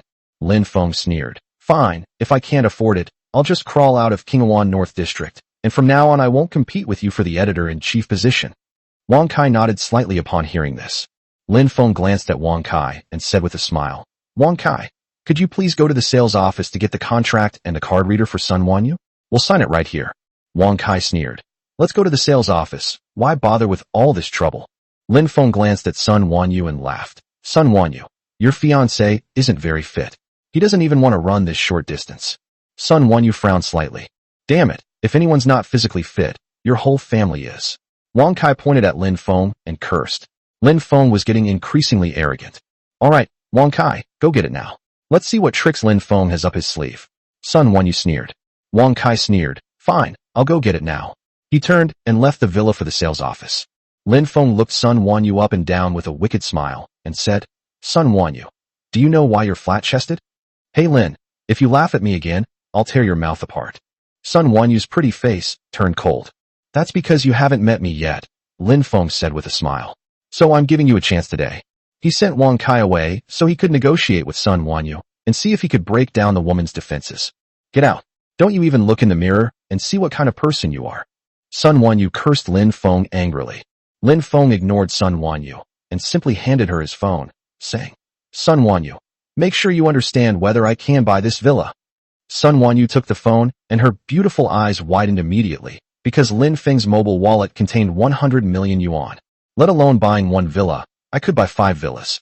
Your house was also demolished? Sun Wanyu could only think of one possibility. Lin Feng's house was also demolished. Lin Feng shook his head and said with a smile, My house wasn't demolished, but I have money. I remember your sales office can get a 3% commission, right?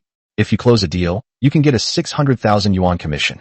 Sun Wanyu smiled charmingly and said, Lin Feng, all the previous misunderstandings. I think you're a pretty good person. It was Wang Kai who influenced my judgment. So what are you planning to do? Lin Feng looked at Sun Wanyu with a half-smile. Sun Wanyu bit her pink lips and remained silent. Looks like you're conflicted, afraid that Wang Kai will find out about our affair. Lin Feng glanced at Sun Wanyu. Sun Wanyu blushed and said with a hint of flirtation, Lin Feng, here's what we'll do. As long as this house is sold, I'll treat you to a nightclub tonight. There are lots of beautiful women there. But I've taken a liking to this dish, and I want to taste it. Lin Feng looked at Sun Wanyu's beautiful face with his hands behind his back. Upon hearing this, Sun Wanyu bit her pink lips and remained silent. Lin Feng called Song Qian directly. Song Qian was a real estate agent and should have some cooperation with Longhu Bei. What's up? Song Qian asked with a charming smile. Where? Lin Feng asked, puzzled. Why is it so noisy? Song Qian explained. I brought some people to help you clean the house. Lin Feng smiled and said, Do you know Qinghe Bei? I know. Song Qian suddenly said. Big boss, you wouldn't be eyeing the houses in Qinghe Bei, would you? I'm planning to buy a house here and add your name to the property certificate, as well as the name of one of my good friends. Lin Feng was confident that Song Qian would agree. If she didn't, they would go their separate ways from now on. Ah, a friend of yours. Song Qian, being a young woman, quickly understood the meaning behind Lin Feng's words. Are you willing? Lin Feng continued. My time is limited. Sure, no problem, but let me buy this house. I'll get a commission for it. Song Qian said hurriedly. A house in Qinghe Lake costs several million yuan, and she can get more than 100,000 yuan in commission. Why not take it? Then you should set up a real estate agency. You'll have plenty of business to handle in the future. Lin Feng thought for a moment and suggested that Song Qian take this opportunity to prepare. After a while, The government will inspect private sandpits and carry out large-scale urban renewal projects. Real estate agents will definitely be in high demand and can take this opportunity to make a fortune. Yes, I've registered, and we also have partnerships with King Awan, Song Qian said with a smile. Are you there now? I'll come over now. Number 66 Qinghe Bay. Lin Feng blurted out the room number. No. Big boss, you're buying number 66 Qinghe Bay? Song Qian was shocked to hear this. She never expected Lin Feng to buy number 66 Qinghe Bay. This is a 1,200 square meter detached luxury mansion, fully furnished, priced at 20 million yuan. Selling just one unit would bring in hundreds of thousands of yuan in commission. Stop talking nonsense and get here. Lin Feng hung up the phone immediately. Meanwhile, Sun Wanyu's pink lips were bitten raw, as if a piece of flesh had fallen from her body. Lin Feng sneered as he watched Sun Wanyu's changing expression. He was confident he could tame even the wildest horse. At that moment, Wang Kai walked in with the contract and the card reader. You show off, king. The contract's ready now. You can swipe your card. Wang Kai looked at Lin Feng and mocked. Let's see how you buy this villa. Lin Feng smiled and said with his hands behind his back, it's not for me, but for my girlfriend. My girlfriend works as a real estate agent, so this house was bought from the agency under her name. You're messing with me. If you can't afford it, you can't afford it. Is this really necessary? Wang Kai cursed angrily. Sun Wanyu did not say anything more. Lin Feng laughed and said, what do you care whose house I buy? I just need to buy this villa. Try to stall for time, Wang Kai sneered. Lin Feng ignored Wang Kai and found a chair to lie down and close his eyes to rest. Half an hour later, Song Qian, dressed in a black lace-made outfit, walked in. Wang Kai's eyes widened in disbelief. Damn, Lin Feng actually found such a beautiful girlfriend. Boss, these are the contracts. Song Qian walked up with a smile and handed Lin Feng several copies of the contracts. Lin Feng smiled and said, wait a moment, my friend will be here soon. He had just sent a message to Su Ling, and Su Ling was overjoyed when she learned that Lin Feng wanted to buy number 66 Qinghe Bay. The price of number 66 Qinghe Bay is 20 million, and even if half of it belongs to her, it would still be worth 10 million. Alright, I'll take this opportunity to meet my good friend. Song Qian wore a maid outfit and elaborate makeup precisely to give her friend Lin Feng a hard time. Damn, not only do they pretend when they buy houses, they even pretend when they find girlfriends. Who knows where they hired these actors to put on an act? Wang Kai muttered under his breath. Sun Wanyu, however, believed that Lin Feng had the ability. After all, there was a small fortune in his account. Another half hour passed. Su Ling also walked in. She was tall and slender with fair skin, an oval face, and exquisite makeup, especially her bright red-pink lips, which added a touch of sexiness. She wore a sexy nurse's uniform on top, revealing her ample bosom. She wore a black lace skirt, revealing her two long, fair legs and purple boots. Her beautiful eyes were captivating, and she looked at Lin Feng with a charming smile. Chapter 49. Buying a villa tempts Sun Wanyu and arouses jealousy among her colleagues. Su Ling's appearance left Song Qian both amazed and dejected. Her looks were slightly inferior to Su Ling's, especially since Su Ling had a more voluptuous upper body, and Su Ling's eyes were also more alluring. Wang Kai was dumbfounded when he looked at the woman in front of him. This woman was too amazing. Sun Wanyu was also stunned when she saw Su Ling. She was confident that her beauty was no less than Su Ling's, but her flat chest lowered her value. You look beautiful today. Lin Feng gave Su Ling a thumbs up. Su Ling looked at Lin Feng and said coquettishly, when am I not beautiful? Yes, you're beautiful every day. Lin Feng pointed to Song Qian beside him and said with a smile, her name is Song Qian. She works as a real estate agent and will be your good friend in the future. Su Ling looked at Song Qian and said with a smile, little sister, we'll be living together from now on, so please take good care of me. Song Qian smiled gently and said, sister, you are so beautiful. It is my honor to live with such a beautiful woman as you. The two women held hands peacefully. Hey Lin, you've put on a perfect act, shouldn't you sign the contract now? Wang Kai said disdainfully to Lin Feng. Lin Feng looked at Su Ling and Song Qian and said, you two read the contract carefully and sign it. I will make the payment after you sign it. Su Ling and Song Qian nodded slightly upon hearing this, and immediately took a look at the contract before signing it. Wang Kai sneered when he saw the two women sign the contract. He still didn't believe Lin Feng could afford it. Lin Feng ignored Wang Kai and directly took out his phone to transfer 20 million yuan to the company account specified in the contract. Then Lin Feng handed the transfer record to Wang Kai to look at. Wang Kai's expression changed drastically when he saw the transfer record, because Lin Feng really did transfer 20 million yuan to King Awan Real Estate. He never dreamed that Lin Feng was so rich. Hey Lin, you're being kept by them, aren't you? Wang Kai suddenly thought of a possibility. Lin Feng was being kept by someone. His words made Su Ling and Song Qian burst out laughing. He actually thinks Lin Feng has no money. It seems he knows too little about Lin Feng, Su Ling said with a smile. There's nothing we can do. The big boss is a low-key person, Song Qian explained with a smile. A sense of foreboding rose in Wang Kai's heart. Seeing that Wang Kai was still unwilling to admit defeat, Lin Feng handed him his phone and laughed. Wang Kai, open your dog eyes and look at the balance on this screen. When Wang Kai saw that the balance on the screen was a staggering 80 million, he couldn't help but take 2 steps back. A warm smile spread across his face. Lin Feng, I didn't expect you to be so talented, Wang Kai said with a fawning smile. Enough nonsense. Our bet must be kept. Now get out of here on your knees. Lin Feng, with his hands behind his back, looked at Wang Kai and laughed. Don't go back on your word, or I'll make you regret it. Upon hearing this, Wang Kai laughed again and said, Lin Feng, we're all colleagues at work. There's no need to make things so awkward. I was just joking with you earlier. Oh, if I lose, would you consider it a joke? He has to crawl out, Lin Feng said calmly, looking at Wang Kai. Upon hearing this, Wang Kai's face darkened. He said, Lin Feng, you don't need to take this so seriously. I already said it was a joke. I'm leaving. After saying that, Wang Kai turned and left. Lin Feng looked in the direction Wang Kai had left and sneered. Wang Kai, you'll have to bear the consequences if you don't honor the bet. Lin Feng sneered as he watched Wang Kai's departing figure. I'd like to see what you can do to me. Wang Kai turned around, extended his little finger at Lin Feng, and then turned and left. A playful smile appeared on Lin Feng's lips. It seemed he would have to spend some time playing with it. Boss, calm down, let's go upstairs. Su Ling smiled charmingly as she approached Lin Feng and said, Don't bother with those small fry. Boss, today is the first time I've met Sister Su Ling. Let's go upstairs and celebrate.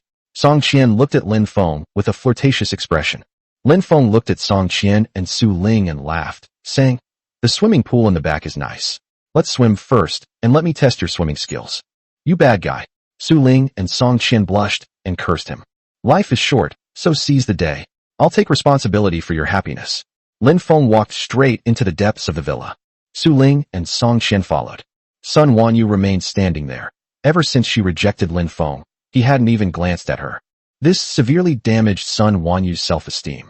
After all, she was a star performer at the Kingawan sales office.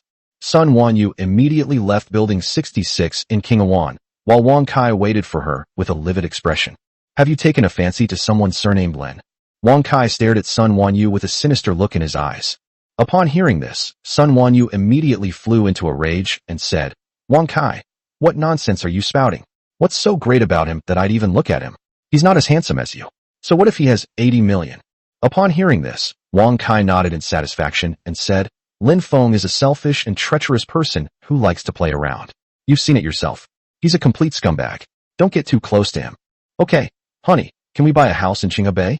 I remember your house is going to be demolished. The compensation should be coming in by now, right? Sun Wanyu looked at Wang Kai with a charming gaze. She was quite provoked by Lin Feng today. The demolition compensation will come down soon. Besides, the housing market isn't doing well right now, and houses will be even cheaper next year, so don't buy now. Buying now would be a waste of money, Wang Kai said, a cigarette dangling from his lips. A flash of displeasure crossed Sun Wanyu's face, but she quickly smiled and said, I'm going to work at the sales office. Wait a minute, Sun Wanyu. How about we go to a nearby hotel? The environment there is nice. Wang Kai hurriedly walked up and pulled Sun Wanyu with a mischievous smile. No, I have to go to work. The tasks assigned by my superiors are too heavy. Don't worry, we're already engaged. I'll be yours sooner or later. Besides, I'm on my period. Sun Wanyu shook her head. Wang Kai was furious upon hearing this, but on the surface he still pretended to be understanding and said with a smile, All right, I can only let you off today. Thank you for your understanding, my husband. Sun Wanyu gave Wang Kai a light kiss on the cheek, then turned and left. You bitch, I'll teach you a lesson after we get married. Wang Kai cursed angrily. Sun Wanyu never let him touch her, even though they were already engaged. She only allowed him to hold her hand. He repeatedly asked Sun Wanyu to go to the hotel, but Sun Wanyu refused with various excuses. As the sun set, Lin Feng, Song Qian, and Su Ling swam in pool number 66 at Qinghe Bay for the entire afternoon. Lin Feng lay on the beach, panting heavily from exhaustion. Su Ling and Song Qian were also exhausted and lay on the beach. Swimming really takes a lot of energy. How is it? Are you satisfied? Lin Feng looked at Su Ling and Song Qian with a smile. Satisfied, extremely satisfied. Song Qian looked around and said with a smile, "It just feels like this villa is too spacious. Boss, when we get old, will you still come to the villa?" Su Ling suddenly glanced at Lin Feng. Lin Feng took out a cigarette, lit it, and then exhaled a smoke ring, saying, "We are all good friends. As long as you have no ulterior motives, we can be friends for life." Su Ling and Song Qian felt a pang of disappointment when they heard that they could only be friends. However, considering that they were both remarried, the sense of loss in my heart lessened considerably. Song Qian, immediately create some fake transactions to suppress the prices of second-hand homes in good locations. Lin Feng suddenly said, "Why is that?" Song Qian asked Yiwodud, "Are you planning to buy up a large number of houses?" "That's right. I'm going to acquire a lot of properties on a large scale." Lin Feng smiled at Song Qian, thinking that she should be familiar with the procedures involved. This is a common tactic used by real estate agents. When housing prices are trending upward, they create fake transactions to artificially inflate prices. When the real estate market is in a slump, real estate agents continue to create fake transactions, constantly suppressing housing prices and forcing some people who are eager to sell their properties at low prices. Real estate agents don't care whether house prices rise or fall. They earn transaction commissions. Upon hearing this, Song Qian and Su Ling exchanged glances, realizing that the real estate market was currently in a very slump. "Lin Feng, will house prices continue to rise?" Su Ling asked doubtfully. Chapter 50. Sun Wanyu's heart flutters, and she encounters Secretary Ouyang again. "Prices will rise, of course they will," Lin Feng said with a smile, glancing at Su Ling. With the government closing down sand quarries on a large scale, sand prices have risen, leading to increased construction costs. Then came the large-scale shantytown redevelopment, which severely stimulated the rise in housing prices. The area surrounding Qinghe Lake, spanning 10 miles, will be designated as a national-level new district next year, with the construction of a high-speed rail station and the development of the new district, causing local property prices to continue to soar. The housing prices in Jiangsheng are already 8,000, so there shouldn't be any large-scale increases, right? Su Ling shook her head after hearing Lin Feng's words. "Based on my experience in the real estate industry, I also think prices won't rise any further." Song Qian shook her head. She wasn't optimistic about future housing prices. Upon hearing this, Lin Feng stood up and said with a smile, "In the next year, the housing price in Qinghe district will reach 30,000 yuan per square meter." The price he mentioned is just the average price. Good properties can reach 50,000 square meters or more, especially the luxury homes in Qinghe Bay, which are even more outrageous, with some costing over 100 million yuan per unit. Keep it up. I doubt this neighborhood will ever be fully occupied, because the houses won't sell. Only men like you, blinded by lust, would buy them. Su Ling teased Lin Feng with a laugh. Lin Feng squatted down, picked up Su Ling, and threw her 4 or 5 meters away into the water. "Ah, you bastard Lin Feng." Su Ling's curses came from the water. Lin Feng looked at Song Qian and smiled. "Just do what I tell you to do. Stop talking nonsense." "All right. The money's all yours anyway. You say you'll do it, so let's do it. I'm telling you, if we lose money, you can't blame me. Besides, I can't handle it all by myself, so you'll have to come and help." Song Qian had no choice but to obey Lin Feng's orders. What could she do? This man was rich and strong. "I don't have time to do these things. I have other things to do." Lin Feng looked towards Qinghe Lake. The lake was filled with banknotes, and he had to get the sand from the lake into his pocket in the shortest amount of time. Upon hearing this, Song Qian pursed her lips, thinking, "You're busy having fun, aren't you?" Bump. Seeing Song Qian's pouting expression, Lin Feng went up and kicked her in the buttocks, sending her flying into the water. "Ah, Lin Feng, you stinky Lin Feng." Song Qian choked on her water before she could react, and couldn't help but yell at Lin Feng. Lin Feng laughed, and immediately leaped up and plunged into the water. Around 8 p.m., Su Ling and Song Qian were so tired from swimming that they went to rest. At the Qinghuan sales office, Sun Wanyu was on duty when she suddenly saw Lin Feng walk in. "Lin Feng, are you satisfied with your new house?" Sun Wanyu asked with a smile as she walked up to him. "Satisfied? Of course I'm satisfied. It's move-in ready, and the security measures are excellent." Lin Feng looked at Sun Wanyu and smiled. "It makes me want to buy a few more sets." Upon hearing this, Sun Wanyu's beautiful eyes lit up. She hurriedly pulled Lin Feng to the model of the property development and said, "Lin Feng, let's buy a few more units." Lin Feng looked at Sun Wanyu's shapely buttocks and plump, fair skin and chuckled in a low voice. "Did you agree to what I said?" Sun Wanyu said coquettishly, "Lin Feng, you're never short of female companions. Why did you take a fancy to me? You know I'm flat-chested, Look at that woman next to you named Su Ling. She's so attractive. Lin Feng looked at Sun Wanyu with a hint of aggression and smiled. I'm not a picky eater, and I prefer to taste more delicious food. If you agree, I'll immediately invest another 30 million to buy a villa. I don't believe it. The real estate market is so sluggish right now. You can't possibly throw money into speculating on houses unless you buy a house first. Sun Wanyu bit her pink lips and shook her head. Seeing that Sun Wanyu was wavering, Lin Feng immediately pressed his advantage and said with a smile, No way, I've bought a house. What if you don't acknowledge it? Besides, you'll be using the money you earn to support Wang Kai. You should know that I have a grudge against Wang Kai. Sun Wanyu hesitated for a moment. If Lin Feng spent 30 million to buy a house, she could talk to the sales director and get a 4% commission, which would be 1.2 million yuan. Alright, my patience is running out. I'm going out for dinner. Also, could you bring some food to my two friends? Lin Feng turned and walked out. You can eat at the sales office too. I'll have someone prepare more oysters, Sun Wanyu called out to Lin Feng. Oysters aren't good for your health. Lin Feng walked out of the sales office. The area around Qinghuan is currently lacking in amenities. There isn't even a decent restaurant. Lin Feng opened a group buying website and searched. He eventually found a grassland barbecue restaurant about 10 miles away with very high ratings. Some people commented that their lamb balls were quite authentic. He immediately rode his bicycle at high speed, and 20 minutes later, he finally arrived at the food stall. He ordered 100 lamb balls and then found a secluded table to sit down. After all, the number of sheep testicles he ate was astonishing. Suddenly Lin Feng saw a familiar figure at the next table. It was the man he had bumped into during the day. The man was Ouyang Weiguo and his secretary. It turned out that the two had spent the day conducting research along Qinghe Lake and came here to have something to eat. Ouyang Weiguo also saw Lin Feng and immediately frowned slightly. Hey buddy, why are you frowning when you see me?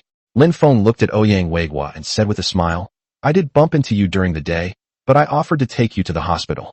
Having lived 2 lives, he had an exceptional eye for people and could tell at a glance that the slightly gray-haired man disliked him. It seems that he didn't receive any compensation when he was hit during the day. Young comrade, you've misunderstood. I wouldn't care about your little bit of money, Ouyang Weiguo said calmly. There's no mistake, I can clearly sense your disgust towards me. Lin Feng looked at Ouyang Weiguo and asked with a smile, Judging from your clothes, you don't look like someone who does business, much less someone who works for a company. You must be in politics, right? He could clearly sense the imposing aura emanating from Ouyang Weiguo. Ouyang Weiguo ignored Lin Feng. The secretary stepped forward and said with a smile, Young man, our boss is having some troubles and really doesn't have the mind to argue with you about what happened during the day. Lin Feng thought for a moment and said, How about this? I'll treat you and your secretary to a drink. He bent down, took out 2 bottles of Matai, and handed them over. The Matai was taken from the villa. It was a free gift with the purchase of the villa. The secretary shook his head and said, Young comrade, there's really no need. Lin Feng had no choice but to give up upon hearing this. Soon the roasted lamb balls were served, and he ate and drank as he went. Just then, another figure walked over. It was a beautiful woman. The woman was tall and looked to be in her early 30s. She had fair skin, and her face had a cold and aloof air about it. She was wearing a black wool trench coat with a belt around her waist, which accentuated her tall and curvaceous figure. Those long legs, encased in black lace stockings, appeared even more slender and perfect. Comrade Bai, Ouyang Weiguo greeted the woman with a smile. Please sit down. The visitor was Bai Luoxue, the city's top finance official, who was in charge of the city's finances. Bai Luoxue sat down gracefully, ate a little, and then smiled and said, I don't think it's necessary to clean up the Qinghe Lake channel. For the past few years, the surrounding flood control dams have been fine, and there won't be any problems this year either. Ouyang Weiguo frowned slightly. It was obvious that the city didn't want to spend money, but still wanted him to do a good job in flood prevention. They're all talk and no action. This river needs to be cleaned up, or there will be big problems, Lin Feng at the next table remarked. He hadn't been paying attention to the conversation between Bai Luoxue and Ouyang Weiguo, but Bai Luoxue raised her voice a bit when she mentioned that there was no need to clean up the Qinghe Lake channel. In addition, he was thinking about the Qinghe Lake matter, so he immediately realized what was going on. Chapter 51, a head-on confrontation with Bai Luoxue, the top financial officer. Bai Luoxue frowned slightly upon hearing Lin Feng's words. She wielded great power, and even Ouyang Weiguo dared not say to her face that she was short-sighted and had long hair. Ouyang Weiguo and his secretary were also dumbfounded. They glanced at Lin Feng, unsure whether to call him reckless or foolish. Oh, which unit are you from? Bai Luoxue asked Lin Feng indifferently. Lin Feng picked up a bowl of wine from the table and drank it all in one gulp. Then he smiled and said, I am Lin Feng, the editor-in-chief of Tomorrow New Media. Bai Luoxue shook her head upon hearing this. Her cold eyes filled with a hint of disdain as she said, never heard of Tomorrow New Media, and never heard of Lin Feng either. Go on with your brilliant ideas. Upon hearing this, Lin Feng realized that this woman had a rather sharp tongue. Tomorrow's New Media was very famous throughout Jiangxing City, practically a household name. According to my research, the surface of Qinghe Lake has risen by 30 centimeters in the past few years, which is mainly due to the rise of the riverbed. Although there has been no breach in the past few years, it is hard to say this year, because it has reached a critical point. I dare say that if effective precautions are not taken, Jiangxing City will inevitably suffer from floods this year. Lin Feng stated his judgment directly. In the past, the district government did not take effective precautions, which led to the collapse of the dikes around Qinghe Lake after the rainstorm, causing a devastating flood. District Party Secretary Ouyang was dismissed for his ineffective disaster relief efforts. These words surprised Ouyang Weiguo slightly. He never imagined that an editor at a new media company would have such accurate data and make the same judgment as him. Bai Luoxue sneered. Where did you get your data? Did you get it from the Water Resources Bureau? What scientific basis does it have? Her words left Lin Feng speechless. These data were all collected after the floods in his previous life. Where was he supposed to find scientific data? Humph. You can't even find any data to support your claims, yet you're spouting nonsense here. It's unbelievable that Tomorrow's New Media has an editor-in-chief like you. It's a problem that their news quality is getting worse and worse. I think it's time to clean up Tomorrow's New Media, Bai Luoxue said, glancing at Lin Feng indifferently. Lin Feng was furious upon hearing this, realizing that the woman's words were becoming increasingly outrageous. I'm telling you, don't be so impulsive with your words. You can go to the Water Resources Bureau now and have them investigate this matter. If the discrepancy is too large, I'll just give you 10 million. Lin Feng suddenly realized that the Water Resources Bureau could definitely find out the real data, which would slap this beautiful woman with long hair but short brains in the face. Upon hearing this, Bai Luoxue's face turned cold, and she said, such arrogance. I doubt you'd be worth 10 million if I sold you. Lin Feng was about to retort when he heard this, but Ouyang Weiguo stopped him with a gesture. Because he had bumped into Ouyang Weiguo while riding his bicycle during the day, he stopped talking and just kept drinking in silence. Bai Luoxue glanced coldly at Lin Feng and then remained silent. Ouyang Weiguo looked at Bai Luoxue with a serious expression and said, I think what this young comrade said makes some sense, and the Water Resources Bureau has indeed provided reliable data confirming that the riverbed has risen by about 30 centimeters in the past few years. Upon hearing this, Lin Feng looked at Ouyang Weiguo in surprise. Who was this man?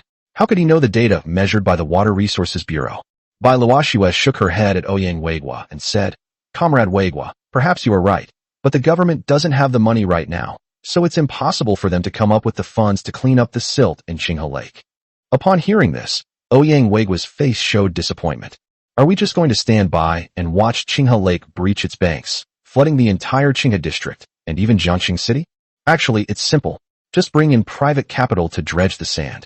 This way, we can develop private enterprises and also control floods, Lin Feng said with a smile, looking at Bai Luoxue and Ouyang Weiguo. He figured it out. The two men must be government officials.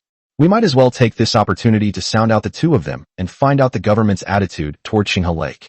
A brain is a good thing, but unfortunately some people don't have one. Bai Luoxue picked up a cup of tea and sipped it slowly, glancing sideways at Lin Feng with her beautiful eyes. Who are you talking about? Lin Feng noticed that Bai Luoxue was always picking on him. Bai Luoxue slowly put down her teacup, her eyes once again filled with disdain as she looked at Lin Feng and said, Private capital isn't stupid. With the real estate market sluggish and sand unsellable, what business owner would do something like that? Unless he's an idiot. Ouyang Weiguo glanced at Lin Feng and shook his head, saying, Young comrade, what she said makes sense. Private capital will not do such a losing business. Upon hearing this, Lin Feng smiled slightly and said, Not necessarily. Upon hearing this, Ouyang Weiguo's eyes lit up, and he asked, Which company wants to do this? I want to do it, Lin Feng stated frankly. Ouyang Weiguo wiped away a cold sweat. It turned out this kid was joking with him. Hey, there's a toilet over there. You can go look at yourself in the toilet, Bai Luoxue teased, glancing at Lin Feng. Long hair, short brains. Lin Feng retorted to Bai Luoxue without any politeness. Who are you calling a jerk? Bai Luoxue stood up angrily. She really wanted to hit this annoying man with her bag. Just as Lin Feng was about to retaliate against Bai Luoxue, the waiter brought over a large basin filled with lamb testicles and ginseng. The broth was milky white and smelled delicious. Sir, stop. Lin Feng looked at Bai Luoxue and said, I was wrong. You are beautiful and have a long-term vision. Don't hold it against me. He was so hungry that he couldn't be bothered to argue with the woman anymore. Bai Luoxue's anger subsided considerably when she heard Lin Feng admit defeat. However, when he saw Lin Feng eating from a bowl, he couldn't help but mutter under his breath, You're going to stuff yourself, you glutton. Upon hearing this, Lin Feng's anger flared up, and he wanted to retaliate against Bai Luoxue again, but Ouyang Weigua stopped him. Young comrade, let's have a drink. Ouyang Weigua glanced at Lin Feng and said, Your thinking is very insightful. I hope your newspaper can promote this matter vigorously and get private capital involved. I originally disliked the people around Wang Yaozu.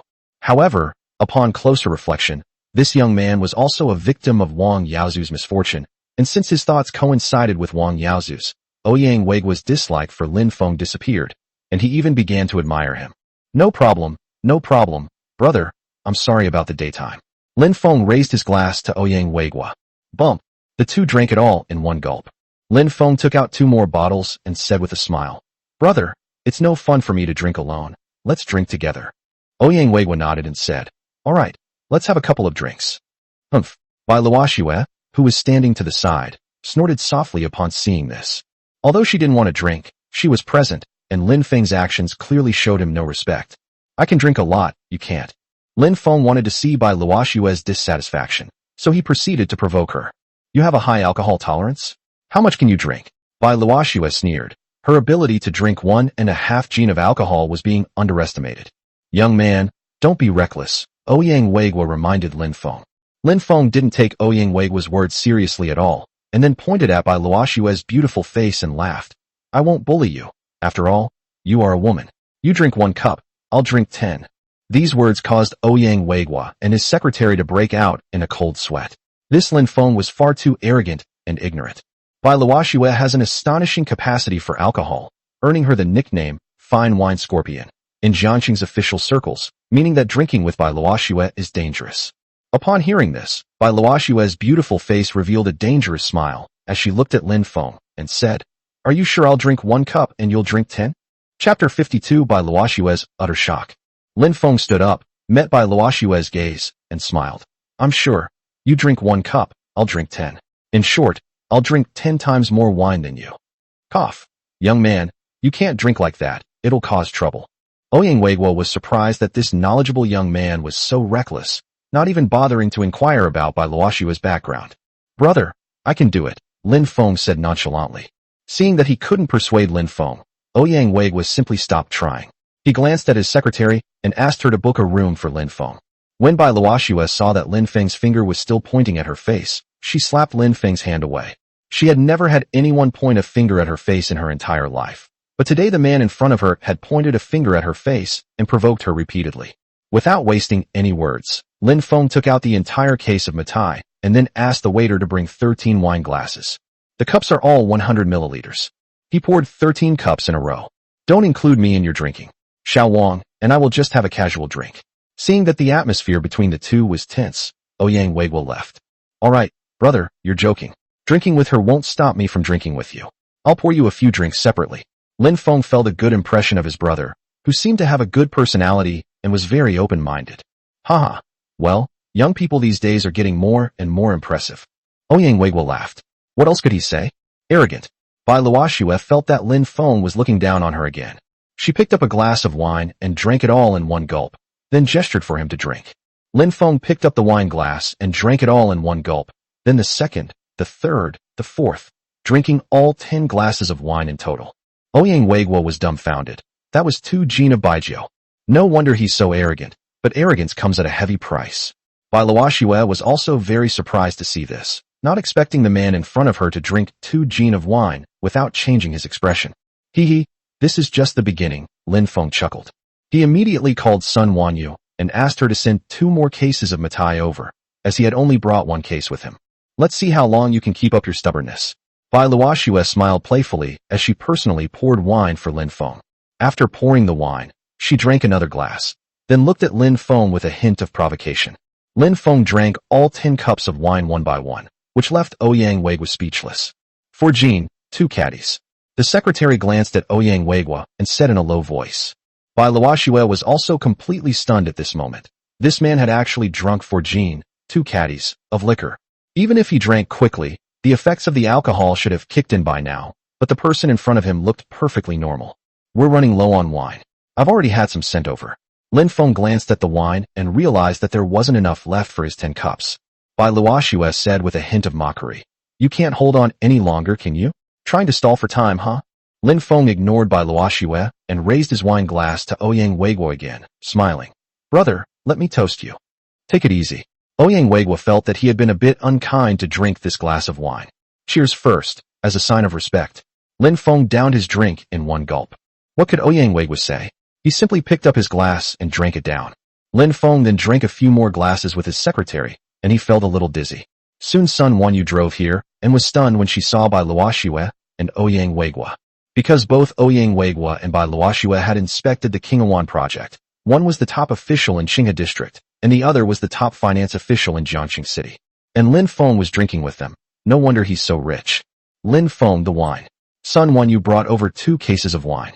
Oh, you're a salesperson from Qinghuan? Is this the liquor that Qinghuan gave away?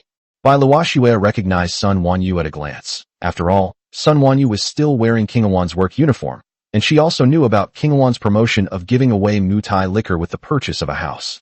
Ouyang Weiguo was also somewhat surprised that Lin Feng had sent people from Qinghe Bay to deliver wine.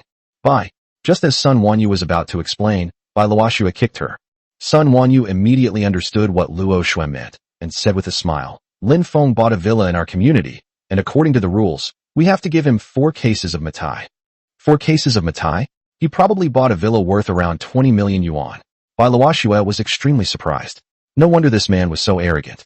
Ouyang Weiguo was shocked again. He realized he needed to re-evaluate Lin Feng. This is seriously inconsistent with the information my wife found. Buying a 20 million yuan villa on a whim, that's quite a net worth. Sun Wanyu, don't go back to your shift. Help me take this woman back later. You actually dare to challenge me to a drinking contest. Lin Feng's lips curled into a sneer. Okay. Sun Wanyu turned around, pulled up a stool, and sat down next to Lin Feng. Stop talking nonsense. I'll just drink 1 bottle. Are you going to drink 10?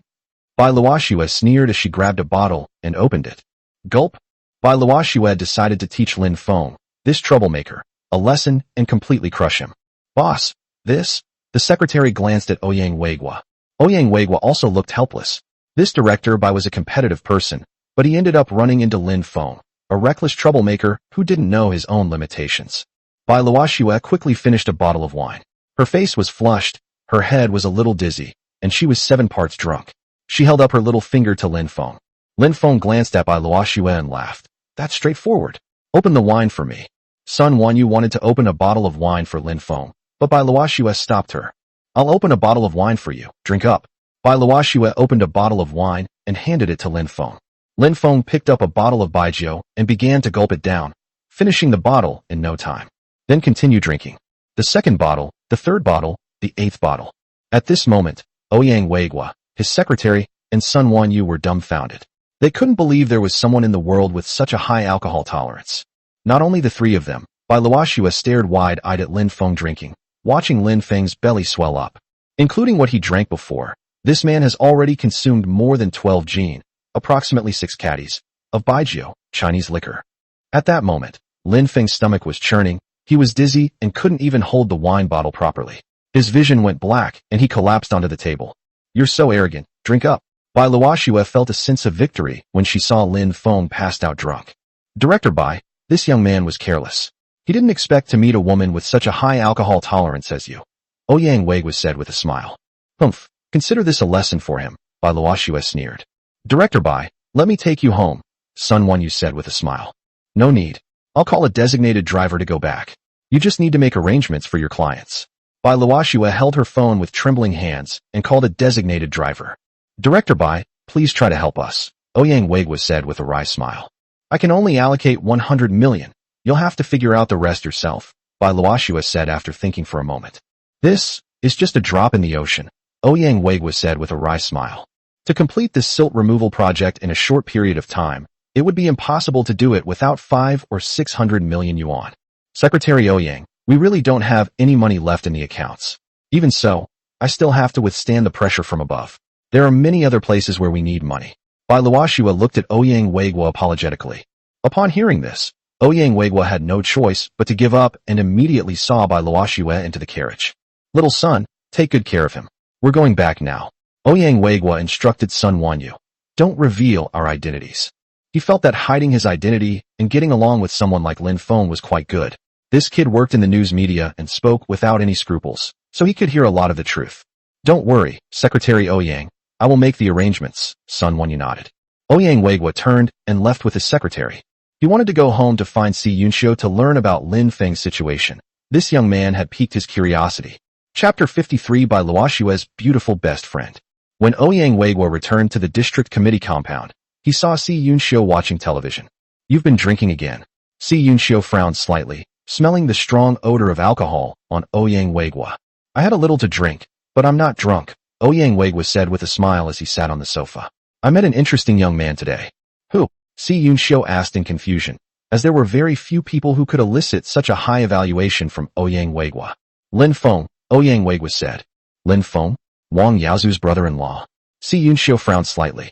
Although Lin Feng was somewhat special, his association with Wang Yaozu made Si Yunxiu somewhat unhappy. He didn't know me. I ran into him when I went to Qinghe Lake, and he bumped into me on his bicycle, Ouyang Weiguo explained. Are you alright?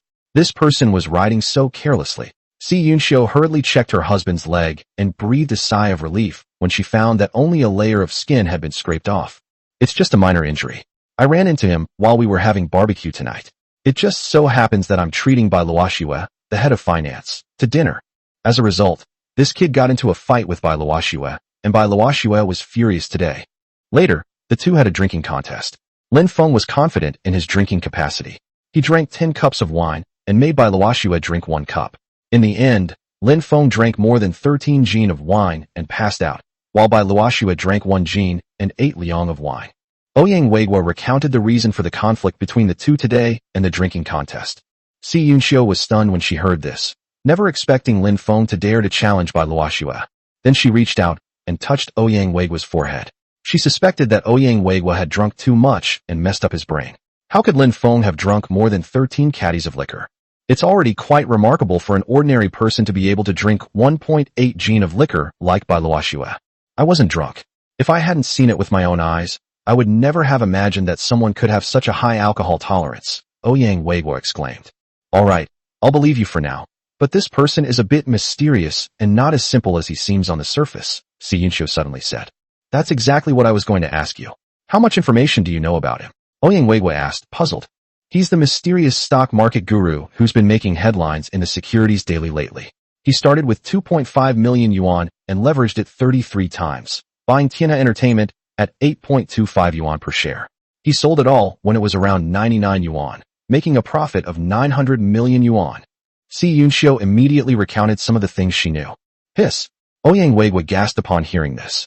So this mysterious stock market guru is Lin Feng. No wonder he's so wealthy and powerful. It was with his guidance that Deputy Director Luo's wife got out of trouble and even made a few small profits. My son, Xiaolei, got this information from Deputy Director Luo and made a small fortune, Si Yunxiu revealed again. Ouyang Weiguo was slightly stunned upon hearing this. He hadn't expected Lin Feng to have benefited so many people in the stock market. So this person is very mysterious. He used to be the editor-in-chief of tomorrow's new media. His salary wasn't high, but suddenly his insight became incredibly sharp. Although I've never met him before, based on the information he provided, he seems like a completely different person all of a sudden, Si Yunxiu said. Moreover, his wife's fall into the well and being impaled by an iron rod was also a setup by him. Upon hearing this, Ouyang Weiguo stood up, looked out the window, and remained silent. I think I've found a solution to the flood control problem at Qinghe Lake, Ouyang Weiguo said, recalling his conversation with Lin Feng earlier that day. Lin Feng strongly supports bringing in private capital to clean up the silt in the river, and he boasts that he has the financial resources to do so. At the time, Ouyang Weiguo thought Lin Feng was joking, but now it seems that Lin Feng really does have the financial resources. You don't want him to do you this favor, do you? Why would he throw money down the drain? Everyone knows sand isn't selling right now, Si Yunxiu said, shaking her head. He has already stated that he can help the government clean up the river. Let's see what he does next. Ouyang Weiguo's face showed some anticipation. If Lin Feng could get involved, he would definitely be able to solve the current problem. I think it's impossible. Nobody would do something so pointless. Si Yunxiu looked at Ouyang Weigui gently and said, "Don't put too much pressure on yourself. Just do your best and leave the rest to fate." If a flood were to occur and cause significant damage, the husband would most likely be forced to step down or even be relegated to a secondary role. Ouyang Weigui brewed a cup of tea and walked to the balcony in silence.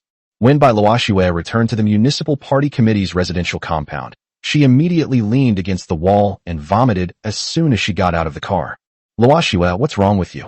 A figure walked out. It was a beautiful woman wearing a purple coat and black-rimmed glasses. The beautiful woman's name was Su Yunxiang, who was Bai Luoxue's best friend. She came from the provincial capital and was the head of a large state-owned construction company. I'm fine, Bai Luoxue squatted on the ground and vomited again.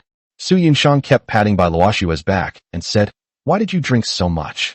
Bai Luoxue didn't speak, but stuck her fair finger into her throat and then vomited again. Half an hour later, she vomited almost all her bile, but she was still dizzy. Su Yunxiang had already prepared a hangover tea for Bai Luoxue. After drinking the hangover tea, Bai Luoxue lay in bed for nearly an hour before opening her eyes.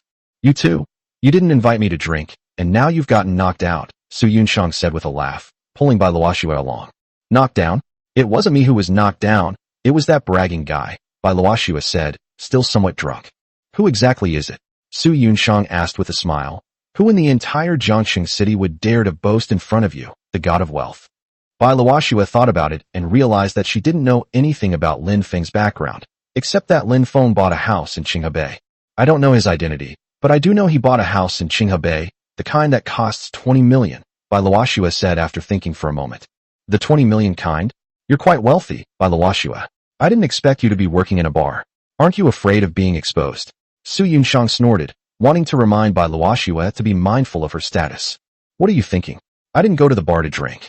Today, Secretary Ouyang asked me to discuss something. We were talking about flood prevention when this guy interrupted. 'How dare you say I have long hair, but short brains?'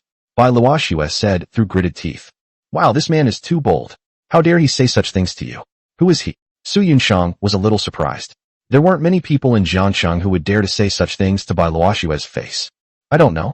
He doesn't know my identity, let alone Ouyang Weigui's identity." Bai Luoxue suddenly said, "Yunxiang, although I won this time, I also lost." "What do you mean?" Su Yunxiang asked, puzzled. "He drank 10 cups, I drank 1 cup.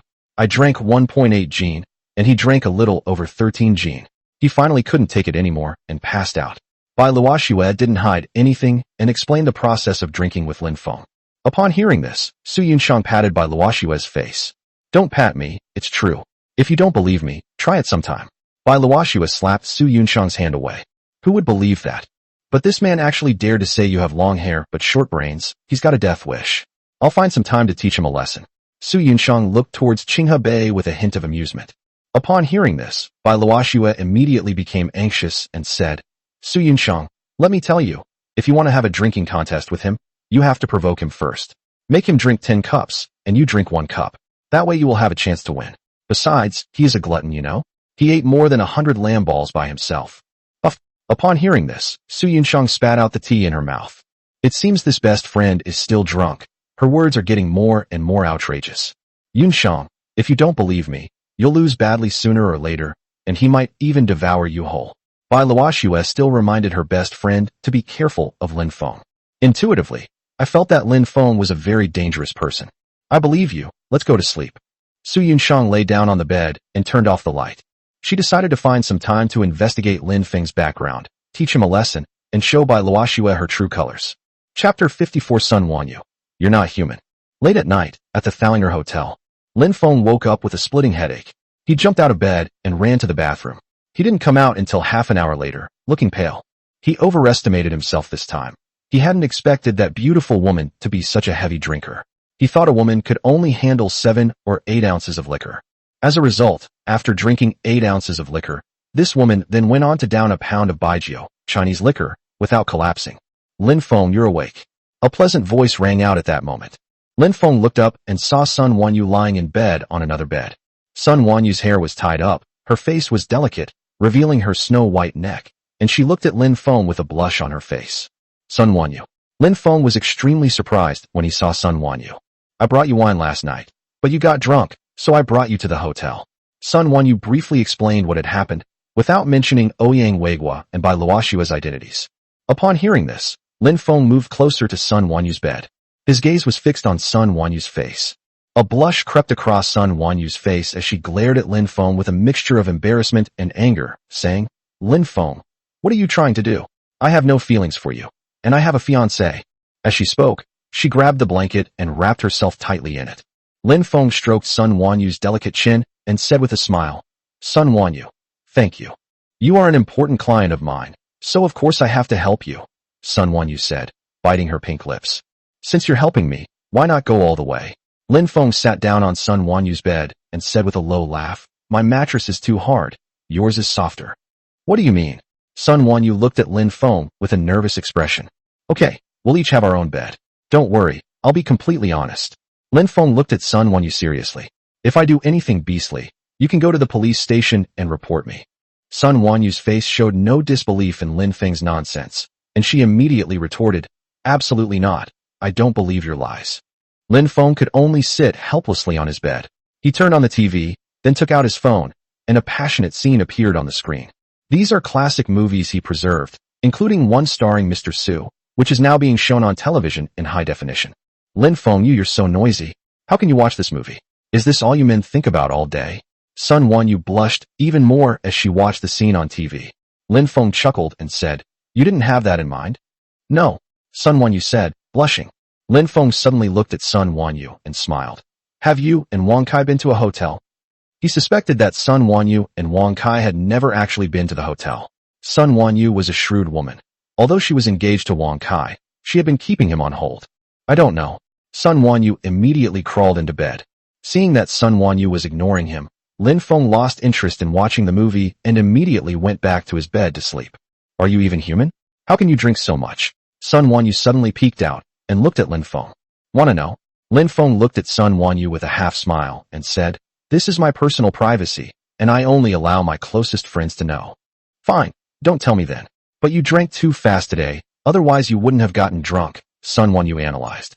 Lin Feng thought about it and agreed. Although 13 caddies of liquor was a lot, he could still handle it with the joyful yoga technique. "I drank too quickly, which my body couldn't handle. I guess I need to drink more slowly next time." Ding talk. Just then, Sun Wanyu's cell phone rang. She glanced at her phone and saw it was a video call from her fiancé, Wang Kai. Sun Wanyu's face changed instantly. If Wang Kai found out that she and Lin Feng were staying in the same hotel room, he would probably skin her alive. "Wang Kai's." Lin Feng looked at Wang Kai and asked with a smile. Sun Wanyu rolled her eyes at Lin Feng. Lin Feng chuckled and said, "Give me the phone, I want to chat with this guy for a bit." Sun Wanyu snorted and said, "Shut up, don't say a word, go to the bathroom, please." As she said this, Sun Wanyu looked at Lin Feng with a pleading expression. "My bed is too hard, I want to sleep in yours, or I'll video call Wang Kai right now," Lin Feng threatened in a low voice as he approached Sun Wanyu.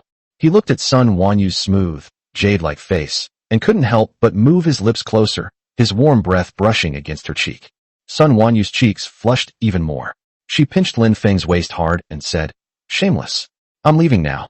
After speaking, Sun Wanyu got out of bed, put on her shoes, and walked towards the door. "Don't go. I'm going to the restroom." Lin Feng hurriedly blocked Sun Wanyu's path.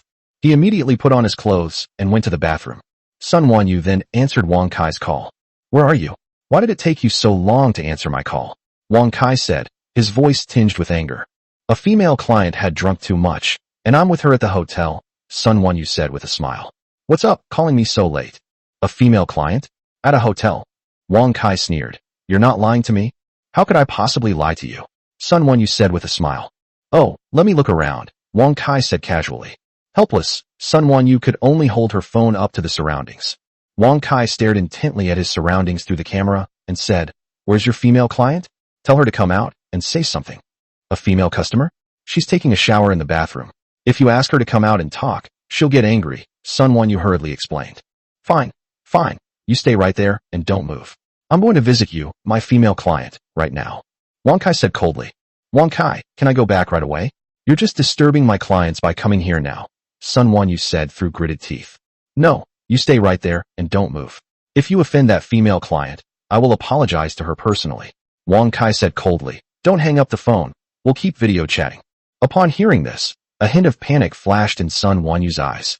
She carefully kicked the bathroom door with her foot, signaling Lin Feng to leave. The bathroom door opened, and Lin Feng stood in the doorway with a smug smile. Sun Wanyu gestured for Lin Feng to leave quickly. Lin Feng shook his head. Why should he leave this house? After Wang Kai finishes his examination and leaves, you'd better listen to me obediently, and I'll find someone to help you, Lin Feng said in a low voice. Sun Wanyu hesitated for a moment, but ultimately agreed to Lin Feng's suggestion. Lin Feng put on his clothes, turned around, and walked out. He immediately called Kai Wei and asked her to rush to the hotel. Since becoming a multimillionaire by following Lin Feng in stock trading, Kai Wei has stopped working as a hostess and instead became the bar's accountant.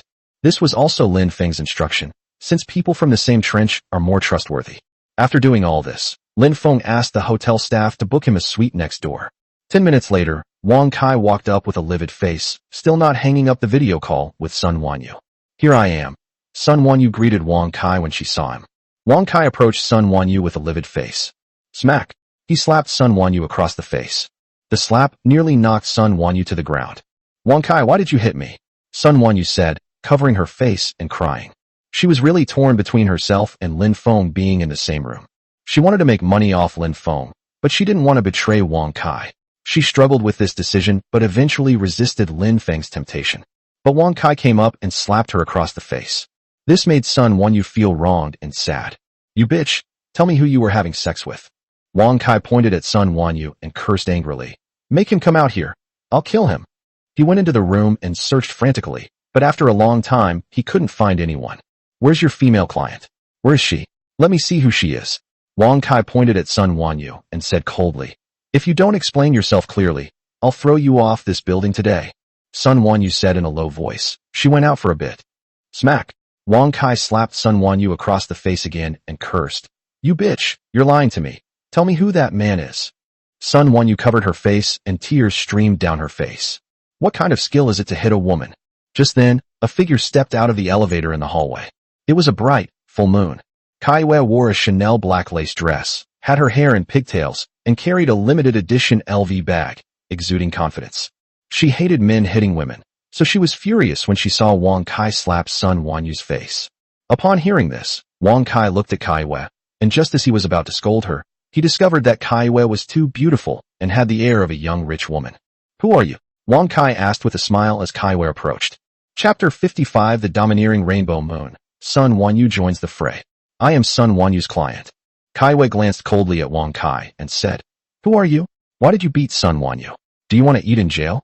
Wang Kai was stunned when he heard this. The woman in front of him was actually Sun Wanyu's client. Could it be that Sun Wanyu really didn't come to the hotel with a man today?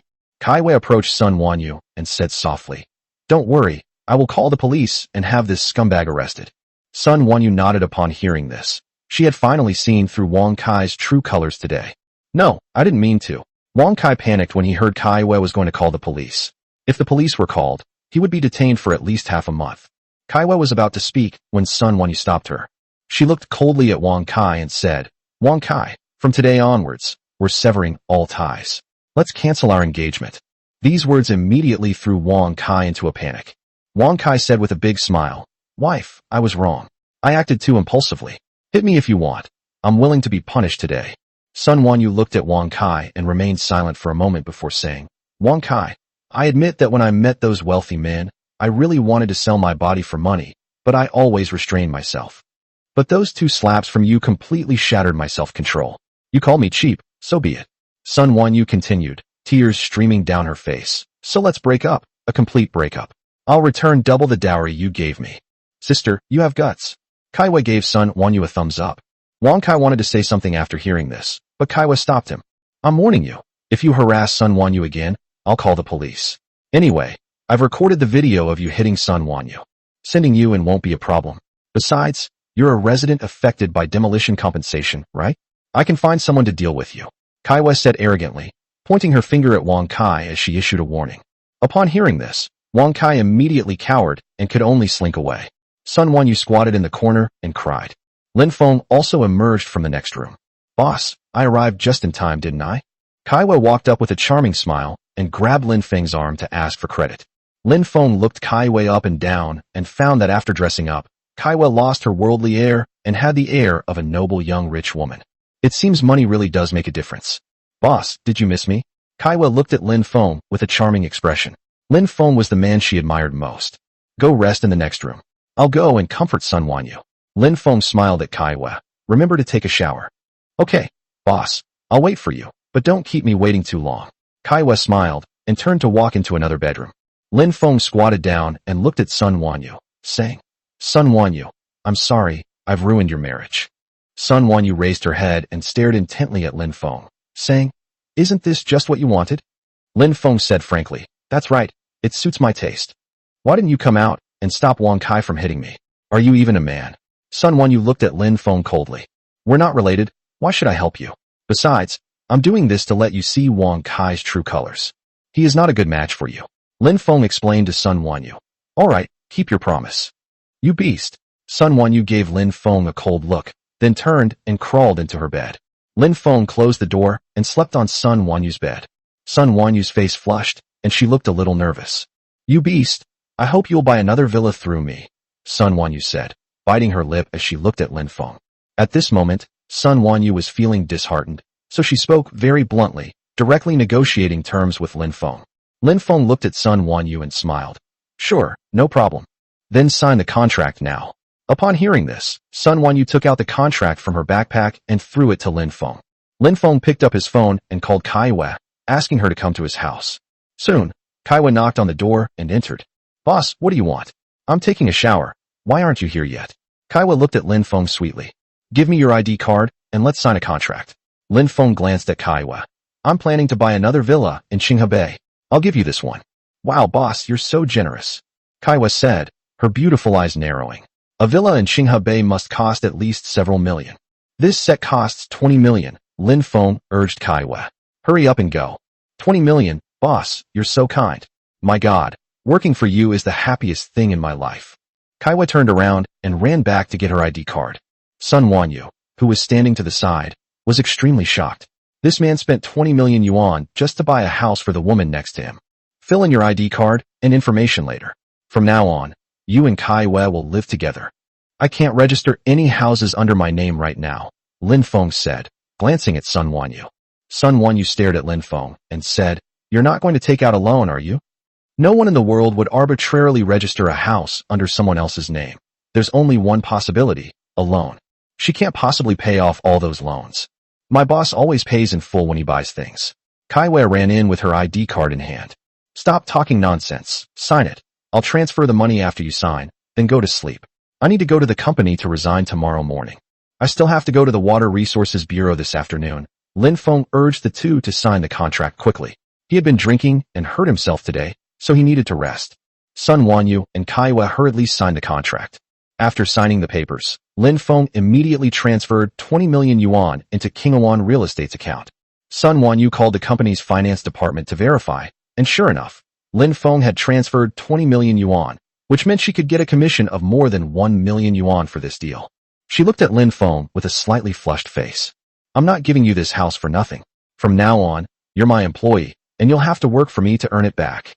Lin Feng said to Sun Wanyu.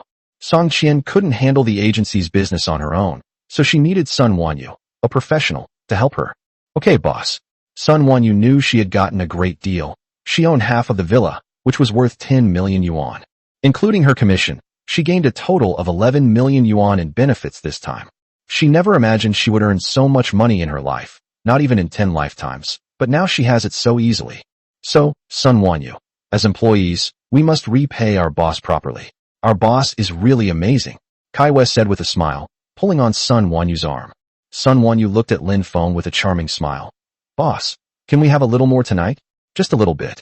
Lin Feng could tell that Sun Wanyu wanted to drink today, and he was a considerate person to his employees. So he agreed to Sun Wanyu's request. It was already 3 a.m. after they finished drinking. Sun Wanyu, Kaiwa, and Lin Feng then played more than 10 rounds of mahjong. Sun Wanyu was a beginner, so her skills weren't great. Lin Feng and Kaiwa had to teach her step by step. After more than a dozen rounds, Sun Wanyu's mahjong skills had improved considerably. Lin Feng didn't wake up until noon the next morning. He was so tired that his back ached. He then got dressed and went to Tomorrow New Media Company. This is where he works. He took leave after being reborn, and his boss has been urging him to go back to work for the past few days. Going to work? With his current net worth, why would he need to go to work? Just as Lin Feng reached the company entrance, Wang Kai appeared. He looked down at Lin Feng with an air of superiority. Lin Feng, you still dare to come to the company? Wang Kai stared at Lin Feng and mocked. Lin Feng looked at Wang Kai with a playful smile. He was determined to settle the score between him and Wang Kai today. He didn't want Wang Kai to harass Sun Wanyu, who was now his employee. Why wouldn't I dare? Lin Feng stepped forward without backing down, glancing at Wang Kai with disdain. Wang Kai sneered and took out a work ID from his pocket, throwing it to Lin Feng. The work permit reads, Wang Kai, Chief Editor of Tomorrow New Media. Chapter 56 Wang Kai's Provocation, Beautiful CEO Miaoling. Editor-in-Chief of Tomorrow New Media? President Miao actually made you the Editor-in-Chief of Tomorrow New Media? Lin Feng looked at the work permit in his hand with great surprise. Lin Feng was very unhappy that Wang Kai was appointed as the Editor-in-Chief of Tomorrow New Media. Although he didn't care about the Editor-in-Chief position, he had worked hard for the company for so many years, and he should be made Editor-in-Chief as a reward for his contributions. In short, I may not need it, but you can't refuse to give it to me. Lin Feng, I found out. You don't have any money at all. You're just being kept by a rich woman. We men ultimately rely on our own abilities. You've been competing with me for the Editor-in-Chief position for years, and now it's mine. From now on, all your submissions will have to be reviewed by me. If I don't approve, they won't be published. Only if I approve will you be able to make a living. Wang Kai said with his hands behind his back, exuding an air of superiority. Haha, that's interesting. Although I'm a little unhappy that you took over as Editor-in-Chief, that's all. Today I'll make sure you have no face to stay at tomorrow's new media. Lin Feng laughed and looked at Wang Kai as if he were a clown. Wang Kai ignored Lin Feng and went upstairs. Lin Feng also arrived at the company lobby on the second floor. The company staff greeted Wang Kai, but no one greeted Lin Feng, including the people Lin Feng had previously taken in. See? They only talk to you because I let them talk to you. If I don't let them talk to you, you're nothing. Wang Kai came up to Lin Feng and whispered, extending his little finger. Lin Feng ignored Wang Kai and turned to walk into the boss's office. Miao Ling, president of Tomorrow New Media, was sitting in the office. Miao Ling was an extremely beautiful woman. She was wearing a thin black cashmere coat, sitting on a chair with her snow-white legs crossed, her peach blossom eyes looking at Lin Feng. You came in without knocking, Lin Feng. What are you trying to do? Miao Ling raised her head and tilted her snow-white neck, looking at Lin Feng with a hint of displeasure on her face. Bump. Lin Feng turned around and kicked the office door shut, then locked it from the inside. What do you want to do? Miao Ling gave Lin Feng a cold look, and as she spoke, she took out a self-defense weapon from the drawer. She noticed that Lin Feng had changed. The Lin Feng of the past was timid and submissive, but the Lin Feng of now was full of aggression. Hey Lin, what do you want? Wang Kai's voice came from outside. Open the door now, or I'll call the police. Lin Feng, what do you want to do? Hey Lin, open the door, or we'll call the police. Hey Lin, are you out of your mind? At that moment, a lot of employees cursing came from outside the door. They felt this was an opportunity to make a name for themselves, and all wanted to take credit. Get them out of here. I want to have a proper talk with you. Lin Feng glanced at Miao Ling. Miao Ling looked out the window and said, Everyone, go back to your posts. Don't come over unless I call you. But Mr. Miao, we can't just stand by and watch you get hurt. Wang Kai's urgent voice came through. Get back to your posts. Do I need to tell you how many times? Miao Ling coldly looked out the window, then went up and pulled the curtains shut. Hey Lin, if you dare touch a hair on President Miao's head, I'll make sure you die a horrible death. Wang Kai's threatening voice came from outside. Lin Feng looked outside and said with a smile, Wang Kai, after I finish talking with President Miao, I'll have a good talk with you and get to know the grudges between us. You're not qualified to talk to me. Remember, don't lay a hand on President Miao. President Miao appointed me as Editor-in-Chief because I'm better than you. Wang Kai snorted coldly and left. Lin Feng ignored Wang Kai and sat opposite Miao Ling, looking at her. He and Miao Ling were actually university alumni. Miao Ling was in the journalism department, 2 years his junior, so she was his junior. After graduation, Miao Ling dragged him into starting a business together. In the early stages of the company, it was just the two of them, and he worked overtime until late at night every day. He was responsible for setting up the company's initial framework and operations. It wouldn't be an exaggeration to call him the company's most senior veteran. Miao Ling had declared that Lin Feng would be her editor-in-chief, and later her vice president and general manager. But now the editor-in-chief position has been given to someone else, which makes Lin Feng feel uneasy. He may not want it, but you, Miao Ling, cannot refuse to give it to him. Miao Ling looked up at Lin Feng and laughed. Lin Feng, you've got some nerve, daring to challenge me. How dare I challenge you? Your parents are both high-ranking government officials, and you yourself are rich and powerful. Even if you gave me 10 lives, I wouldn't dare. Lin Feng looked at Miao Ling and sneered. The fact that this new media company could operate so smoothly in Jiangxing City is also inseparable from Miao Ling's family background. Her parents are high-ranking officials in Jiangxing City, and it is rumored that one of them is a vice mayor. Upon hearing this, Miao Ling suddenly smiled charmingly and said, Lin Feng, you've changed. It was an intuition. She sensed that Lin Feng had changed, truly changed, becoming confident and domineering. Changed? I have indeed changed, Lin Feng muttered quietly to himself as he lay back in his chair. If things don't change, what's the point of being reborn in this life? He never expected that Miao Ling would be the first to discover his transformation. Indeed, he spends more time with Miao Ling than with his wife Wang Miling, since they interact every day at work. Miao Ling stood up and poured 2 cups of tea, one of which was the Hong Pao tea for Lin Feng. This is a treasured item from my dad's collection. It was a gift from one of his old comrades in arms who worked in engineering, Miao Ling explained with a smile. It tastes quite good. Lin Feng placed the tea on the table without saying a word, staring at Miao Ling. Don't look at me like that. I'm not married yet, Miao Ling said half-jokingly. Lin Feng took a deep breath and looked at Miao Ling, saying, My dear Junior, give me an explanation, a reasonable explanation. Can you give me an explanation? You haven't called me once in the past few days, and you just sent me a text message asking for leave. I had a few urgent manuscripts to process, but after I sent them to you, they all disappeared without a trace. I even called you, but no one answered. Miao Ling's voice rose considerably as she said this. Lin Feng was speechless for a moment. After his rebirth, he no longer cared about tomorrow's new media because he never proactively opened his email. Moreover, he often partied every night and received many phone calls, so he didn't notice Miao Ling calling him. You've changed, Miao Ling said sadly. You're no longer my companion. I've realized we're drifting further and further apart at this crossroads. I can tell you don't care about this editor-in-chief position at all. I have too many things to do at home, and there are indeed many things that need to be dealt with. But I can refuse. You can't refuse to give it to me. That's a matter of your attitude, Lin Feng said again. Didn't give it to you? My dear senior, I'm even more certain you didn't check your email. Miao Ling slapped the teacup in her hand away, spilling water all over the table. Seeing Miao Ling get angry, Lin Feng hurriedly opened his email and checked it. There were dozens of unread emails on the screen, all sent to him by Miao Ling. He opened each email account one by one. One of the emails contained the message, Dear Senior, I would like to invite you to serve as the president of Tomorrow New Media. Chapter 57 The Husband Who Pretended to be the Beautiful CEO? Lin Feng saw that the email address Miao Ling posted was the same one his wife, Wang Miling, had jumped into the well on. Upon seeing the contents of his email, Lin Feng was slightly shaken. Miao Ling had actually invited him to become the president of Tomorrow New Media. The position of president is much better than that of editor-in-chief. I'll go find a formal job in the government right away, and I'm thinking of handing the company over to you to manage. But you're ignoring me. If you cared about anything at the company, you would have seen this email. I've thought it through. I'll give you a week. If you still don't come to me after a week, I'll withdraw the email. Miao Ling frankly told Lin Feng her thoughts. Lin Feng sighed upon hearing this. I'm sorry, Junior, it was my fault. Lin Feng apologized to Miao Ling. He also understood why he couldn't become the editor-in-chief in his previous life. After his wife died in his previous life, he lived like a living dead, often drinking heavily and forgetting all about work.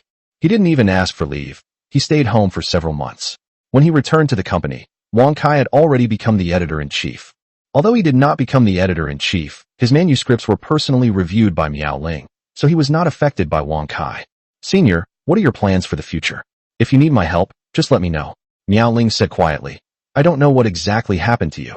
Lin Feng was silent for a moment before saying, Miao Ling, you are my only friend in the world. Sometimes I think that I wish I had married you. These are his true feelings. It would be a lie to say he wasn't tempted by being with such a beautiful woman like Miao Ling all day, but he held fast to his family and nipped that thought in the bud. Uft! Miao Ling chuckled and looked at Lin Feng, saying, Idiot, aren't you afraid your wife will hear this and come to the company with a knife to attack me? It's impossible between us, Lin Feng said, shaking his head. Why? Is what happened at home related to her? Miao Ling asked, puzzled. Lin Feng didn't hide anything and recounted how his wife forced his parents to vacate the house and then staged a scene by jumping into a well. Miao Ling's eyes widened upon hearing this, and her pink lips parted as if they could fit an egg inside. Such an outrageous thing has happened in the world. Inspiration struck. This will definitely be a hit. I'm planning to start a paid short story reading platform on WeChat. Miao Ling suddenly seemed to have taken a stimulant, and she opened her computer and typed several hundred words in a flash. Lin Feng was speechless for a moment and said, "You're still teasing me at a time like this." "I'm not kidding. Your story could become a viral sensation if adapted," Miao Ling laughed. "Also, what are your plans for the future? Stay at the company as the CEO, or go out and start your own business?" "I'll only do it if you don't let me manage things," Lin Feng chuckled. "New media is very important. It allows us to control traffic. Whoever controls the traffic has a voice in the market. He also wants to get involved, but he doesn't have enough energy. Go cool off somewhere else. You get paid for nothing and don't do any work. How can you be so beautiful?" Miao Ling told Lin Feng to go aside. Lin Feng shook his head and said, "I want this position mainly to annoy Wang Kai. As long as I can keep Wang Kai under control, that's fine." Upon hearing this, Miao Ling thought for a moment, her beautiful eyes flashing with a hint of cunning, and said, "Okay, but you have to agree to one condition." "What are the conditions?" Lin Feng asked, puzzled. "Divorce your wife immediately, since your relationship is broken anyway, and then come with me to get a marriage certificate." Miao Ling stood up and approached Lin Feng, her eyes flashing with a cunning glint, like a hunter eyeing its prey. No, President Miao, I'm only after your CEO position, and you're actually after my body? You're so shameless." Lin Feng took 2 steps back in a panic, like a little white rabbit. "Get out of here, it's just a fake marriage to appease my family's pressure to get married. Anyway, you've already remarried after your divorce, so it's no problem for you to get married again. When you get married for the 3rd time, I'll pay you a dowry, and I'll also give you a house and a Porsche." Miao Ling listed her conditions one by one. Lin Feng stared sharply at Miao Ling, wondering what this woman was up to. "In short, if you don't agree, then get out of here. As for the CEO position, forget about it." Miao Ling gave Lin Feng an ultimatum. Lin Feng has no desire to be bound by marriage in this lifetime, not even a fake one. He didn't want to get married at all, and he certainly didn't want to cheat on his wife. "Ms. Miao, I'll play your boyfriend. I'm worried you'll suffer in the future. You've also noticed that I've changed." Lin Feng looked at Miao Ling earnestly, worried that the fake relationship would become real and hurt Miao Ling in the future. "You think you can hurt me? What are you thinking? You're not my type." Miao Ling shook her head and said, "So, are you going to say yes or no?" "All right." Lin Feng finally agreed to Miao Ling's request. Since Miao Ling said he wasn't her type, things would be much easier. He wouldn't hurt Miao Ling when he went out to have fun. "However, you still need to worry about company matters," Miao Ling instructed Lin Feng. Lin Feng thought for a moment and said, "I can only spare a small part of my energy for these things. You can bring in some more people. Of course, I will also make some good plans and arrangements for the company, with absolutely forward-thinking ideas." Hearing Lin Feng's statement, Miao Ling finally felt relieved. "What exactly are you busy with?" Miao Ling asked, puzzled. "I need to give my parents an explanation. They asked me what my husband does for a living. How should I answer?" Lin Feng stood up, put his hands behind his back, glanced at Miao Ling, and smiled. "Tell those 2 elders that I have 8 small goals in savings." "Holy crap, senior, it's not even dark yet." Miao Ling didn't believe Lin Feng's words at all. Without saying a word, Lin Feng showed Miao Ling the balance in his online bank account. Miao Ling stared in disbelief at Lin Feng's bank balance. "Oh, Senior Lin, Boss Lin, I need to get to know you all over again." Miao Ling's oval face was full of smiles. "Get out of here. Your Tomorrow New Media is making a lot of money, and you're also making a fortune in real estate." Lin Feng told Miao Ling to move aside in an annoyed tone. Tomorrow New Media is very wealthy, with its official account boasting 35 million followers and generating 2,000 to 3,000 in revenue annually. Employee expenses are only a small part of that revenue. Furthermore, Tomorrow New Media also undertakes outdoor advertising business, covering the entire Jiangxing city, which generates substantial profits. Someone once offered 4 small goals to buy the company, but Miao Ling rejected it. Not only that, Miao Ling had already purchased properties in Beijing and Shanghai 6 years ago, in 2009. "I bought 7 apartments in a residential complex in Beijing at a price of 8,000 yuan per square meter. Currently, the average price of apartments in this complex is 64,000 yuan per square meter. I bought 9 apartments in a Shanghai neighborhood at a price of 9,000 yuan per square meter. The average price in this neighborhood is currently 61,000 yuan per square meter." Lin Feng once calculated that, after deducting loan and bank interest, Miao Ling would earn at least a small fortune. Lin Feng knew all of this, which is why Miao Ling was the real little rich girl. "Humph, you're a bad guy. You've hidden it well." Miao Ling looked at Lin Feng with some dissatisfaction. "No wonder you didn't want to play my husband. Were you afraid I'd cling to you in the future?" Upon hearing this, Lin Feng wiped away a cold sweat. Go out and show off all you want. That's what you men love. Miao Ling told Lin Feng to leave. Seeing that Miao Ling was telling him to leave, Lin Feng immediately opened the office door and went out. Many employees looked at Lin Feng, while Wang Kai walked out with a cigarette in his mouth. Lin Feng, it's no use begging the boss. I'll put you in that corner. Wang Kai exhaled a smoke ring and looked at Lin Feng. Lin Feng looked at Wang Kai with a hint of amusement, as if he were watching a clown. Lin Feng, don't go against the editor-in-chief's orders. Lin Feng, if you don't listen to the editor-in-chief, I also know a little bit of martial arts. Lin Feng, offending the editor-in-chief has dire consequences. Don't force me to take action against you. At this moment, some of the company's sycophants came up to Wang Kai and became his lackeys. Lin Feng's gaze fell on a man named Cheng Chao, who was his confidant in the company. He hadn't expected that Cheng Chao would also side with Wang Kai. Cheng Chao was trained by him. He was practically Cheng Chao's mentor. Chapter 58, I'm not the editor-in-chief, but I'm the CEO. Shaolin, just apologize to editor-in-chief Wang, and the matter will be over. Cheng Chao looked at Lin Feng with a smile. Good, very good. Lin Feng stared intently at Cheng Chao. Cheng Chao's conviction deeply saddened him. He despised such traitors. Good my ass. Apologize to the editor-in-chief right now. Cheng Chao pointed at Lin Feng's nose and cursed. Lin Feng ignored Cheng Chao and scanned the entire hall. Many people in the hall did not dare to look up at Lin Feng. I don't think this is necessary. Editor-in-chief Lin used to be very kind to us, a round-faced girl said, standing up at this moment. Lin Feng glanced at the round-faced little girl, whose name was Fong Ting, and who was also one of his apprentices. Seeing Fong Ting step forward, a ray of sunshine returned to Lin Feng's heart. It seemed that there were still some people with a conscience. Yes, Editor-in-Chief Lin is a good person. He has taught us a lot, and we must not be ungrateful. If Editor-in-Chief Lin moves to a corner, we'll all move to a corner too. I support Editor-in-Chief Lin. You know that doing this will offend the Editor-in-Chief. If the Editor-in-Chief speaks out, none of us can survive.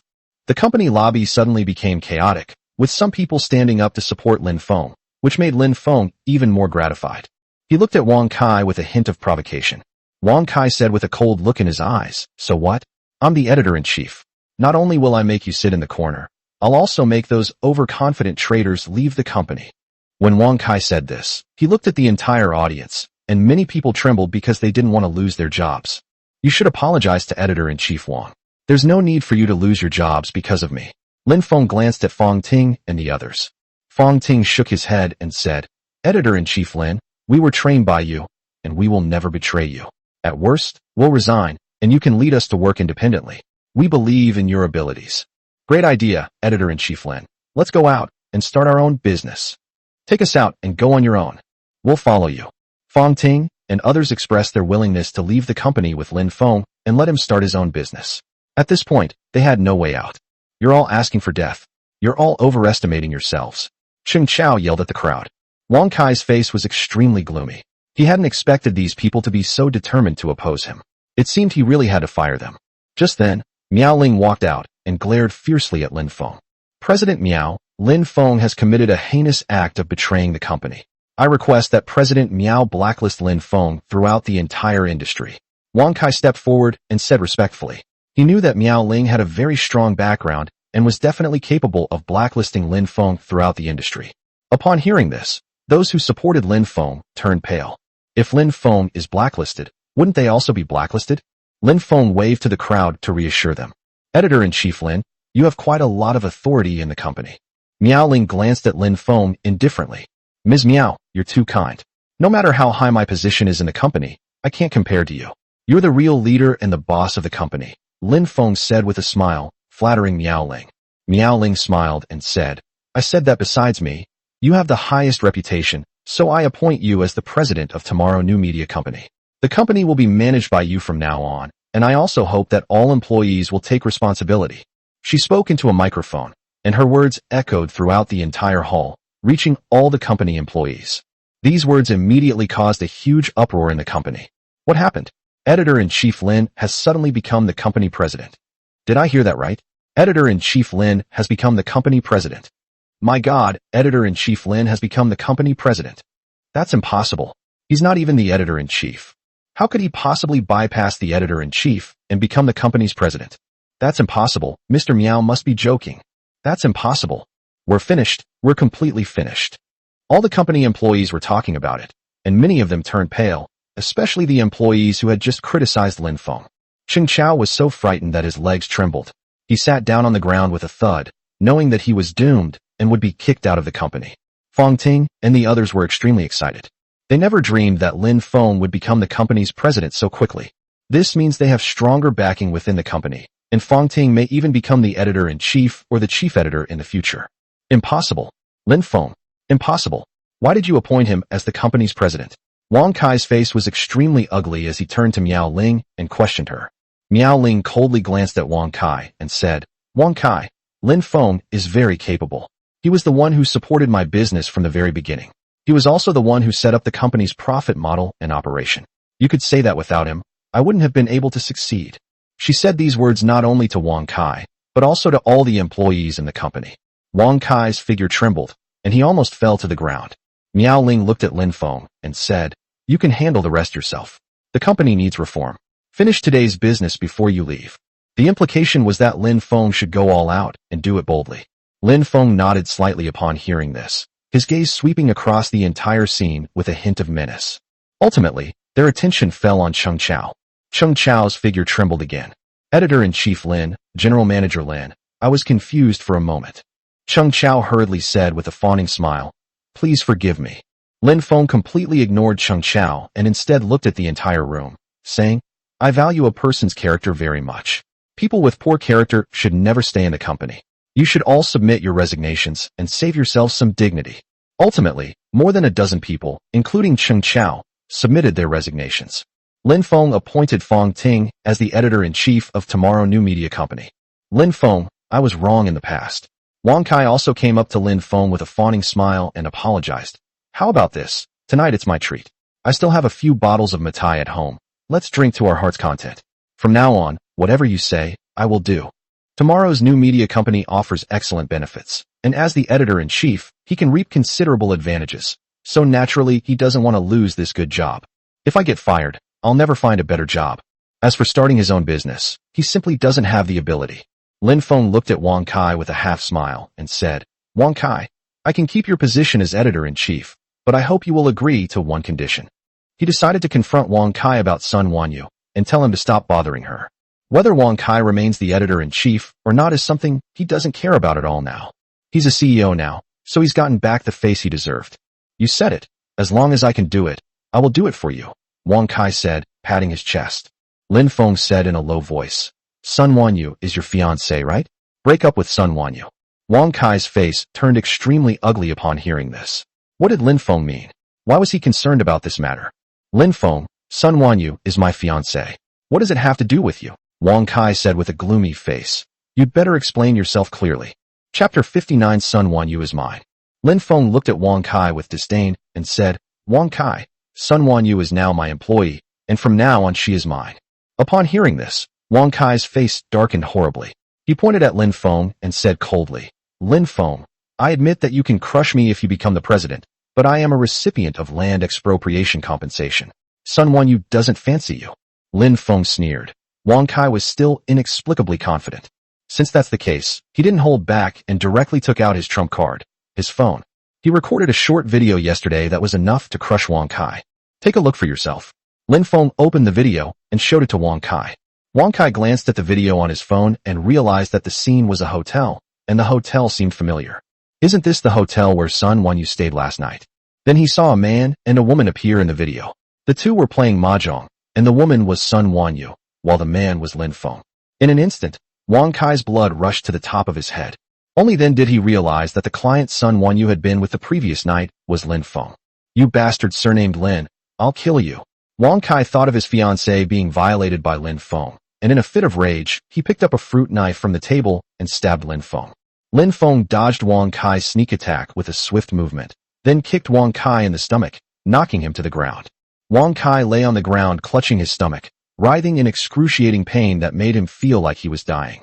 Holy crap, why are President Lin and Wang Kai fighting? What's going on? It seems like Editor-in-Chief Wang Kai is very angry. I think I heard it. President Lin stole Editor-in-Chief Wang Kai's fiancée, Sun Wanyu. It seems to be a video of President Lin and Wang Kai's fiancée at a hotel. President Lin showed it to Wang Kai, and Wang Kai was furious. As a result, when Editor-in-Chief Wang Kai hit Boss Lin, Lin Feng kicked editor-in-chief Wang Kai flying. That kick was terrifying. I'm amazed. The power struggle among the company's top executives has escalated to this point. The company employees were buzzing with discussion, and many of them looked at Wang Kai differently, as if he were a clown. Miao Ling came out when she heard the noise. Why are you fighting? Miao Ling's cold eyes swept over Lin Feng and Wang Kai, who was lying on the ground. Mr. Miao, Wang Kai ambushed me, but I kicked him to the ground. Lin Feng stepped forward and explained with a chuckle. You surnamed Lin. I'll kill you. Wang Kai glared at Lin Feng with venomous eyes. Lin Feng approached Wang Kai and suddenly shook his foot, startling Wang Kai so much that he scrambled to his feet. I was just kidding you. Why are you so excited? Lin Feng came up to Wang Kai and said with a low voice, You know what? Sun Wanyu is pretty good. Her skin is really good, and her figure is really great.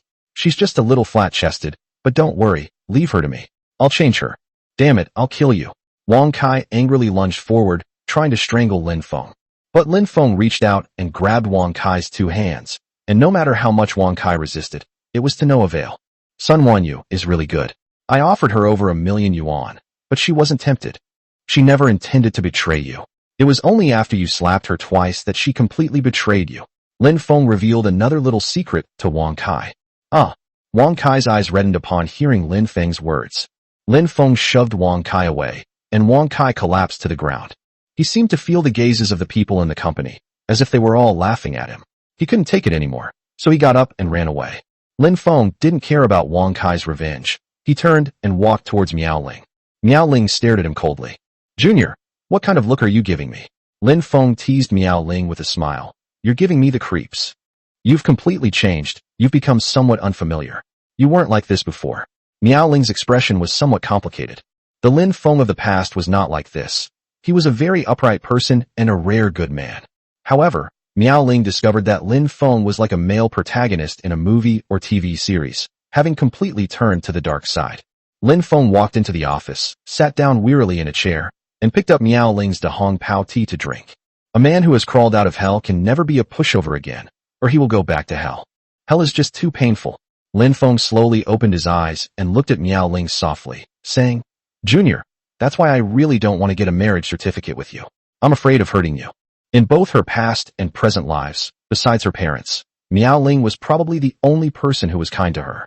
He simply couldn't bear to hurt Miao Ling.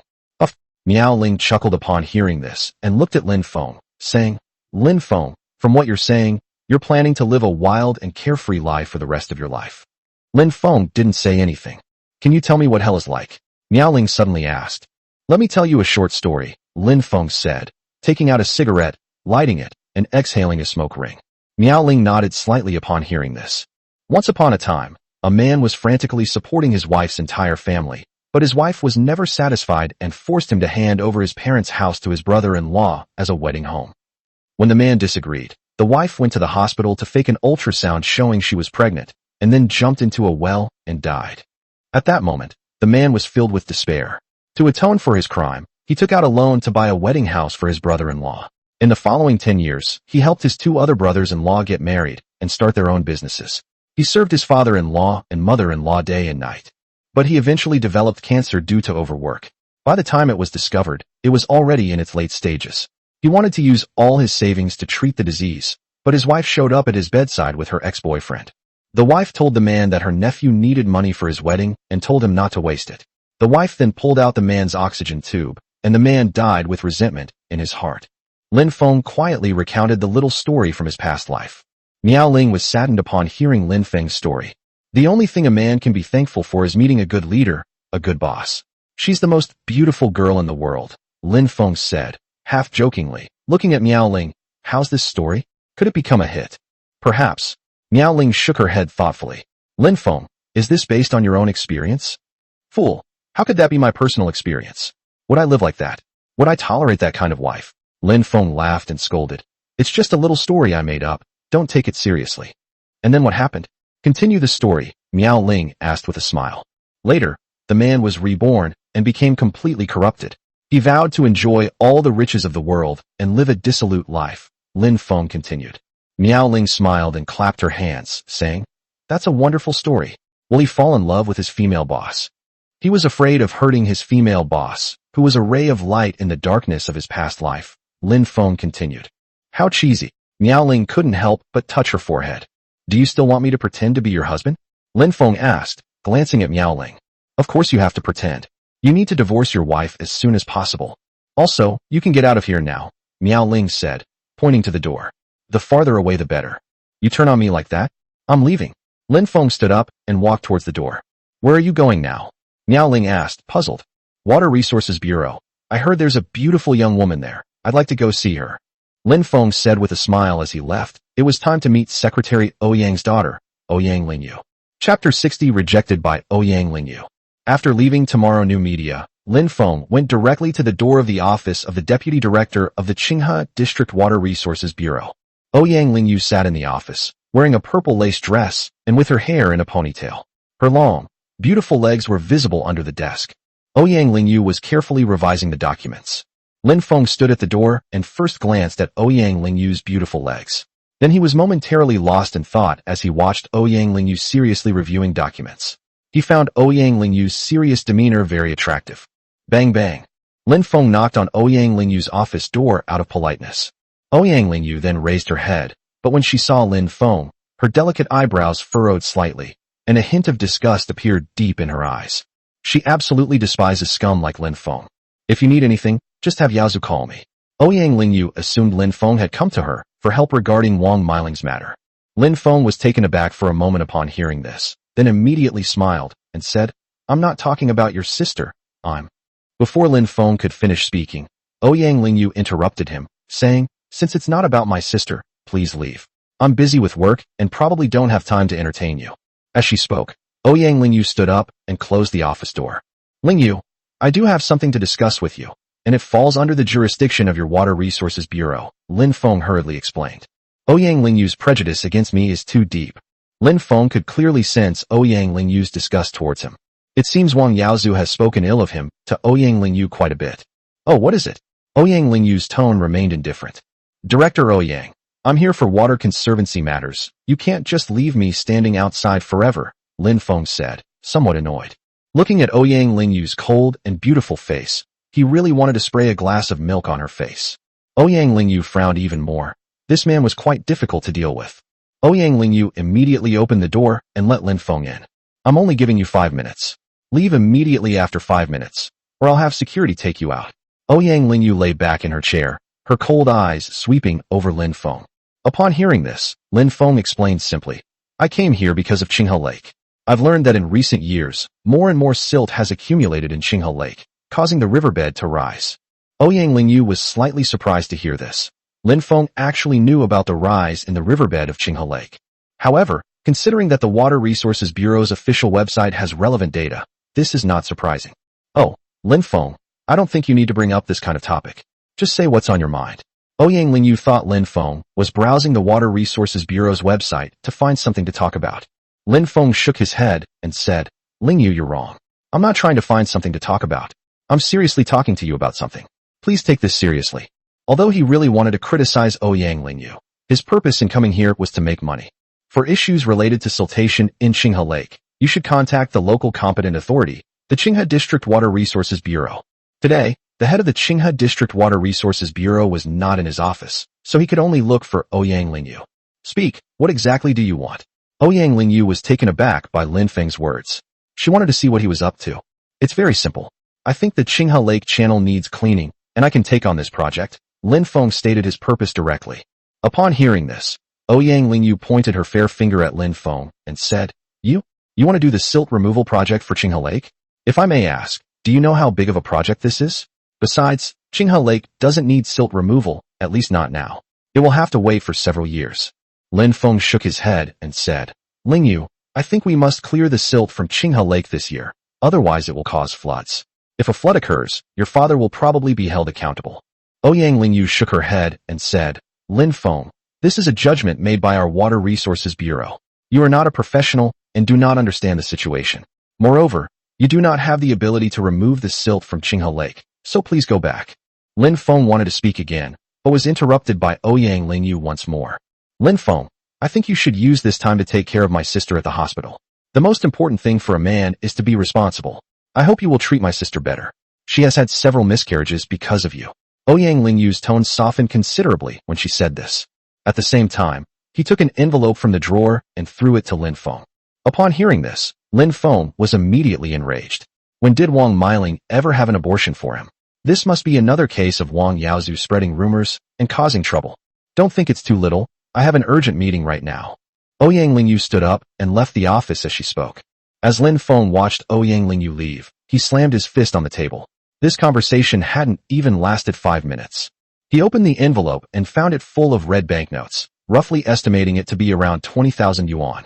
Lin Feng could only take the envelope and leave the office, only to find that Ouyang Lingyu had run into the women's restroom. He could only stand at the toilet door and wait. 10 minutes later, Ouyang Lingyu came out of the restroom. Lingyu, weren't you in a meeting? Is it fashionable for you guys to hold meetings in the restroom now? Lin Feng asked with a chuckle. Upon hearing this, Ouyang Lingyu felt embarrassed and said, Lin Feng, why can't you understand what I'm saying? Let me tell you, this is impossible. First, there's no need to dredge the silt from Qinghe Lake. Second, you don't have the capability to do it. Besides, don't have any unrealistic expectations of me. She wondered if Lin Feng had any other thoughts about her, and if so, she had to nip that idea in the bud. After all, according to seniority, she should call Lin Feng brother-in-law. If the two of them cause trouble, it will be difficult to handle the situation. Lin Feng took a deep breath and said, Ouyang Lingyu, I do have feelings for you, but I came here specifically for the Qinghe Lake matter. Where's your director? Let your director talk to me. Upon hearing this, Ouyang Lingyu was furious. This man's wife was lying in bed, yet he still dared to have designs on other women. Lin Feng Yu. Ouyang Lingyu really wanted to say that he was a toad trying to eat swan meat, but she swallowed the words back, since they would see each other again in the future. Okay, call your bureau chief here, and I won't bother you anymore. Otherwise, I will. Lin Feng realized he couldn't discuss this with Ouyang Lingyu. Women are all talk and no action. This reminded him of the beautiful woman he had been drinking with. Ouyang Lingyu gritted her teeth and said, Our bureau chief went to a meeting at the district government, but he won't support your idea. If he doesn't support me, I'll go find your dad, Lin Feng said after thinking for a moment. If all else failed, he would go to Ouyang Lei and have Ouyang Lei talk to Secretary Ouyang. Why? Why are you looking for my dad? Let me tell you, my dad won't help you. Ouyang Lingyu warned Lin Feng. I'm warning you, never go to my dad. Ouyang Lingyu was worried that Lin Feng asking her father for a favor would affect her marriage with Wang Yaozu. Lin Feng shook his head and said, Lingyu, what I did is also good for your father. I also hope that you can persuade your father from a professional perspective.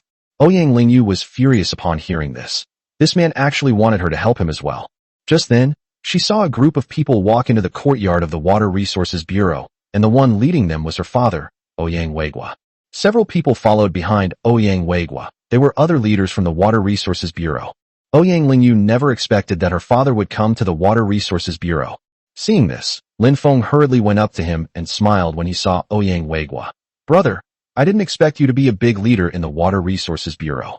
No wonder you have such profound insights into water resources. He was convinced that Ouyang Weigua was a high-ranking leader in the Water Resources Bureau, because only a high-ranking leader would conduct an evening investigation of Qinghe Lake and raise the issue of silt removal in Qinghe Lake. Chapter 61 Encountering Ouyang Weigua again. Ouyang Lingyu and the other people from the Water Resources Bureau all changed color. Lin Feng actually mistook Ouyang Weigua for a high-ranking leader in the Water Resources Bureau. Comrade, this is... A leader from the Water Resources Bureau stepped forward to correct Lin Feng's mistake. However, Ouyang Weigua blocked him. At the same time, Ouyang Weigua glanced at Ouyang Lingyu, signaling her not to speak carelessly. Ouyang Weigua stepped forward and greeted Lin Feng, saying, Little brother, what brings you to the Water Resources Bureau? I am indeed in charge of the Water Resources Bureau now. If he's not mistaken, Lin Feng has come because of the Qinghe Lake matter. Lin Feng laughed and said, So you really are a big leader in the Water Resources Bureau. Let me tell you, some of you are incompetent, especially some of the women who are all talk and no action. Ouyang Lingyu was furious upon hearing this, as Lin Feng was indirectly criticizing her for being short-sighted. Lin Feng, who are you calling short-sighted with long hair? Ouyang Lingyu stared at Lin Feng with a hint of hostility on her beautiful face. No one has ever spoken to her like that before, especially not in front of so many people. The Water Resources Bureau officials watching the scene couldn't help but suppress their laughter as they watched Ouyang Lingyu being scolded.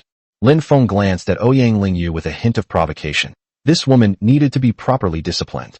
Ouyang Lingyu was so angry that her teeth itched, and she was about to retort to Lin Feng when she was glared at by Ouyang Weigua. Ouyang Weigua frowned slightly. Lin Feng actually talked about his daughter in front of him. Although Lin Feng was unaware of his relationship with Ouyang Lingyu, it still wouldn't work. Young man, what did our female colleagues from the Water Resources Bureau do to offend you? Ouyang Weiguo put away his smile and looked at Lin Feng with a stern expression. As a father, he should defend his daughter. Besides, saying that his daughter has long hair but short brains is tantamount to saying that he didn't raise Ouyang Lingyu well. Lin Feng shook his head and said, Brother, I was discussing Qinghe Lake with her. I said that the silt in Qinghe Lake needs to be cleaned up, but she said that it doesn't need to be cleaned up now, nor in the next few years. She also said that Qinghe Lake will not flood. Don't you think she's short-sighted? Ouyang Lingyu, standing to the side, gritted her teeth and glared at Lin Feng. He kept saying that she was short-sighted and had long hair, which made her want to explode. Her 36D bust is full of curves. This, Ouyang Weiguo touched his forehead. He had called a meeting with his colleagues from the Water Resources Bureau to discuss the matter of clearing silt from Qinghe Lake. His opinion was the same as Lin Feng's, but if he denied Lin Feng's opinion, wouldn't he be contradicting himself? Big boss, I don't think it's necessary to dredge the riverbed, at least not for the next few years. Don't you agree? Ouyang Lingyu stepped forward and glanced at Ouyang Weiguo, her eyes filled with a hint of resentment. Brother, you can't change your mind just because Ouyang Lingyu is pretty. Lin Feng couldn't help but tease Ouyang Weiguo with a smile. You bastard. Ouyang Lingyu was furious when she heard Lin Feng say such an audacious thing. Other officials from the Water Resources Bureau were sweating profusely. The misunderstanding was escalating, and they all looked towards Ouyang Weiguo. Ouyang Weiguo pointed at Lin Feng with a dark face and said, Some jokes are not to be made. You've gone too far, kid. Seeing the change in Ouyang Weiguo's expression, Lin Feng immediately realized that he had said the wrong thing. He found himself speaking more and more casually since his rebirth, and it seemed he should be more mindful of the occasion in the future. Just kidding, brother, don't take it personally. I'm here mainly to discuss the cleanup of silt in Qinghe Lake, which requires strong policy support from the government. Lin Feng didn't beat around the bush and directly stated his purpose. He needs the green light from various departments. Otherwise, by the time the approval is granted, it will be too late. Big leader, don't pay him any attention. He simply doesn't have the ability to do such a thing, and with the finances so tight right now, there's no money to do it. Ouyang Lingyu stepped forward and advised. Ouyang Weiguo was silent for a moment, then looked at Lin Feng and said, Young man, I need to hold a brief meeting to discuss this matter.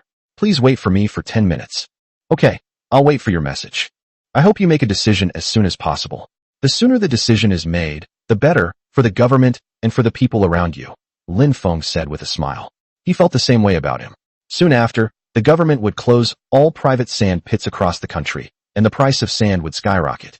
There would definitely be people scrambling to get involved in this business. Ouyang Weiguo nodded slightly upon hearing this, and immediately looked at Ouyang Lingyu and said, Director Ouyang, take Lin Feng to your office and treat him well. Then come to the conference room for the meeting. Ouyang Lingyu nodded with a cold face and immediately gestured for Lin Feng to enter. Lin Feng followed Ouyang Lingyu to her office. When did you meet the big boss? Ouyang Lingyu poured Lin Feng a cup of hot water. She didn't expect that Lin Feng knew her father. However, Lin Feng only knew her as a person and did not know her father's name or position. Oh, I ran into him when I went out drinking last night. He seemed to be drinking with a woman surnamed Bai. I thought he had a conflict with her because of the Qinghe Lake incident. Lin Feng briefly explained what had happened. The one surnamed Bai? Ouyang Lingyu took out her phone and handed it to Lin Feng, saying, Is it her? Oh, you know this woman too? She's all talk and no action. I just said a few words to her, and she got angry.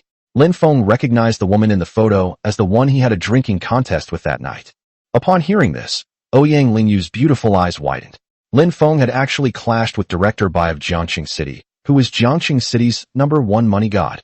I apologize for being a bit harsh.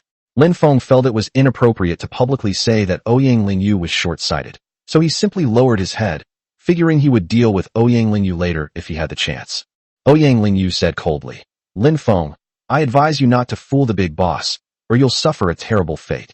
Considering that Lin Feng was Wang Yaozu's brother-in-law, she couldn't help but remind him that if he tried to swindle her father, he would suffer a terrible fate. Lin Feng's gaze fell on Ouyang Lingyu's exquisite face. A ray of sunlight shone on Ouyang Lingyu's cheek, making her look even more beautiful, making one want to take a bite. Ouyang Lingyu noticed Lin Feng's gaze, and her face immediately turned cold. This man really wanted to make a move on her. Just as she was about to rebuke Lin Feng spoke first. Lingyu, can I hear what Wang Yaozu has to say about me? Lin Feng asked Ouyang Lingyu. Upon hearing this, Ouyang Lingyu sneered. Lin Feng, I think you should pay more attention to your injured wife instead of chatting with a young woman here. After speaking, Ouyang Lingyu turned and walked out of the office. Wait! Lin Feng stepped forward and called out to Ouyang Lingyu. Ouyang Lingyu turned around and stared coldly at Lin Feng, saying, Is there anything else? I think you should talk to your brother more. Talk about Wang Yaozu's character, Lin Feng said after thinking for a moment. Also, I hope we can find some time to talk. Upon hearing this, Ouyang Lingyu was furious, her chest heaving. She stared coldly at Lin Feng and said, Lin Feng, don't you find this ridiculous? I'm your brother-in-law's fiancé. What do you want? Lin Feng really wanted to speak his mind, but he held back and said with a smile, Ouyang Lingyu, how about we make a bet? What kind of bet? Ouyang Lingyu asked, puzzled. I bet your big boss wants to clean up the silt in Qinghe Lake. If I win, we'll go out for milk tea tonight. Lin Feng was planning to set a trap for Ouyang Lingyu. Good. Without a second thought, Ouyang Lingyu agreed to Lin Feng's bet, because she didn't believe her father would support the Qinghe Lake project. Chapter 62 Ouyang Weiguo and Ouyang Lingyu have a heart-to-heart talk. Conference room of Qinghe District Water Resources Bureau. Ouyang Weiguo sat in the center of the conference room, his gaze sweeping across the entire room. Only when he saw Ouyang Lingyu enter did he pick up the microphone. We're holding this meeting today to discuss one thing, cleaning up the silt in Qinghe Lake, and we're required to complete this task within a month. Ouyang Weiguo announced the decision, getting straight to the point. These words left the Water Resources Bureau leaders attending the meeting speechless. They hadn't expected Ouyang Weiguo to announce such a major project right off the bat. Ouyang Lingyu was completely lost in thought. She had just made a bet with Lin Feng about whether Ouyang Weiguo would clean up the silt in Qinghe Lake. She bet her father would never do it, because the financial pressure was too great, and based on data from the Water Resources Bureau, it seemed unnecessary. But her father came up and announced that he would clean up the silt in Qinghe Lake. Has his father already told Lin Feng? Even Secretary Hao, the head of the Water Resources Bureau, was stunned. He was completely unprepared. He then looked at Ouyang Lingyu, since she was Ouyang Weiguo's daughter, and it would be better for her to speak first. Ouyang Lingyu immediately understood. She looked at Ouyang Weiguo and said, Dad, this is a huge project. The finances are tight right now, and there's no way we can allocate funds to do this. Ouyang Weiguo frowned slightly and looked at Ouyang Lingyu with a serious expression, saying, When you're working, you should use your job title. I've said it so many times. Yes, Secretary Ouyang. Secretary Ouyang, the finances are tight right now, so it's impossible to allocate funds for this. It would be more appropriate to do it a few years later. Ouyang Lingyu immediately raised her objection again. Ouyang Weiguo looked at the head of the Water Resources Bureau and said, Old Hao, what are your thoughts? After a moment of silence, Secretary Hao said, Secretary Ouyang, although the riverbed of Qinghe Lake has risen in recent years, there is no need to do any silt removal work at present, because the rainfall in recent years has not been high, and it is difficult to breach the dam. Ouyang Weiguo chuckled and joked, Old Hao, you didn't say that a while ago. You also said that if there was heavy rain, the dike of Qinghe Lake might be washed away. Secretary Hao smiled awkwardly and said, Secretary Ouyang, I personally support cleaning up the silt in Qinghe Lake, but money is the most important issue. With enough money, we can definitely solve the silt blockage problem in Qinghe Lake within a month. Ouyang Lingyu also said, Secretary Ouyang, as long as you can solve the money problem, the silt problem of Qinghe Lake will be solved easily, but it requires too much funding, at least 500 million yuan. Leaders from other water resources bureaus also expressed their support for the cleanup of silt in Qinghe Lake, but the funding issue remained unresolved. Upon seeing everyone's stance, Ouyang Weiguo immediately said, The main purpose of this meeting is to get you to come up with a reasonable solution. As for the money issue, someone else will take care of it. We can bring in private capital.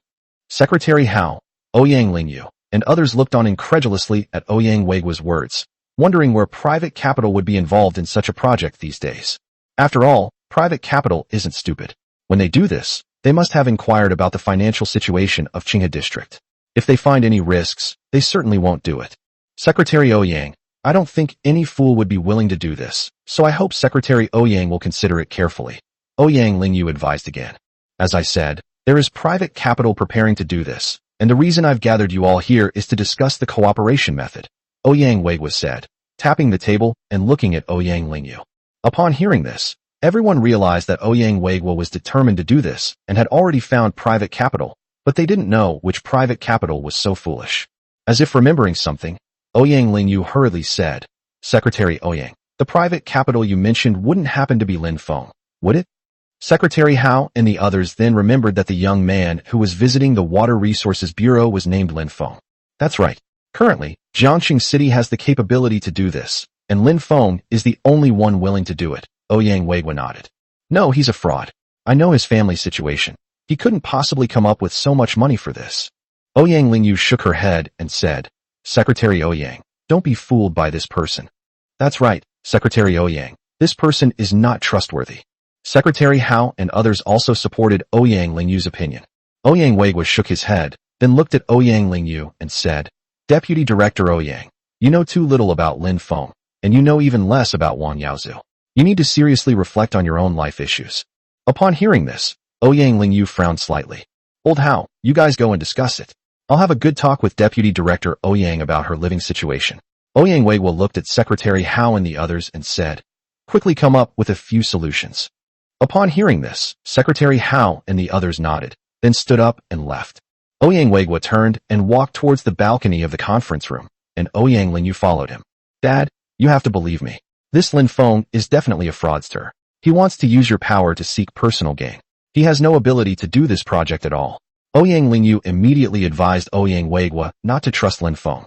Ouyang Weiguo shook his head, then turned to look at Ouyang Lingyu and said, Lingyu, it seems your brother and your mother didn't mention Wang Yaozu. What does Guan Yaozu have to do with this? Ouyang Lingyu asked, puzzled. Ouyang Weiguo looked out the window and said silently, Lingyu, didn't you ask me to help you deal with Wang Yaozu's sister jumping into the well? Now I'll tell you some of the truth. Ouyang Lingyu asked doubtfully, what's the truth? Now that Wang Yaozu's sister has jumped into the well and is injured, I don't believe the surveillance cameras could break down so coincidentally. Ouyang Weiguo said, I ask you, why did Wang Yaozu's sister jump into the well? How did Wang Yaozu explain this to you? There are two reasons.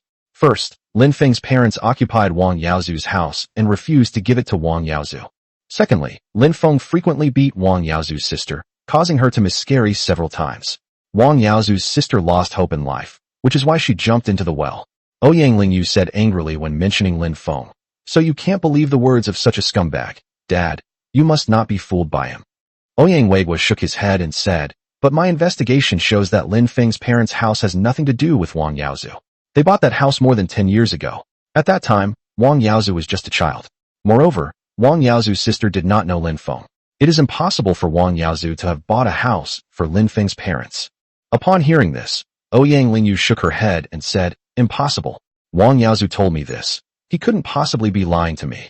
Ouyang Weiguo handed the phone directly to Ouyang Lingyu and sneered, call the people at the Housing Bureau now, and this matter can be easily investigated. Chapter 63 Ouyang Lingyu's Tears. Ouyang Lingyu took Ouyang Weiguo's phone, which was already connected to the leaders of the Housing Bureau.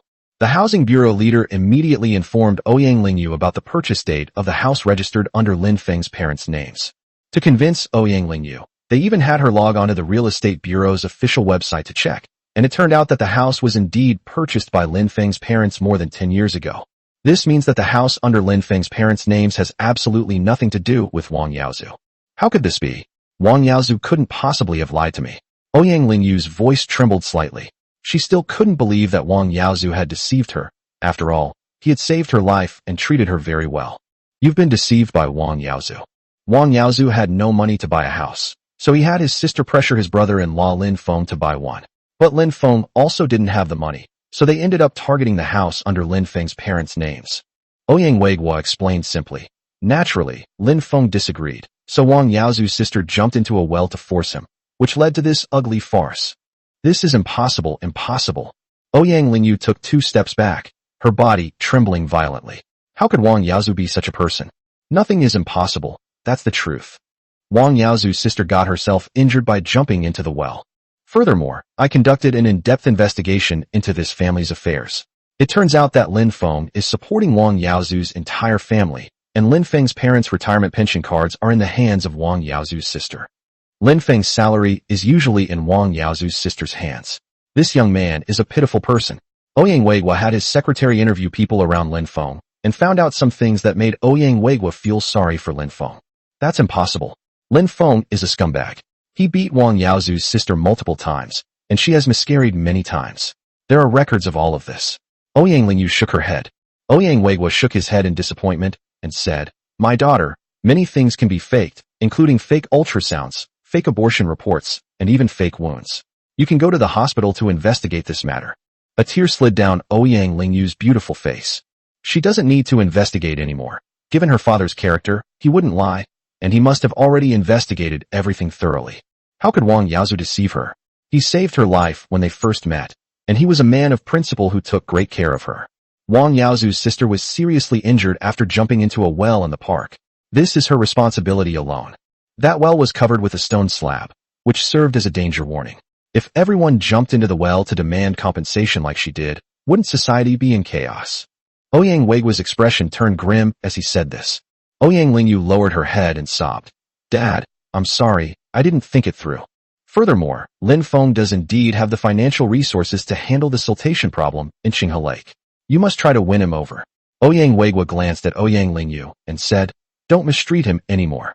Ouyang Lingyu shook her head and said, Impossible. Lin Feng doesn't have the financial resources to deal with the silt problem in Qinghe Lake. This project would cost at least 400 or 500 million. Ouyang Weigua smiled and pointed at Ouyang Lingyu, saying, You're still careless in your work. When dealing with someone, you should at least investigate their background and strength. Did you investigate Lin Feng carefully? Ouyang Lingyu lowered her head and remained silent. She had indeed not investigated Lin Feng. Your understanding of Lin Feng comes from Wang Yaozu, but Lin Feng is currently intentionally hiding his strength, so you don't really understand Lin Feng. Ouyang Weigua continued. Dad, I know I was wrong. I won't make the same mistake again. Ouyang Lingyu nodded. Break up with Wang Yaozu. Ouyang Weigua said after a moment of thought. He's not a good match for you. We can give him some property to repay his life-saving grace. As for how much money, you can decide for yourself. Dad, if Yaozu changes his ways, I want to give him another chance. When Ouyang Lingyu heard that she wanted to break up with Wang Yaozu, she hesitated. After all, they had been dating for a long time, and she still held a glimmer of hope for Wang Yaozu. Ouyang Weigua was so angry that he was panting. He didn't expect his daughter to be so stubborn and still want to marry Wang Yaozu. You get out. Ouyang Weigua pointed at Ouyang Lingyu with a trembling finger. Dad, please give Wang Yaozu another chance. I think he will change. He saved my life, and I can't forget him. Ouyang Lingyu said, tears streaming down her face. All she could think about was the person who had taken care of her in the hospital. Ouyang Weigua was so angry that he raised his foot to kick the wall, but since he wasn't in his own home, he could only pull his foot back. Ouyang Lingyu hurriedly went up to massage Ouyang Weigua's back. Ouyang Weigua, panting, looked at Ouyang Lingyu and said, Lingyu, since you're determined to go your own way, I won't try to persuade you.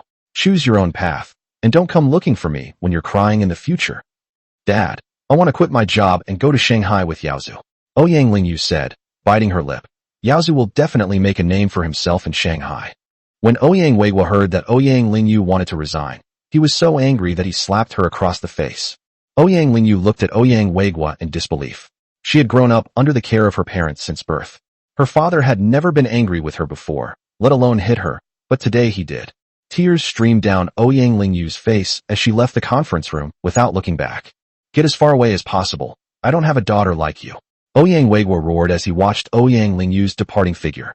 At this moment, Ouyang Weigua's veins bulged and his face turned ashen. The matter of Ouyang Lingyu had completely caused him to lose his composure. He painstakingly nurtured Ouyang Lingyu, but he never expected that she would want to quit her job for a scumbag. Secretary Ouyang, are you alright? Secretary Hao rushed in and helped Secretary Ouyang up. Ouyang Weigua, leaning against the balcony railing, waved and said, I'm fine. Let's suspend today's meeting for a while. I need some peace and quiet by myself. He walked to a chair in the conference room and sat there in a daze. In Ouyang Lingyu's office, Lin Feng sat in a chair, feeling bored. Suddenly, his gaze fell on the handbag behind Ouyang Lingyu's chair, which seemed to contain some clothes. Lin Feng stepped forward and took a look. It turned out to be black stockings. Suddenly, I noticed something moving inside my black stockings. Could it be a rat? Lin Feng thought to himself and hurriedly grabbed Ouyang Lingyu's stockings. The faint scent of her body emanated from the black stockings, causing Lin Feng to sneeze involuntarily. However, beneath the black stockings was a pink bra.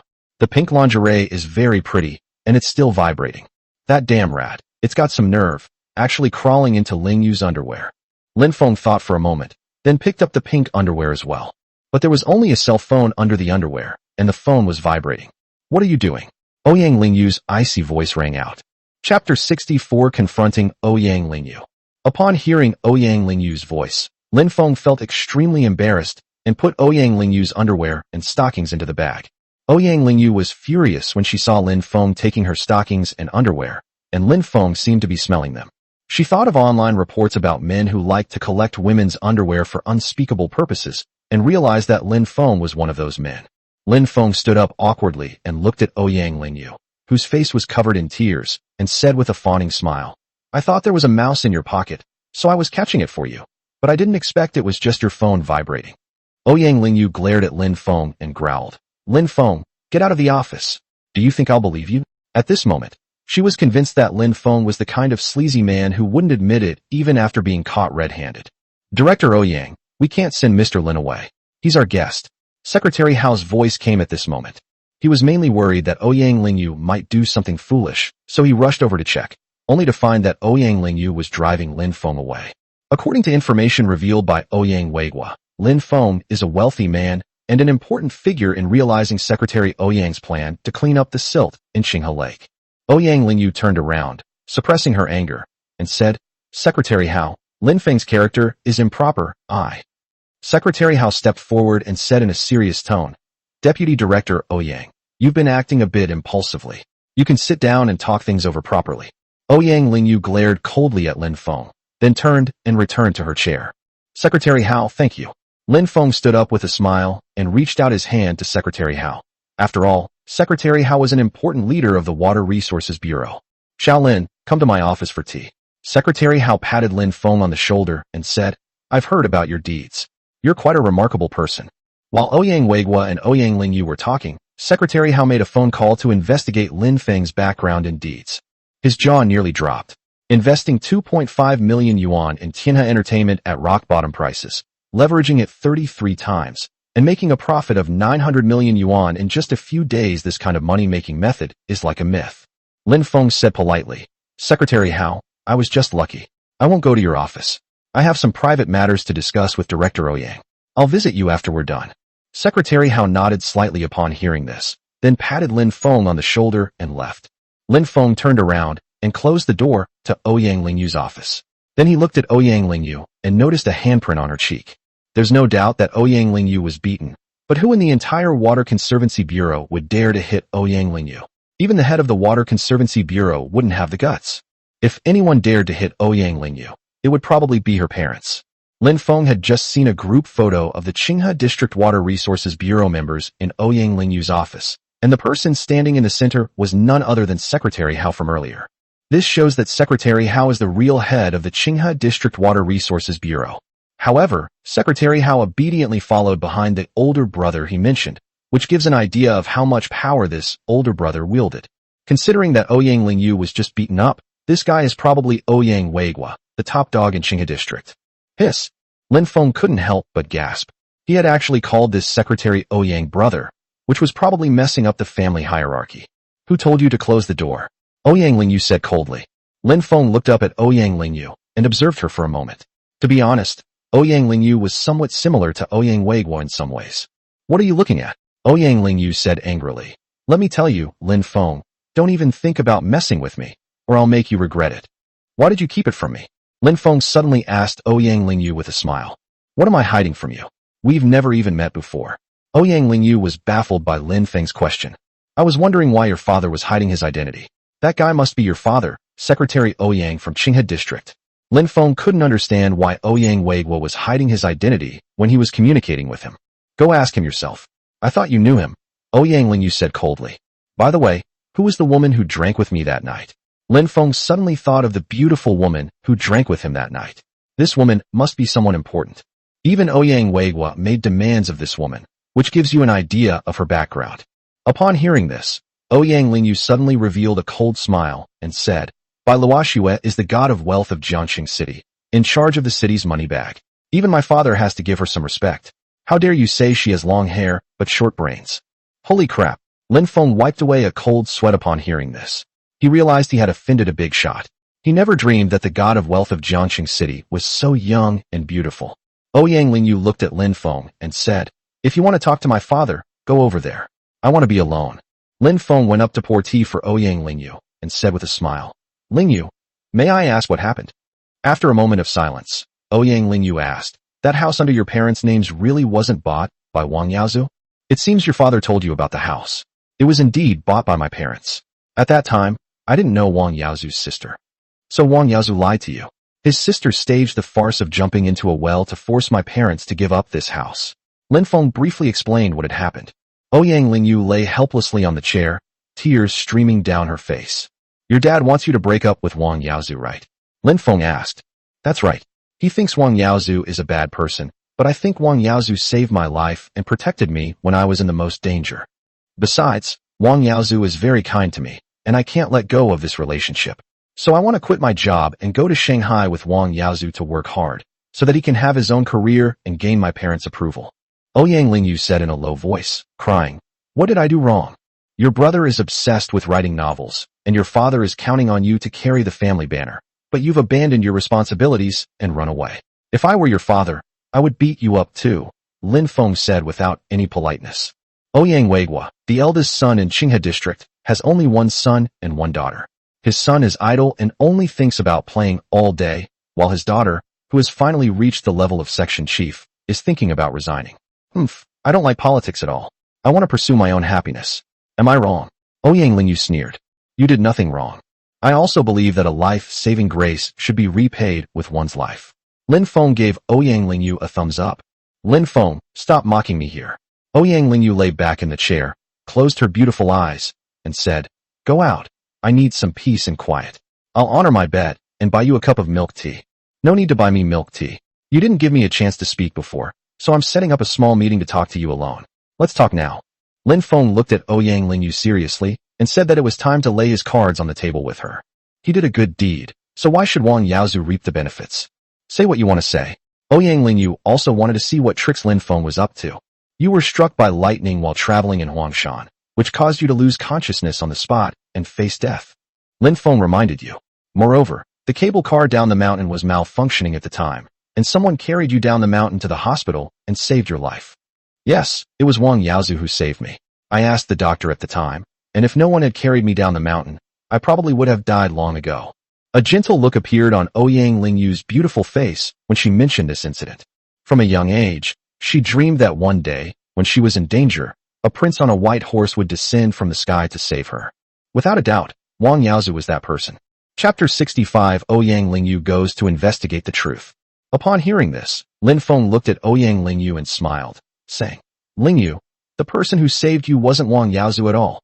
Upon hearing this, Ouyang Lingyu's beautiful eyes flashed with a hint of murderous intent as she said, Lin Feng, I know you want me to break up with Wang Yaozu, but your methods are far too despicable. It was me who carried you down the mountain back then, not Wang Yaozu. Lin Feng stood up and walked towards Ouyang Lingyu. It's you? Lin Feng, I think you should go see a psychiatrist. I know the chief physician there. Ouyang Lingyu stood up defiantly and pointed her fair finger at Lin Feng's face. Lin Feng said quietly, At that time, I was looking for inspiration on Huangshan Mountain when I saw a girl being struck by lightning. So I carried the girl down the mountain and took her to the hospital for emergency treatment. Fortunately, she survived. I was busy writing at the time. So after the girl was out of danger, I called Wang Yaozu, who was also traveling in Huangshan Mountain, to come and take care of her. Clap clap. Ouyang Lingyu suddenly smiled and clapped her hands, saying, As expected of the editor-in-chief of tomorrow's new media, you can make up stories without blushing or skipping a beat. I didn't pay attention to this at the time, but after investigating your identity, I found out that you were that girl. I didn't expect Wang Yaozu to use this incident to build his image and win you over. I hate Wang Yaozu, so I want to ruin your marriage. Lin Feng frankly stated his purpose. Ouyang Lingyu rubbed her forehead and said, I'll call Wang Yaozu right now and expose your lies. As she spoke, she picked up her phone. There's no need. The surveillance system on Huangshan Mountain is very advanced. You can go to Huangshan Mountain to investigate this matter yourself. Lin Feng glanced at Ouyang Lingyu and said, Even if you ask Wang Yaozu now, he won't admit to it. Ouyang Lingyu thought about it and agreed. She immediately put down her phone and looked at Lin Feng, saying, Lin Feng, if I find out you've lied to me, I won't let you get away with it. What if I saved you? Would you still repay me with your body? Lin Feng suddenly looked at Ouyang Lingyu with a half-smile. It has to be said that Ouyang Lingyu has a great figure, especially her snow-white and smooth skin, and she has a noble temperament. I don't believe you. I'm going to Huangshan to investigate this matter right now. Ouyang Lingyu sneered. And the articles that Wang Yaozu showed you were just my drafts. which my wife Wang Miling had asked me for. Wang Yaozu slandered me and impersonated me to pursue you, while you are a woman with big breasts but no brains and long hair, but short wits. Lin Feng pointed directly at Ouyang Lingyu's chest and got angry. Just thinking about this incident made Lin Feng furious. Ouyang Lingyu was stunned by Lin Feng's scolding. Her pretty face was covered with frost as she angrily said, Lin Feng, you're the one who's all looks and no brains. You're the one who's all hair and no brains. So that's why your dad beat you. You're an adult, yet you still act so recklessly. Lin Feng continued to scold Ouyang Lingyu. Ouyang Lingyu burst into tears after being scolded by Lin Feng. Pointing at Lin Feng, she said, you just wait. I'm going to Huangshan right now. She turned around, picked up her bag, left the office, and went to the courtyard to drive to Huangshan. Lin Feng smiled as he watched Ouyang Lingyu's figure. It wouldn't be difficult to investigate the truth using Ouyang Lingyu's identity. However, this was not enough. He needed to continue applying medicine to Wang Yaozu and completely destroy the relationship between Wang Yaozu and Ouyang Lingyu. Ouyang, Secretary Hao's voice rang out. Where are you going? Who gave you permission to leave work without permission? Secretary Hao rushed out of the office and called out to Ouyang Lingyu in the courtyard. Secretary Hao, I have an urgent matter to attend to and need to take 3 days off. Please grant me your permission. Ouyang Lingyu stopped and said. Secretary Hao frowned slightly, then looked up at the second floor, where Ouyang Weigua's voice came from. Suspend her from her duties for a few days to reflect on her actions. Upon hearing this, Secretary Hao turned to Ouyang Lingyu and said sternly, Ouyang, I'm giving you 3 days to resolve your issues. Thank you, Secretary Hao. I was a bit impulsive just now. Ouyang Lingyu felt she had been too hasty and immediately apologized to Secretary Hao. Upon hearing this, Secretary Hao's expression softened, and he gave Ouyang Lingyu a wink, signaling her to greet Ouyang Weigua upstairs. Ouyang Lingyu bit her pink lips and looked up at the second floor, saying, Dad, call Huangshan. I need to investigate some things. I need the truth about the video of me being struck by lightning in Huangshan. Upon hearing this, Ouyang Weigua, who was upstairs, paused for a moment and said, I'll have my secretary take you to the station. You can take the high-speed train directly to Huangshan. Although he didn't understand what Ouyang Lingyu was investigating, Ouyang Weigua still expressed his support, and he also regretted hitting his daughter. Ouyang Lingyu nodded in agreement, and soon Ouyang Weigua's secretary drove Ouyang Lingyu to the high-speed rail station. Secretary Hao, may I meet the top leader? Lin Feng asked with a smile as he left Ouyang Lingyu's office and went directly to Secretary Hao. Upon hearing this, Secretary Hao was about to ask Ouyang Weigua a question, but Ouyang Weigua's voice came from upstairs, come up. Lin Feng clasped his hands in a fist salute to Secretary Hao, then turned and went upstairs to the second floor. He saw Ouyang Weigua lying wearily on the sofa, and when he saw Lin Feng, he waved for Lin Feng to find a place to sit. Lin Feng looked at Ouyang Weigua and said half-jokingly, Brother, you went to great lengths to fool me. You, the top dog in Qinghe district, are actually eating at a roadside stall. Why can't I eat at a roadside stall? Ouyang Weigua said with a laugh and a scolding tone. How do you know who I am? In Qinghe district, only Ouyang Lingyu's father can beat her, and even Secretary Hao obediently follows you. Your position is definitely above Secretary Hao's. And I've met your son, Ouyang Lei, Lin Feng explained with a smile. Come on, let me toast you. Come to think of it, Xiao Lei should thank you. Ouyang Weigua casually took out a bottle of wine and poured 2 glasses. I leaked the information to Director Luo, who then leaked it to Ouyang Lei. If you want to thank someone, thank Director Luo. Lin Feng shook his head. Bump. Lin Feng picked up his wine glass and toasted Ouyang Weigua. Ouyang Weigua put down his wine glass and looked sharply at Lin Feng, as if he could see into Lin Feng's heart. Brother, you've really put me in a bind. I had no idea that woman was the god of wealth of Jiangqing City. Lin Feng felt a little guilty under Ouyang Weigua's gaze, so he simply changed the subject. Haha, you're afraid of her? Ouyang Weigua laughed when he thought of that incident. Only a hothead like Lin Feng would dare to lecture by Luoxue. It's not true that I'm not afraid. Right now, I have to cooperate with the government, which means I'll have to deal with finances a lot, Lin Feng said with a wry smile. So young people shouldn't be impulsive. You, for example, started trouble without even knowing who the other person was. Ouyang Weigua pointed at Lin Feng and criticized him with a smile. You deserve it. I support your work too. For example, the silt in Qinghe Lake must be cleared. I also checked the weather forecast. There is a high probability of heavy rain this year. If the dikes around Qinghe Lake break, the people will suffer, and you will not be able to escape responsibility. Lin Feng picked up the wine bottle and poured a glass of wine for Ouyang Weigua. Ouyang Weigua fell silent. Just as Lin Feng had said, there was a high probability of flooding this year. If the Qinghe Lake dike were to break, it would likely cause significant damage. Furthermore, the authorities have required that flood prevention preparations be made and that the problem of siltation in Qinghe Lake be addressed. Brother, you know the treasury is short of money. That night, I prayed to the god of wealth for money, but all I got was 100 million. I'll give you 100 million yuan. Can you help me resolve the siltation problem in Qinghe Lake within a month? Ouyang Weiguo chuckled as he looked at Lin Feng. Right now, only Lin Feng, with his private capital, could solve the siltation problem in Qinghe Lake.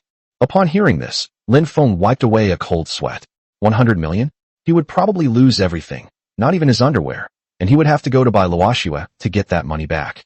Brother, you're treating me like a sucker. I'm not doing that. Lin Feng directly rejected Ouyang Weiguo's suggestion. Ouyang Weiguo pondered for a moment and then said, "Tell me your conditions." It's very simple. The cost of clearing the silt is 500 million yuan, and all 900 million tons of sand excavated will be mine. Lin Feng stated his terms directly. Chapter 66. A small investment leads to a big win. The beautiful section chief Wang Manman. Puff. Upon hearing Lin Feng's words, Ouyang Weiguo spat out the wine in his mouth. The cost of clearing the silt is 500 million yuan, and the 900 million tons of sand excavated will also belong to Lin Feng. At the current market price, 900 million tons of sand is worth 27 billion yuan. Lin Feng's plan was too ambitious. The abacus beads practically flew into his face. Brother, are you alright? Lin Feng asked, pretending to be concerned as he handed Ouyang Weiguo some tissues. Ouyang Weiguo picked up a cup of tea, drank it down, pointed at Lin Feng, and said, "You brat, get the hell out of here. Are you here to negotiate? You're clearly taking advantage of my misfortune." Brother, you asked me to name my terms, so I'm just stating my thoughts. You know the risks involved are huge. One wrong move, and you could lose everything. Lin Feng also complained. The flood season is approaching, and if we don't clear the river sand in time, the economic losses will be enormous. 500 million yuan for cleanup, and all 900 million tons of river sand are yours, little brother. Do you know the price of river sand now? The market price is 30 yuan per ton, so 900 million tons of river sand is worth 27 billion yuan. Ouyang Weiguo angrily pointed at Lin Feng and said, "Your appetite is too big. Aren't you afraid of bursting your stomach?" Brother, the market price is 30 yuan per ton. This is the price of small-scale transactions. If 900 million tons of sand flood the market, the price of sand will definitely fall further. Moreover, the real estate market is getting worse and worse. Lin Feng explained with a wry smile. It's good if the sand I dig out can sell for 10 yuan a ton. Add to that the expenses for personnel, site, transportation, etc., and I can't make much money at all. Upon hearing this, Ouyang Weiguo's expression shifted between light and dark, his gaze fixed on Lin Feng like that of an eagle. Lin Feng hurriedly poured wine for Ouyang Weiguo. Brother, let's talk about something else, about Ouyang Lingyu. Do you want to hear about it? Go on, Ouyang Weiguo said, feeling that the conversation was going nowhere and deciding to change the subject. When Ouyang Lingyu was struck by lightning on Huangshan Mountain, I was the one who saved her. I took Lingyu to the hospital and left only after she was out of danger. Call Wang Yaozu when you leave and ask him to look after her, Lin Feng said with a smile to Ouyang Weiguo, explaining the whole story. Ouyang Weiguo was stunned upon hearing this. He looked Lin Feng up and down and said, "You mean you saved Lingyu, and Wang Yaozu took credit for it, then created a good person image for himself and caught up with Lingyu? Indeed, I didn't expect things to develop to this point. If only I had waited for Lingyu to recover and be discharged from the hospital. Therefore, I am deeply sorry for this matter. I never expected it to cause Lingyu so much trouble." Lin Feng stood up and bowed to Ouyang Weiguo as he said this. Ouyang Weiguo suddenly said, "You've confessed this to Lingyu. Lingyu is going to Huangshan now to investigate this matter, right?" "That's right. I don't want to just watch her jump into the fire, and I saved her, so why is she speaking ill of me?" Lin Feng got angry just thinking about it. Lingyu's personality is indeed a bit impulsive, Ouyang Weiguo sighed. "It's not too late for you to tell the truth. She should make the right choice. Also, I should thank you properly for saving my daughter." "You're too kind, brother. I would have saved anyone," Lin Feng nodded. "The Qinghe Lake silt removal project needs to go through the normal bidding process. You need to obtain the relevant qualifications as soon as possible in the next 2 days." Ouyang Weiguo glanced at Lin Feng and said, "I will have Lao Hao cooperate with you, but you must ensure that this work is completed within a month, otherwise it will cause significant losses if floods occur." "Secretary Ouyang, rest assured, I will do my best," Lin Feng assured him, patting his chest. "As for the 500 million yuan for silt removal, that's not easy to handle. You heard it that night too. The higher-level government can only allocate 100 million yuan. Ouyang Weiguo said to Lin Feng with a sigh. No problem, Lin Feng nodded. He hadn't planned to ask for the 400 million yuan in the first place, but he was afraid that Ouyang Weiguo would try to bargain, so he made an exorbitant demand. The real wealth lies in the 900 million tons of sand. If managed properly, it could bring him hundreds of billions in wealth in the future. At that moment, Ouyang Weiguo summoned Secretary Hao and asked him to fully assist Lin Feng in clearing the silt from Qinghe Lake. Secretary Hao assured Ouyang Weiguo that the mining license would be approved as quickly as possible. Then Ouyang Weiguo called the heads of the Environmental Protection Bureau, the Safety Administration, the Tax Bureau, the Land and Resources Bureau, and the Industry and Commerce Bureau, asking them to give Lin Feng a green channel. Since it concerned flood prevention, and given that Ouyang Weiguo had given instructions, the people in these departments all expressed their willingness to handle the matter as quickly as possible. Everything is arranged. Don't let me down. Ouyang Weiguo put down the phone and glanced at Lin Feng. Don't worry, brother. Once all the permits are in order, I will get to work and make sure the silt in Qinghe Lake is cleaned up. In addition, I can clean up the silt in other river channels for free. This is free, and of course, the silt belongs to me. Lin Feng chuckled and probed. Jiangxing City has many rivers and lakes. In addition to Qinghe Lake, there are some large rivers with a lot of sand. I'm afraid your stomach can't take it and will burst, Ouyang Weiguo said, pointing at Lin Feng and laughing. Hurry up and go to the business registration department to register a company. Okay. Lin Feng laughed and turned to go downstairs and leave. He immediately dialed Si Yunxio's number, and soon Si Yunxio's voice came through the phone. What's wrong? Si Yunxio asked, puzzled. Go to the high-speed rail station and accompany Lingyu to Huangshan. It would be better if you took the lead. Ouyang Weiguo briefly explained how Lin Feng had saved Ouyang Lingyu. What? It was actually Lin Feng who saved Lingyu?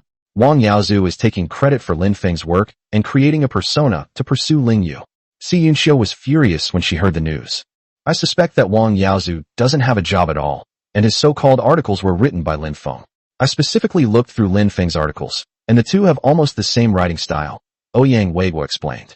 Upon hearing this, Si Yunxio said, I've had my suspicions for a long time. And Lin Feng is also preparing to clean up the 900 million tons of silt in Qinghe Lake, which will cost 100 million yuan and solve a big problem for me. Ouyang Weiguo said this with some relief. He's really losing out, Ouyang. You can't treat Lin Feng like this. He's been helpful to Xiaolei, and what if he really did save Lingyu's life? Si Yunxio said with some dissatisfaction. How could Lin Feng do a losing business? All 900 million tons of river sand that were dug out were handed over to him for processing. Ouyang Weiguo revealed again. Be careful that people don't use this against you. Si Yunxio warned after a moment of silence. Don't worry, it's a normal bidding process. Moreover, our government should treat private entrepreneurs well, otherwise who will work for the government in the future. These past few days I've called around to all the companies in Jiangxing City, and they were all very polite, but then they disappeared. Ouyang Weiguo's tone was somewhat cold. Weiguo, you handle this as you see fit. Be mentally prepared. I'm going to the station to find Lingyu now. Si Yunxio said and hung up the phone. After leaving the Water Resources Bureau, Lin Feng took his father's ID card and went straight to the Industry and Commerce Department. He was received by a beautiful director named Wang Manman. Wang Manman had a ponytail, a tall figure, fair and smooth skin, an oval face, a fair neck, and a sky blue crystal necklace around her neck. She wore a black coat on top and a black skirt on the bottom, making her look very elegant. President Lin, I'm Wang from the Industry and Commerce Bureau. Wang Manman walked up with a gentle smile. The higher-ups said that this person was introduced by the district party committee leader. Because it involves flood control work, we need to go through the green channel. Section Chief Wang, you can just call me Lin Feng. Lin Feng smiled and extended his hand. Wang Manman in front of him looked very young. In terms of appearance, she was no less beautiful than Shui Mi Tao, and in terms of figure, she was only slightly inferior. Moreover, Wang Manman's attitude was excellent, which won Lin Feng's favor. Such a person is very worthy of being a friend. Wang Manman looked at Lin Feng with her beautiful eyes and smiled. Comrade Lin Feng is young and promising. Lin Feng's gaze suddenly fell on Wang Manman's desk, where he saw a yoga picture. During your break, why don't you study yoga? Comrade Lin Feng also likes yoga. Wang Manman followed Lin Feng's gaze, and then explained with a smile. Chapter 67 Meeting at the Yoga Studio, Negotiating with Sister Yu. That's right, I also like yoga. Yoga can reshape a person's physique and temperament. Lin Feng looked at Wang Manman as if he had met a kindred spirit. The women he had met, such as Song Qian and Su Ling, had good figures, but they didn't really like practicing yoga. As for Shui Mi Tao, Although she practiced a little, she was only half-baked. Yoga is very beneficial for women. It can increase a woman's flexibility and poise, and make her less prone to muscle strains in daily life. Wang Man chuckled upon hearing this, pointing her fair finger at Lin Feng. Lin Feng smiled awkwardly. He touched his lower abdomen, which still had a bit of a beer belly, and his face was also a little puffy. Comrade Lin Feng, you really need to exercise more. Yoga can indeed reshape your body, and it's great that you're aware of this. But you have to keep exercising. Wang Man looked Lin Feng up and down with a smile, and said, I recommend you take a yoga training class. It's a bit expensive, but the results will definitely be good. Great. I was just worried about not being able to find a reliable yoga training class. Section Chief Wang, you're so kind. It's my luck to meet you today. Lin Feng was overjoyed upon hearing this. It would be good to see what yoga is like in society and exchange ideas with everyone. Comrade Lin Feng, you're too kind. Let's discuss yoga after get off work. I'll recommend the yoga studio owner to you. Let's take care of business first. Did you bring your ID card? Wang Man turned and walked towards the printer. Upon hearing this, Lin Feng immediately handed his father's ID card to Wang Man. Comrade Lin Feng, we need a supervisor, Wang Man said. Lin Feng thought for a moment and then called Sun Wanyu, asking her to send a copy of his ID card, which he then forwarded to Wang Man. The company registration was completed very quickly, on the same afternoon, including the company seal and business license. Then Wang Man personally drove Lin Feng to several departments, including environmental protection, safety, water resources, and land resources, to submit materials. It was already dark when they finished submitting the materials. Wang Man had never been so tired. She was covered in sweat, her hair was wet, and a blush appeared on her beautiful face. Comrade Wang, thank you for your hard work this time. Lin Feng looked at Wang Man and chuckled. Let's go. It's my treat tonight. You can choose where to go. Let's forget it. It's all for the flood control work. Wang Man had been running around all afternoon, and although she was tired and hungry, she still politely declined Lin Feng's offer. After all, she had a fiancé, and it wouldn't be good to go out to eat with a strange man. Take me to yoga sometime. I'm thinking of losing weight. Lin Feng's invitation to Wang Man to dinner was just a polite remark. After all, Wang Man came from a prominent family, and you can't pester a girl like that. You have to start with what interests her. Great. I'll go to that yoga studio this Saturday night. I'll send you the location then. It'll be a good opportunity to help Comrade Lin Feng lose weight. Wang Man immediately agreed to Lin Feng's request. Upon hearing this, Lin Feng's face lit up with joy. He finally had a chance to discuss yoga with Wang Man, and he immediately got out of the car and left. After getting off the bus, I took a taxi to the Golden Hairpin Bar. It was time to start planning how to deal with my brother-in-law, Wang Yaozu. He wanted to frame Wang Yaozu, as this was the only way to completely sever ties between Ouyang Lingyu and Wang Yaozu. We still need to find people from Sister Yu to help with this. Soon we arrived at Sister Yu's office on the second floor and pushed open the door. In the office, Sister Yu looked panicked and hurriedly stuffed her phone into the drawer. She was wearing earphones. Why didn't you knock before coming in? Sister Yu scolded Lin Feng angrily. Hee, I need to talk to you urgently. Something's not right about you. Lin Feng chuckled as he looked at Sister Yu, noticing that something was off about her. None of your business. Sister Yu sneered. Remember to knock next time. Lin Feng approached Sister Yu, staring sharply at her before glancing into her drawer and noticing the light from a cell phone inside. What are you looking at? Sister Yu moved forward, blocking her drawer. Lin Feng's gaze swept over Yu Jie's snow-white neck and charming, delicate face, and he noticed that Yu Jie's face was getting redder and redder. Then his gaze fell on Yu Jie's long, white legs and skirt. Lin Feng, I'm warning you, if you keep looking at me like that, I'll sue you for harassment. Sister Yu squeezed her long legs together and stared at Lin Feng with a hostile expression. Sister Yu, you don't really need to do this. If you have any troubles, I can help you solve them. Lin Feng looked at Sister Yu with a wicked smile. He could tell that Sister Yu was in great pain and could only soothe her mind and body by watching adult movies. And this is the second time it has been discovered. Lin Feng is now the big boss of the Golden Hairpin Bar, and Yu Jie is basically working for him, so he should care about Yu Jie's physical and mental health.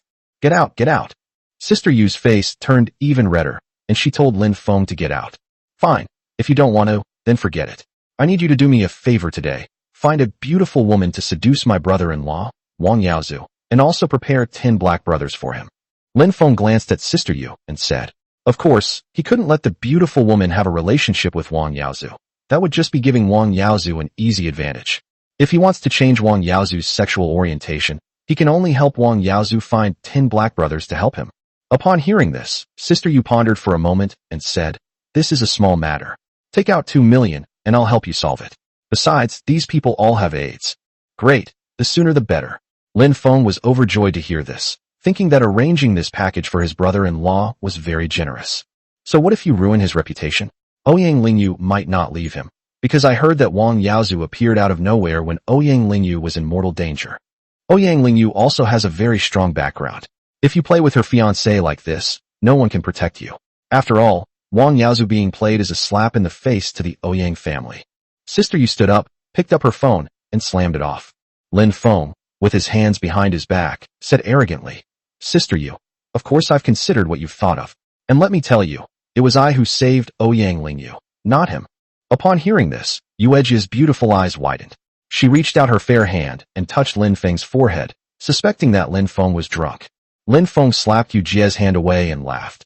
I saved Ouyang Lingyu when she was struck by lightning in Huangshan. I waited for her to be out of danger, and then I had to leave. So I asked Wang Yaozu to come and take care of her. I didn't expect that Wang Yaozu would take the opportunity to create a persona and package himself to win over Ouyang Lingyu. Upon hearing this, Sister Yu's face showed disbelief as she said, This, you're aware of this? I'm a very upright person. If any woman is in danger, I will definitely be the first to stand in front of her and protect her, Lin Feng said righteously. Upon hearing this, Sister Yu rolled her beautiful eyes at Lin Feng and said, The premise is that this woman is good-looking and young. If she's an old geezer, you'd definitely run away. Lin Feng sighed upon hearing this and said, You don't understand me at all. For example, if you, this old scallion, were in danger, I would definitely stand in front of you. Get lost. You're the old scallion. Your whole family are old scallions. When Sister Yu heard Lin Feng call her an old scallion, she got so angry that she hit Lin Feng on the head with her pillow. She was only in her early 20s, and she was very well maintained. In terms of looks, she was definitely not inferior to those minor celebrities, but in Lin Feng's words, she was an old scallion. Lin Feng could only let Yu Jie hit him, and in the midst of the playful fight, he simply bent down and picked Yu Jie up. You bastard, put me down. Sister Yu said angrily. My husband Zhang Heilong will kill you if he finds out. Him, Lin Feng said with a hint of disdain. I could kick him 20 times. He threw Yu Jie onto the sofa. Yu Jie glared at Lin Feng through gritted teeth, wishing she could beat him up. I'm giving you a chance to make a lot of money, but you have to follow me from now on, because if I take you under my wing, it will pose a huge risk to me. Lin Feng sat on the sofa, his gaze falling on Sister Yu's black lace dress. Beneath the lace skirt were long, snow-white legs, encased in black stockings. This was a powerful weapon for men. Few could resist such temptation. Chapter 68 Yu Jie's Gentleness. Ouyang Lingyu views lightning strike surveillance footage. What kind of money-making opportunity? How much money can I make? Sister Yu felt Lin Feng's burning gaze, and she hurriedly grabbed an air-conditioning blanket to cover her legs. Let's open the battlefield. Lin Feng reached out and grabbed Yu Jie's air-conditioning blanket, then threw it hard onto the clothes rack in the distance. Uff! Sister Yu chuckled upon hearing this, laughing heartily. She had thought it was some kind of business, but it turned out to be a sand pit. What are you laughing at? Do you happen to have a business in the battlefield? Lin Feng asked suspiciously. Sister Yu took out a women's cigarette from the drawer, lit it, and elegantly exhaled a smoke ring while looking at Lin Feng, saying, Lin Feng, the real estate market is in a slump right now. Sand can't even be sold, and many sand quarries have gone bankrupt. You'll lose a fortune if you open a sand quarry now. Lin Feng looked at Yu Jie's beautiful face and smiled. In business, we believe in buying low and selling high. I have my own plans for opening this battlefield. Will you follow along this time? Sister Yu stared at Lin Feng with her beautiful eyes, as if trying to see something in him, but she found that Lin Feng's eyes were only fixed on her body. You're always thinking about that stuff? Why don't you just die in a woman's bed? Sister Yu was getting angry at Lin Feng's gaze. Men all like this kind of thing, which only means you still have some attraction. In another 10 years or so, even if you beg me, I won't bother to look at you. Lin Feng retorted to Sister Yu without any politeness. Sister Yu gritted her teeth in anger, wishing she could bite Lin Feng. This man's words were too venomous. Are you going to continue the business at the battlefield or not? If you're not going, I'm really going to drag everyone else down with me. Lin Feng asked Sister Yu again, mainly because this woman knew quite a few people in the underworld. Running a sand quarry requires not only managing relationships with the government, but also dealing with underworld figures to prevent them from causing trouble. Once the battlefield is operational, some troublemakers are bound to come looking for trouble. Lin Feng can't just stand there watching all day long. This is where Sister Yu needs to step in. Even if she can't handle it well, She can still help Lin Feng find out where the other party came from, and then bring them down. Besides having Yu Jie help him handle matters on the battlefield, he also wanted to take this opportunity to completely bring Yu Jie under his control and make her his person. Sister Yu stared at Lin Feng for a moment and said, "Have you heard something?" She recalled how Lin Feng made a fortune of 900 million yuan from 2.5 million yuan, and how Lin Feng helped Kai Yue, Director Luo, and others make huge profits. It must be admitted that this man's sources of information are terrifying. Don't ask questions you shouldn't ask. I'll just ask you one question. Are you in or not? If you are, you'll become one of my people. If you're not, you'll stay here and guard the bar. Lin Feng glanced at Sister Yu. How much money do I need to invest? Sister Yu asked after a moment's thought. 100 million. Lin Feng looked at Sister Yu and said with a smile, I guarantee you a 300% profit. 100 million? Why don't you just rob someone? Where would I get that much money? Sister Yu shook her head. All her money was in fixed assets, and it was impossible for her to raise that much cash in a short period of time. This is just one of the conditions. The other condition is to become my person. Both conditions are indispensable. Lin Feng turned around, sat down in a chair, crossed his legs, and casually pulled out a cigarette to smoke. Upon hearing this, Yu Ejia wanted to punch the man in front of her. He wanted her money and her body. He was too greedy. How much money are you planning to invest? Sister Yu asked, puzzled. The current plan is to invest 400 million yuan, Lin Feng said after thinking for a moment. This project would cost at least 500 million yuan. He planned to ask Shui Mitao and Miao Ling, the two wealthy women, since he had a very close relationship with them. Sister Yu sat on the sofa, closed her beautiful eyes, and then looked up at Lin Feng. Lin Feng, I'll invest 100 million. I don't care how much money you make. You just need to guarantee that you'll make 100 million. As for how much you make in the rest, that's entirely up to your own ability. Great. Lin Feng clapped his hands with a smile and said, Sister Yu is so efficient. You seem to know a lot about the battlefield. Sister Yu nodded and said, I actually own a small sand pit, currently with 2 million tons, and I've lost a lot of money based on the current market price. So you're a big shot in the sand quarry business. Impressive. Lin Feng gave a thumbs up. That's even better. He only knew that sand prices would rise in the future, but he didn't understand many of the operational details of running a sand quarry. We spent a lot of money to get the certificate back then. It was too expensive, and now that the sand can't be sold, the certificate is worthless, Sister Yu explained. Does Zhang Heilong have any shares in it? Lin Feng asked, puzzled. Sister Yu shook her head and said, No, that battlefield was actually left to me by my father. My father went to prison, and I'm afraid he'll never get out. Well, since it was left to you by your father, keep it as a keepsake, Lin Feng said, trying to comfort Yu Jie. Yu Jie rolled her beautiful eyes at Lin Feng. Is this how you comfort someone? Just then, Lin Feng approached Sister Yu, his gaze falling on her lace dress with a hint of greed. Sister Yu seemed to notice Lin Feng's gaze. She turned around, her face flushed, and said, Lin Feng, remember, don't cheat me. I need to earn another 100 million to do something. I'd never cheat you, trust me. If you invest in me, you'll definitely turn your life around. Lin Feng's gaze softened considerably. This Sister Yu in front of him was someone with a story. It seemed he needed to get to know her better before he could get her to work for him. Sister Yu bit her pink lips and whispered, Close the office door. Lin Feng immediately understood, stood up, and closed the office door. Sister Yu turned off the office lights. Why turn off the lights? Lin Feng looked at Sister Yu with a mischievous grin. He didn't like turning off the lights because it made it impossible to see her expression. Yu Ejia blushed and glared at Lin Feng. She picked up her phone from the table and smashed it against the ceiling light, shattering it. Are you worried about getting old and scaring me? Lin Feng chuckled. Hey Lin, I'm going to kick your mouth out today. You need to be taught a lesson. Who's old? I'm only in my early 20s. You're the old man. Sister Yu angrily rebuked Lin Feng. Not good. Lin Feng's expression changed slightly. He felt a gust of wind, and the woman had actually attacked his mouth. He shifted his body to avoid Yu Jie's feet and laughed. Yu Jie, I was wrong. You are more beautiful than an 18-year-old girl. Humph. Sister Yu snorted softly before giving up. Huangshan Scenic Area Management Office. A car was parked in front of the office. It was Si Yunxiu and Ouyang Lingyu. The two had missed the high-speed train and had to drive to Huangshan. A complex expression crossed Ouyang Lingyu's delicate face. Mom, has Dad spoken to the people here? Ouyang Lingyu couldn't help but ask. I've already informed them, and the supervisor here will come in person, Si Yunxiu nodded. Just as the two were talking, a figure hurriedly walked over. It was Huang Yukai, the director of the scenic area. Mrs. Ouyang, Miss Ouyang, you must be tired from your journey. I am Huang Yukai, the director of the scenic area management. Huang Yukai greeted them with a smile. Hello, Director Huang. Thank you for your hard work today. Si Yunxiu walked up and greeted him with a smile. It was my mistake that caused Miss Ouyang to be struck by lightning. But don't worry, I've pulled up the videos from the past few years and found the video of the time when Miss Ouyang was struck by lightning. Huang Yukai didn't waste any words and directly told the two that he had found the video from 2 years ago. Si Yunxiu and Ouyang Lingyu were overjoyed to hear this. They were just thinking of searching for it, but they didn't expect that the scenic area had already retrieved the video from back then. Madam Ouyang, Miss Ouyang, please come in. Huang Yukai gestured for them to come in. Si Yunxiu and Ouyang Lingyu walked into the Scenic Area Management Office. Chapter 69. Ouyang Lingyu. Brother Lin Feng, I'm sorry. Huangshan Scenic Area Management Office. Huang Yukai retrieved all the videos of Ouyang Lingyu being struck by lightning.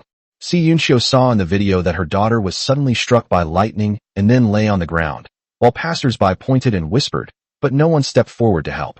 Just then, a man squeezed out of the crowd and knelt down to perform CPR on Ouyang Lingyu. A moment later, the man picked up Ouyang Lingyu and ran toward the cable car, but the cable car management reported that it was under maintenance. Left with no other option, the man carried Ouyang Lingyu down the mountain, carefully protecting her along the way. The man even fell to the ground, but he still held Ouyang Lingyu in his arms. And this man was none other than Lin Feng. Ouyang Lingyu blushed as she watched the scene. She hadn't expected Lin Feng to perform CPR on her. Although Si Yunxiu knew that her daughter had been struck by lightning, she burst into tears when she saw her daughter in danger. She was filled with gratitude for Lin Feng at this moment. If Lin Feng hadn't saved her daughter would probably be dead. We also retrieved the hospital's surveillance footage. Here's the footage. Huang Yukai opened another video. Si Yunxiu continued watching the video. In the video, Lin Feng carried Ouyang Lingyu and rushed into the emergency room. After Ouyang Lingyu came out of the emergency room, she remained unconscious for 3 days. For the past 3 days, Lin Feng has stayed by Ouyang Lingyu's side. This person must be a writer. I heard from the hospital staff that he's been writing all the time, and he's even paid for Miss Ouyang's hospital bills, Huang Yukai explained with a smile. Miss Ouyang has met a benefactor. Seeing this, Ouyang Lingyu felt extremely guilty, remembering how she had spoken harshly to Lin Feng and how she had misunderstood him, treating him as a scumbag. Lin Feng is a real man. It's a pity he married the wrong person. Si Yunxiu couldn't help but sigh. There was no doubt that Lin Feng was a very upright person with a strong sense of responsibility. Mom, I have spoken ill of brother Lin Feng many times, Ouyang Lingyu said in a low voice. It's all right. Lin Feng is a magnanimous man and won't hold it against you. But you still have to do something, right? Si Yunxiu said with a smile, touching Ouyang Lingyu's forehead. I understand. I'll sincerely invite him to dinner when I get back. Also, I hope Dad will give more support to brother Lin Feng's career. Ouyang Lingyu pleaded with Si Yunxiu. Lin Feng is planning to invest 500 million yuan to help your father solve the flood control problem. This matter requires the assistance of your Water Resources Department, Si Yunxiu explained. If you want to help him now, hurry back to Jiangxing City. Ouyang Lingyu nodded gently.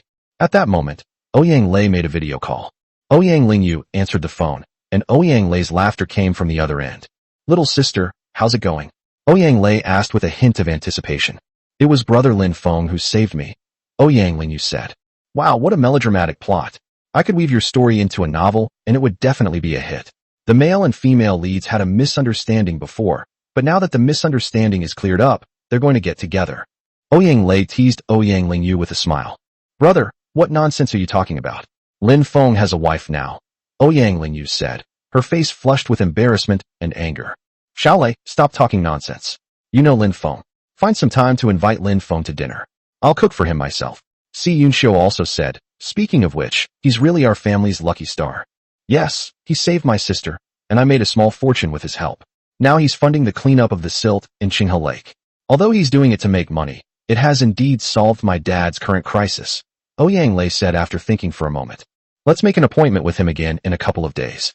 He's probably very busy these days, Si Yunxiu explained. I understand. Don't rush back.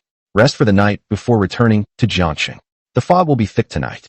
Anyway, we've already found out the truth. Ouyang Lei instructed. Take this time to let Lingyu keep you company and help you relax. Si Yunxiu glanced at Ouyang Lingyu, who, remembering her mother's worries for her, immediately decided to spend the next day with her mother before returning to Jiangxing. After hanging up the video call, Ouyang Lingyu secretly edited a text message and sent it to Lin Feng. Jiangxing City late at night.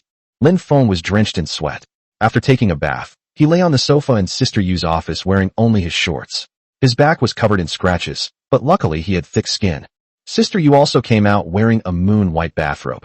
Her skin was snow white, her body was curvaceous, and she walked over with her beautiful white legs. Sister Yu, wearing a bathrobe, looked like a white mermaid. Her face was flushed, with a hint of infatuation. Yuejia's beautiful eyes swept over Lin Feng. This man was simply inhuman. No wonder Kai Wei was so infatuated with Lin Feng. Ding dong. Just then, a message notification sounded on the phone on the table. Sister Yu glanced at the message on her phone and immediately revealed a hint of sarcasm. Boss, you're so lucky. Congratulations on winning Ouyang Lingyu's heart, Sister Yu said, looking at Lin Feng with her phone in hand. Win her heart? Lin Feng asked, puzzled. Brother Lin Feng, Lingyu is sorry. Lingyu was wrong. Please forgive my previous rashness. Brother Lin Feng, you are the real man. Sister Yu read aloud the text message sent by Ouyang Lingyu, and after reading it, a hint of jealousy appeared on her face. You're jealous so quickly? Lin Feng looked at Sister Yu with a half-smile. Jealous? You're overthinking it. I just can't bear to see a beautiful woman fall into your clutches. Sister Yu sat on the sofa and picked up a banana. Snap! She forcefully broke the banana in half, peeled it, and then ate it with gusto. Lin Feng's eyelids twitched as he looked at her. This woman had been a soldier. She was a rose with thorns, difficult to tame. How exactly did Uncle get in? Do you need my help? Lin Feng asked casually. Upon hearing this, Sister Yu was taken aback and said, there was a safety accident during production at one of his sand quarries, which killed several workers. That sand quarry was also shut down. As the sand quarry was shut down, several of his partners also sued him for illegal fundraising, so he was sentenced to life imprisonment for multiple crimes. Lin Feng thought for a moment and suddenly asked, isn't your dad nicknamed Old Cat? When he wrote about the sand market in his previous life, he had done some research and heard that some sand quarry owners had been sued for illegal fundraising. One of them was nicknamed Old Cat, and many young people called him Brother Cat. He heard from a friend that the construction site accident involving Old Cat was deliberately caused by a man named Black Dog. How do you know my dad? Sister Yu asked, puzzled. Lin Feng took out a cigarette, lit it, and exhaled a smoke ring, saying, work hard for me. I'll look into your father's situation for you. He was framed and set up. What? You mean my dad was set up? That means he wasn't responsible for that safety accident. Sister Yu suddenly stood up and excitedly grabbed Lin Feng's arm. I've only heard about it, but I'm not sure. Just wait for my news. Lin Feng looked at Sister Yu and said softly, since you're one of my people, I'll help you sort this out. Upon hearing this, Yuejia's cheeks slid into a tear as she said, thank you, Lin Feng. She had been married to Zhang Heilong for several years, but he never cared about her father's affairs. Later, Zhang Heilong often went out to play, which made her even more heartbroken. Ding dong. At that moment, Lin Feng's phone beeped with a message notification. He saw that it was sent by his brother-in-law, Wang Yaozu, telling him to go to the hospital to pay the medical bills. Lin Feng immediately dialed his brother-in-law Wang Yaozu's number. Yaozu, where are you now? He was just about to look for Wang Yaozu, but Wang Yaozu came to him of his own accord, so he decided to deal with Wang Yaozu ahead of time. I'm at the hospital looking after my sister. Hurry up and pay the bill. Wang Yaozu urged Lin Feng without any politeness. Okay, I'll be right there. Lin Feng hung up the phone after hearing this. He remembered that Wang Meiling had over 100,000 yuan left in her bank account, enough to cover her medical expenses. It seemed that Wang Yaozu was short of money. Let's go. I'll go to the hospital with you, Sister Yu said as she walked up. You can still walk? And you want me to seduce Wang Yaozu? How could I possibly agree to that? Lin Feng looked at Sister Yu with a half-smile. You're so frivolous. Who seduced him? I went with my girlfriends. I went to the hospital to take care of other things. Sister Yu blushed and scolded. You're just an animal. Lin Feng had no choice but to agree, and then helped Sister Yu downstairs. Yuejia casually called out to a pretty young lady. Lin Feng recognized her immediately. It was Miao Miao, the one who had helped him trick Liang Kuan last time. Hey, beautiful. Lin Feng greeted her with a smile. Miao Miao heard you were in trouble, so she took the high-speed train from the provincial capital overnight. Yu Jia explained with a smile. Add an extra 100,000. Lin Feng added 100,000 with a wave of his hand. Thank you, boss. I wish you a life of pleasure every night. Miao Miao smiled sweetly and said, Boss, be sure to call me when you go to the provincial capital. I'll find someone to treat you well, otherwise I'll feel bad taking this money. All right, you'd better make the arrangements. Lin Feng nodded with a smile. It seemed he needed to find some time to visit the provincial capital, otherwise he would feel bad for Miao Miao's hospitality.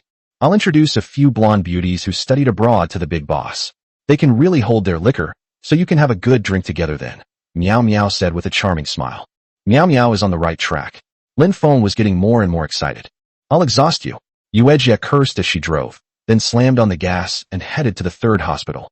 Chapter 70 Meow Meow seduces Wang Yaozu at a hotel. Lin Feng, Yuejia, and Meow Meow quickly drove to the third hospital. Yuejia went to the trauma department to get medicine, and Meow Meow followed Lin Feng from a distance, waiting for Lin Feng to give the signal to come over. Lin Feng arrived at the inpatient department and saw his wife, Wang Miling, lying in bed, with Wang Yaozu and his mother-in-law, Lu Yufan, sitting by the bedside. Where have you been? Lu Yufan walked up and pointed at Lin Feng, scolding him. Your wife is injured and in the hospital, and you haven't been seen all day. Brother-in-law, you're not a real man. I really regret marrying my sister to you. Wang Yaozu also chimed in, criticizing Lin Feng. I went to a construction site to carry bricks. It's a quick way to make money on construction sites these days, Lin Feng said, feigning a pitiful look. If he hadn't been planning to send his wife, Wang Miling, to the crematorium, he would have already gone up and slapped Wang Yaozu and Lu Yufan a few times. Useless, you're really useless. Writing articles? How much money can you make by carrying bricks? What are you thinking? Wang Miling, lying on the hospital bed, was suddenly furious. She was in excruciating pain, not knowing if the medication had worn off, but she was in great pain and just wanted to bang her head against the wall. Lin Feng turned around, took out eye drops, and applied them to his eyes. Then he turned around again to look at Wang Miling, pretending to be distressed.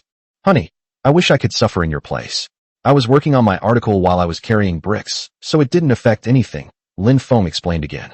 Also, I told the hospital that we don't need to pay the hospital fees for now. We'll settle the bill after your treatment. Wang Miling looked at Lin Feng again and said, Lin Feng, I'll ask you one more question. Can you transfer your parents' house to Yaozu? Yaozu is really getting married. Upon hearing this, Lin Feng hesitated for a moment and said, Wife, I will do everything I can to help Yaozu solve the problem of the wedding house, but you must not take my parents' house. You're determined to force me to my death. You're so heartless. Wang Miling pointed at Lin Feng, trembling with anger. Lu Yufan and Wang Yaozu were so angry that they wanted to rush up and beat Lin Feng, but Wang Miling stopped them by shouting, Mom, brother, please don't pressure Lin Feng anymore. I'm heartbroken and I never want to see him again, Wang Miling cried, feigning a sorrowful expression. Lu Yufan and Wang Yaozu glared at Lin Feng fiercely before giving up. Excuse me, is this Mr. Wang Yaozu? A pleasant voice rang out. Upon hearing this, everyone looked towards the door and saw Meow Meow standing there. Meow Meow wore a black dress. She already had a good figure, and with her fair skin and delicate face, she carried an LV bag, making her a typical rich and beautiful girl. I am Wang Yaozu. May I ask who you are? Wang Yaozu stammered when he saw Meow Meow, who had made his heart flutter. I'm a fan of Mr. Wang Yaozu. I heard that his sister was hospitalized, so I came to visit. Meow Meow said with a smile. Wang Yaozu writes very well. So you're one of my readers. Wang Yaozu stood up excitedly, rubbing his hands together. He hadn't expected to have such a beautiful female reader. My good son, a dragon among men. Lu Yufan slapped her thigh excitedly and stood up to pour tea for Meow Meow. On the contrary, Wang Miling was somewhat suspicious. How did you know Yaozu was in the hospital? Wang Miling asked suspiciously. Meow Meow smiled sweetly and said, Sister, Mr. Wang Yaozu has his own fan group. He regularly shares his life on his WeChat moments. Although I haven't added him as a friend, the sisters in the group secretly told me. This was a pre-arranged encounter scenario that Lin Feng had planned for Meow Meow. Wang Yaozu relied on Lin Feng's articles to accumulate tens of thousands of fans online, and he had established a fan group. Lin Feng also knew about this group, so he had Meow Meow secretly join it. Wang Miling was overjoyed to hear this. Her younger brother had made something of himself. Sister, don't talk nonsense. Oh dear, I didn't expect to run into my reader. Wang Yaozu's heart was immediately stirred by Meow Meow's hot figure. Mr. Wang Yaozu is more handsome than I imagined. I would like to invite Mr. Wang Yaozu for a drink. I wonder if I would have the honor. I mainly want to talk to Mr. Wang Yaozu about literature. I think Mr. Yaozu's intellectual level is very high. Meow Meow smiled charmingly, her beautiful eyes looking at Wang Yaozu with a hint of expectation. Upon hearing this, Wang Yaozu laughed heartily and said, This beautiful lady, first of all, thank you for your compliment. Also today As he spoke, he looked at Wang Miling on the bed. Yaozu, go ahead with peace of mind. I support you and encourage you to create even better works. You need to engage deeply with your readers.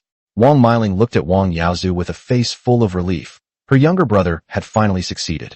Yes, your brother-in-law and I are fine here. Yaozu, You can't let the readers down.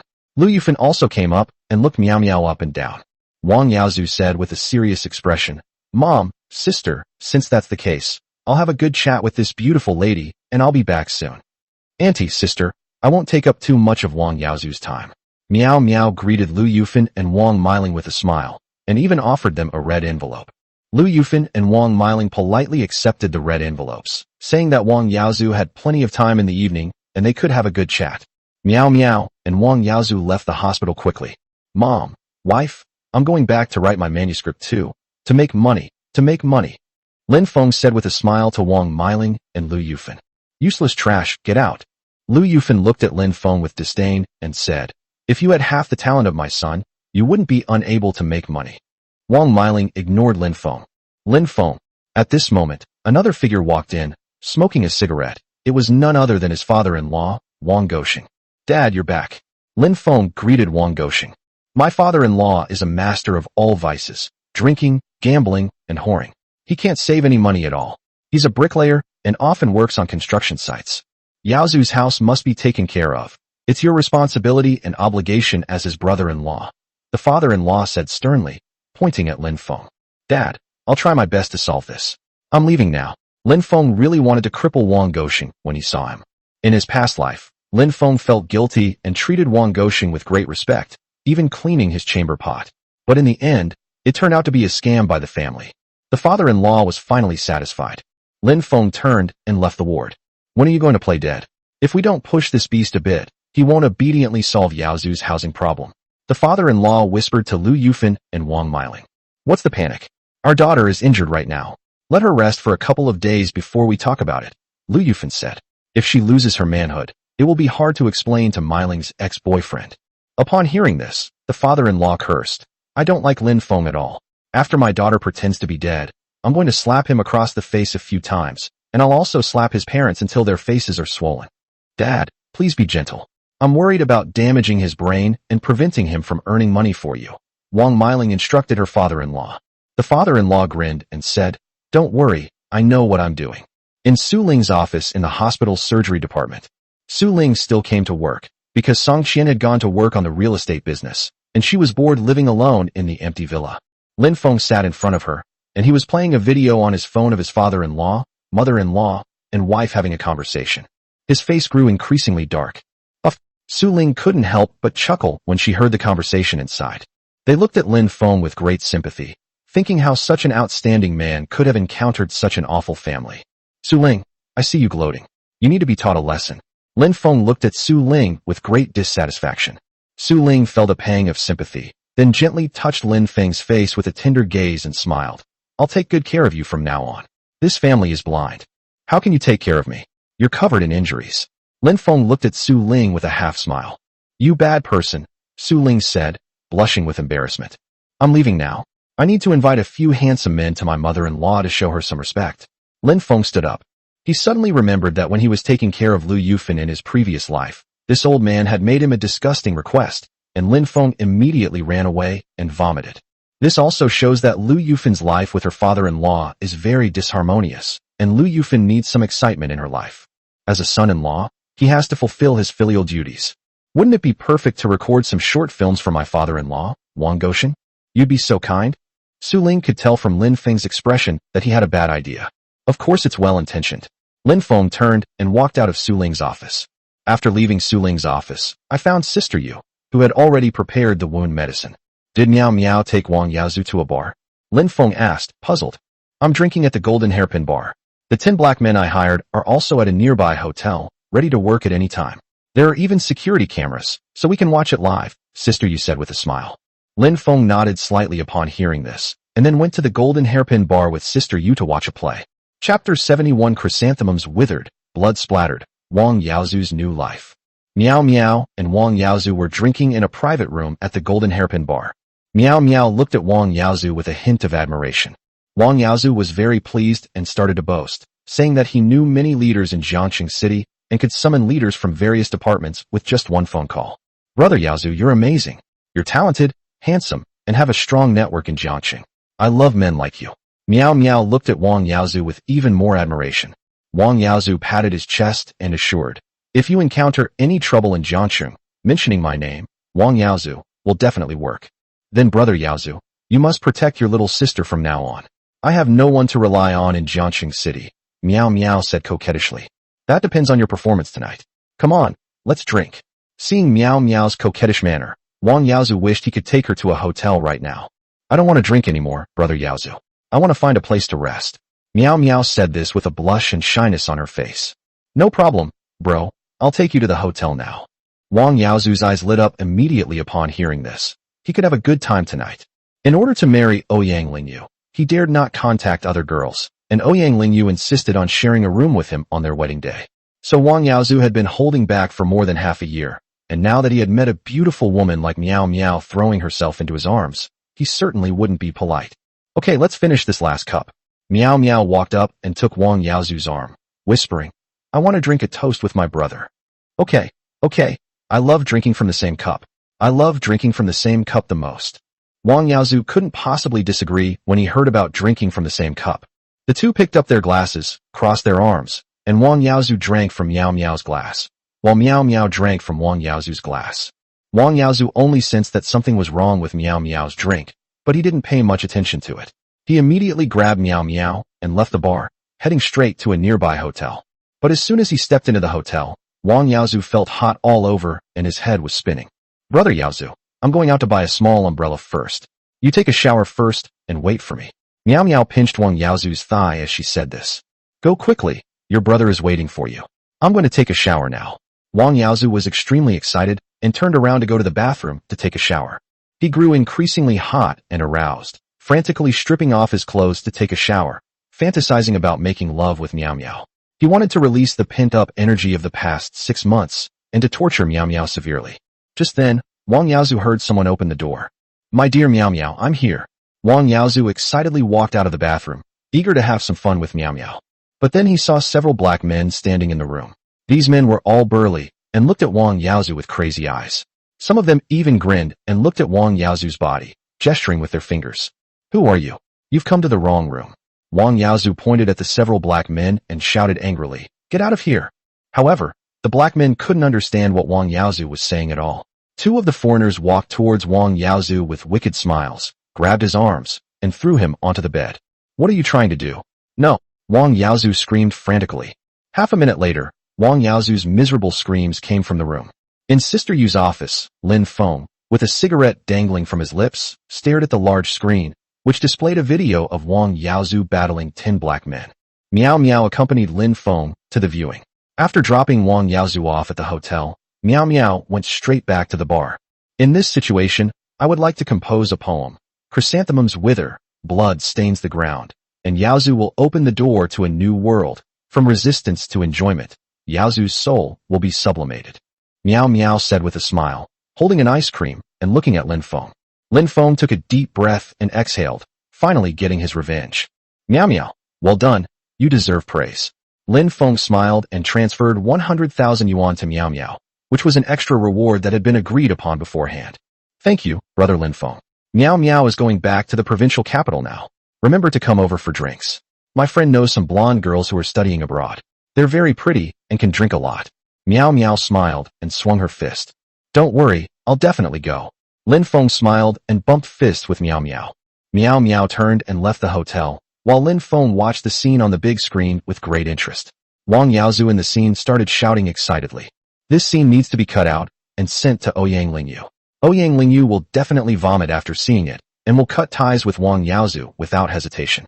Thinking of this, Lin Feng looked forward to Ouyang Lingyu returning to Jiangcheng City. Stop looking. Yuejia's voice came from the bathroom. Why aren't you watching? The battle is so intense. Lin Feng laughed and looked towards the bathroom. I'm worried that if you watch this for too long, your sexual interests will change, Yu said with a charming smile. Lin Feng stood up and walked towards the bathroom, then suddenly said, Sister Yu, I've noticed that your personality has changed these past 2 days. You used to be all aloof and cold. None of your business, Yu said in a low voice, both embarrassed and angry. Lin Feng grinned mischievously. I know, you haven't had a man for a long time, which caused your endocrine system to become imbalanced, and you went through menopause early. But I helped you regulate your endocrine system, which made your mindset normal. Get out. Sister, you seem to have been hit where it hurt by Lin Feng's words, and immediately told Lin Feng to get out. You actually told me to get lost? Looks like you need to be more reasonable. Lin Feng pushed open the bathroom door and walked in. You bastard, get out of here. Yu Edge's angry and embarrassed voice came from the bathroom. The next morning, Lin Feng was lying in bed when he smelled a refreshing fragrance. He immediately got dressed and went to the living room. There is a large earthenware pot in the living room, filled with milky white broth, with ginseng, lamb kidneys, and other ingredients floating in it. Eat quickly, and after you finish eating, settle the bill with Ao Dabong. Just give him 100,000 yuan. Sister Yu walked in wearing a moon-white nightgown. 100,000 yuan? That's so cheap. Lin Feng was extremely surprised. He had planned to give Sister Yu 2 million yuan. Oomph, you're just a nouveau riche, throwing around 2 million. You'll go bankrupt sooner or later if you keep spending like that, Sister Yu scoffed. Lin Feng thought about it and realized that he had been spending too much money lately. It seemed he needed to tone it down, at least in places where he could save money, such as not giving Lao He too much money. Lin Feng ate his meal and then went to the hotel across the street. In the hotel across the street, Wang Yaozu lay on the bed, the sheets stained red with blood, sweating profusely from the pain. Inside the room stood about a dozen black men, led by Obama. In his own country, he was unemployed, but after coming here, he became the owner of a fitness club. He is bisexual and has a very strong physical desire. In addition, Sister Yu offered a high price of 100,000 yuan, so Ao Dabong immediately led a group of brothers to make a move. You can enjoy yourself and make money at the same time, so why not? Wang Yaozu? Your name is not bad. Ao Dabong looked at Wang Yaozu and grinned wickedly. Wang Yaozu felt like dying at that moment. He never dreamed he would be messed with by a group of black men. I'm going to call the police. Wang Yaozu roared angrily. Upon hearing this, Ao Dabong and the others revealed a sinister smile as they looked at Wang Yaozu. Sure, but today's video will be leaked, Obama sneered. Wang Yaozu trembled upon hearing this. If word got out, his reputation would be completely ruined, and the Ouyang family would definitely break off the engagement. His dream of climbing the social ladder will also be completely shattered. From now on, you have to listen to me. If I call you, you have to come out. Obama continued with a sinister smile. Otherwise, I'll send the photos to the people around you. Wang Yaozu broke down upon hearing this, and he hurriedly pleaded. Brothers, please let me go. Let you go? Fine, but that depends on your future behavior. Ao Dabong pointed at Wang Yaozu and said, Get dressed and get out of here. Wang Yaozu hurriedly put on his clothes, then limped out, his forehead covered in cold sweat from the pain. He ran into Lin Feng as soon as he went downstairs, and he subconsciously lowered his head. Yaozu, what are you doing here? What happened to you? Why are you limping? Who hit you? Lin Feng hurriedly went up to help Wang Yaozu. Chapter 72 Encountering Wang Yaozu, going to Ouyang Lingyu's house. I'm not Wang Yaozu. You've mistaken me for someone else.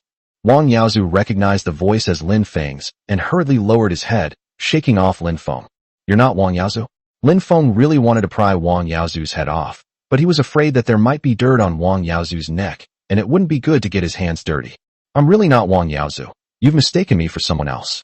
I need to go to the hospital for a checkup, Wang Yaozu said, dodging away. He was worried that he had contracted the disease, so he urgently needed to go to the hospital to take some emergency HIV prevention medication. Otherwise his life would be over. Then I must have been mistaken. You really look like one of my brothers. Shall I take you to the hospital? Lin Feng said very enthusiastically. No need. I don't need you to take me. Get out of my way. Wang Yaozu angrily pushed Lin Feng away and walked towards the front door. Lin Feng watched as Wang Yaozu walked with a limp, his legs covered in bright red blood, and he could even vaguely see that his face was swollen. It seems Wang Yaozu was well taken care of last night. Thinking of this, Lin Feng took out his phone and took a close-up photo of his brother-in-law. Then Lin Feng went upstairs to his room, where a dozen or so black men were standing and discussing their experiences in broken Mandarin. The man started to resist, and then his screams became so ecstatic. He actually begged me. This time I can make money and find a partner. It's worth it. But I heard the employer is very beautiful. When she comes to pay later, we'll take care of her together. I have to get the employer.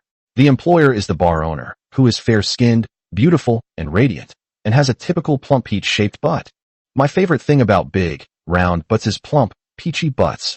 Several black men were discussing, each with a lewd grin on their face, preparing to take advantage of their employer when he came up. They were discussing who should go first, what positions to use, and so on. And this employer is Sister Yu. Lin Feng, standing at the door, overheard their conversation. His face darkened. These bastards dared to make a move on Sister Yu. They were practically asking for death. Excuse me, who is Mr. Obama? Lin Feng knocked on the door and asked with a smile. Upon hearing this, Ao Dabong and the others all looked towards Lin Feng at the door. I am who I am. Who are you? Ao Dabong stepped forward, looking at Lin Feng with a sinister smile. I'm Sister Yu's man. Sister Yu sent me to deliver the money. Lin Feng said calmly to Ao Dabong.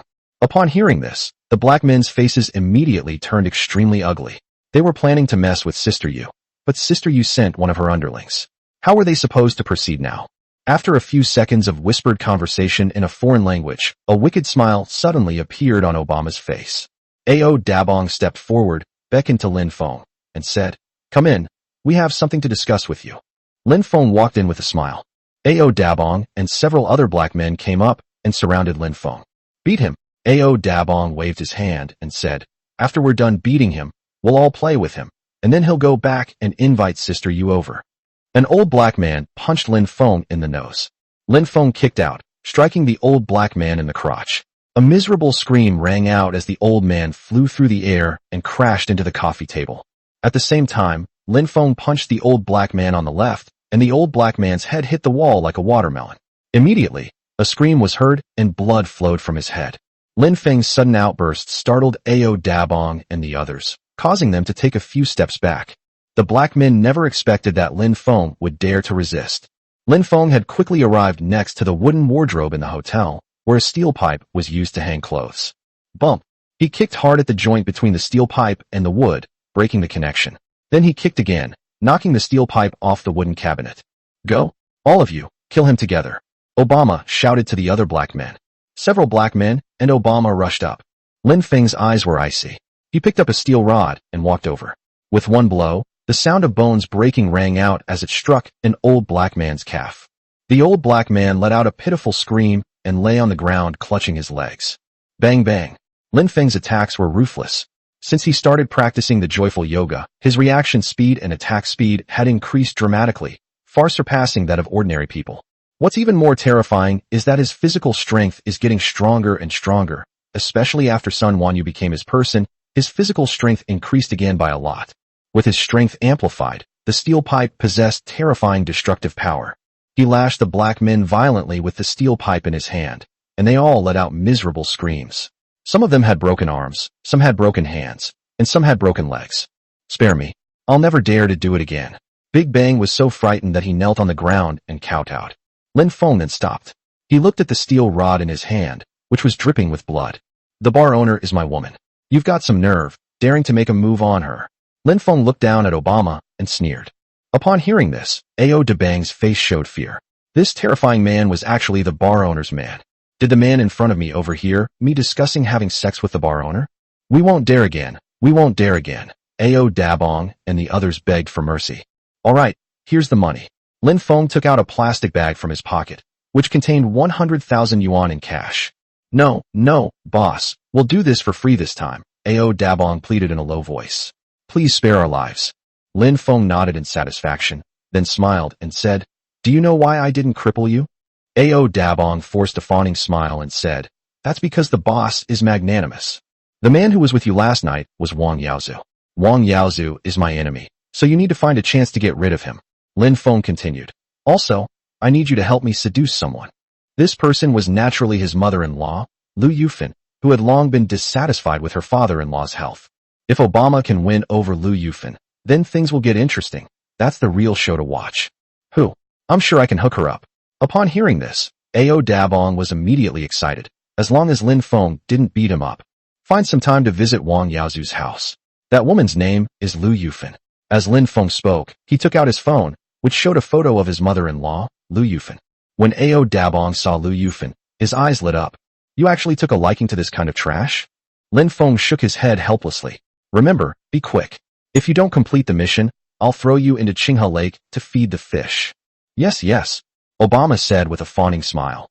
I will complete the mission as soon as possible. Lin Feng nodded in satisfaction. He stood up and walked towards the door. Clang. He kicked the door of the standard room, knocking it off and sending it flying into the room, landing on an old black man's face. The old man screamed in pain again. The other black men trembled with fear. This man was simply inhuman and should not be provoked. Obama was so frightened that he kowtowed again. Lin Feng left the hotel and returned to the Golden Hairpin Bar, where he threw a bag of money at Sister Yu. What happened? How did you get the money back? Sister Yu asked, puzzled, when she saw the 100,000 yuan in the bag. It's a good thing you didn't go. Those bastards are plotting against you. Lin Feng smiled at Sister Yu. Upon hearing this, Sister Yu's face turned cold, and she grabbed a steel rod and went outside. No need to go. 9 out of 10 people will have broken bones. Lin Feng took off his clothes and threw them directly into the trash can. He felt unlucky to encounter such people. Upon hearing this, Sister Yu put down the steel rod. She noticed bloodstains on Lin Feng's clothes and immediately asked, "Are you alright? They're just a bunch of useless trash. They wouldn't let me get hurt." Lin Feng looked at Sister Yu and said, "Go buy me some clothes." "Thank you, I'll go right away." Upon hearing this, Sister Yu smiled sweetly and turned to leave. Lin Feng went into the bathroom to wash up before coming out. Sister Yu has already bought Lin Feng a coat, shoes, and underwear, all of which are designer brands. After changing his clothes, Lin Feng's entire demeanor changed, exuding a sense of nobility and domineering arrogance. "I didn't realize you could do such a good job with the packaging. It was worth the hundreds of thousands I spent." Sister Yu looked at Lin Feng with satisfaction. "Don't worry, I'll spend more time with you. Also, I like strawberry-flavored umbrellas." Lin Feng reached out and hooked Yu Jie's fair chin, revealing a mischievous smile. "You shameless bastard. Who told you to come with me?"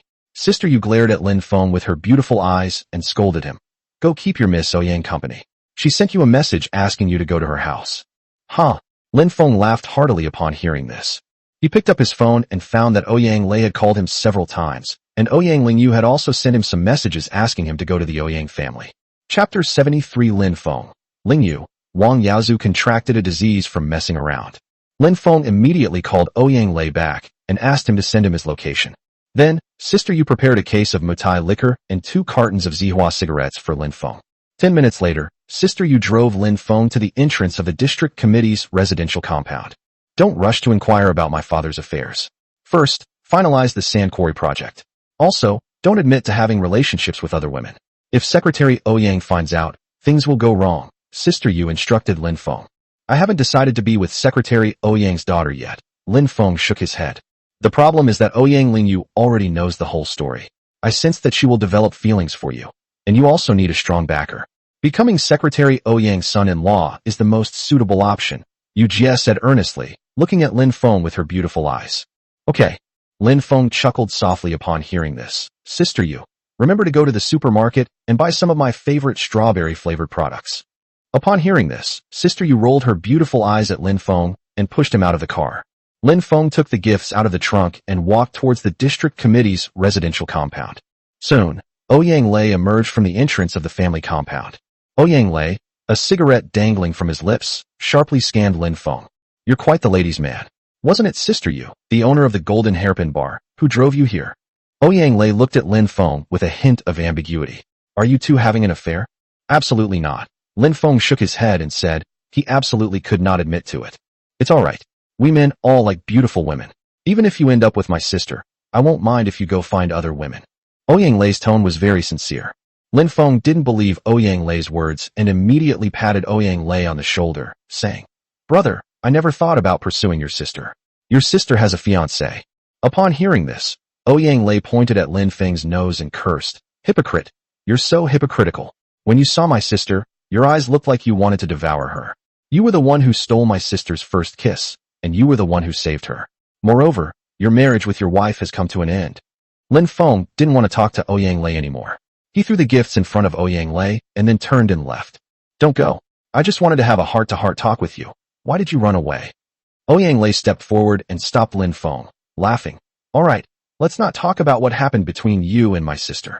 Lin Feng then stopped and looked at Ouyang Lei with a smile, saying, "How about investing in my company?" If Ouyang Lei could be brought into his company, the company would definitely have far fewer troubles and could also secure more preferential policies. "Don't even think about it. My dad would break my legs if he found out." Ouyang Lei shook his head and refused Lin Feng. "That's a pity, but if I come across any good stocks in the future, I'll recommend them to you," Lin Feng said after thinking for a moment. He remembered that some stocks were expected to perform well in the next 2 months. These are real estate stocks. With the continuous introduction of national policies, some real estate stocks have entered an upward trend. However, these stocks are listed on the mainland market and cannot be leveraged, with a 10% daily price fluctuation limit, so the potential for profit is not high. Lin Feng doesn't care about these things, but he can recommend them to Ouyang Lei later, so that Ouyang Lei can earn 2 or 3 small goals. That's fine. Ouyang Lei naturally wouldn't refuse. After all, he had already tasted the benefits. The two then entered Ouyang Lei's courtyard. Ouyang Weiguo was watering the flowers in the courtyard. When he saw Lin Feng walk in, he put down the watering can and smiled. Our outstanding private entrepreneur from Qinghe district has arrived. Welcome, welcome. Brother, don't make fun of me. I just got lucky and made a few bucks, Lin Feng said politely with a laugh. Bump. As soon as he finished speaking, Ouyang Lei slapped him on the head. Lin Feng looked at Ouyang Lei with great displeasure. How could his future brother-in-law lay a hand on him like that? Call my dad brother? Does that make me your nephew? Ouyang Lei looked at Lin Feng with great displeasure. Does that mean my sister becomes your niece? And my mother becomes your sister-in-law? Lin Feng smiled awkwardly upon hearing this, realizing he had almost forgotten about it. Uncle, I was rash. Lin Feng hurriedly apologized to Ouyang Weiguo, as he had to lower his seniority. Haha, it's alright, we'll each call our own names. Ouyang Weiguo laughed and patted Lin Feng on the shoulder, saying, Lin Feng, our whole family wants to thank you. You saved Ling Yu, made Xiao Lei money, and even cooperated with me in flood prevention. Uncle, you're too kind. It was just a small favor for me to save Ling Yu. Besides, Ouyang Lei's money is thanks to Director Luo. As for cooperating with your flood control efforts, it's just to earn some money to support my family, Lin Feng said politely. That wasn't just a small favor. I saw the video. You fell twice and carried Ling Yu down the mountain for over 1,000 meters, Ouyang Weiguo sighed. He felt incredibly sad when he saw the video and was truly grateful that Lin Feng had climbed the mountain at that time. Otherwise he would never have seen his daughter again. Dad, Lin Feng also saved my life. Suddenly, Ouyang Lei's voice trembled, and he took a few steps back, almost dropping his phone. Upon hearing this, Lin Feng glanced at his phone. It was the 15th, the date the mermaid number 3, bound for Korea, had an accident. What do you mean? Ouyang Weiguo saw his son trembling and hurriedly came over to support Ouyang Lei. Ouyang Lei picked up his phone and handed it to Ouyang Weiguo, saying, Dad, mermaid number 3 is in trouble. It's been caught in a whirlpool in the ocean. I remember you booked the mermaid number 3 for today a while ago, preparing to go to Korea. Ouyang Weiguo glanced at his phone, then looked up at Ouyang Lei. That's right, this is the cruise ship I booked. If I were on board today, I would be buried in the sea. Ouyang Lei's forehead was covered in cold sweat. Ouyang Weiguo patted Ouyang Lei's shoulder heavily. Lin Feng warned me not to take this ship, saying that it was very likely to have an accident, but Ouyang Lei told Ouyang Weiguo the reason for canceling the ticket. Ouyang Weiguo stared at Lin Feng in shock. How did Lin Feng know that mermaid number 3 would have an accident today? Lin Feng, thank you. Ouyang Lei bowed to Lin Feng. You're too kind, Lin Feng said with a smile as he helped Ouyang Lei up. I was just guessing, I didn't expect it to come true. Ouyang Lei looked on in disbelief. Was this just a wild guess? How could it be? Ouyang Weiguo also looked at Lin Feng, wondering how Lin Feng knew that mermaid number 3 had an accident. Lin Feng explained with a smile. It's very simple. I have a friend who works at the Meteorological Bureau in a coastal city. He said that whirlpools are very likely to form in that area, and that route is quite dangerous, so I advised Ouyang Lei against it. Ouyang Weiguo and Ouyang Lei exchanged glances. It was obvious that Lin Feng was lying. However, everyone has their own secrets, so they didn't ask any further. Brother Lin Feng. A pleasant voice came from the living room. A figure stepped out. It was Ouyang Ling Yu. She wore a black lace dress that accentuated her curves. Her hair was tied in a ponytail, and her pretty face was adorned with delicate makeup, making her look flawless. Her lower body revealed snow-white, beautiful legs, covered in half-length black stockings and black boots, and she exuded a captivating fragrance. Ling Yu. Lin Feng greeted her with a smile. Ouyang Ling Yu approached Lin Feng, her beautiful face showing a hint of guilt. Brother Lin Feng, thank you for saving me. I spoke harshly to you before, but you still smiled and spoke to me. Ouyang Ling Yu looked at Lin Feng with her beautiful eyes and bent down slightly. I told your dad it was just a small favor. I don't blame you for misunderstanding me. There were people spreading rumors behind my back, and you were too well protected at home, so naturally you were deceived. Lin Feng looked at Ouyang Ling Yu's delicate face, and his heart fluttered. Upon hearing this, Ouyang Ling Yu bit her pink lips and said, Brother Lin Feng, I will definitely get justice for you. Lin Feng hesitated for a moment after hearing this and said, Ling Yu, you'd better not go looking for Wang Yaozu. I don't mean anything by it, but he's not suitable for you. He might have contracted AIDS. Chapter 74. Si Yunxiu wants to recognize Lin Feng as her godson. Ouyang Ling Yu's expression changed upon hearing this. How do you know that Wang Yaozu might have contracted AIDS? Ouyang Lei asked with great interest as he approached. I have a friend who runs a website that makes borderline videos. He sent me a video yesterday. You'll see what I mean when you take a look. Lin Feng immediately sent the edited video to Ouyang Lei. Ouyang Lei watched the video for a moment, and his eyes widened immediately. Wang Yaozu actually liked Lao He and seemed very excited about it. Moreover, he was actually fighting with Tin Lao He in turn. This was simply too shocking. If my sister marries someone like that, it will ruin her life. Ouyang Lingyu also came up to watch the video, but Ouyang Lei pushed it away. Let me see. Ouyang Lingyu looked at her brother Ouyang Lei's changing expression and knew that Wang Yaozu was about to do something shocking, and she wanted to see it too. Lingyu, you're about to eat. You can watch it after you've eaten. Ouyang Lei chuckled. Give it to me. Ouyang Lingyu stretched out her fair hand and quickly snatched the phone from Ouyang Lei's hand. Left with no other choice, Ouyang Lei had to let Ouyang Lingyu see it, hoping to let his sister see Wang Yaozu's true colors. Ouyang Lingyu watched the video for a moment, then quickly closed her beautiful eyes. The scene in the video was too shocking and shattered her worldview. She never imagined that Wang Yaozu was gay and that he was hanging out with so many black men. So, is your fiancé a real man? Ouyang Lei asked Ouyang Lingyu with a hint of sarcasm. And you even mocked me, saying I was fooled by Wang Yaozu. Ouyang Lingyu hurriedly handed her phone to Ouyang Lei. Ouyang Lei handed his phone to Lin Feng and said with a smile, Lin Feng, thank you for bringing my sister back again. Otherwise her life would have been miserable. Lin Feng put away his phone and laughed. If Lingyu really gets together with Wang Yaozu, I will be in big trouble. After all, Wang Yaozu is relying on me to create a persona and set up a scheme against Lingyu. Never mind all that. If you want to pursue my sister, I absolutely agree and I'm 100% supportive of your marriage, Ouyang Lei said, stepping forward and patting Lin Feng on the shoulder. He spoke these words sincerely at this moment. Lin Feng had been a great help to his family, saving his sister and him. Otherwise, his parents would have suffered the loss of their child. Ouyang Lei, what nonsense are you spouting? Brother Lin Feng wouldn't even look at me. Upon hearing this, Ouyang Lingyu blushed and turned to run away. That girl ran away because she was shy. Ouyang Lei laughed and looked at Lin Feng. Lin Feng said with a calm expression, this matter of marriage should be left to nature and cannot be forced. I think Lingyu will grow from this experience. I am not a good match for her. At this moment, Lin Feng wished he could go to Ouyang Lingyu's boudoir to comfort her and discuss life with her, but unfortunately, he couldn't show it too much. Hypocrite. Ouyang Lei looked at Lin Feng with utter contempt. This bastard had glanced at his sister's fair thighs several times out of the corner of his eye, yet he was now making excuses. What happened to Wang Yaozu? Ouyang Weigua, who was not far away, couldn't help but ask. Dad, Wang Yaozu is gay, and he's involved with a bunch of gangsters. It was a chaotic mess. Wang Yaozu must be sick. Ouyang Lei went up and explained the situation briefly. Upon hearing this, Ouyang Weigua's worldview was shattered. This Wang Yaozu was 10 times worse than he had imagined. Fortunately, his daughter and he hadn't made any real progress. Lin Feng. Si Yunxiu also came out wearing an apron. When she learned that her son Ouyang Lei had also escaped a disaster because of Lin Feng, Si Yunxiu was even more grateful to Lin Feng. Auntie, thank you for cooking. Lin Feng stepped forward and greeted Si Yunxiu.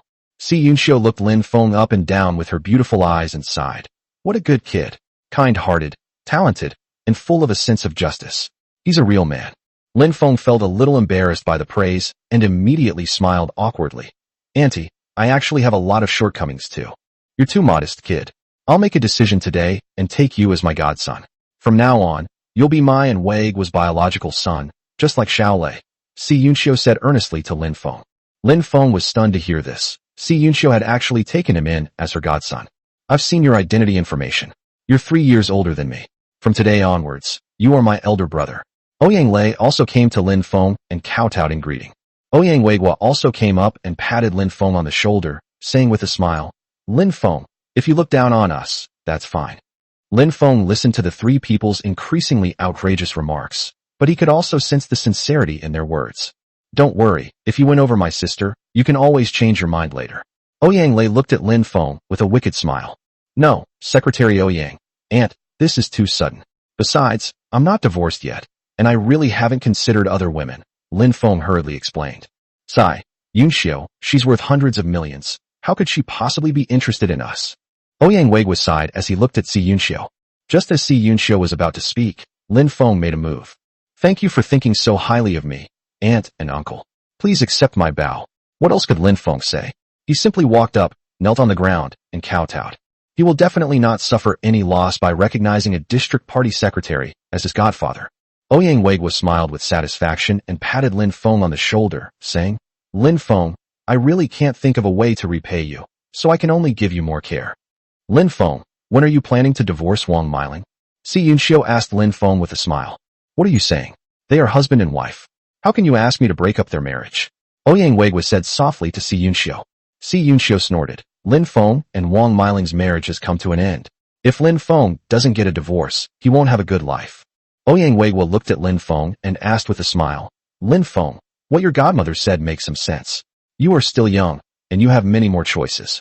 Dad, Mom, this drama isn't over yet. I need to play along with her for a few more days, Lin Feng explained simply. Okay, I'm glad you understand. But let me remind you, never do anything illegal or disorderly. If someone catches you doing something wrong, it will be very troublesome, Ouyang Weiguo said with a smile. Understood, Lin Feng nodded. Haha, I'm in a good mood today. Let's have a good drink. Ouyang Weiguo laughed. Xiaolei, bring out the mitai I collected 20 years ago. Okay, I'll go look under your bed right now. Ouyang Lei laughed and turned to leave. At the dinner table, when Ouyang Lingyu learned that Lin Feng had become her parents' godson, a look of joy appeared on her face. Brother Lin Feng, let me toast you. Ouyang Lingyu raised her wine glass and said with a smile. Tell me if anyone bullies you in the future, Lin Feng said with a smile, raising his glass as well. The two drank it all in one gulp. By mid-afternoon, Si Yunxiu, Ouyang Lei, and Ouyang Lingyu had all passed out from drinking. The three of them simply did not believe that Lin Feng could drink more than 10 kilograms of liquor. Only Ouyang Weiguo believed him, so he drank half a jean of wine and covered the wine cup with it. After leaving the Ouyang family, Lin Feng sent a message to Luo Minghai, and the two met up at a hot pot restaurant. Congratulations. Luo Minghai stepped forward and excitedly shook Lin Feng's hand. Congratulations to me for what? Lin Feng asked, puzzled. Ouyang Lei told me that you are now Secretary Ouyang's godson. Luo Minghai patted Lin Feng on the shoulder and laughed. You have a bright future ahead of you. It is said that Secretary Ouyang will be promoted even further this autumn. Lin Feng was taken aback upon hearing this. In his previous life, Ouyang Weiguo was dismissed from his post because of the failure to control the flood, which caused significant losses. If I have someone to help me in this life, I wonder if I can make progress. Director Luo, do you know about Old Cat from the battlefield? Lin Feng asked Luo Minghai out this time, mainly to inquire about Old Cat. Old Cat is Yueji's father. He owned a large sand quarry that was seized. The quarry contained 10 million tons of sand, which is worth nearly 300 million yuan according to the current market price of sand. The sand inside hasn't been auctioned off yet, so Lin Feng naturally wants to try and get it for Sister Yu. Chapter 75 Qinghe Officialdom. Wang Manman invites her to the yoga studio. Old Cat. Kongyu's battlefield. Luo Minghai took out a cigarette, lit it, and looked at Lin Feng with a smile. Because of Sister Yu from the Golden Hairpin Bar? Haha, you can't hide it from Director Luo. I am currently the major shareholder of Golden Hairpin Bar, and Sister Yu has become one of my confidants, so I'm asking about this for her. Lin Feng laughed, indicating the close comradeship between himself and Sister Yu. Luo Minghai was silent for a moment and then said, back then, Lao Mao raised 200 million yuan through fraud, and 9 workers died at Manhwa sand plant. As a result, he was sentenced to life imprisonment. All of his assets were seized and auctioned off to those who were defrauded. Manhwa sand plant has been sealed off since then due to a safety accident. Lin Feng paused for a moment and then said, first of all, I don't think Lao Mao's matter can be defined as fundraising fraud. His money was indeed used for real estate development. Old Cat not only runs sand pits, but also real estate development, raising 200 million yuan for real estate development. Following the incident at the sand quarry, the investors also sued Lao Mao for raising funds, arguing that the money Lao Mao raised was used to open the sand quarry, not for real estate development.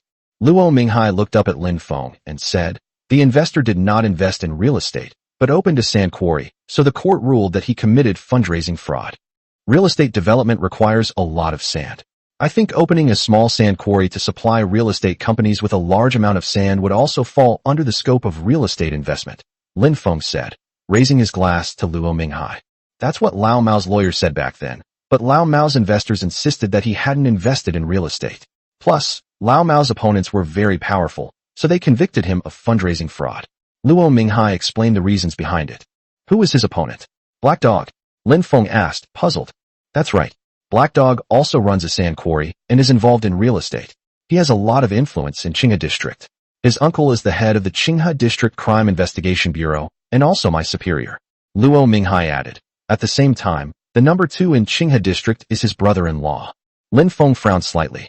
Although in many places the number 1 can suppress the number 2, it doesn't work in Qinghe district. The number 2 is very powerful.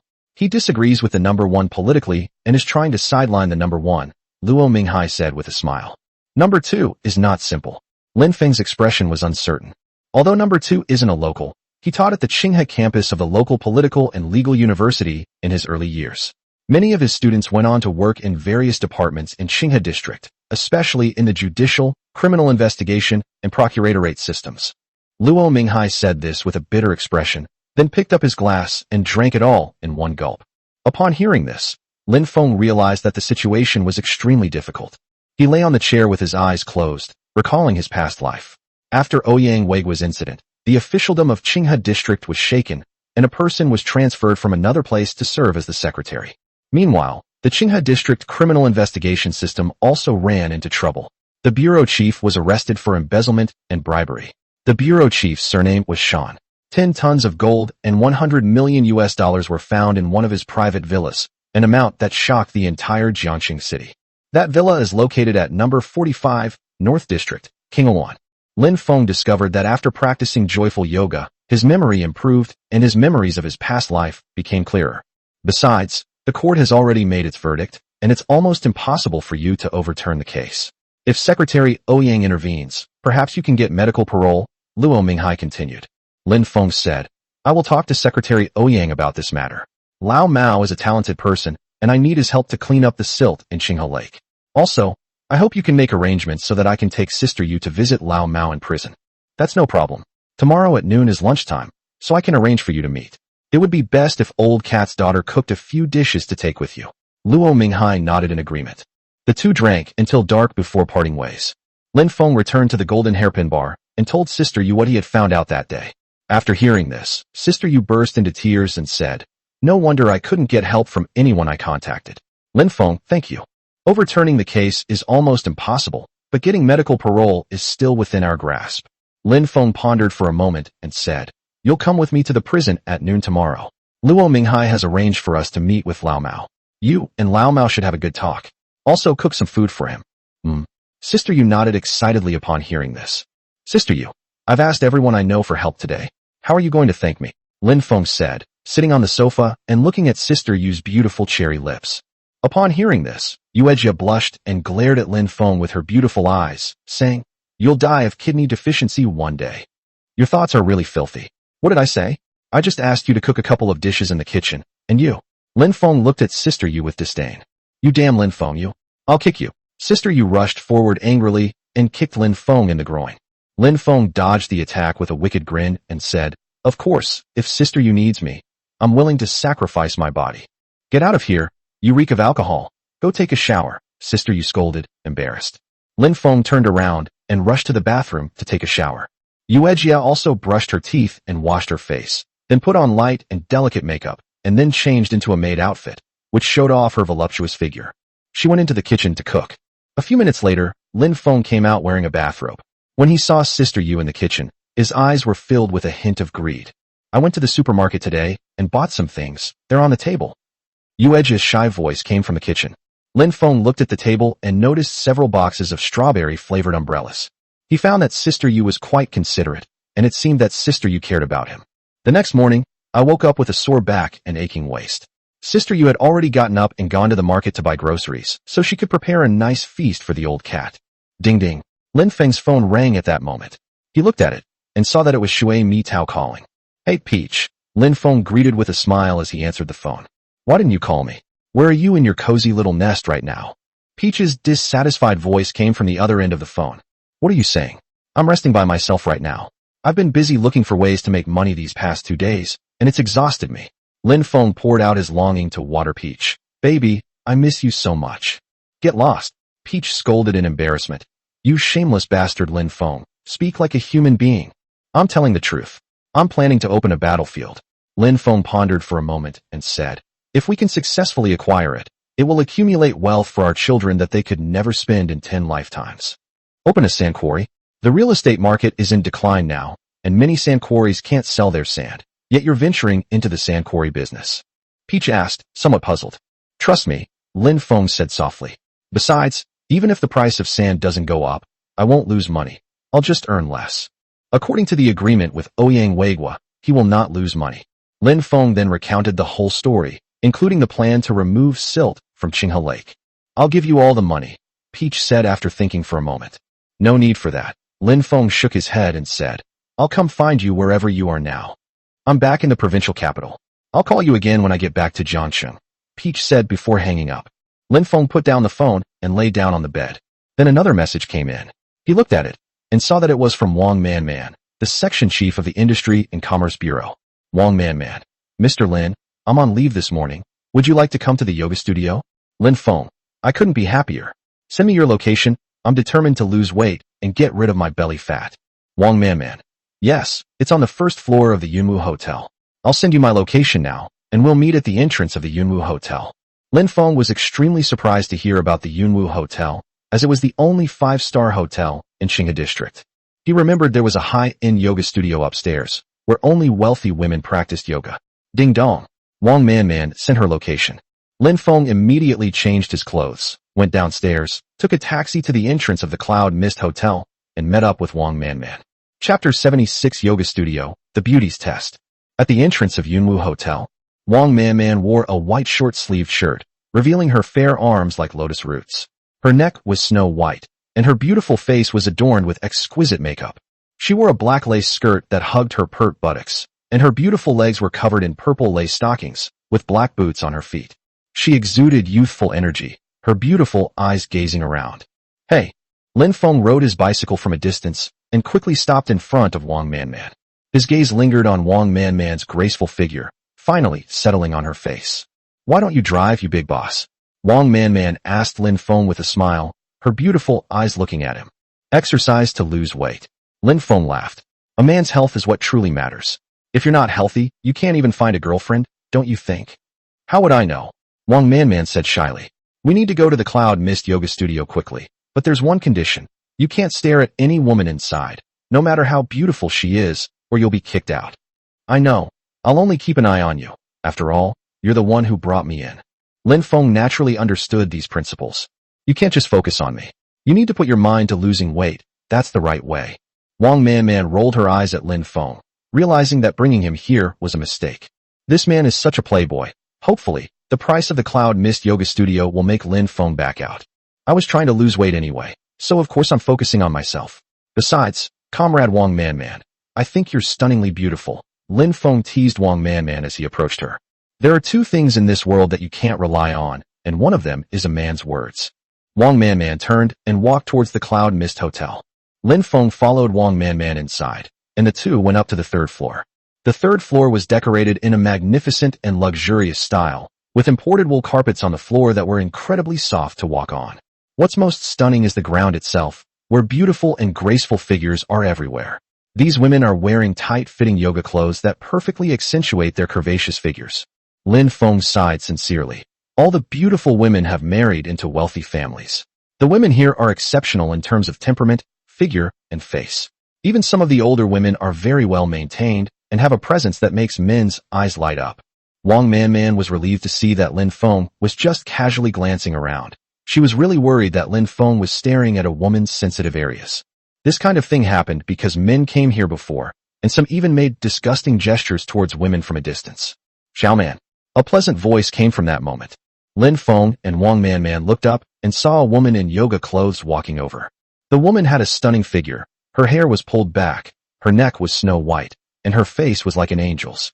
Her eyes were like sapphires, with a touch of tenderness. The road ahead is even more turbulent.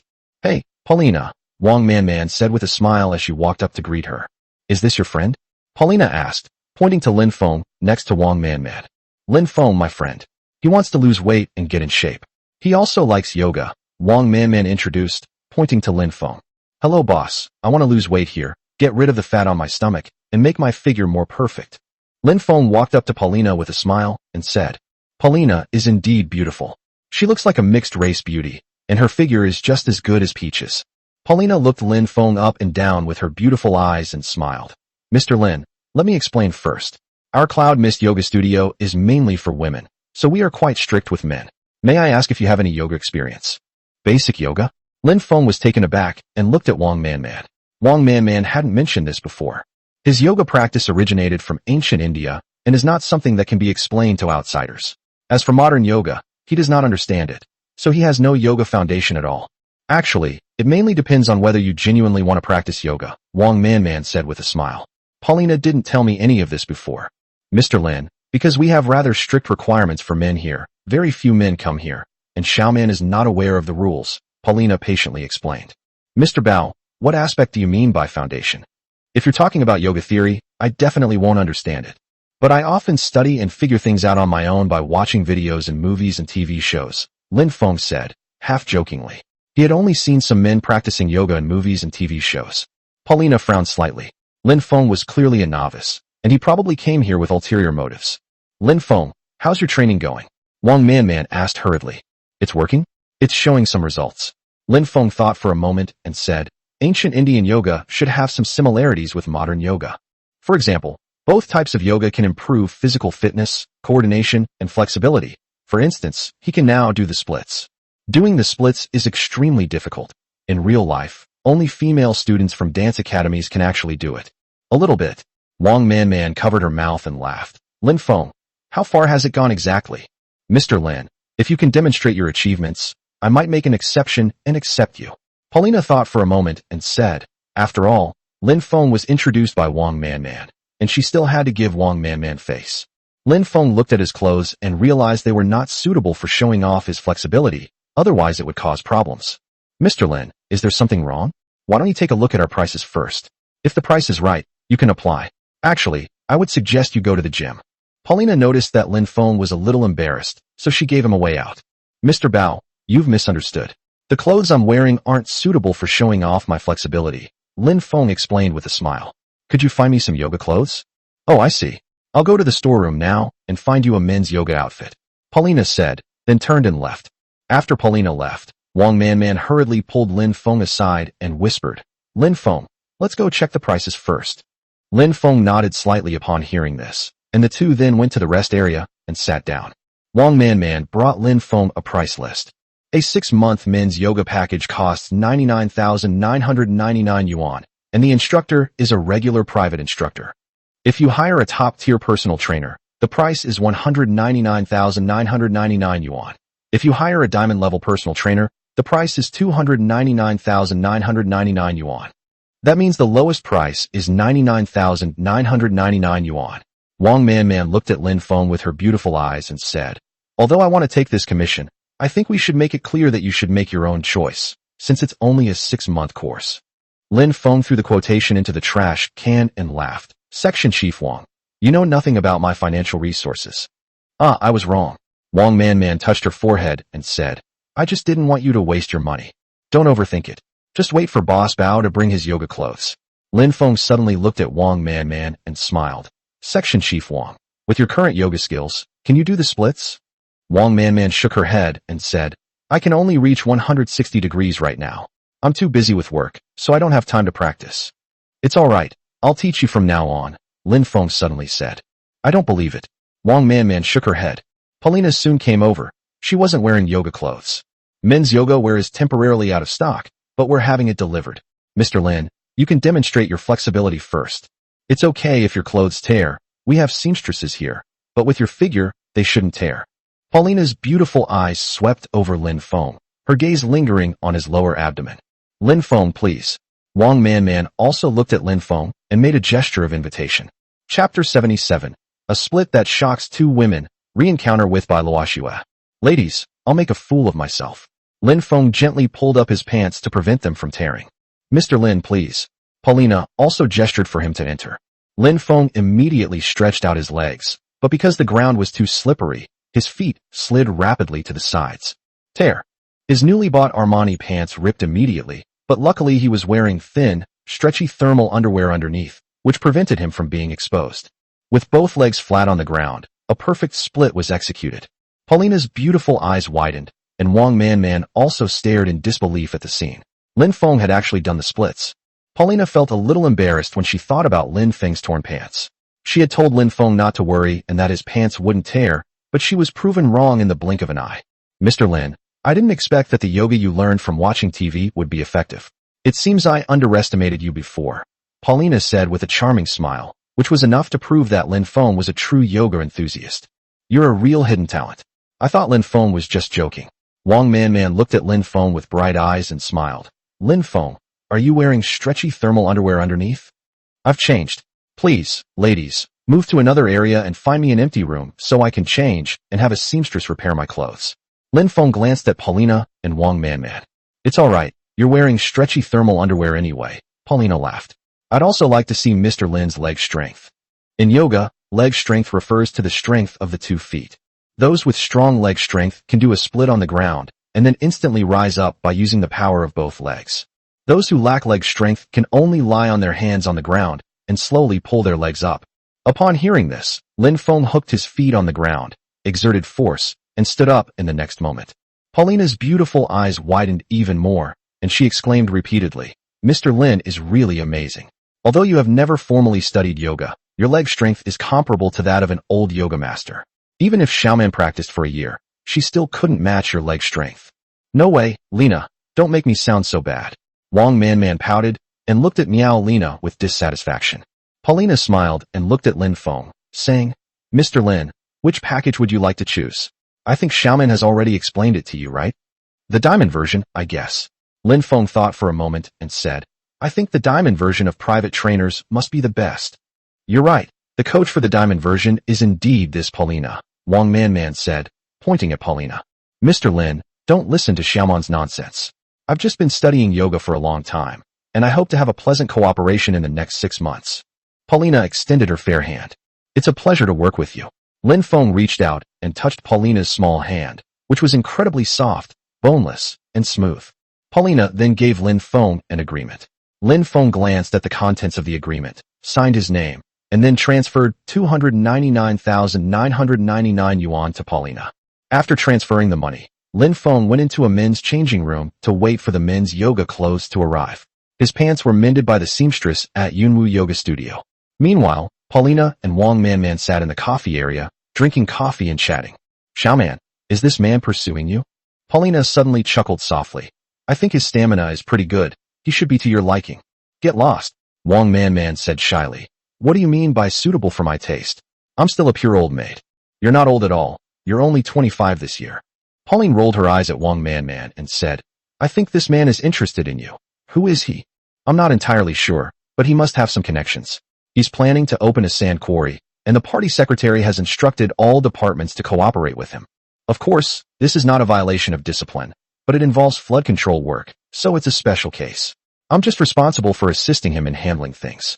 Wang Manman briefly explained Lin Feng's situation. That's quite a background. Even Secretary Ouyang has spoken up. Opening a sand quarry now? It'll definitely lose money, given the real estate slump, Paulina said, shaking her head. I don't know, but rich people won't do business at a loss. Since it involves flood control, the government must provide some subsidies, Wang Manman explained. Oh, Bai Luoxue is here. I'll ask her something. Paulina looked into the distance. Bai Luoxue's figure appeared in the distance. She was wearing a moon-white yoga outfit that perfectly accentuated her figure. Her delicate face was covered in sweat, clearly from practicing yoga. President Bao, you must personally guide me. Bai Luoxue walked over with a smile. Director Bai, I originally wanted to come over and give you some pointers, but a man came over to practice yoga, so it took a while. Paulina walked up and patted Bai Luoxue on the shoulder. Don't call me by my title, Xiaoman is here too. Bai Luoxue greeted Wang Manman when she saw her. Sister Luo Shui, Wang Manman greeted as she walked up. By the way, I recently heard that someone is cooperating with the government to clean up the silt in Qinghe Lake. Are you aware of this? Paulina asked. Bai Luoxue asked in confusion. Qinghe Lake, that's the Qinghe district government. Secretary Ouyang talked to me about this. He hopes the municipal finance will allocate funds, but the city doesn't have the money. I can only allocate 100 million, but 100 million is far from enough. That's strange. The government should have started this project and introduced private capital. Xiaoman is assisting that private capital in handling this matter, Paulina explained, pointing to Wang Manman. Who? Bai Luoxue looked at Wang Manman in confusion. This person isn't well known in Jiangxing City. Sister Luo Shui probably hasn't heard of him. His name is Lin Feng, Wang Manman explained. Lin Feng. Bai Luoxue found the name somewhat familiar. Suddenly, Bai Luoxue took out her phone and checked the chat history between her and Ouyang Weigua. She quickly found the name Lin Feng in their chat history. The day after Bai Luoxue got drunk, she asked Ouyang Weigua about the background of that scoundrel. Ouyang Weigua only said that the man's name was Lin Feng. So it was you. Bai Luoxue suddenly gritted her teeth.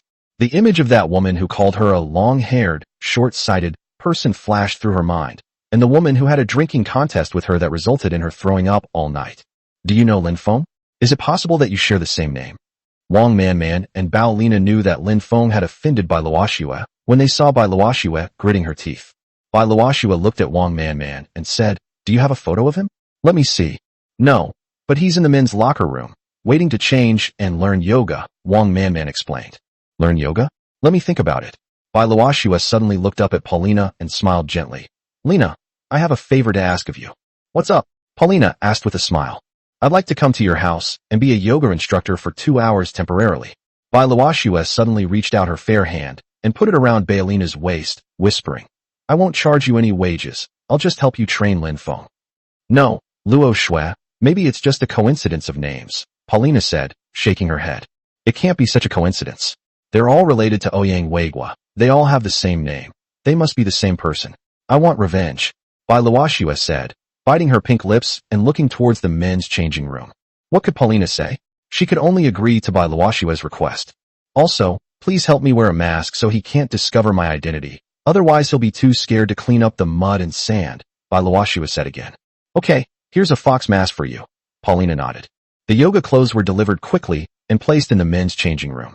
Lin Feng changed into a set of very stretchy yoga clothes, tight on the top and loose on the bottom. "Lin Feng, please come to room 201. Wang Manman's voice came from outside the door. Upon hearing this, Lin Feng turned and walked out, smiling as he asked, "Where's Paulina?" "She had something come up, but she still managed to hire a diamond-level personal trainer for you.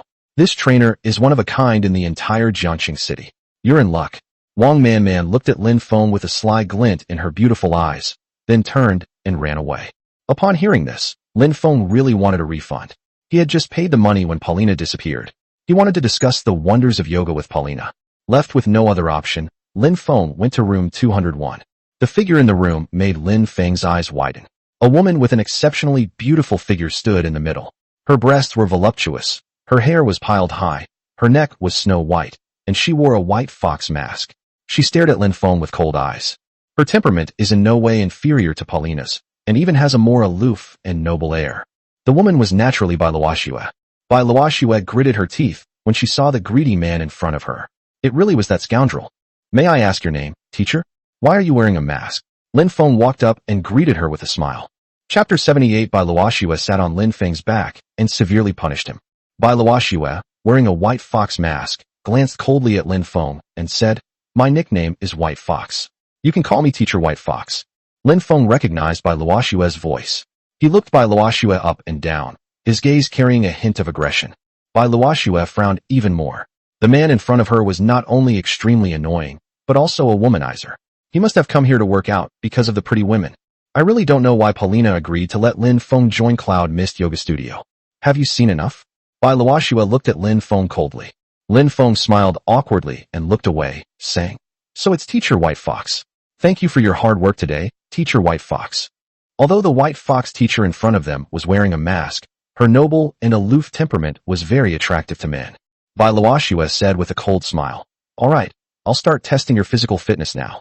Since yoga is a long-term exercise, I need to test your physical fitness in detail. Now, lie on the ground and do 100 push-ups." She was prepared to punish Lin Feng severely. "Huh? A physical fitness test? 100 push-ups?" Lin Feng was extremely surprised when he heard this. He felt that this teacher was unprofessional and should have taught some theoretical knowledge. "What? You're not good enough," Bai Luoxue said with a hint of sarcasm. "I can definitely do it." Lin Feng couldn't possibly let anyone say he couldn't. Lin Feng immediately lay down on the ground and started doing push-ups. 100 push-ups were easy for him, and he finished them in one go. "You served in the army?" Bai Luoxue was also extremely surprised, not expecting Lin Feng to finish it in one go without even taking a breath. "No, I usually focus on physical training." Lin Feng stood up and smiled. "Teacher Bai, is my physical fitness up to standard?" "Barely qualified, but far from excellent." Bai Luoxue shook her head. Basically, retired soldiers and some sports students could meet Lin Feng's standard. Then what exactly constitutes an excellent level? Lin Feng wanted to see how much his physical abilities surpassed the excellent level. For example, someone can do 546 push-ups in 10 minutes with one hand, Bai Luoxue said with a smile. So you're far behind. Actually, she herself didn't know the standard of excellence, so she just randomly found some data online and told Lin Feng about it. This is a world record set by a Canadian athlete, 546 push-ups in 10 minutes with one hand. 546 in 10 minutes, and that's one-handed push-ups. That's pretty good. Lin Feng was incredibly surprised when he heard this data. This was only considered excellent. Were there really so many physically strong men in the world? Teacher Bai. Wang Manman's voice came from the doorway. She wanted to see how Bai Luoxue would prank Lin Feng. Bai Luoxue glared at Wang Manman with her beautiful eyes, and Wang Manman obediently shut her mouth. So you're no good. You're far from excellent. A man needs to recognize himself, recognize his shortcomings, and recognize that he has no strengths. Bai Luoxue crossed her arms and bluntly criticized Lin Feng. Lin Feng was very unhappy to hear this. He found the teacher's words to be barbed. He didn't remember offending the yoga teacher. However, Lin Feng never backed down, so he immediately lay down on the ground and said, Teacher Bai, record my data, and you can evaluate my physical fitness in 10 minutes. Bai Luoxue was overjoyed upon hearing this and immediately laughed. Okay, I'll record your data, but I'll remind you of one thing. Don't overexert yourself. It's not shameful for a man to admit he can't do it. After all, you're still a bit greasy. Hee, Teacher Bai, there's no need to use reverse psychology. We'll know if I can do it or not once I try. Lin Feng chuckled as he lay on the ground. Bai Luoxue picked up her phone, set an alarm, and then looked at Lin Feng, saying, Start. Lin Feng supported himself on the ground with one hand and began to do push-ups like crazy. He was very fast, and his movements were very standard. Men are all a bit competitive, especially in front of beautiful women, where they show off their powerful drive. Lin Feng was no exception. As if he had taken stimulants, his physical abilities seemed to have been enhanced. Bai Luoxue stared intently at Lin Feng's body and began to record. Not only Bai Luoxue, but Wang Manman also stared at Lin Feng's rising and falling body and began to count. In the blink of an eye, a minute had passed, and Lin Feng had done 199 one-handed push-ups, without slowing down at all. On the contrary, his speed was getting faster and faster. Bai Luoxue's beautiful eyes widened as she stared in shock at the man on the ground, because the record for push-ups with both hands in 1 minute was 199, but Lin Feng was doing push-ups with only one hand. Composing herself, Bai Luoxue continued to look at Lin Feng on the ground. 2 minutes and 30 seconds later, Lin Feng had done 546 push-ups. Sweat poured down his body, and his chest still felt a little hot. Lin Feng then slowed down a bit.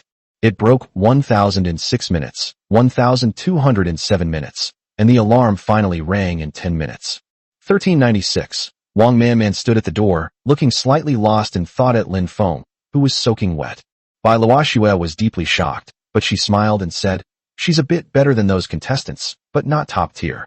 She had to admit Lin Feng's terrifying physical abilities, but she still glossed over it verbally. You can't praise a man, you have to give him a warning. Huh? A little bit better than excellent, but not top tier? Teacher Bai, what exactly qualifies as top tier? Lin Feng asked Bai Luoxue, looking up from the ground. What defines top tier? You've probably seen those TV shows where men have beautiful women sitting on their backs, and some do 203 minutes. Bai Luoxue's lips curled into a playful smile. Want to challenge yourself to the top? If not, just take a shower and go home to sleep. She discovered that whenever she said Lin Feng was no good, Lin Feng would prove her wrong. It seems there's some truth to what was said. You can't say a man is incapable. Lin Feng lay on the ground, took a deep breath, and said, Wang Man, bring me a bottle of mineral water. I need a drink. All right, but Comrade Lin Feng, you'd better go take a shower and go home to rest. You're very capable. Wang Man smiled and handed Lin Feng the bottled water she had prepared earlier. Lin Feng didn't say anything, took the mineral water and gulped it down, quickly finishing the whole bottle. Let's find someone to sit on my back, Lin Feng said through gritted teeth. For the sake of his male dignity, he had to tough it out today. He hated it most when a beautiful woman told him he couldn't do it. Upon hearing this, Bai Luoxue stepped forward and sat directly on Lin Feng's back. Lin Feng immediately felt a soft sensation coming towards him, along with a faint body fragrance, which further stimulated his blood. Xiaoman, don't stand, come sit down too. Bai Luoxue looked at Wang Man and said with a smile, I think Lin Feng can definitely do it. Ah. Wang Man covered her sexy pink lips. She and Bai Luoxue together weighed over 220 pounds. Lin Feng, are you sure you can do this? Bai Luoxue looked down at Lin Feng and smiled. Seeing Lin Feng's tense arms, she felt incredibly pleased. Fine, Lin Feng said through gritted teeth. He finally understood that this woman was deliberately trying to mess with him, but he, Lin Feng, was not afraid. Mr. Lin Feng, if you really can't take it anymore, just call me and I'll come down right away. Don't push yourself too hard, Wang Manman whispered. Hurry up and come up, Lin Feng said irritably, knowing that he would be the one who suffers from the delay. Wang Manman also sat below Lin Feng's back, close to his buttocks, and she and Bai Luoxue sat back to back. The 3-minute timer begins, Bai Luoxue said with a smile. Since there are 2 of us sitting up here, if you can do 100 in a minute, that's top tier. Chapter 79. An ambiguous relationship develops between the protagonist and Wang Manman. Wang Manman's fiancée causes trouble. Lin Feng gritted his teeth and said, Teacher Bai, I don't need 3 minutes, 1 minute is enough. A strong competitive spirit welled up within him, and he decided to show Teacher Bai his strength. Stop talking big, let's begin. Bai Luoxue snorted. This man was still being stubborn. It seemed he needed some education. Lin Feng took a deep breath. He started doing push-ups rapidly, almost throwing Bai Luoxue and Wang Manman off the stage.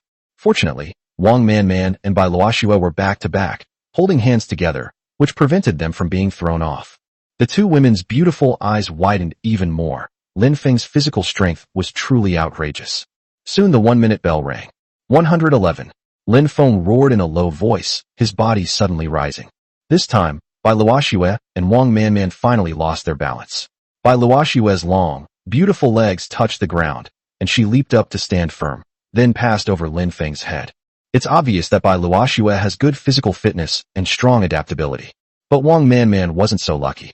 She tried to stand up in a panic, but she lost her balance and fell to the ground again.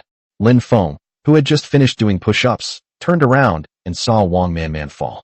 He turned around with lightning speed and reached out his hands to catch her. The next moment, Wang Manman's soft, boneless body lay in Lin Feng's arms. Wang Manman was voluptuous with fair skin and a faint scent of perfume that stimulated Lin Feng's blood. Lin Feng couldn't resist putting his arm around Wang Manman's waist. Wang Manman felt the powerful hormones emanating from Lin Feng. Her face flushed, and a hint of infatuation appeared deep in her eyes. Wang Manman, what are you doing? An angry voice came from the doorway. Upon hearing the sound, Wang Manman immediately broke free from Lin Feng's embrace.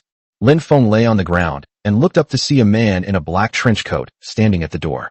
The man's face was ashen, and he stared at Lin Feng with icy eyes. He looked at the man and felt that he seemed familiar, as if he had seen him before. Shanlong, I fell down when I stood up, and Lin Feng caught me, Wang Manman said, looking down at the person who came. Lin Feng also stood up, panting. He looked at Shanlong apologetically and said, Brother, I'm very sorry. I didn't mean to offend your girlfriend. It seems that this Shanlong must be Wang Manman's fiancée. He thought Wang Manman was lying to him, but it turns out she really does have a fiancé. Shanlong stared at Lin Feng with a gloomy face and said, Stay away from Manman from now on. If I see you again, I'll break your legs. Lin Feng was immediately displeased upon hearing this and sneered. Such arrogance. Whose leg did you break? Who do you think you are? He had already bowed his head and apologized, yet this mountain dragon was still so arrogant. Upon hearing this, Shanlong laughed in fury, looking at Lin Feng as if he were a dead man. Shanlong, come out here for a moment. I'll explain everything to you. Wang Manman pulled Shanlong out of the house. Do you know the origin of the mountain dragon? Bai Luoxue walked over and asked Lin Feng. I don't know. Lin Feng shook his head. You don't even know where you're from, yet you still won't back down? Shanlong's father is a real estate developer in Jiangxing City. His uncle is the second in command of Qinghe District, and his second grandfather is the head of the Qinghe District Criminal Investigation Bureau. Shanlong is considered the crown prince of Qinghe District. Bai Luoxue briefly explained Shanlong's background. It's Black Dog's son, no wonder he's so arrogant. Upon hearing this, Lin Feng immediately understood why Shanlong looked so familiar. Luo Minghai had shown him a picture of Shanlong and warned him to be careful of these people when he went out into the world. What? Do you have a conflict with Black Dog? Bai Luoxue asked in confusion. There is no contradiction, but a conflict is bound to occur in the future. Moreover, a friend of mine's father was framed by the Black Dog and went to jail. I need this friend's father to do things for me, so I'm bound to clash with this family sooner or later. Lin Feng pulled out a cigarette. No smoking, Bai Luoxue said coldly. Sorry. Lin Feng extinguished his cigarette and threw it into the trash can. Your friend's father? Framed by Black Dog? Could it be old Cat who runs the sand pit? Bai Luoxue asked doubtfully. That's right. Old Cat was framed. Besides, I've already spent a lot of money hiring lawyers. He didn't commit fundraising fraud back then, and all the money has been returned. Lin Feng sneered. The court's judgment back then was problematic. Bai Luoxue said with a hint of mockery. You want to overturn the case? Impossible. You just want to back down and help him get medical parole, don't you? Lin Feng turned around, staring at the white fox mask on Bai Luoxue's face, and laughed. How do you, a yoga teacher, know so much? The people who come here to learn yoga are all wealthy ladies. I've met all sorts of people, Bai Luoxue explained. In short, I don't recommend that you get into a conflict with Shanlong. I don't want a conflict either, but some people have ill intentions and want to trample me underfoot, Lin Feng said sharply. He glanced at his phone. It was a message from Luo Minghai, detailing Shanlong's personal information. Shanlong once studied in Japan, learning karate for 4 years. He was extremely skilled in fighting and returned to Japan to work in the underworld, where he was known for his ruthless and vicious attacks. Moreover, Shanlong takes revenge without delay, settling any grudges on the same day. Shanlong is a fierce and aggressive person. Bai Luoxue thought about it and agreed. Shanlong definitely wouldn't let it go today. Just as the two were talking, Shanlong and Wang Manman walked in. Wang Manman had a handprint on her face, clearly indicating that Shanlong had slapped her. Shanlong, with a cigarette dangling from his mouth and sunglasses on, exuded the aura of a triad boss. Please put out your cigarette. Bai Luoxue hates it when others smoke. Shanlong glanced greedily at Bai Luoxue, whose gaze was icy cold. Shanlong, is that all you've got? Hitting women. Lin Feng mocked Shanlong. Shanlong pointed at Lin Feng and said, Your name is Lin Feng, right? I heard you recognized Ouyang Weigua as your godfather. Lin Feng frowned slightly. He didn't want to involve Ouyang Weigua. Bai Luoxue, who was standing to the side, also covered her pink lips in surprise. Ouyang Weigua actually recognized Lin Feng as his adopted son? Humph, it seems you don't know who the real boss is in Qinghe district. Fine, today I'll give him a good slap in the face. Shanlong said coldly to Lin Feng. Lin Feng looked at Shanlong with disdain and said, Shanlong, what are you? Come on, draw a path and let me see what you're made of. Shanlong exhaled the smoke from his mouth onto the ground and said, Fine, since you dare to take my challenge, I'll grant your wish. There's a boxing ring here. Let's go up there and have a match. I'll beat you until you kneel down. Boxing ring? Sure, I'm afraid you'll be the one kneeling down. Lin Feng was just about to beat up Shanlong when Shanlong challenged him to a one-on-one fight. Shanlong turned to Bai Luoxue and said, Teacher, please inform everyone who practices yoga to come and check out the venue. I, Shanlong, am about to go on a killing spree. At this point, Shanlong pulled out 5 red bills from his pocket and threw them at Bai Luoxue's feet. Bai Luoxue was trembling with anger. How could she, the god of wealth of Jiangqing City, be treated like this? But she still endured it. Thank you. I will inform all members to watch. Bai Luoxue did not pick up the money and turned to leave the yoga room. Shanlong's eyes greedily scanned Bai Luoxue's figure. Then he turned to Lin Feng and said, Don't be a coward. I'll be waiting for you on the stage. Lin Feng ignored Shanlong, but glanced at Wang Manman out of the corner of his eye. This time, he had gotten Wang Manman into trouble. A tear streaked across Wang Manman's beautiful face as she turned and left with Shanlong. In the next office, Bai Luoxue found Paulina and told her about the conflict between Shanlong and Lin Feng. Paulina frowned slightly, not expecting Lin Feng to be Ouyang Weigua's godson, and even more surprised that Shanlong had suddenly come here. You shouldn't have set up a boxing ring, Bai Luoxue said, glancing at Paulina. Paulina laughed and said, You know that many men like to fight over beautiful women. If they fight, people will die. But there are protective measures in the boxing ring to prevent people from getting hurt. Bai Luoxue sneered. Paulina, do you think I'm stupid? This boxing ring is just a legal fighting ring. Those protective measures won't be very effective. It's better than nothing. Okay, let's go take a look now. It'll be good to add some fun for the yoga students. Paulina smiled charmingly. Bai Luoxue rolled her eyes at Paulina. This woman really didn't know how to stir up trouble. Bai Luoxue and Paulina headed to the boxing ring deep inside the Cloud Mist Yoga Studio. Chapter 80. Kicking the Mountain Dragon Away, attracting the admiration of a high-value beauty. Not only Paulina and Bai Luoxue went to the boxing ring area, but some people who practice yoga at the yoga studio also went to the boxing ring area to watch the excitement. The boxing ring area is located deep inside the Cloud and Mist Yoga Studio, covering an area of 300 square meters, with a boxing ring in the middle. There are hundreds of tiered seats on the south side of the arena, and they are already full of women, many of whom are very attractive. Paulina and Bai Luoxue sat in the third row of the tiered seating. Shanlong also stepped onto the stage, wearing only a pair of shorts. His 8-pack abs, combined with his tall stature, made many women cover their mouths in disbelief. Then Shanlong did a backflip on the ring, landing cleanly and neatly, and then whistled. This caused many women present to cheer. What a handsome mountain dragon! Mountain dragons are robust and burly, and more importantly, they are rich. That's right, Shanlong is rich. His father owns a sand quarry and is also one of the largest real estate developers in our Jiangxing city. Shanlong's uncle is the second in command in our Qinghe district, and Shanlong's grandfather is the head of the Qinghe District Criminal Investigation Bureau. Shanlong has power, influence, and money. Plus, he's handsome and masculine, the ideal male companion. Moreover, I've heard that Shanlong is skilled in karate and is a very good fighter. I wonder which piece of trash was fighting Shanlong today. Whoever it is, this person is going to be in trouble. Many women present were talking about it, and some of the noble women looked at Shanlong with a different kind of admiration. Hearing the discussions below the stage and feeling the admiring gazes, Shanlong's face showed a smug expression. There are 3 main reasons for going to the ring today. One is to teach Lin Feng a lesson. He will not allow any man to get close to his woman. The second reason was that he wanted to show off his masculine charm, since there were many beautiful and wealthy women at the Cloud Mist Yoga Studio. The third reason is that Lin Feng is Ouyang Weigua's godson. His uncle and Ouyang Weigua have a deep conflict, and he is taking this opportunity to save face for his uncle.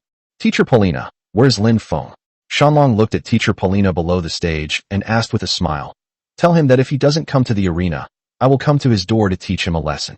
Paulina was about to speak with a smile when she heard Lin Feng's laughter coming from the doorway.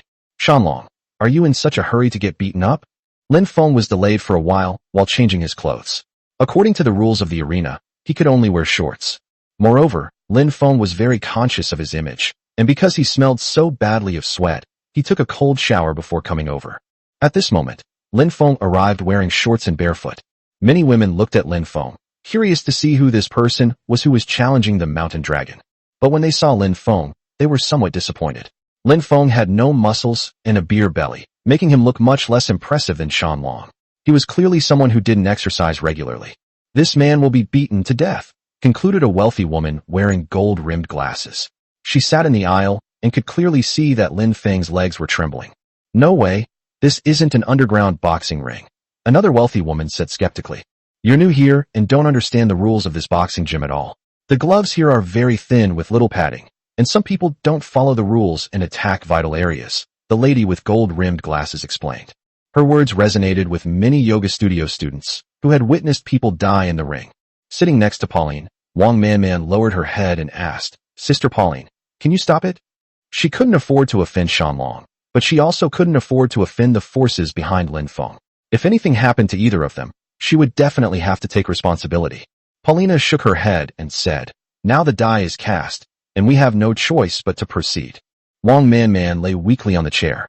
Lin Feng stepped onto the arena, surveying the entire arena, and noticed that many women were mocking him. With all that fat, no woman will like you. Shanlong mocked Lin Feng. They're all pitying you because you'll soon be beaten to a pulp and begging for mercy on your knees. Lin Feng looked at Shanlong and laughed. Shanlong, I'll ask you one more time. Are you really going to hit me? I'm really worried you'll get hurt. Huh.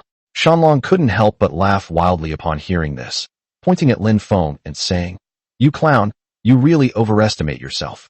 You think you can hurt me? Many women in the audience pointed at Lin Feng and laughed, saying that Lin Feng was overestimating himself. Yes, in my eyes you're just a weakling. I'm afraid I'll lose control of my fists and hurt you. Then go home and cry in your elder's arms. Lin Feng continued, looking at Shanlong. Upon hearing this, Shanlong pointed at Lin Feng and sneered. Lin Feng, I don't want to waste words with you. I declare that it begins now. He rushed towards Lin Feng and delivered a beautiful side kick to Lin Feng's face. Lin Feng stood there motionless, a hint of admiration in his eyes as he watched Shanlong's side kick. It must be said that Shanlong's movements were very flashy, but in his eyes, they were flashy but not practical. But in the eyes of the ladies in the audience, Shanlong was incredibly handsome, and many of them looked at him with admiration. Just as Shanlong's foot was about to kick Lin Feng's face, Lin Feng's left hand shot out like lightning, his 5 fingers spread out, and he grabbed Shanlong's ankle directly. The mountain dragon's feet could no longer move forward even a millimeter.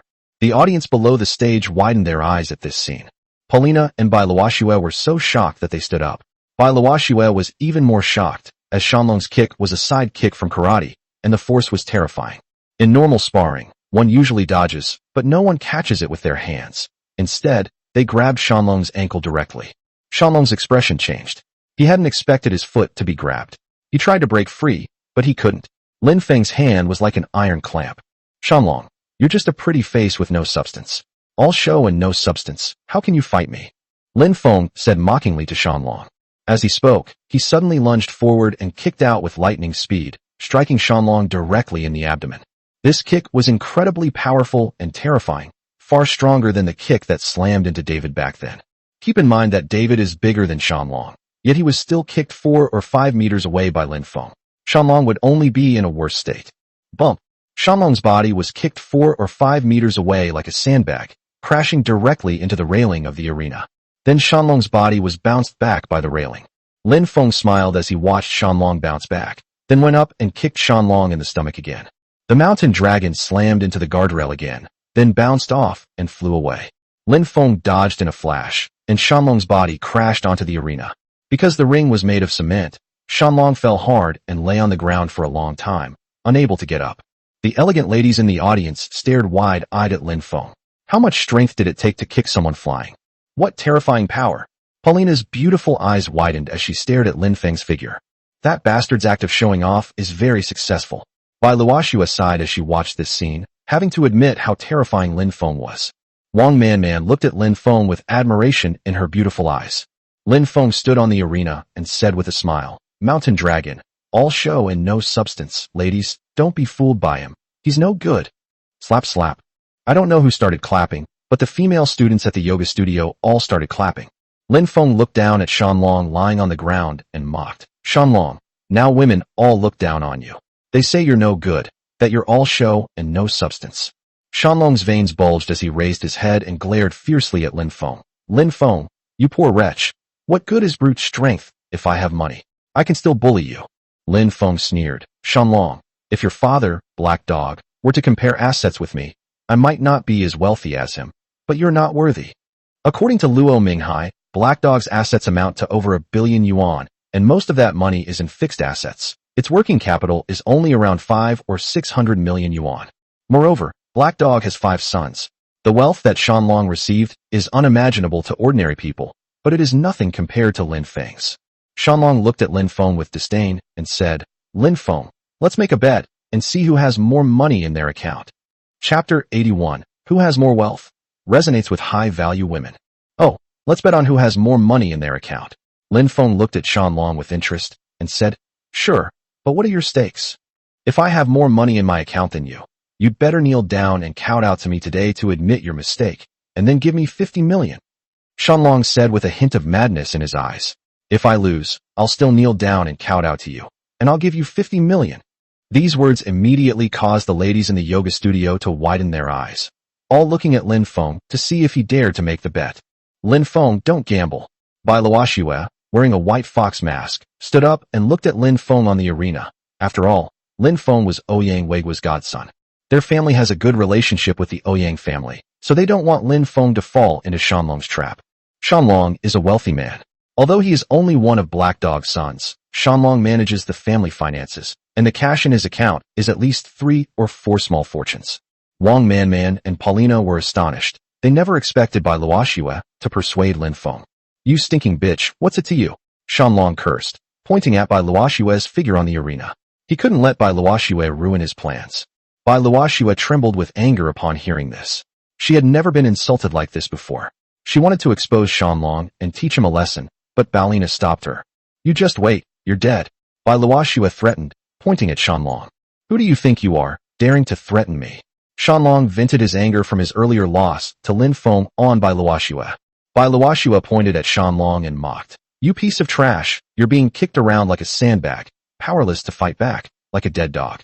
If you have the guts, continue your one-on-one fight with Lin Feng. If you don't, shut your mouth." Bai Luoxua directly exposed the shortness of the mountain dragon. Shanlong was instantly enraged and roared at Bai Luoxua, "I'll kill you, you filthy woman." As he spoke, he endured the excruciating pain in his abdomen and rushed off the stage, ready to teach Bai Luoxua a lesson. Bump! But Lin Feng kicked him in the butt again, sending Shanlong flying and crashing into the rope of the guardrail. Bang! Shanlong's body bounced back and crashed to the ground. Ah, damn it. Shanlong lay on the ground howling in pain, blood flowing from his mouth, wishing he could fight Lin Feng to the death. Lin Feng looked at Shanlong and sneered. You actually dared to hit my teacher. You've got some nerve. Remember this. Women are meant to be pampered, not used to vent your anger. Well said. Women are meant to be pampered. Bai Luoxue exclaimed with a smile, clapping her hands in response. Then, a deafening roar erupted throughout the hall, as Lin Feng's words resonated with these noble women. That saying is so true. Women are meant to be pampered, not used as an outlet for anger. Lin Feng, a real man. Lin Feng, you're the real man. Several wealthy women also shouted to Lin Feng on the stage. They had also suffered domestic violence and resonated most deeply with Lin Feng's words. Wang Manman looked at Lin Feng's figure on the stage with complicated emotions in her beautiful eyes. That was a really good show, you're a pro. Paulina smiled charmingly, noticing that many of the attractive women in the room were now looking at Lin Feng differently. On the arena, Shanlong stared at Lin Feng with a frenzied look and said, Hey Lin, do you dare to raise the stakes? At this moment, he wished he could tear Lin Feng to pieces and devour him alive. Oh, what kind of bet do you want to add? Lin Feng looked down at Shanlong and mocked. The loser not only has to kneel down and kowtow, but also castrate himself on the spot. Shanlong stared fiercely at Lin Feng. Lin Feng took out a cigarette, lit it, and blew a smoke ring in Shanlong's face, saying, Shanlong, it's fine, everything is as you wish. Shanlong's gaze was icy cold. His eyes, which were filled with madness, looked at Bai Luoxue before landing on Balina and saying, President Bao, please cooperate with our bet. How do we play? Paulina asked. It's very simple. Bring your POS machines, and we'll each enter our passwords to check our respective balances, Shanlong said in a deep voice. Okay, no problem. Also, our POS machine is the latest smart model, which can be connected to a projector and projected onto the wall. Of course, the scene of the customer entering the password will not be displayed. Paulina immediately agreed to Shanlong's request. All right, Shanlong glared at Lin Feng and said, Lin Feng, we each have 1 hour to prepare. Oh, you mean you can ask someone for help? Lin Feng looked at Shanlong with a hint of amusement. That's right, we can find people to help us. This also shows our ability to mobilize funds. You're not afraid, are you? Shanlong stood up, trembling, his face covered in blood, his expression looking crazy and ferocious. Haha, no problem at all. Lin Feng laughed and looked at Shanlong, saying, I want to see how much capital you can mobilize in 5 minutes. Shanlong ignored Lin Feng and went straight to make a phone call to ask for money. Without saying a word, Lin Feng called Shui Mi Tao and told her about his situation. Shui Mi Tao went to the bank next door without saying a word. Because it involves a large transfer, the transaction must be handled at the counter and the legality and destination of the funds must be explained. Then he called Miao Ling to tell her about the bet between him and Shanlong. Senior, when are we going to get our marriage certificate? Miao Ling's giggling voice came through the phone. You'll have to wait until I get a divorce. I still have some unresolved issues with my ex-wife. Lin Feng chuckled. Miao Ling was definitely a wealthy young woman. Okay, I trust you. I'll transfer 10 small goals to you, but it will take me half an hour to go to the bank to process it, Miao Ling said with a smile. My beautiful, youthful, invincible, rich girl, thank you so much. Lin Feng was overjoyed upon hearing this. Miao Ling had given him so many surprises. It seems Miao Ling is truly unfathomable, even wealthier than he imagined. He wonders who Miao Ling's father really is. Then Lin Feng gave it to Sister Yu, who agreed to raise 100 million yuan, and then gave it to Ouyang Lei. Brother, you're having a bet with that mountain dragon dog? Why didn't you invite me? Ouyang Lei said, dissatisfied. He suddenly decided to challenge me to a bet. Lin Feng chuckled. I didn't want to ask for your help, but the situation was urgent. Okay, I'll contact Director Luo's family right away. You helped them make a fortune last time, so send me the account details immediately. This isn't just a fight between you and Shanlong. It also involves the issue of face between my dad and number 2. Ouyang Lei said before hanging up the phone. Ding dong. Lin Feng's phone emitted a message notification sound. Bai Luoxue, who was sitting in the audience, also picked up her phone and sent a message. At this moment, Lin Feng was dumbfounded, because the balance in his bank card was increasing, and one of the large transfers of 2 billion yuan had the words Su Yunshang written on it. Judging from the name, she should be a woman. I wonder which wealthy woman she is. Soon, an hour had passed, and the amount in Lin Feng's account had reached 8.8 billion yuan. He had an urge to take the money and run away. Just kidding, we can't let our friends down. You surnamed Lin, your time has come. I'm going to crush you to death today. Shanlong's icy voice rang out. The blood on Shanlong's face had been washed away, but he was still quite swollen, especially his lips, which were swollen like sausages. Shanlong, how come you've gotten so fat? Lin Feng couldn't help but tease. You, surnamed Lin, talk too much nonsense. Shanlong said coldly. Stop wasting time. It's useless, even if you are Ouyang Weigua's godson. Many people below the ring also looked towards the ring. Paulina also stepped onto the ring, carrying a POS machine, and a POS machine screen was projected onto the ring wall. Okay, now which of you two will go first? Paulina asked Lin Feng and Shanlong. I'll go first. Shanlong took out his bank card and handed it to Paulina. Paulina inserted her bank card into the POS machine, and Shanlong quickly entered his bank card PIN. Soon the bank card balance screen appeared. 368,425,000 yuan. 3.68425 billion. Paulina was shocked as she looked at the balance on the big screen. She never expected that Shanlong could mobilize so many funds in just 1 hour. The crowd erupted in uproar. Shanlong is amazing. They managed to mobilize 3.68245 billion yuan in such a short time. No wonder he's the young master of Qinghe district. His family is rich, powerful, and influential. Although Lin Feng is good at fighting, it's a pity that his background is not as good as Shanlong's. What's the use of being able to fight? In this world, it's all about connections. Although Lin Feng is Ouyang Weigua's adopted son, there is no blood relation between them. But Shanlong is different. His uncle is number 2, and number 2 is gaining the upper hand in Qinghe district, effectively sidelining number 1. Number 2's power is stronger than number 1's. Many of the wealthy women came from distinguished backgrounds and quickly analyzed why Shanlong was able to mobilize so much capital. They did not have a high opinion of Lin Feng. Bai Luoxue frowned slightly, because she didn't know how many resources Lin Feng could mobilize. Shanlong smirked and looked at Lin Feng, mocking. Lin Feng, just admit defeat and kneel down. Find a pair of scissors and cut yourself.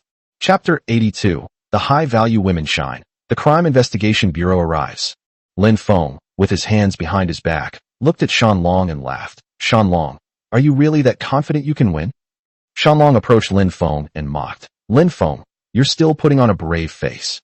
You have a good mental fortitude. Lin Feng shook his head and said, I have good mental fortitude, but I'm not just pretending to be calm. I'm confident of victory, so your dignity will be trampled on once again. Pretend. Paulina, start checking Lin Feng's bank account balance.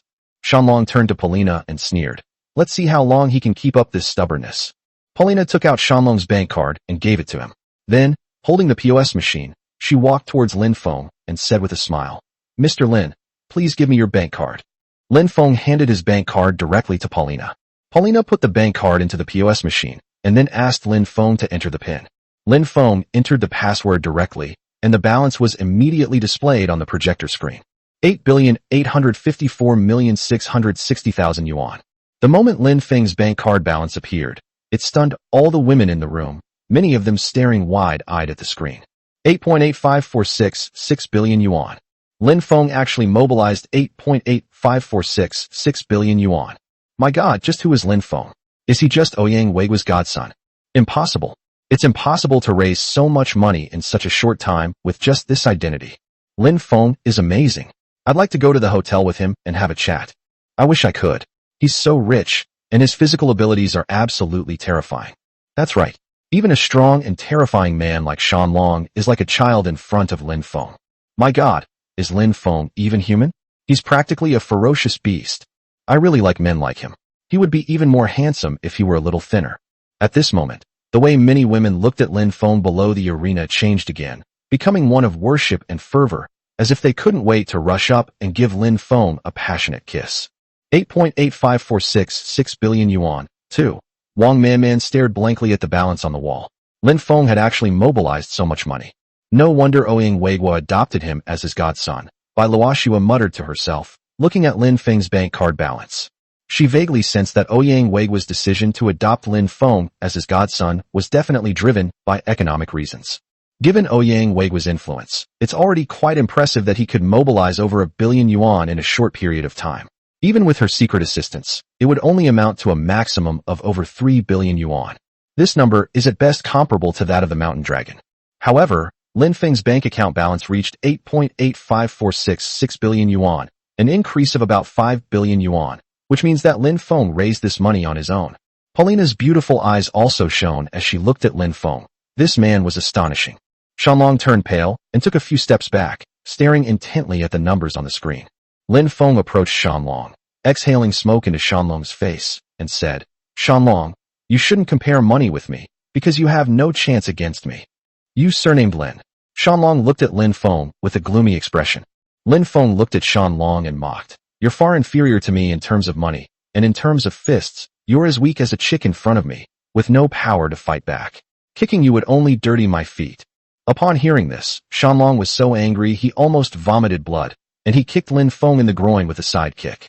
Before Lin Feng was even mentioned, Lin Feng had already reacted and kicked Shanlong in the stomach. Shanlong's body was sent flying again. This time he was unlucky and flew 7 or 8 meters before crashing into a large trash can at the base of the wall. The women in the room were once again shocked to see a living person being kicked 7 or 8 meters away. However, at that moment, a group of people rushed in with guns. Don't move, came the shouts. Several women below the ring were startled by the sudden scene and screamed, but were quickly calmed down by the others. Paulina frowned slightly. Lin Feng's expression was grim. He hadn't called the police, which clearly meant that Shanlong had sent people. Sir, you are under arrest for suspected illegal gambling and fighting. The leader of the group walked up to Lin Feng and said coldly, Show me your ID. Paulina stepped forward and blocked the person's path. The incident happened in her boxing gym, and she had to stop it, otherwise who would come to play there in the future, especially since her boxing gym was legal. The leader smiled and immediately took out his identification. Shan Heihu, Deputy Director of the Qinghe District Criminal Investigation Bureau. Shan Heihu directly handed his identification to Paulina. I'll call your bureau chief. Paulina glanced coldly at Shan Heihu, and as she spoke, she took out her phone to dial the bureau chief's number, but the call wouldn't go through. This is an order from our bureau chief. He received a tip from the public that there were fights and illegal gambling going on here. Shan Heihu said coldly. No one else coming won't make a difference. Paulina's stunningly beautiful face was covered in frost, and she was about to speak when Lin Feng stopped her. Mr. Bao, I'll go with them, Lin Feng said with a smile. He wasn't worried about being locked up. Ouyang Lei should find out about it soon.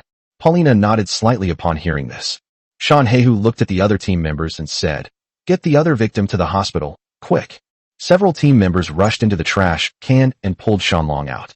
Shanlong's face was covered in trash, and there was even a small umbrella stuck to his face. Shanlong lay on the ground vomiting violently, and then went to the pool to wash his face frantically. After washing his face, he looked at Lin Feng as if he were a dead man. Then he walked up to Lin Feng and whispered, Lin Feng, you'll never get out of here. I'll make sure you die in prison. Lin Feng also said in a sinister tone, Shanlong, you're very good, quite cunning. I will personally fulfill the bet, just you wait. Oh, I'll wait for you to come out. Shanlong chuckled in a low voice. Too bad you'll never get out in this lifetime. No one can save you. After speaking, Shanlong took 2 steps forward and then fell to the ground. Medical staff, come in quickly and save him. Shan Heihu shouted. Several medical staff rushed in and carried Shanlong away. Shan Heihu turned around and coldly scanned Lin Feng, saying, Take him away. 2 members of the Criminal Investigation Bureau rushed over and grabbed Lin Feng's arms. Lin Feng glanced at Shan Heihu. Bump. Shan Heihu walked up and smashed a stick into Lin Feng's back, causing Lin Feng excruciating pain. Although his physical strength had greatly increased after practicing the joyful yoga, he was still in pain. However, my pain tolerance did not increase. You dare to ambush me? You have some nerve. Shan Heihu said coldly, glancing at Lin Feng. Lin Feng's forehead was covered in cold sweat. He stared intently at Shan Heihu and said, Deputy Director Shan, when did I ambush you? Deputy Director Shan, who gave you the audacity to enforce the law recklessly? Bai Luoshue's figure walked over from not far away. She hadn't expected Shan Heihu to use vigilante justice against Lin Feng in public. Chapter 83 The powerful Bai Luoshue suppresses the Deputy Director with a single hand. Who are you? Why are you wearing a mask and hiding your true identity? Have you done something shameful? Shan Heihu looked up at Bai Luoshue and mocked her coldly. Upon hearing this, Bai Luoshue said coldly, Deputy Director Shan, I won't argue with a third-rate like you. You'll be held accountable. Shan Heihu sneered and pointed at Lin Feng, saying, This person gambles and fights. He tried to ambush me just now, but I saw through his plan. I was only acting in self-defense to avoid being hurt. Bai Luoshue pointed at Shan Heihu and said, Shan Heihu, I can make you take off these clothes with just one phone call. You? You think you can do anything? Shan Heihu pointed at Bai Luoshue with disdain and said, I want to see what you're capable of that makes me take off my clothes. Go ahead and hit me, I want to see who you're going to hit. Bai Luoxue ignored Shan Heihu and directly picked up her phone to make a call. Don't reveal my identity. Bai Luoxue's first words upon answering the phone were a direct instruction to the person on the other end not to disclose her identity. Haha, what trouble are you having? A hearty laugh came from the other end of the phone. Shan Heihu recognized the voice. It sounded familiar. I am filing a complaint against the Deputy Director of the Qinghe District Criminal Investigation Bureau for illegally arresting people and for arbitrarily beating others. Bai Luoxue explained. Is that so? Who did he arrest? The voice on the other end of the phone asked. He arrested Lin Feng. The reason given is that Lin Feng participated in gambling, but the betting match was proposed by Shan Long, and the bet was ultimately not honored, so it does not constitute gambling. He said Lin Feng was involved in a fight, but this time it was Shan Long who initiated the beating, and Lin Feng was forced to retaliate in self-defense. Shan Heihu said Lin Feng tried to ambush him, and used this as an excuse to beat Lin Feng, but Lin Feng didn't make a move at all. Bai Luoxue explained the whole story point by point, adding, also, all the evidence has been sent to your phone. Shan Heihu's expression changed drastically upon hearing this. It was obvious that this woman had contacted his superior, who was very likely the leader of the Jiangxing City Criminal Investigation Bureau. Let Shan Heihu answer my call. The voice on the phone was clearly angry. Bai Luoxue handed the phone directly to Shan Heihu and said, Shan Heihu, the person on the phone is Director Ma of the Jiangxing City Criminal Investigation Bureau. Cold sweat beaded on Shan Heihu's forehead. His hands trembled as he took the phone and said with a forced smile, Hello, this is Shan Heihu. I am Director Ma. You can investigate my identity. You have 3 minutes. Director Ma said coldly. Who gave you the audacity to abuse your power to arrest people? Who gave you the audacity to assault others? I. Shan Heihu's voice trembled slightly. Release him immediately. Director Ma said coldly. You are suspended from your duties starting today. Suspended from duty? Bai Luoxue said with a hint of coldness. Director Ma, let me tell you, his matter is very serious. He must take off his clothes. If he doesn't, he will bear the consequences. Director Ma laughed on the phone and said, It's not that serious, is it? Keeping people like this is a waste of national funds. I heard that your Criminal Investigation Bureau can't even pay salaries. I think it's better to fire them. Bai Luoxue suddenly laughed. Upon hearing this, Director Ma hurriedly laughed and said, You're right. Thank you for your suggestion. I will fire Shan Heihu. You're welcome. As a citizen, I have a responsibility to make suggestions and supervise, Bai Luoxue said with a smile. Thump. Shan Heihu trembled violently and collapsed to the ground. Lin Feng gave Bai Luoxue a thumbs up. He hadn't expected that Teacher White Fox had such a powerful background, actually summoning the director of the Jiangxing City Criminal Investigation Bureau. She must be an extremely wealthy woman. Go to the hospital quickly for a medical examination. You should only have minor injuries. Bai Luoxue glanced at Lin Feng and said, Also, remember to return the money. It would be terrible if someone reported our yoga studio for fundraising fraud. Lin Feng thought about it and figured that even if his borrowing money constituted fundraising fraud, it wouldn't be enough to support the yoga studio. However, he didn't think about these things and immediately went to the hospital for a forensic examination of his injuries. He used the results of the examination as evidence to sue Shan Heihu. Lin Feng, I'll take you there. Wang Manman hurriedly came up and helped Lin Feng. Lin Feng nodded slightly upon hearing this. It couldn't be better if Wang Manman drove. The two immediately turned and left. Sister, I beg you. Shan Heihu pleaded with Bai Luoxue. Please don't let Director Ma remove me from my post. Bai Luoxue completely ignored Shan Heihu and turned to leave with Balina. Director Bai is amazing. Even Director Ma bowed his head in admiration. Paulina gave Bai Luoxue a thumbs up. That's because Shan Heihu abused his power and broke the law first. Otherwise, it wouldn't have been so easy to deal with him, Bai Luoxue said with a smile. It's not just that factor, is it? The main thing is that you want to help Lin Feng, right? Paulina looked at Bai Luoxue with a half smile. Bai Luoxue nodded and said, When Shanlong insulted me, Lin Feng came up and beat Shanlong up directly. This was the only time he took the initiative to beat Shanlong. Besides, he can also be considered my student. Paulina chuckled upon hearing this and looked at Bai Luoxue, saying, Luoxue, you've always been single. How about finding someone who can beat you? What do you think of this man? She and Bai Luoxue are best friends. Bai Luoxue came from the military and had led a team on missions overseas, experiencing many life and death situations. He later transferred to the Jiangxing City Finance Bureau. Many people have introduced her to boyfriends, but Bai Luoxue doesn't like any of them, which is why she's still single. Bai Luoxue shook her head and said, He only has brute strength. but his reaction speed is quite strong. Paulina suddenly whispered in by Luoshue's ear, "The most important thing for a man is strength. If you don't make a move, I'm going to play with this young man. You, be careful you don't get eaten alive. Besides, that bastard Lin Feng has some money and strength. He'll attract a lot of women. If you're not afraid of getting involved, go ahead and have some fun." Bai Luoshue took off her mask and turned to leave. Lin Feng and Wang Manman also arrived at the entrance of the third hospital. Their phones rang incessantly along the way, all from Shan Heihu. "By the way, you can't come to the third hospital. The director of the third hospital's Forensic Science Center is named Ding Meiru, who is Shan Heihu's wife. If we let her do the assessment, it definitely won't meet the standard for minor injury. You should have Secretary Ouyang make a phone call to the leaders of the third hospital and ask them to supervise this matter," Wang Manman suddenly said. Lin Feng frowned slightly, not expecting that Shan Heihu's wife was actually the director of the third hospital's Forensic Science Center. At that moment, a car sped by, ran a red light, and stopped in front of Lin Feng. The car door opened, and Shan Heihu stepped out. His face was extremely gloomy as he approached Lin Feng and Wang Manman's car. Bang! Bang! He pounded on the car window. Lin Feng asked Wang Manman to open the glass, then gave Shan Heihu a cold look. "Lin Feng, let's get out of the car and talk." Shan Heihu's tone was authoritative.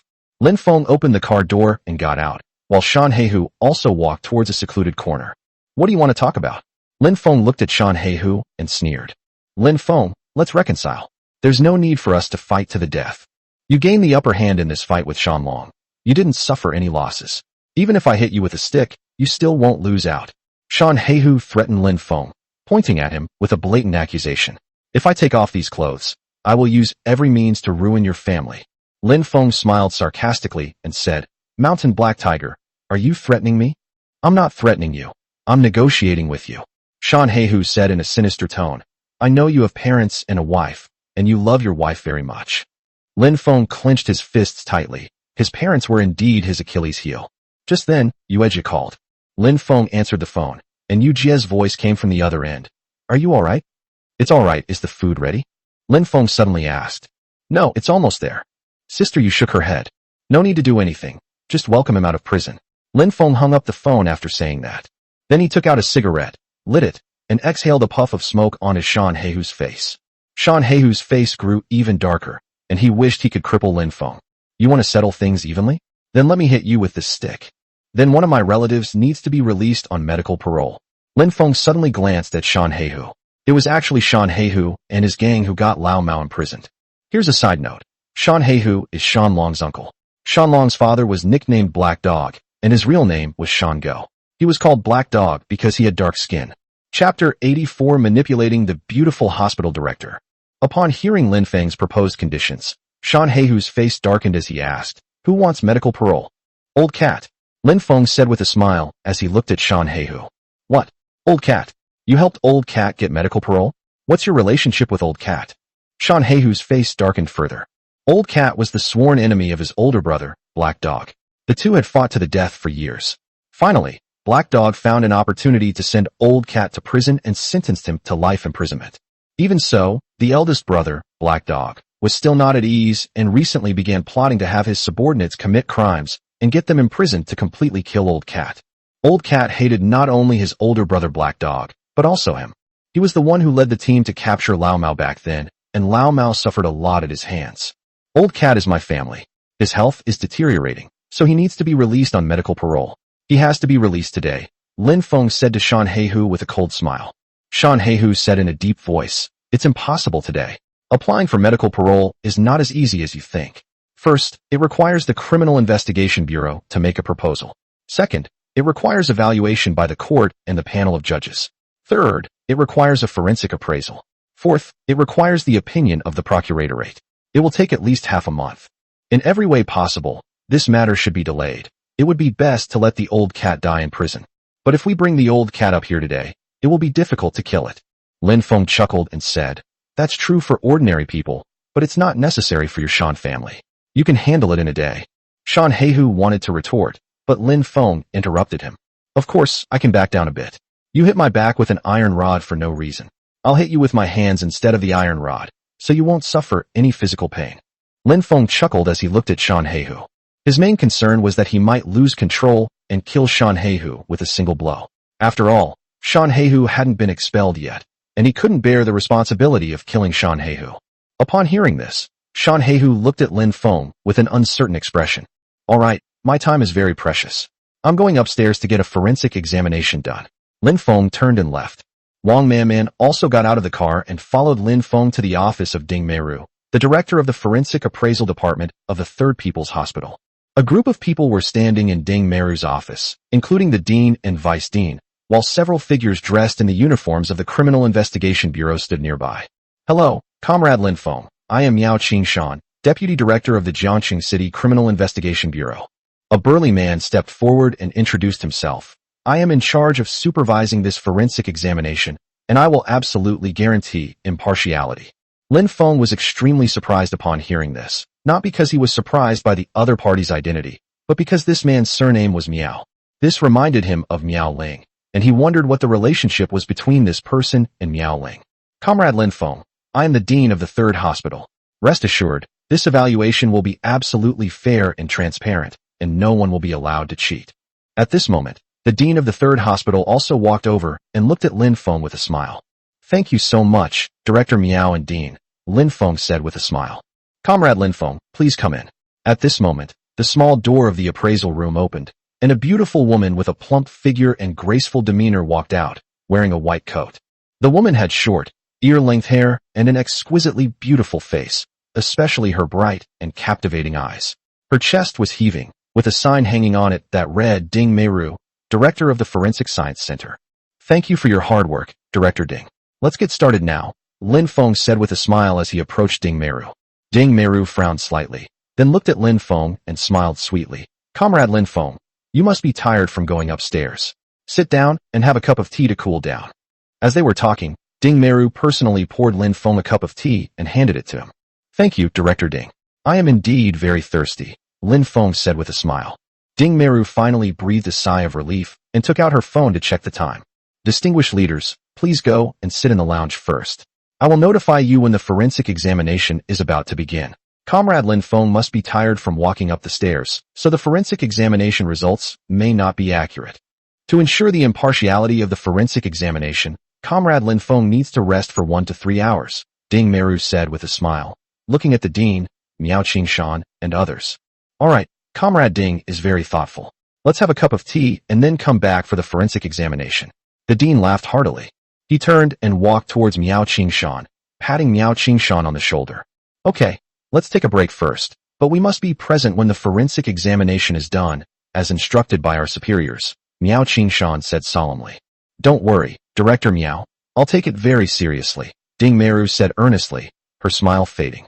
Miao Qingshan nodded slightly upon hearing this, and immediately left Ding Meiru's office with the dean and others. After everyone left, Ding Meiru put away her smile and walked towards Lin Feng. Comrade Lin Feng, your conditions are too harsh. Ding Meiru glanced at Lin Feng coldly and said, It's impossible to resolve old cat's matter in one day. There are many procedures to go through. Can't handle it? By the time you've settled things with old cat, my wounds will have healed. So, give me a forensic medical examination now. Give me the forensic report, I'll keep it. I'll return the report to you after Lao Mao is released on medical parole, Lin Feng said, conceding his terms. Ding Meiru bit her pink lips and looked at Lin Feng, saying, Lin Feng, you wish. The judicial report will be entered into the system. When that happens, if you try to cheat Yinshan Black Tiger, he won't be able to defend himself at all. Then let's get this done in one day, but you'll have to pay a price. Lin Feng approached Ding Meiru, his gaze burning with desire as he looked at her ample bosom. Then his eyes swept over Ding Meiru's entire body. And he had to admit, Ding Meiru was just as beautiful as Su Ling. She was an exceptionally beautiful woman. What do you want to do? Ding Meiru looked at Lin Feng with a hint of anger. No man had ever offended her like this before. Tell Shan Heihu to handle this matter quickly. My patience is limited.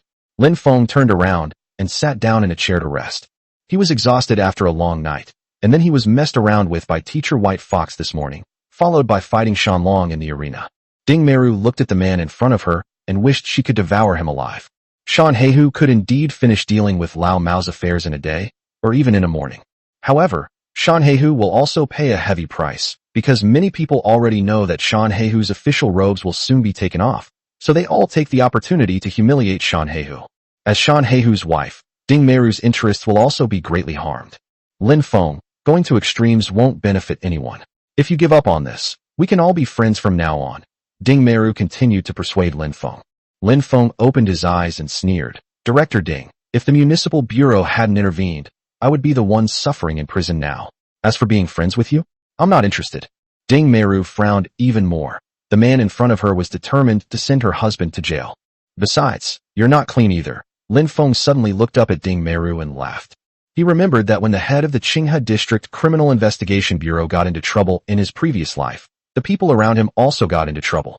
At the time, there were rumors that the director's relative was the director of the Judicial Appraisal Center.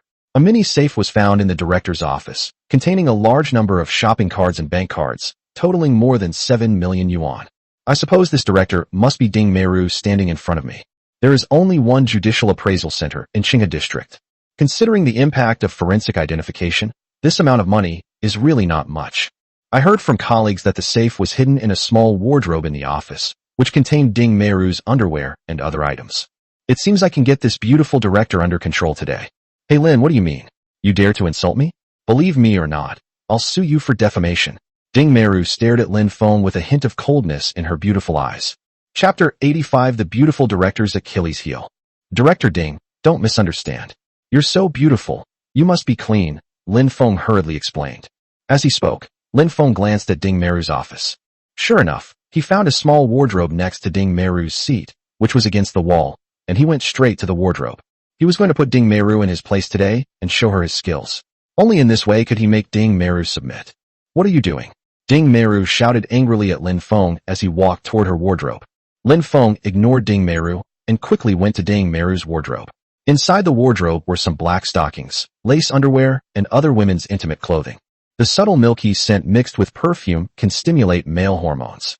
However, Lin Feng was a decent man. He simply crumpled the clothes a few times and then threw them on Ding Meru's desk. You pervert, what are you doing with my clothes? Ding Meru walked up and grabbed Lin Feng's arm, saying, I'm going to call the police right now. I'm going to sue you for molesting me. Lin Feng looked at Ding Meru's beautiful face and said with a smile, Ding Meru, you can go and sue me now. I almost forgot, the deputy director of the Jiangxing City Criminal Investigation Bureau is right next door. How about we have him come and take a look? As she spoke, she grabbed Ding Meru's hands with one hand, then rummaged through the depths of the wardrobe and quickly found a small combination safe. Ding Meru's face showed panic when she saw the combination lockbox. However, she quickly regained her composure, biting her pink lips and saying, Lin Feng, what are you doing with my briefcase? This is my privacy, and even if the deputy director comes, he has no right to violate my privacy. Lin Feng looked at Ding Meru's beautiful face and said, Ding Meru, I suspect that there is evidence of your crimes in the safe. I will report you to Director Miao right now for accepting bribes and committing job-related crimes. Ding Meru trembled, her beautiful eyes fixed on Lin Feng. Go ahead and report me. I'm innocent and have nothing to hide, Ding Meru said with a snort, glancing at Lin Feng. Okay, I'll take it to Director Miao now and let him appraise it.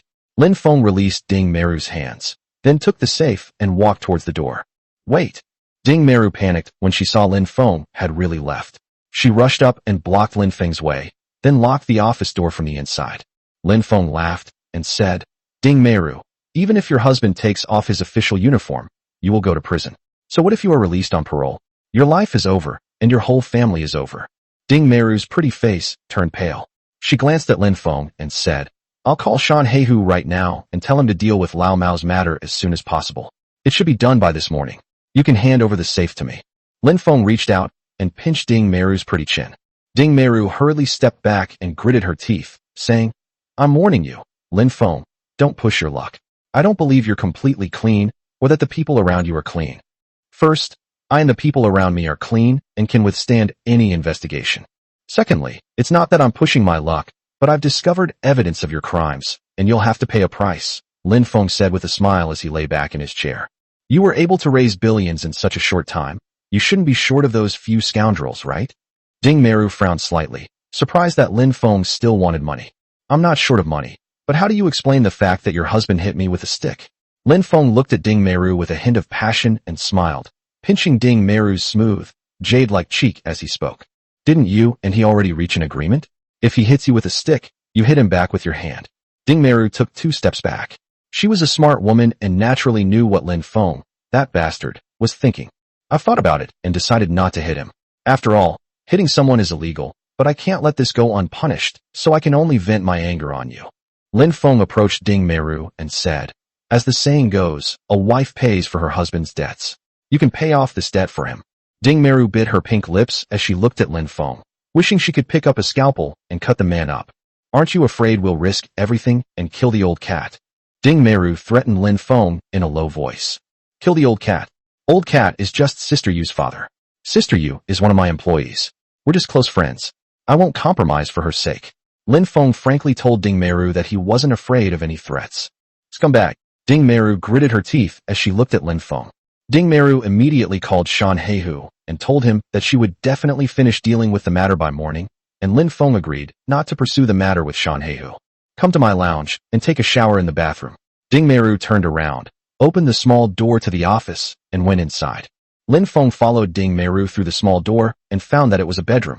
The bedroom was decorated very luxuriously and was about 40 square meters in size.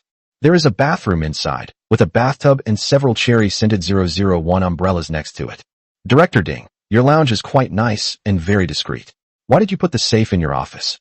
Lin Feng asked Ding Meru with a smile. You talk too much. Ding Meru looked at Lin Feng coldly. I understand. The most dangerous place is the safest place. Hidden places are actually not safe. Can I see how many cards are inside?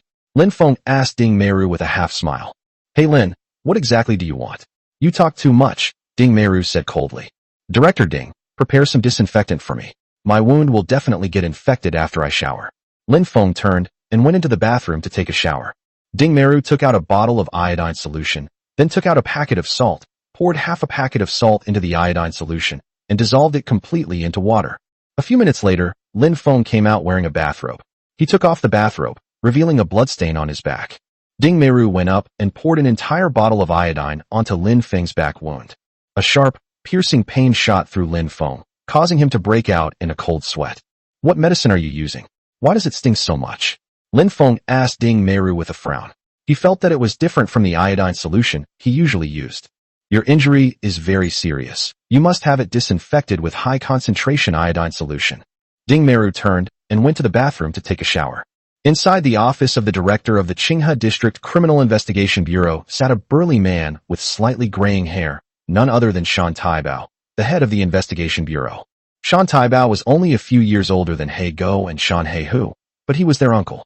I graduated from a university in the 1980s and have worked in the Criminal Investigation Bureau for over 30 years. Shan Taibao glanced at the opposite side with a gloomy face. Sitting opposite him were Shan Heihu and Shan Long.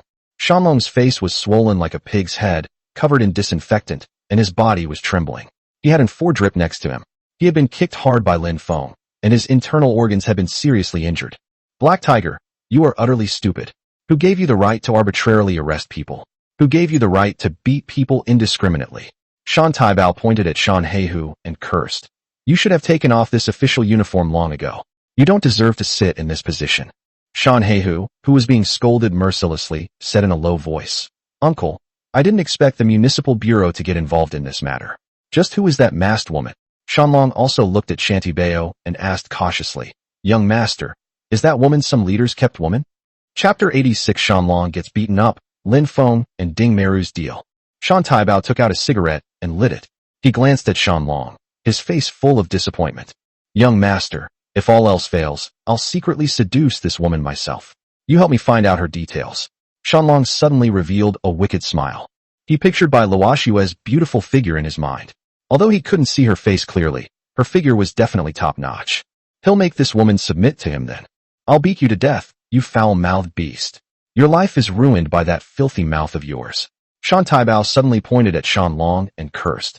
He walked up to Shan Long and slapped him across the face, then kicked him in the stomach, knocking him to the ground. Shan Long cried out in pain as he was kicked. I'll beat you to death, you arrogant bastard. I'll kick you to death. Shan Taibao cursed and hit Shan Long. He was extremely disappointed in Shan Long, who had caused him a lot of trouble this time. Uncle, stop hitting him. Shan Long is already injured. If you keep hitting him, he'll be crippled. Calm down first. Shan Heihu hurriedly came up and pulled Shan Taibao away, trying to calm him down. Shan Taibao then sat down in a chair, picked up the ashtray on the table, and put it on Shan Long's nose. Shan Long's nose immediately bled from the impact. Uncle, who exactly is the woman wearing the mask? You have to tell us her background so we can figure out a way to solve this problem, Shan Heihu said hurriedly. Shan Taibao turned around, laid back in his chair, and exhaled a smoke ring, saying, "She is the head of finance in Jiangxing City, the god of wealth in Jiangxing City. Even the number 1 and number 2 in Qinghe district have to show her respect." These words caused Shan Heihu to gasp in shock, while Shan Long, who was lying on the ground, trembled all over. The woman wearing the white fox mask was actually Bai Luoxue, the god of wealth of Jiangxing City. No wonder even the director of the Jiangxing City Criminal Investigation Bureau gives her face. Shan Taibao glanced at Shan Heihu and said, "Don't you think Shan Long's mouth is foul? He actually called her a stinky woman, and now he wants to seduce her. He should take a piss and look at himself in the mirror." At this point, Shan Taibao walked up again and kicked Shan Long hard. "Young master, please don't hit me. I know I was wrong." Shan Long pleaded in a panic. "I really didn't know her identity." Shan Taibao kicked him a few times before stopping and asking, "Just who is Lin Feng? Why did Ouyang Weiguo recognize him as his godson?" Shan Heihu said coldly, "He was just an ordinary media company editor before, living like a dog. I don't know how he became Ouyang Weiguo's godson." Shan Taibao said with a cold look in his eyes, "Continue to investigate his identity. Also, you need to deal with your own problems immediately and get Old Cat's medical parole approved right away." Shan Heihu nodded fiercely upon hearing this, his eyes filled with malice. "After this matter is over, I'll deal with Lin Feng. I'm going to torture him to death." Shan Taibao waved his hand weakly upon hearing this and said, "Go, but be careful in the future and don't give anyone any leverage over you." Shan Heihu could only turn around immediately to deal with Lao Mao's matter. "Young master." Shan Long lay on the ground, looking at Shan Taibao with a pleading expression. Shan Taibao looked coldly at Shan Long and said, "You should use your brain more in the future. Go to the hospital for an 4 drip to stop the pain, and then go to Deputy District Chief Wang's house to apologize to Wang Manman. Why did you hit her in public?" She fell to the ground, and Lin Feng caught her. "I was warning her not to get too close to men." Shan Long's face was contorted with rage as he said this. It was all Wang Manman's fault for causing all this trouble. "Wang Manman, why is she with Lin Feng?" Shan Taibao asked, frowning. "Manman works in the Industry and Commerce Department. The leaders there assigned her to handle things for Lin Feng. It seems that Lin Feng is going to open some kind of sand quarry." Shan Long explained the whole story. Smack! Shan Taibao was so angry that his veins bulged, and he slammed his fist on the table. "Young master, is something wrong?" Shan Long asked, puzzled. With so many people in the Industry and Commerce Department, why was Wang Manman, a section chief, assigned to assist Lin Feng? It must have been instructed by that old fox, Ouyang Weiguo. Since he recognized Lin Feng as his godson, doesn't he know what kind of person Lin Feng is? Shan Taibao said with a gloomy face, "This is blatantly defecating in our family's face." Shan Long turned green with anger upon hearing this. "You absolutely cannot let Man have a relationship with him, otherwise the Shan family will lose all face in Qinghe district." Shan Taibao instructed Shan Long, "You must coax Man well, and if I find out you hit her again, I won't let you off the hook." Upon hearing this, Shan Long hurriedly left. After leaving, Shan Heihu began shuttling between the court and the procuratorate, and quickly succeeded in communicating with the leaders of both departments. After successfully communicating, he rushed to the 3rd hospital. In the bedroom inside Ding Meru's office at the 3rd hospital, Lin Feng, wearing a bathrobe, was lying on the sofa drinking red wine. "Lin Feng, get me my bathrobe." Ding Meru's cold voice came from the bathroom. Lin Feng stood up, took a bathrobe from the clothes rack, and handed it to Ding Meru. Soon, Ding Meru came out wearing a bathrobe. Her legs were fair and long, but her knees had a slight bruise. Lin Feng, with a cigarette dangling from his lips, glanced at Ding Meru and chuckled. "Director Ding, I keep my word. When you write the assessment report later, just say it doesn't constitute minor injury." Ding Meru coldly glanced at Lin Feng and asked, "How did you know there was a combination lockbox in my wardrobe?" Only she knew about this, and there were no surveillance cameras in the office. To be absolutely sure, she even installed anti-surveillance equipment. But Lin Feng actually found the combination lockbox inside the wardrobe. Lin Feng looked at Ding Meru and laughed, saying, "Just a guess." "I don't believe it." Ding Meru didn't believe Lin Feng's words at all. "Believe it or not. All right, let's go out right away. It's not good to keep them waiting too long," Lin Feng said with a smile. Ding Meru nodded slightly upon hearing this. The two immediately changed their clothes and left the bedroom for the office. Upon opening the office door, Ding Meru personally called in the dean of the 3rd hospital, Miao Qingshan, and others. "Ladies and gentlemen, the forensic examination is about to begin." Ding Meru looked at everyone and said, "I hope the hospital director and Director Miao will supervise." Director Ding, we trust you completely. Please begin examining Lin Feng's wounds, the hospital director said earnestly. Director Miao, you've been preparing for 2 hours. That's a really long preparation time. Why is Comrade Lin Feng so pale? Has his injury flared up? Miao Qingshan asked, his gaze fixed on Lin Feng's face. Only then did everyone notice that Lin Feng's face had turned pale. Ding Meru glanced at Lin Feng's face and said with a smile, Comrade Lin Feng probably didn't rest well last night, which is why his body is so weak. Lin Feng chuckled dryly. Working late into the night these past few days has really taken a toll on my health. Upon hearing this, everyone suddenly realized what was going on. Ding Meru asked Lin Feng to take off his clothes, and then took out a ruler to measure Lin Feng's wound. Director Miao, after examination, Comrade Lin Feng's wound does not constitute a minor injury. Should you have someone remeasure it? Ding Meru asked Miao Qingshan. Haha, I still believe in Director Ding's professional skills. He's definitely the #1 forensic expert in the 3rd hospital. Miao Qingshan laughed heartily. Director Miao, you're too kind, Ding Meru said politely. Miao Qingshan nodded slightly, and then left with his men. The dean and other hospital leaders also said goodbye to Lin Feng and left. Man, go back and rest first. I'll ask you out another day. If Shanlong dares to touch a hair on your head again, call me immediately, and I'll come and cripple him. Lin Feng came to Wang Manman's side and felt a little guilty when he saw that Wang Manman's cheek was a little swollen. Touched by what she heard, Wang Manman immediately said goodbye to Lin Feng and went home. Only Ding Meru and Lin Feng remained in the office. Lin Feng, you're quite the player, aren't you? I'm warning you, don't even think about making a move on Wang Manman, or you'll suffer a terrible fate. Ding Meru coldly glanced at Lin Feng. She knew exactly what he was thinking. Upon hearing this, Lin Feng walked over to Ding Meru and said with a smile, Director Ding, aren't you meddling too much? Wang Manman is Shanlong's fiancé and the face of the Shan family. You're forcing the Shan family to take drastic measures against you. Ding Meru warned Lin Feng. Lin Feng reached out and pinched Ding Meru's cheek, mocking, I dare to mess with you, let alone Wang Manman. Don't threaten me, I won't fall for it. Black Tiger is coming up. Ding Meru pushed Lin Feng's hand away. Lin Feng smiled as he sat down on the sofa. Soon, Shan Heihu went upstairs. He glanced at Lin Feng expressionlessly and threw a copy of Lao Mao's parole order to Lin Feng. Thanks, we're even now. Lin Feng checked Old Cat's parole order and, finding no problems, immediately stood up and left. Shan Heihu slammed the door shut on Ding Meru's office. He pounced on Ding Meru frantically. What are you doing? Ding Meru shoved Shan Heihu away. I need to vent. Shan Heihu roared. I've never been schemed against like this before. It's humiliating. He picked up Ding Meru, kicked open the bedroom door, went inside, and threw Ding Meru onto the bed. Huh? What happened to your knee? Shan Heihu looked at Ding Meru's knee with a gloomy expression and noticed the bruises on it. Chapter 87 The beautiful director wants a divorce, the mother-in-law's twilight romance. I slipped and fell while taking a shower. A hint of panic flashed in Ding Meru's eyes, but thankfully, she kept her head down. Therefore,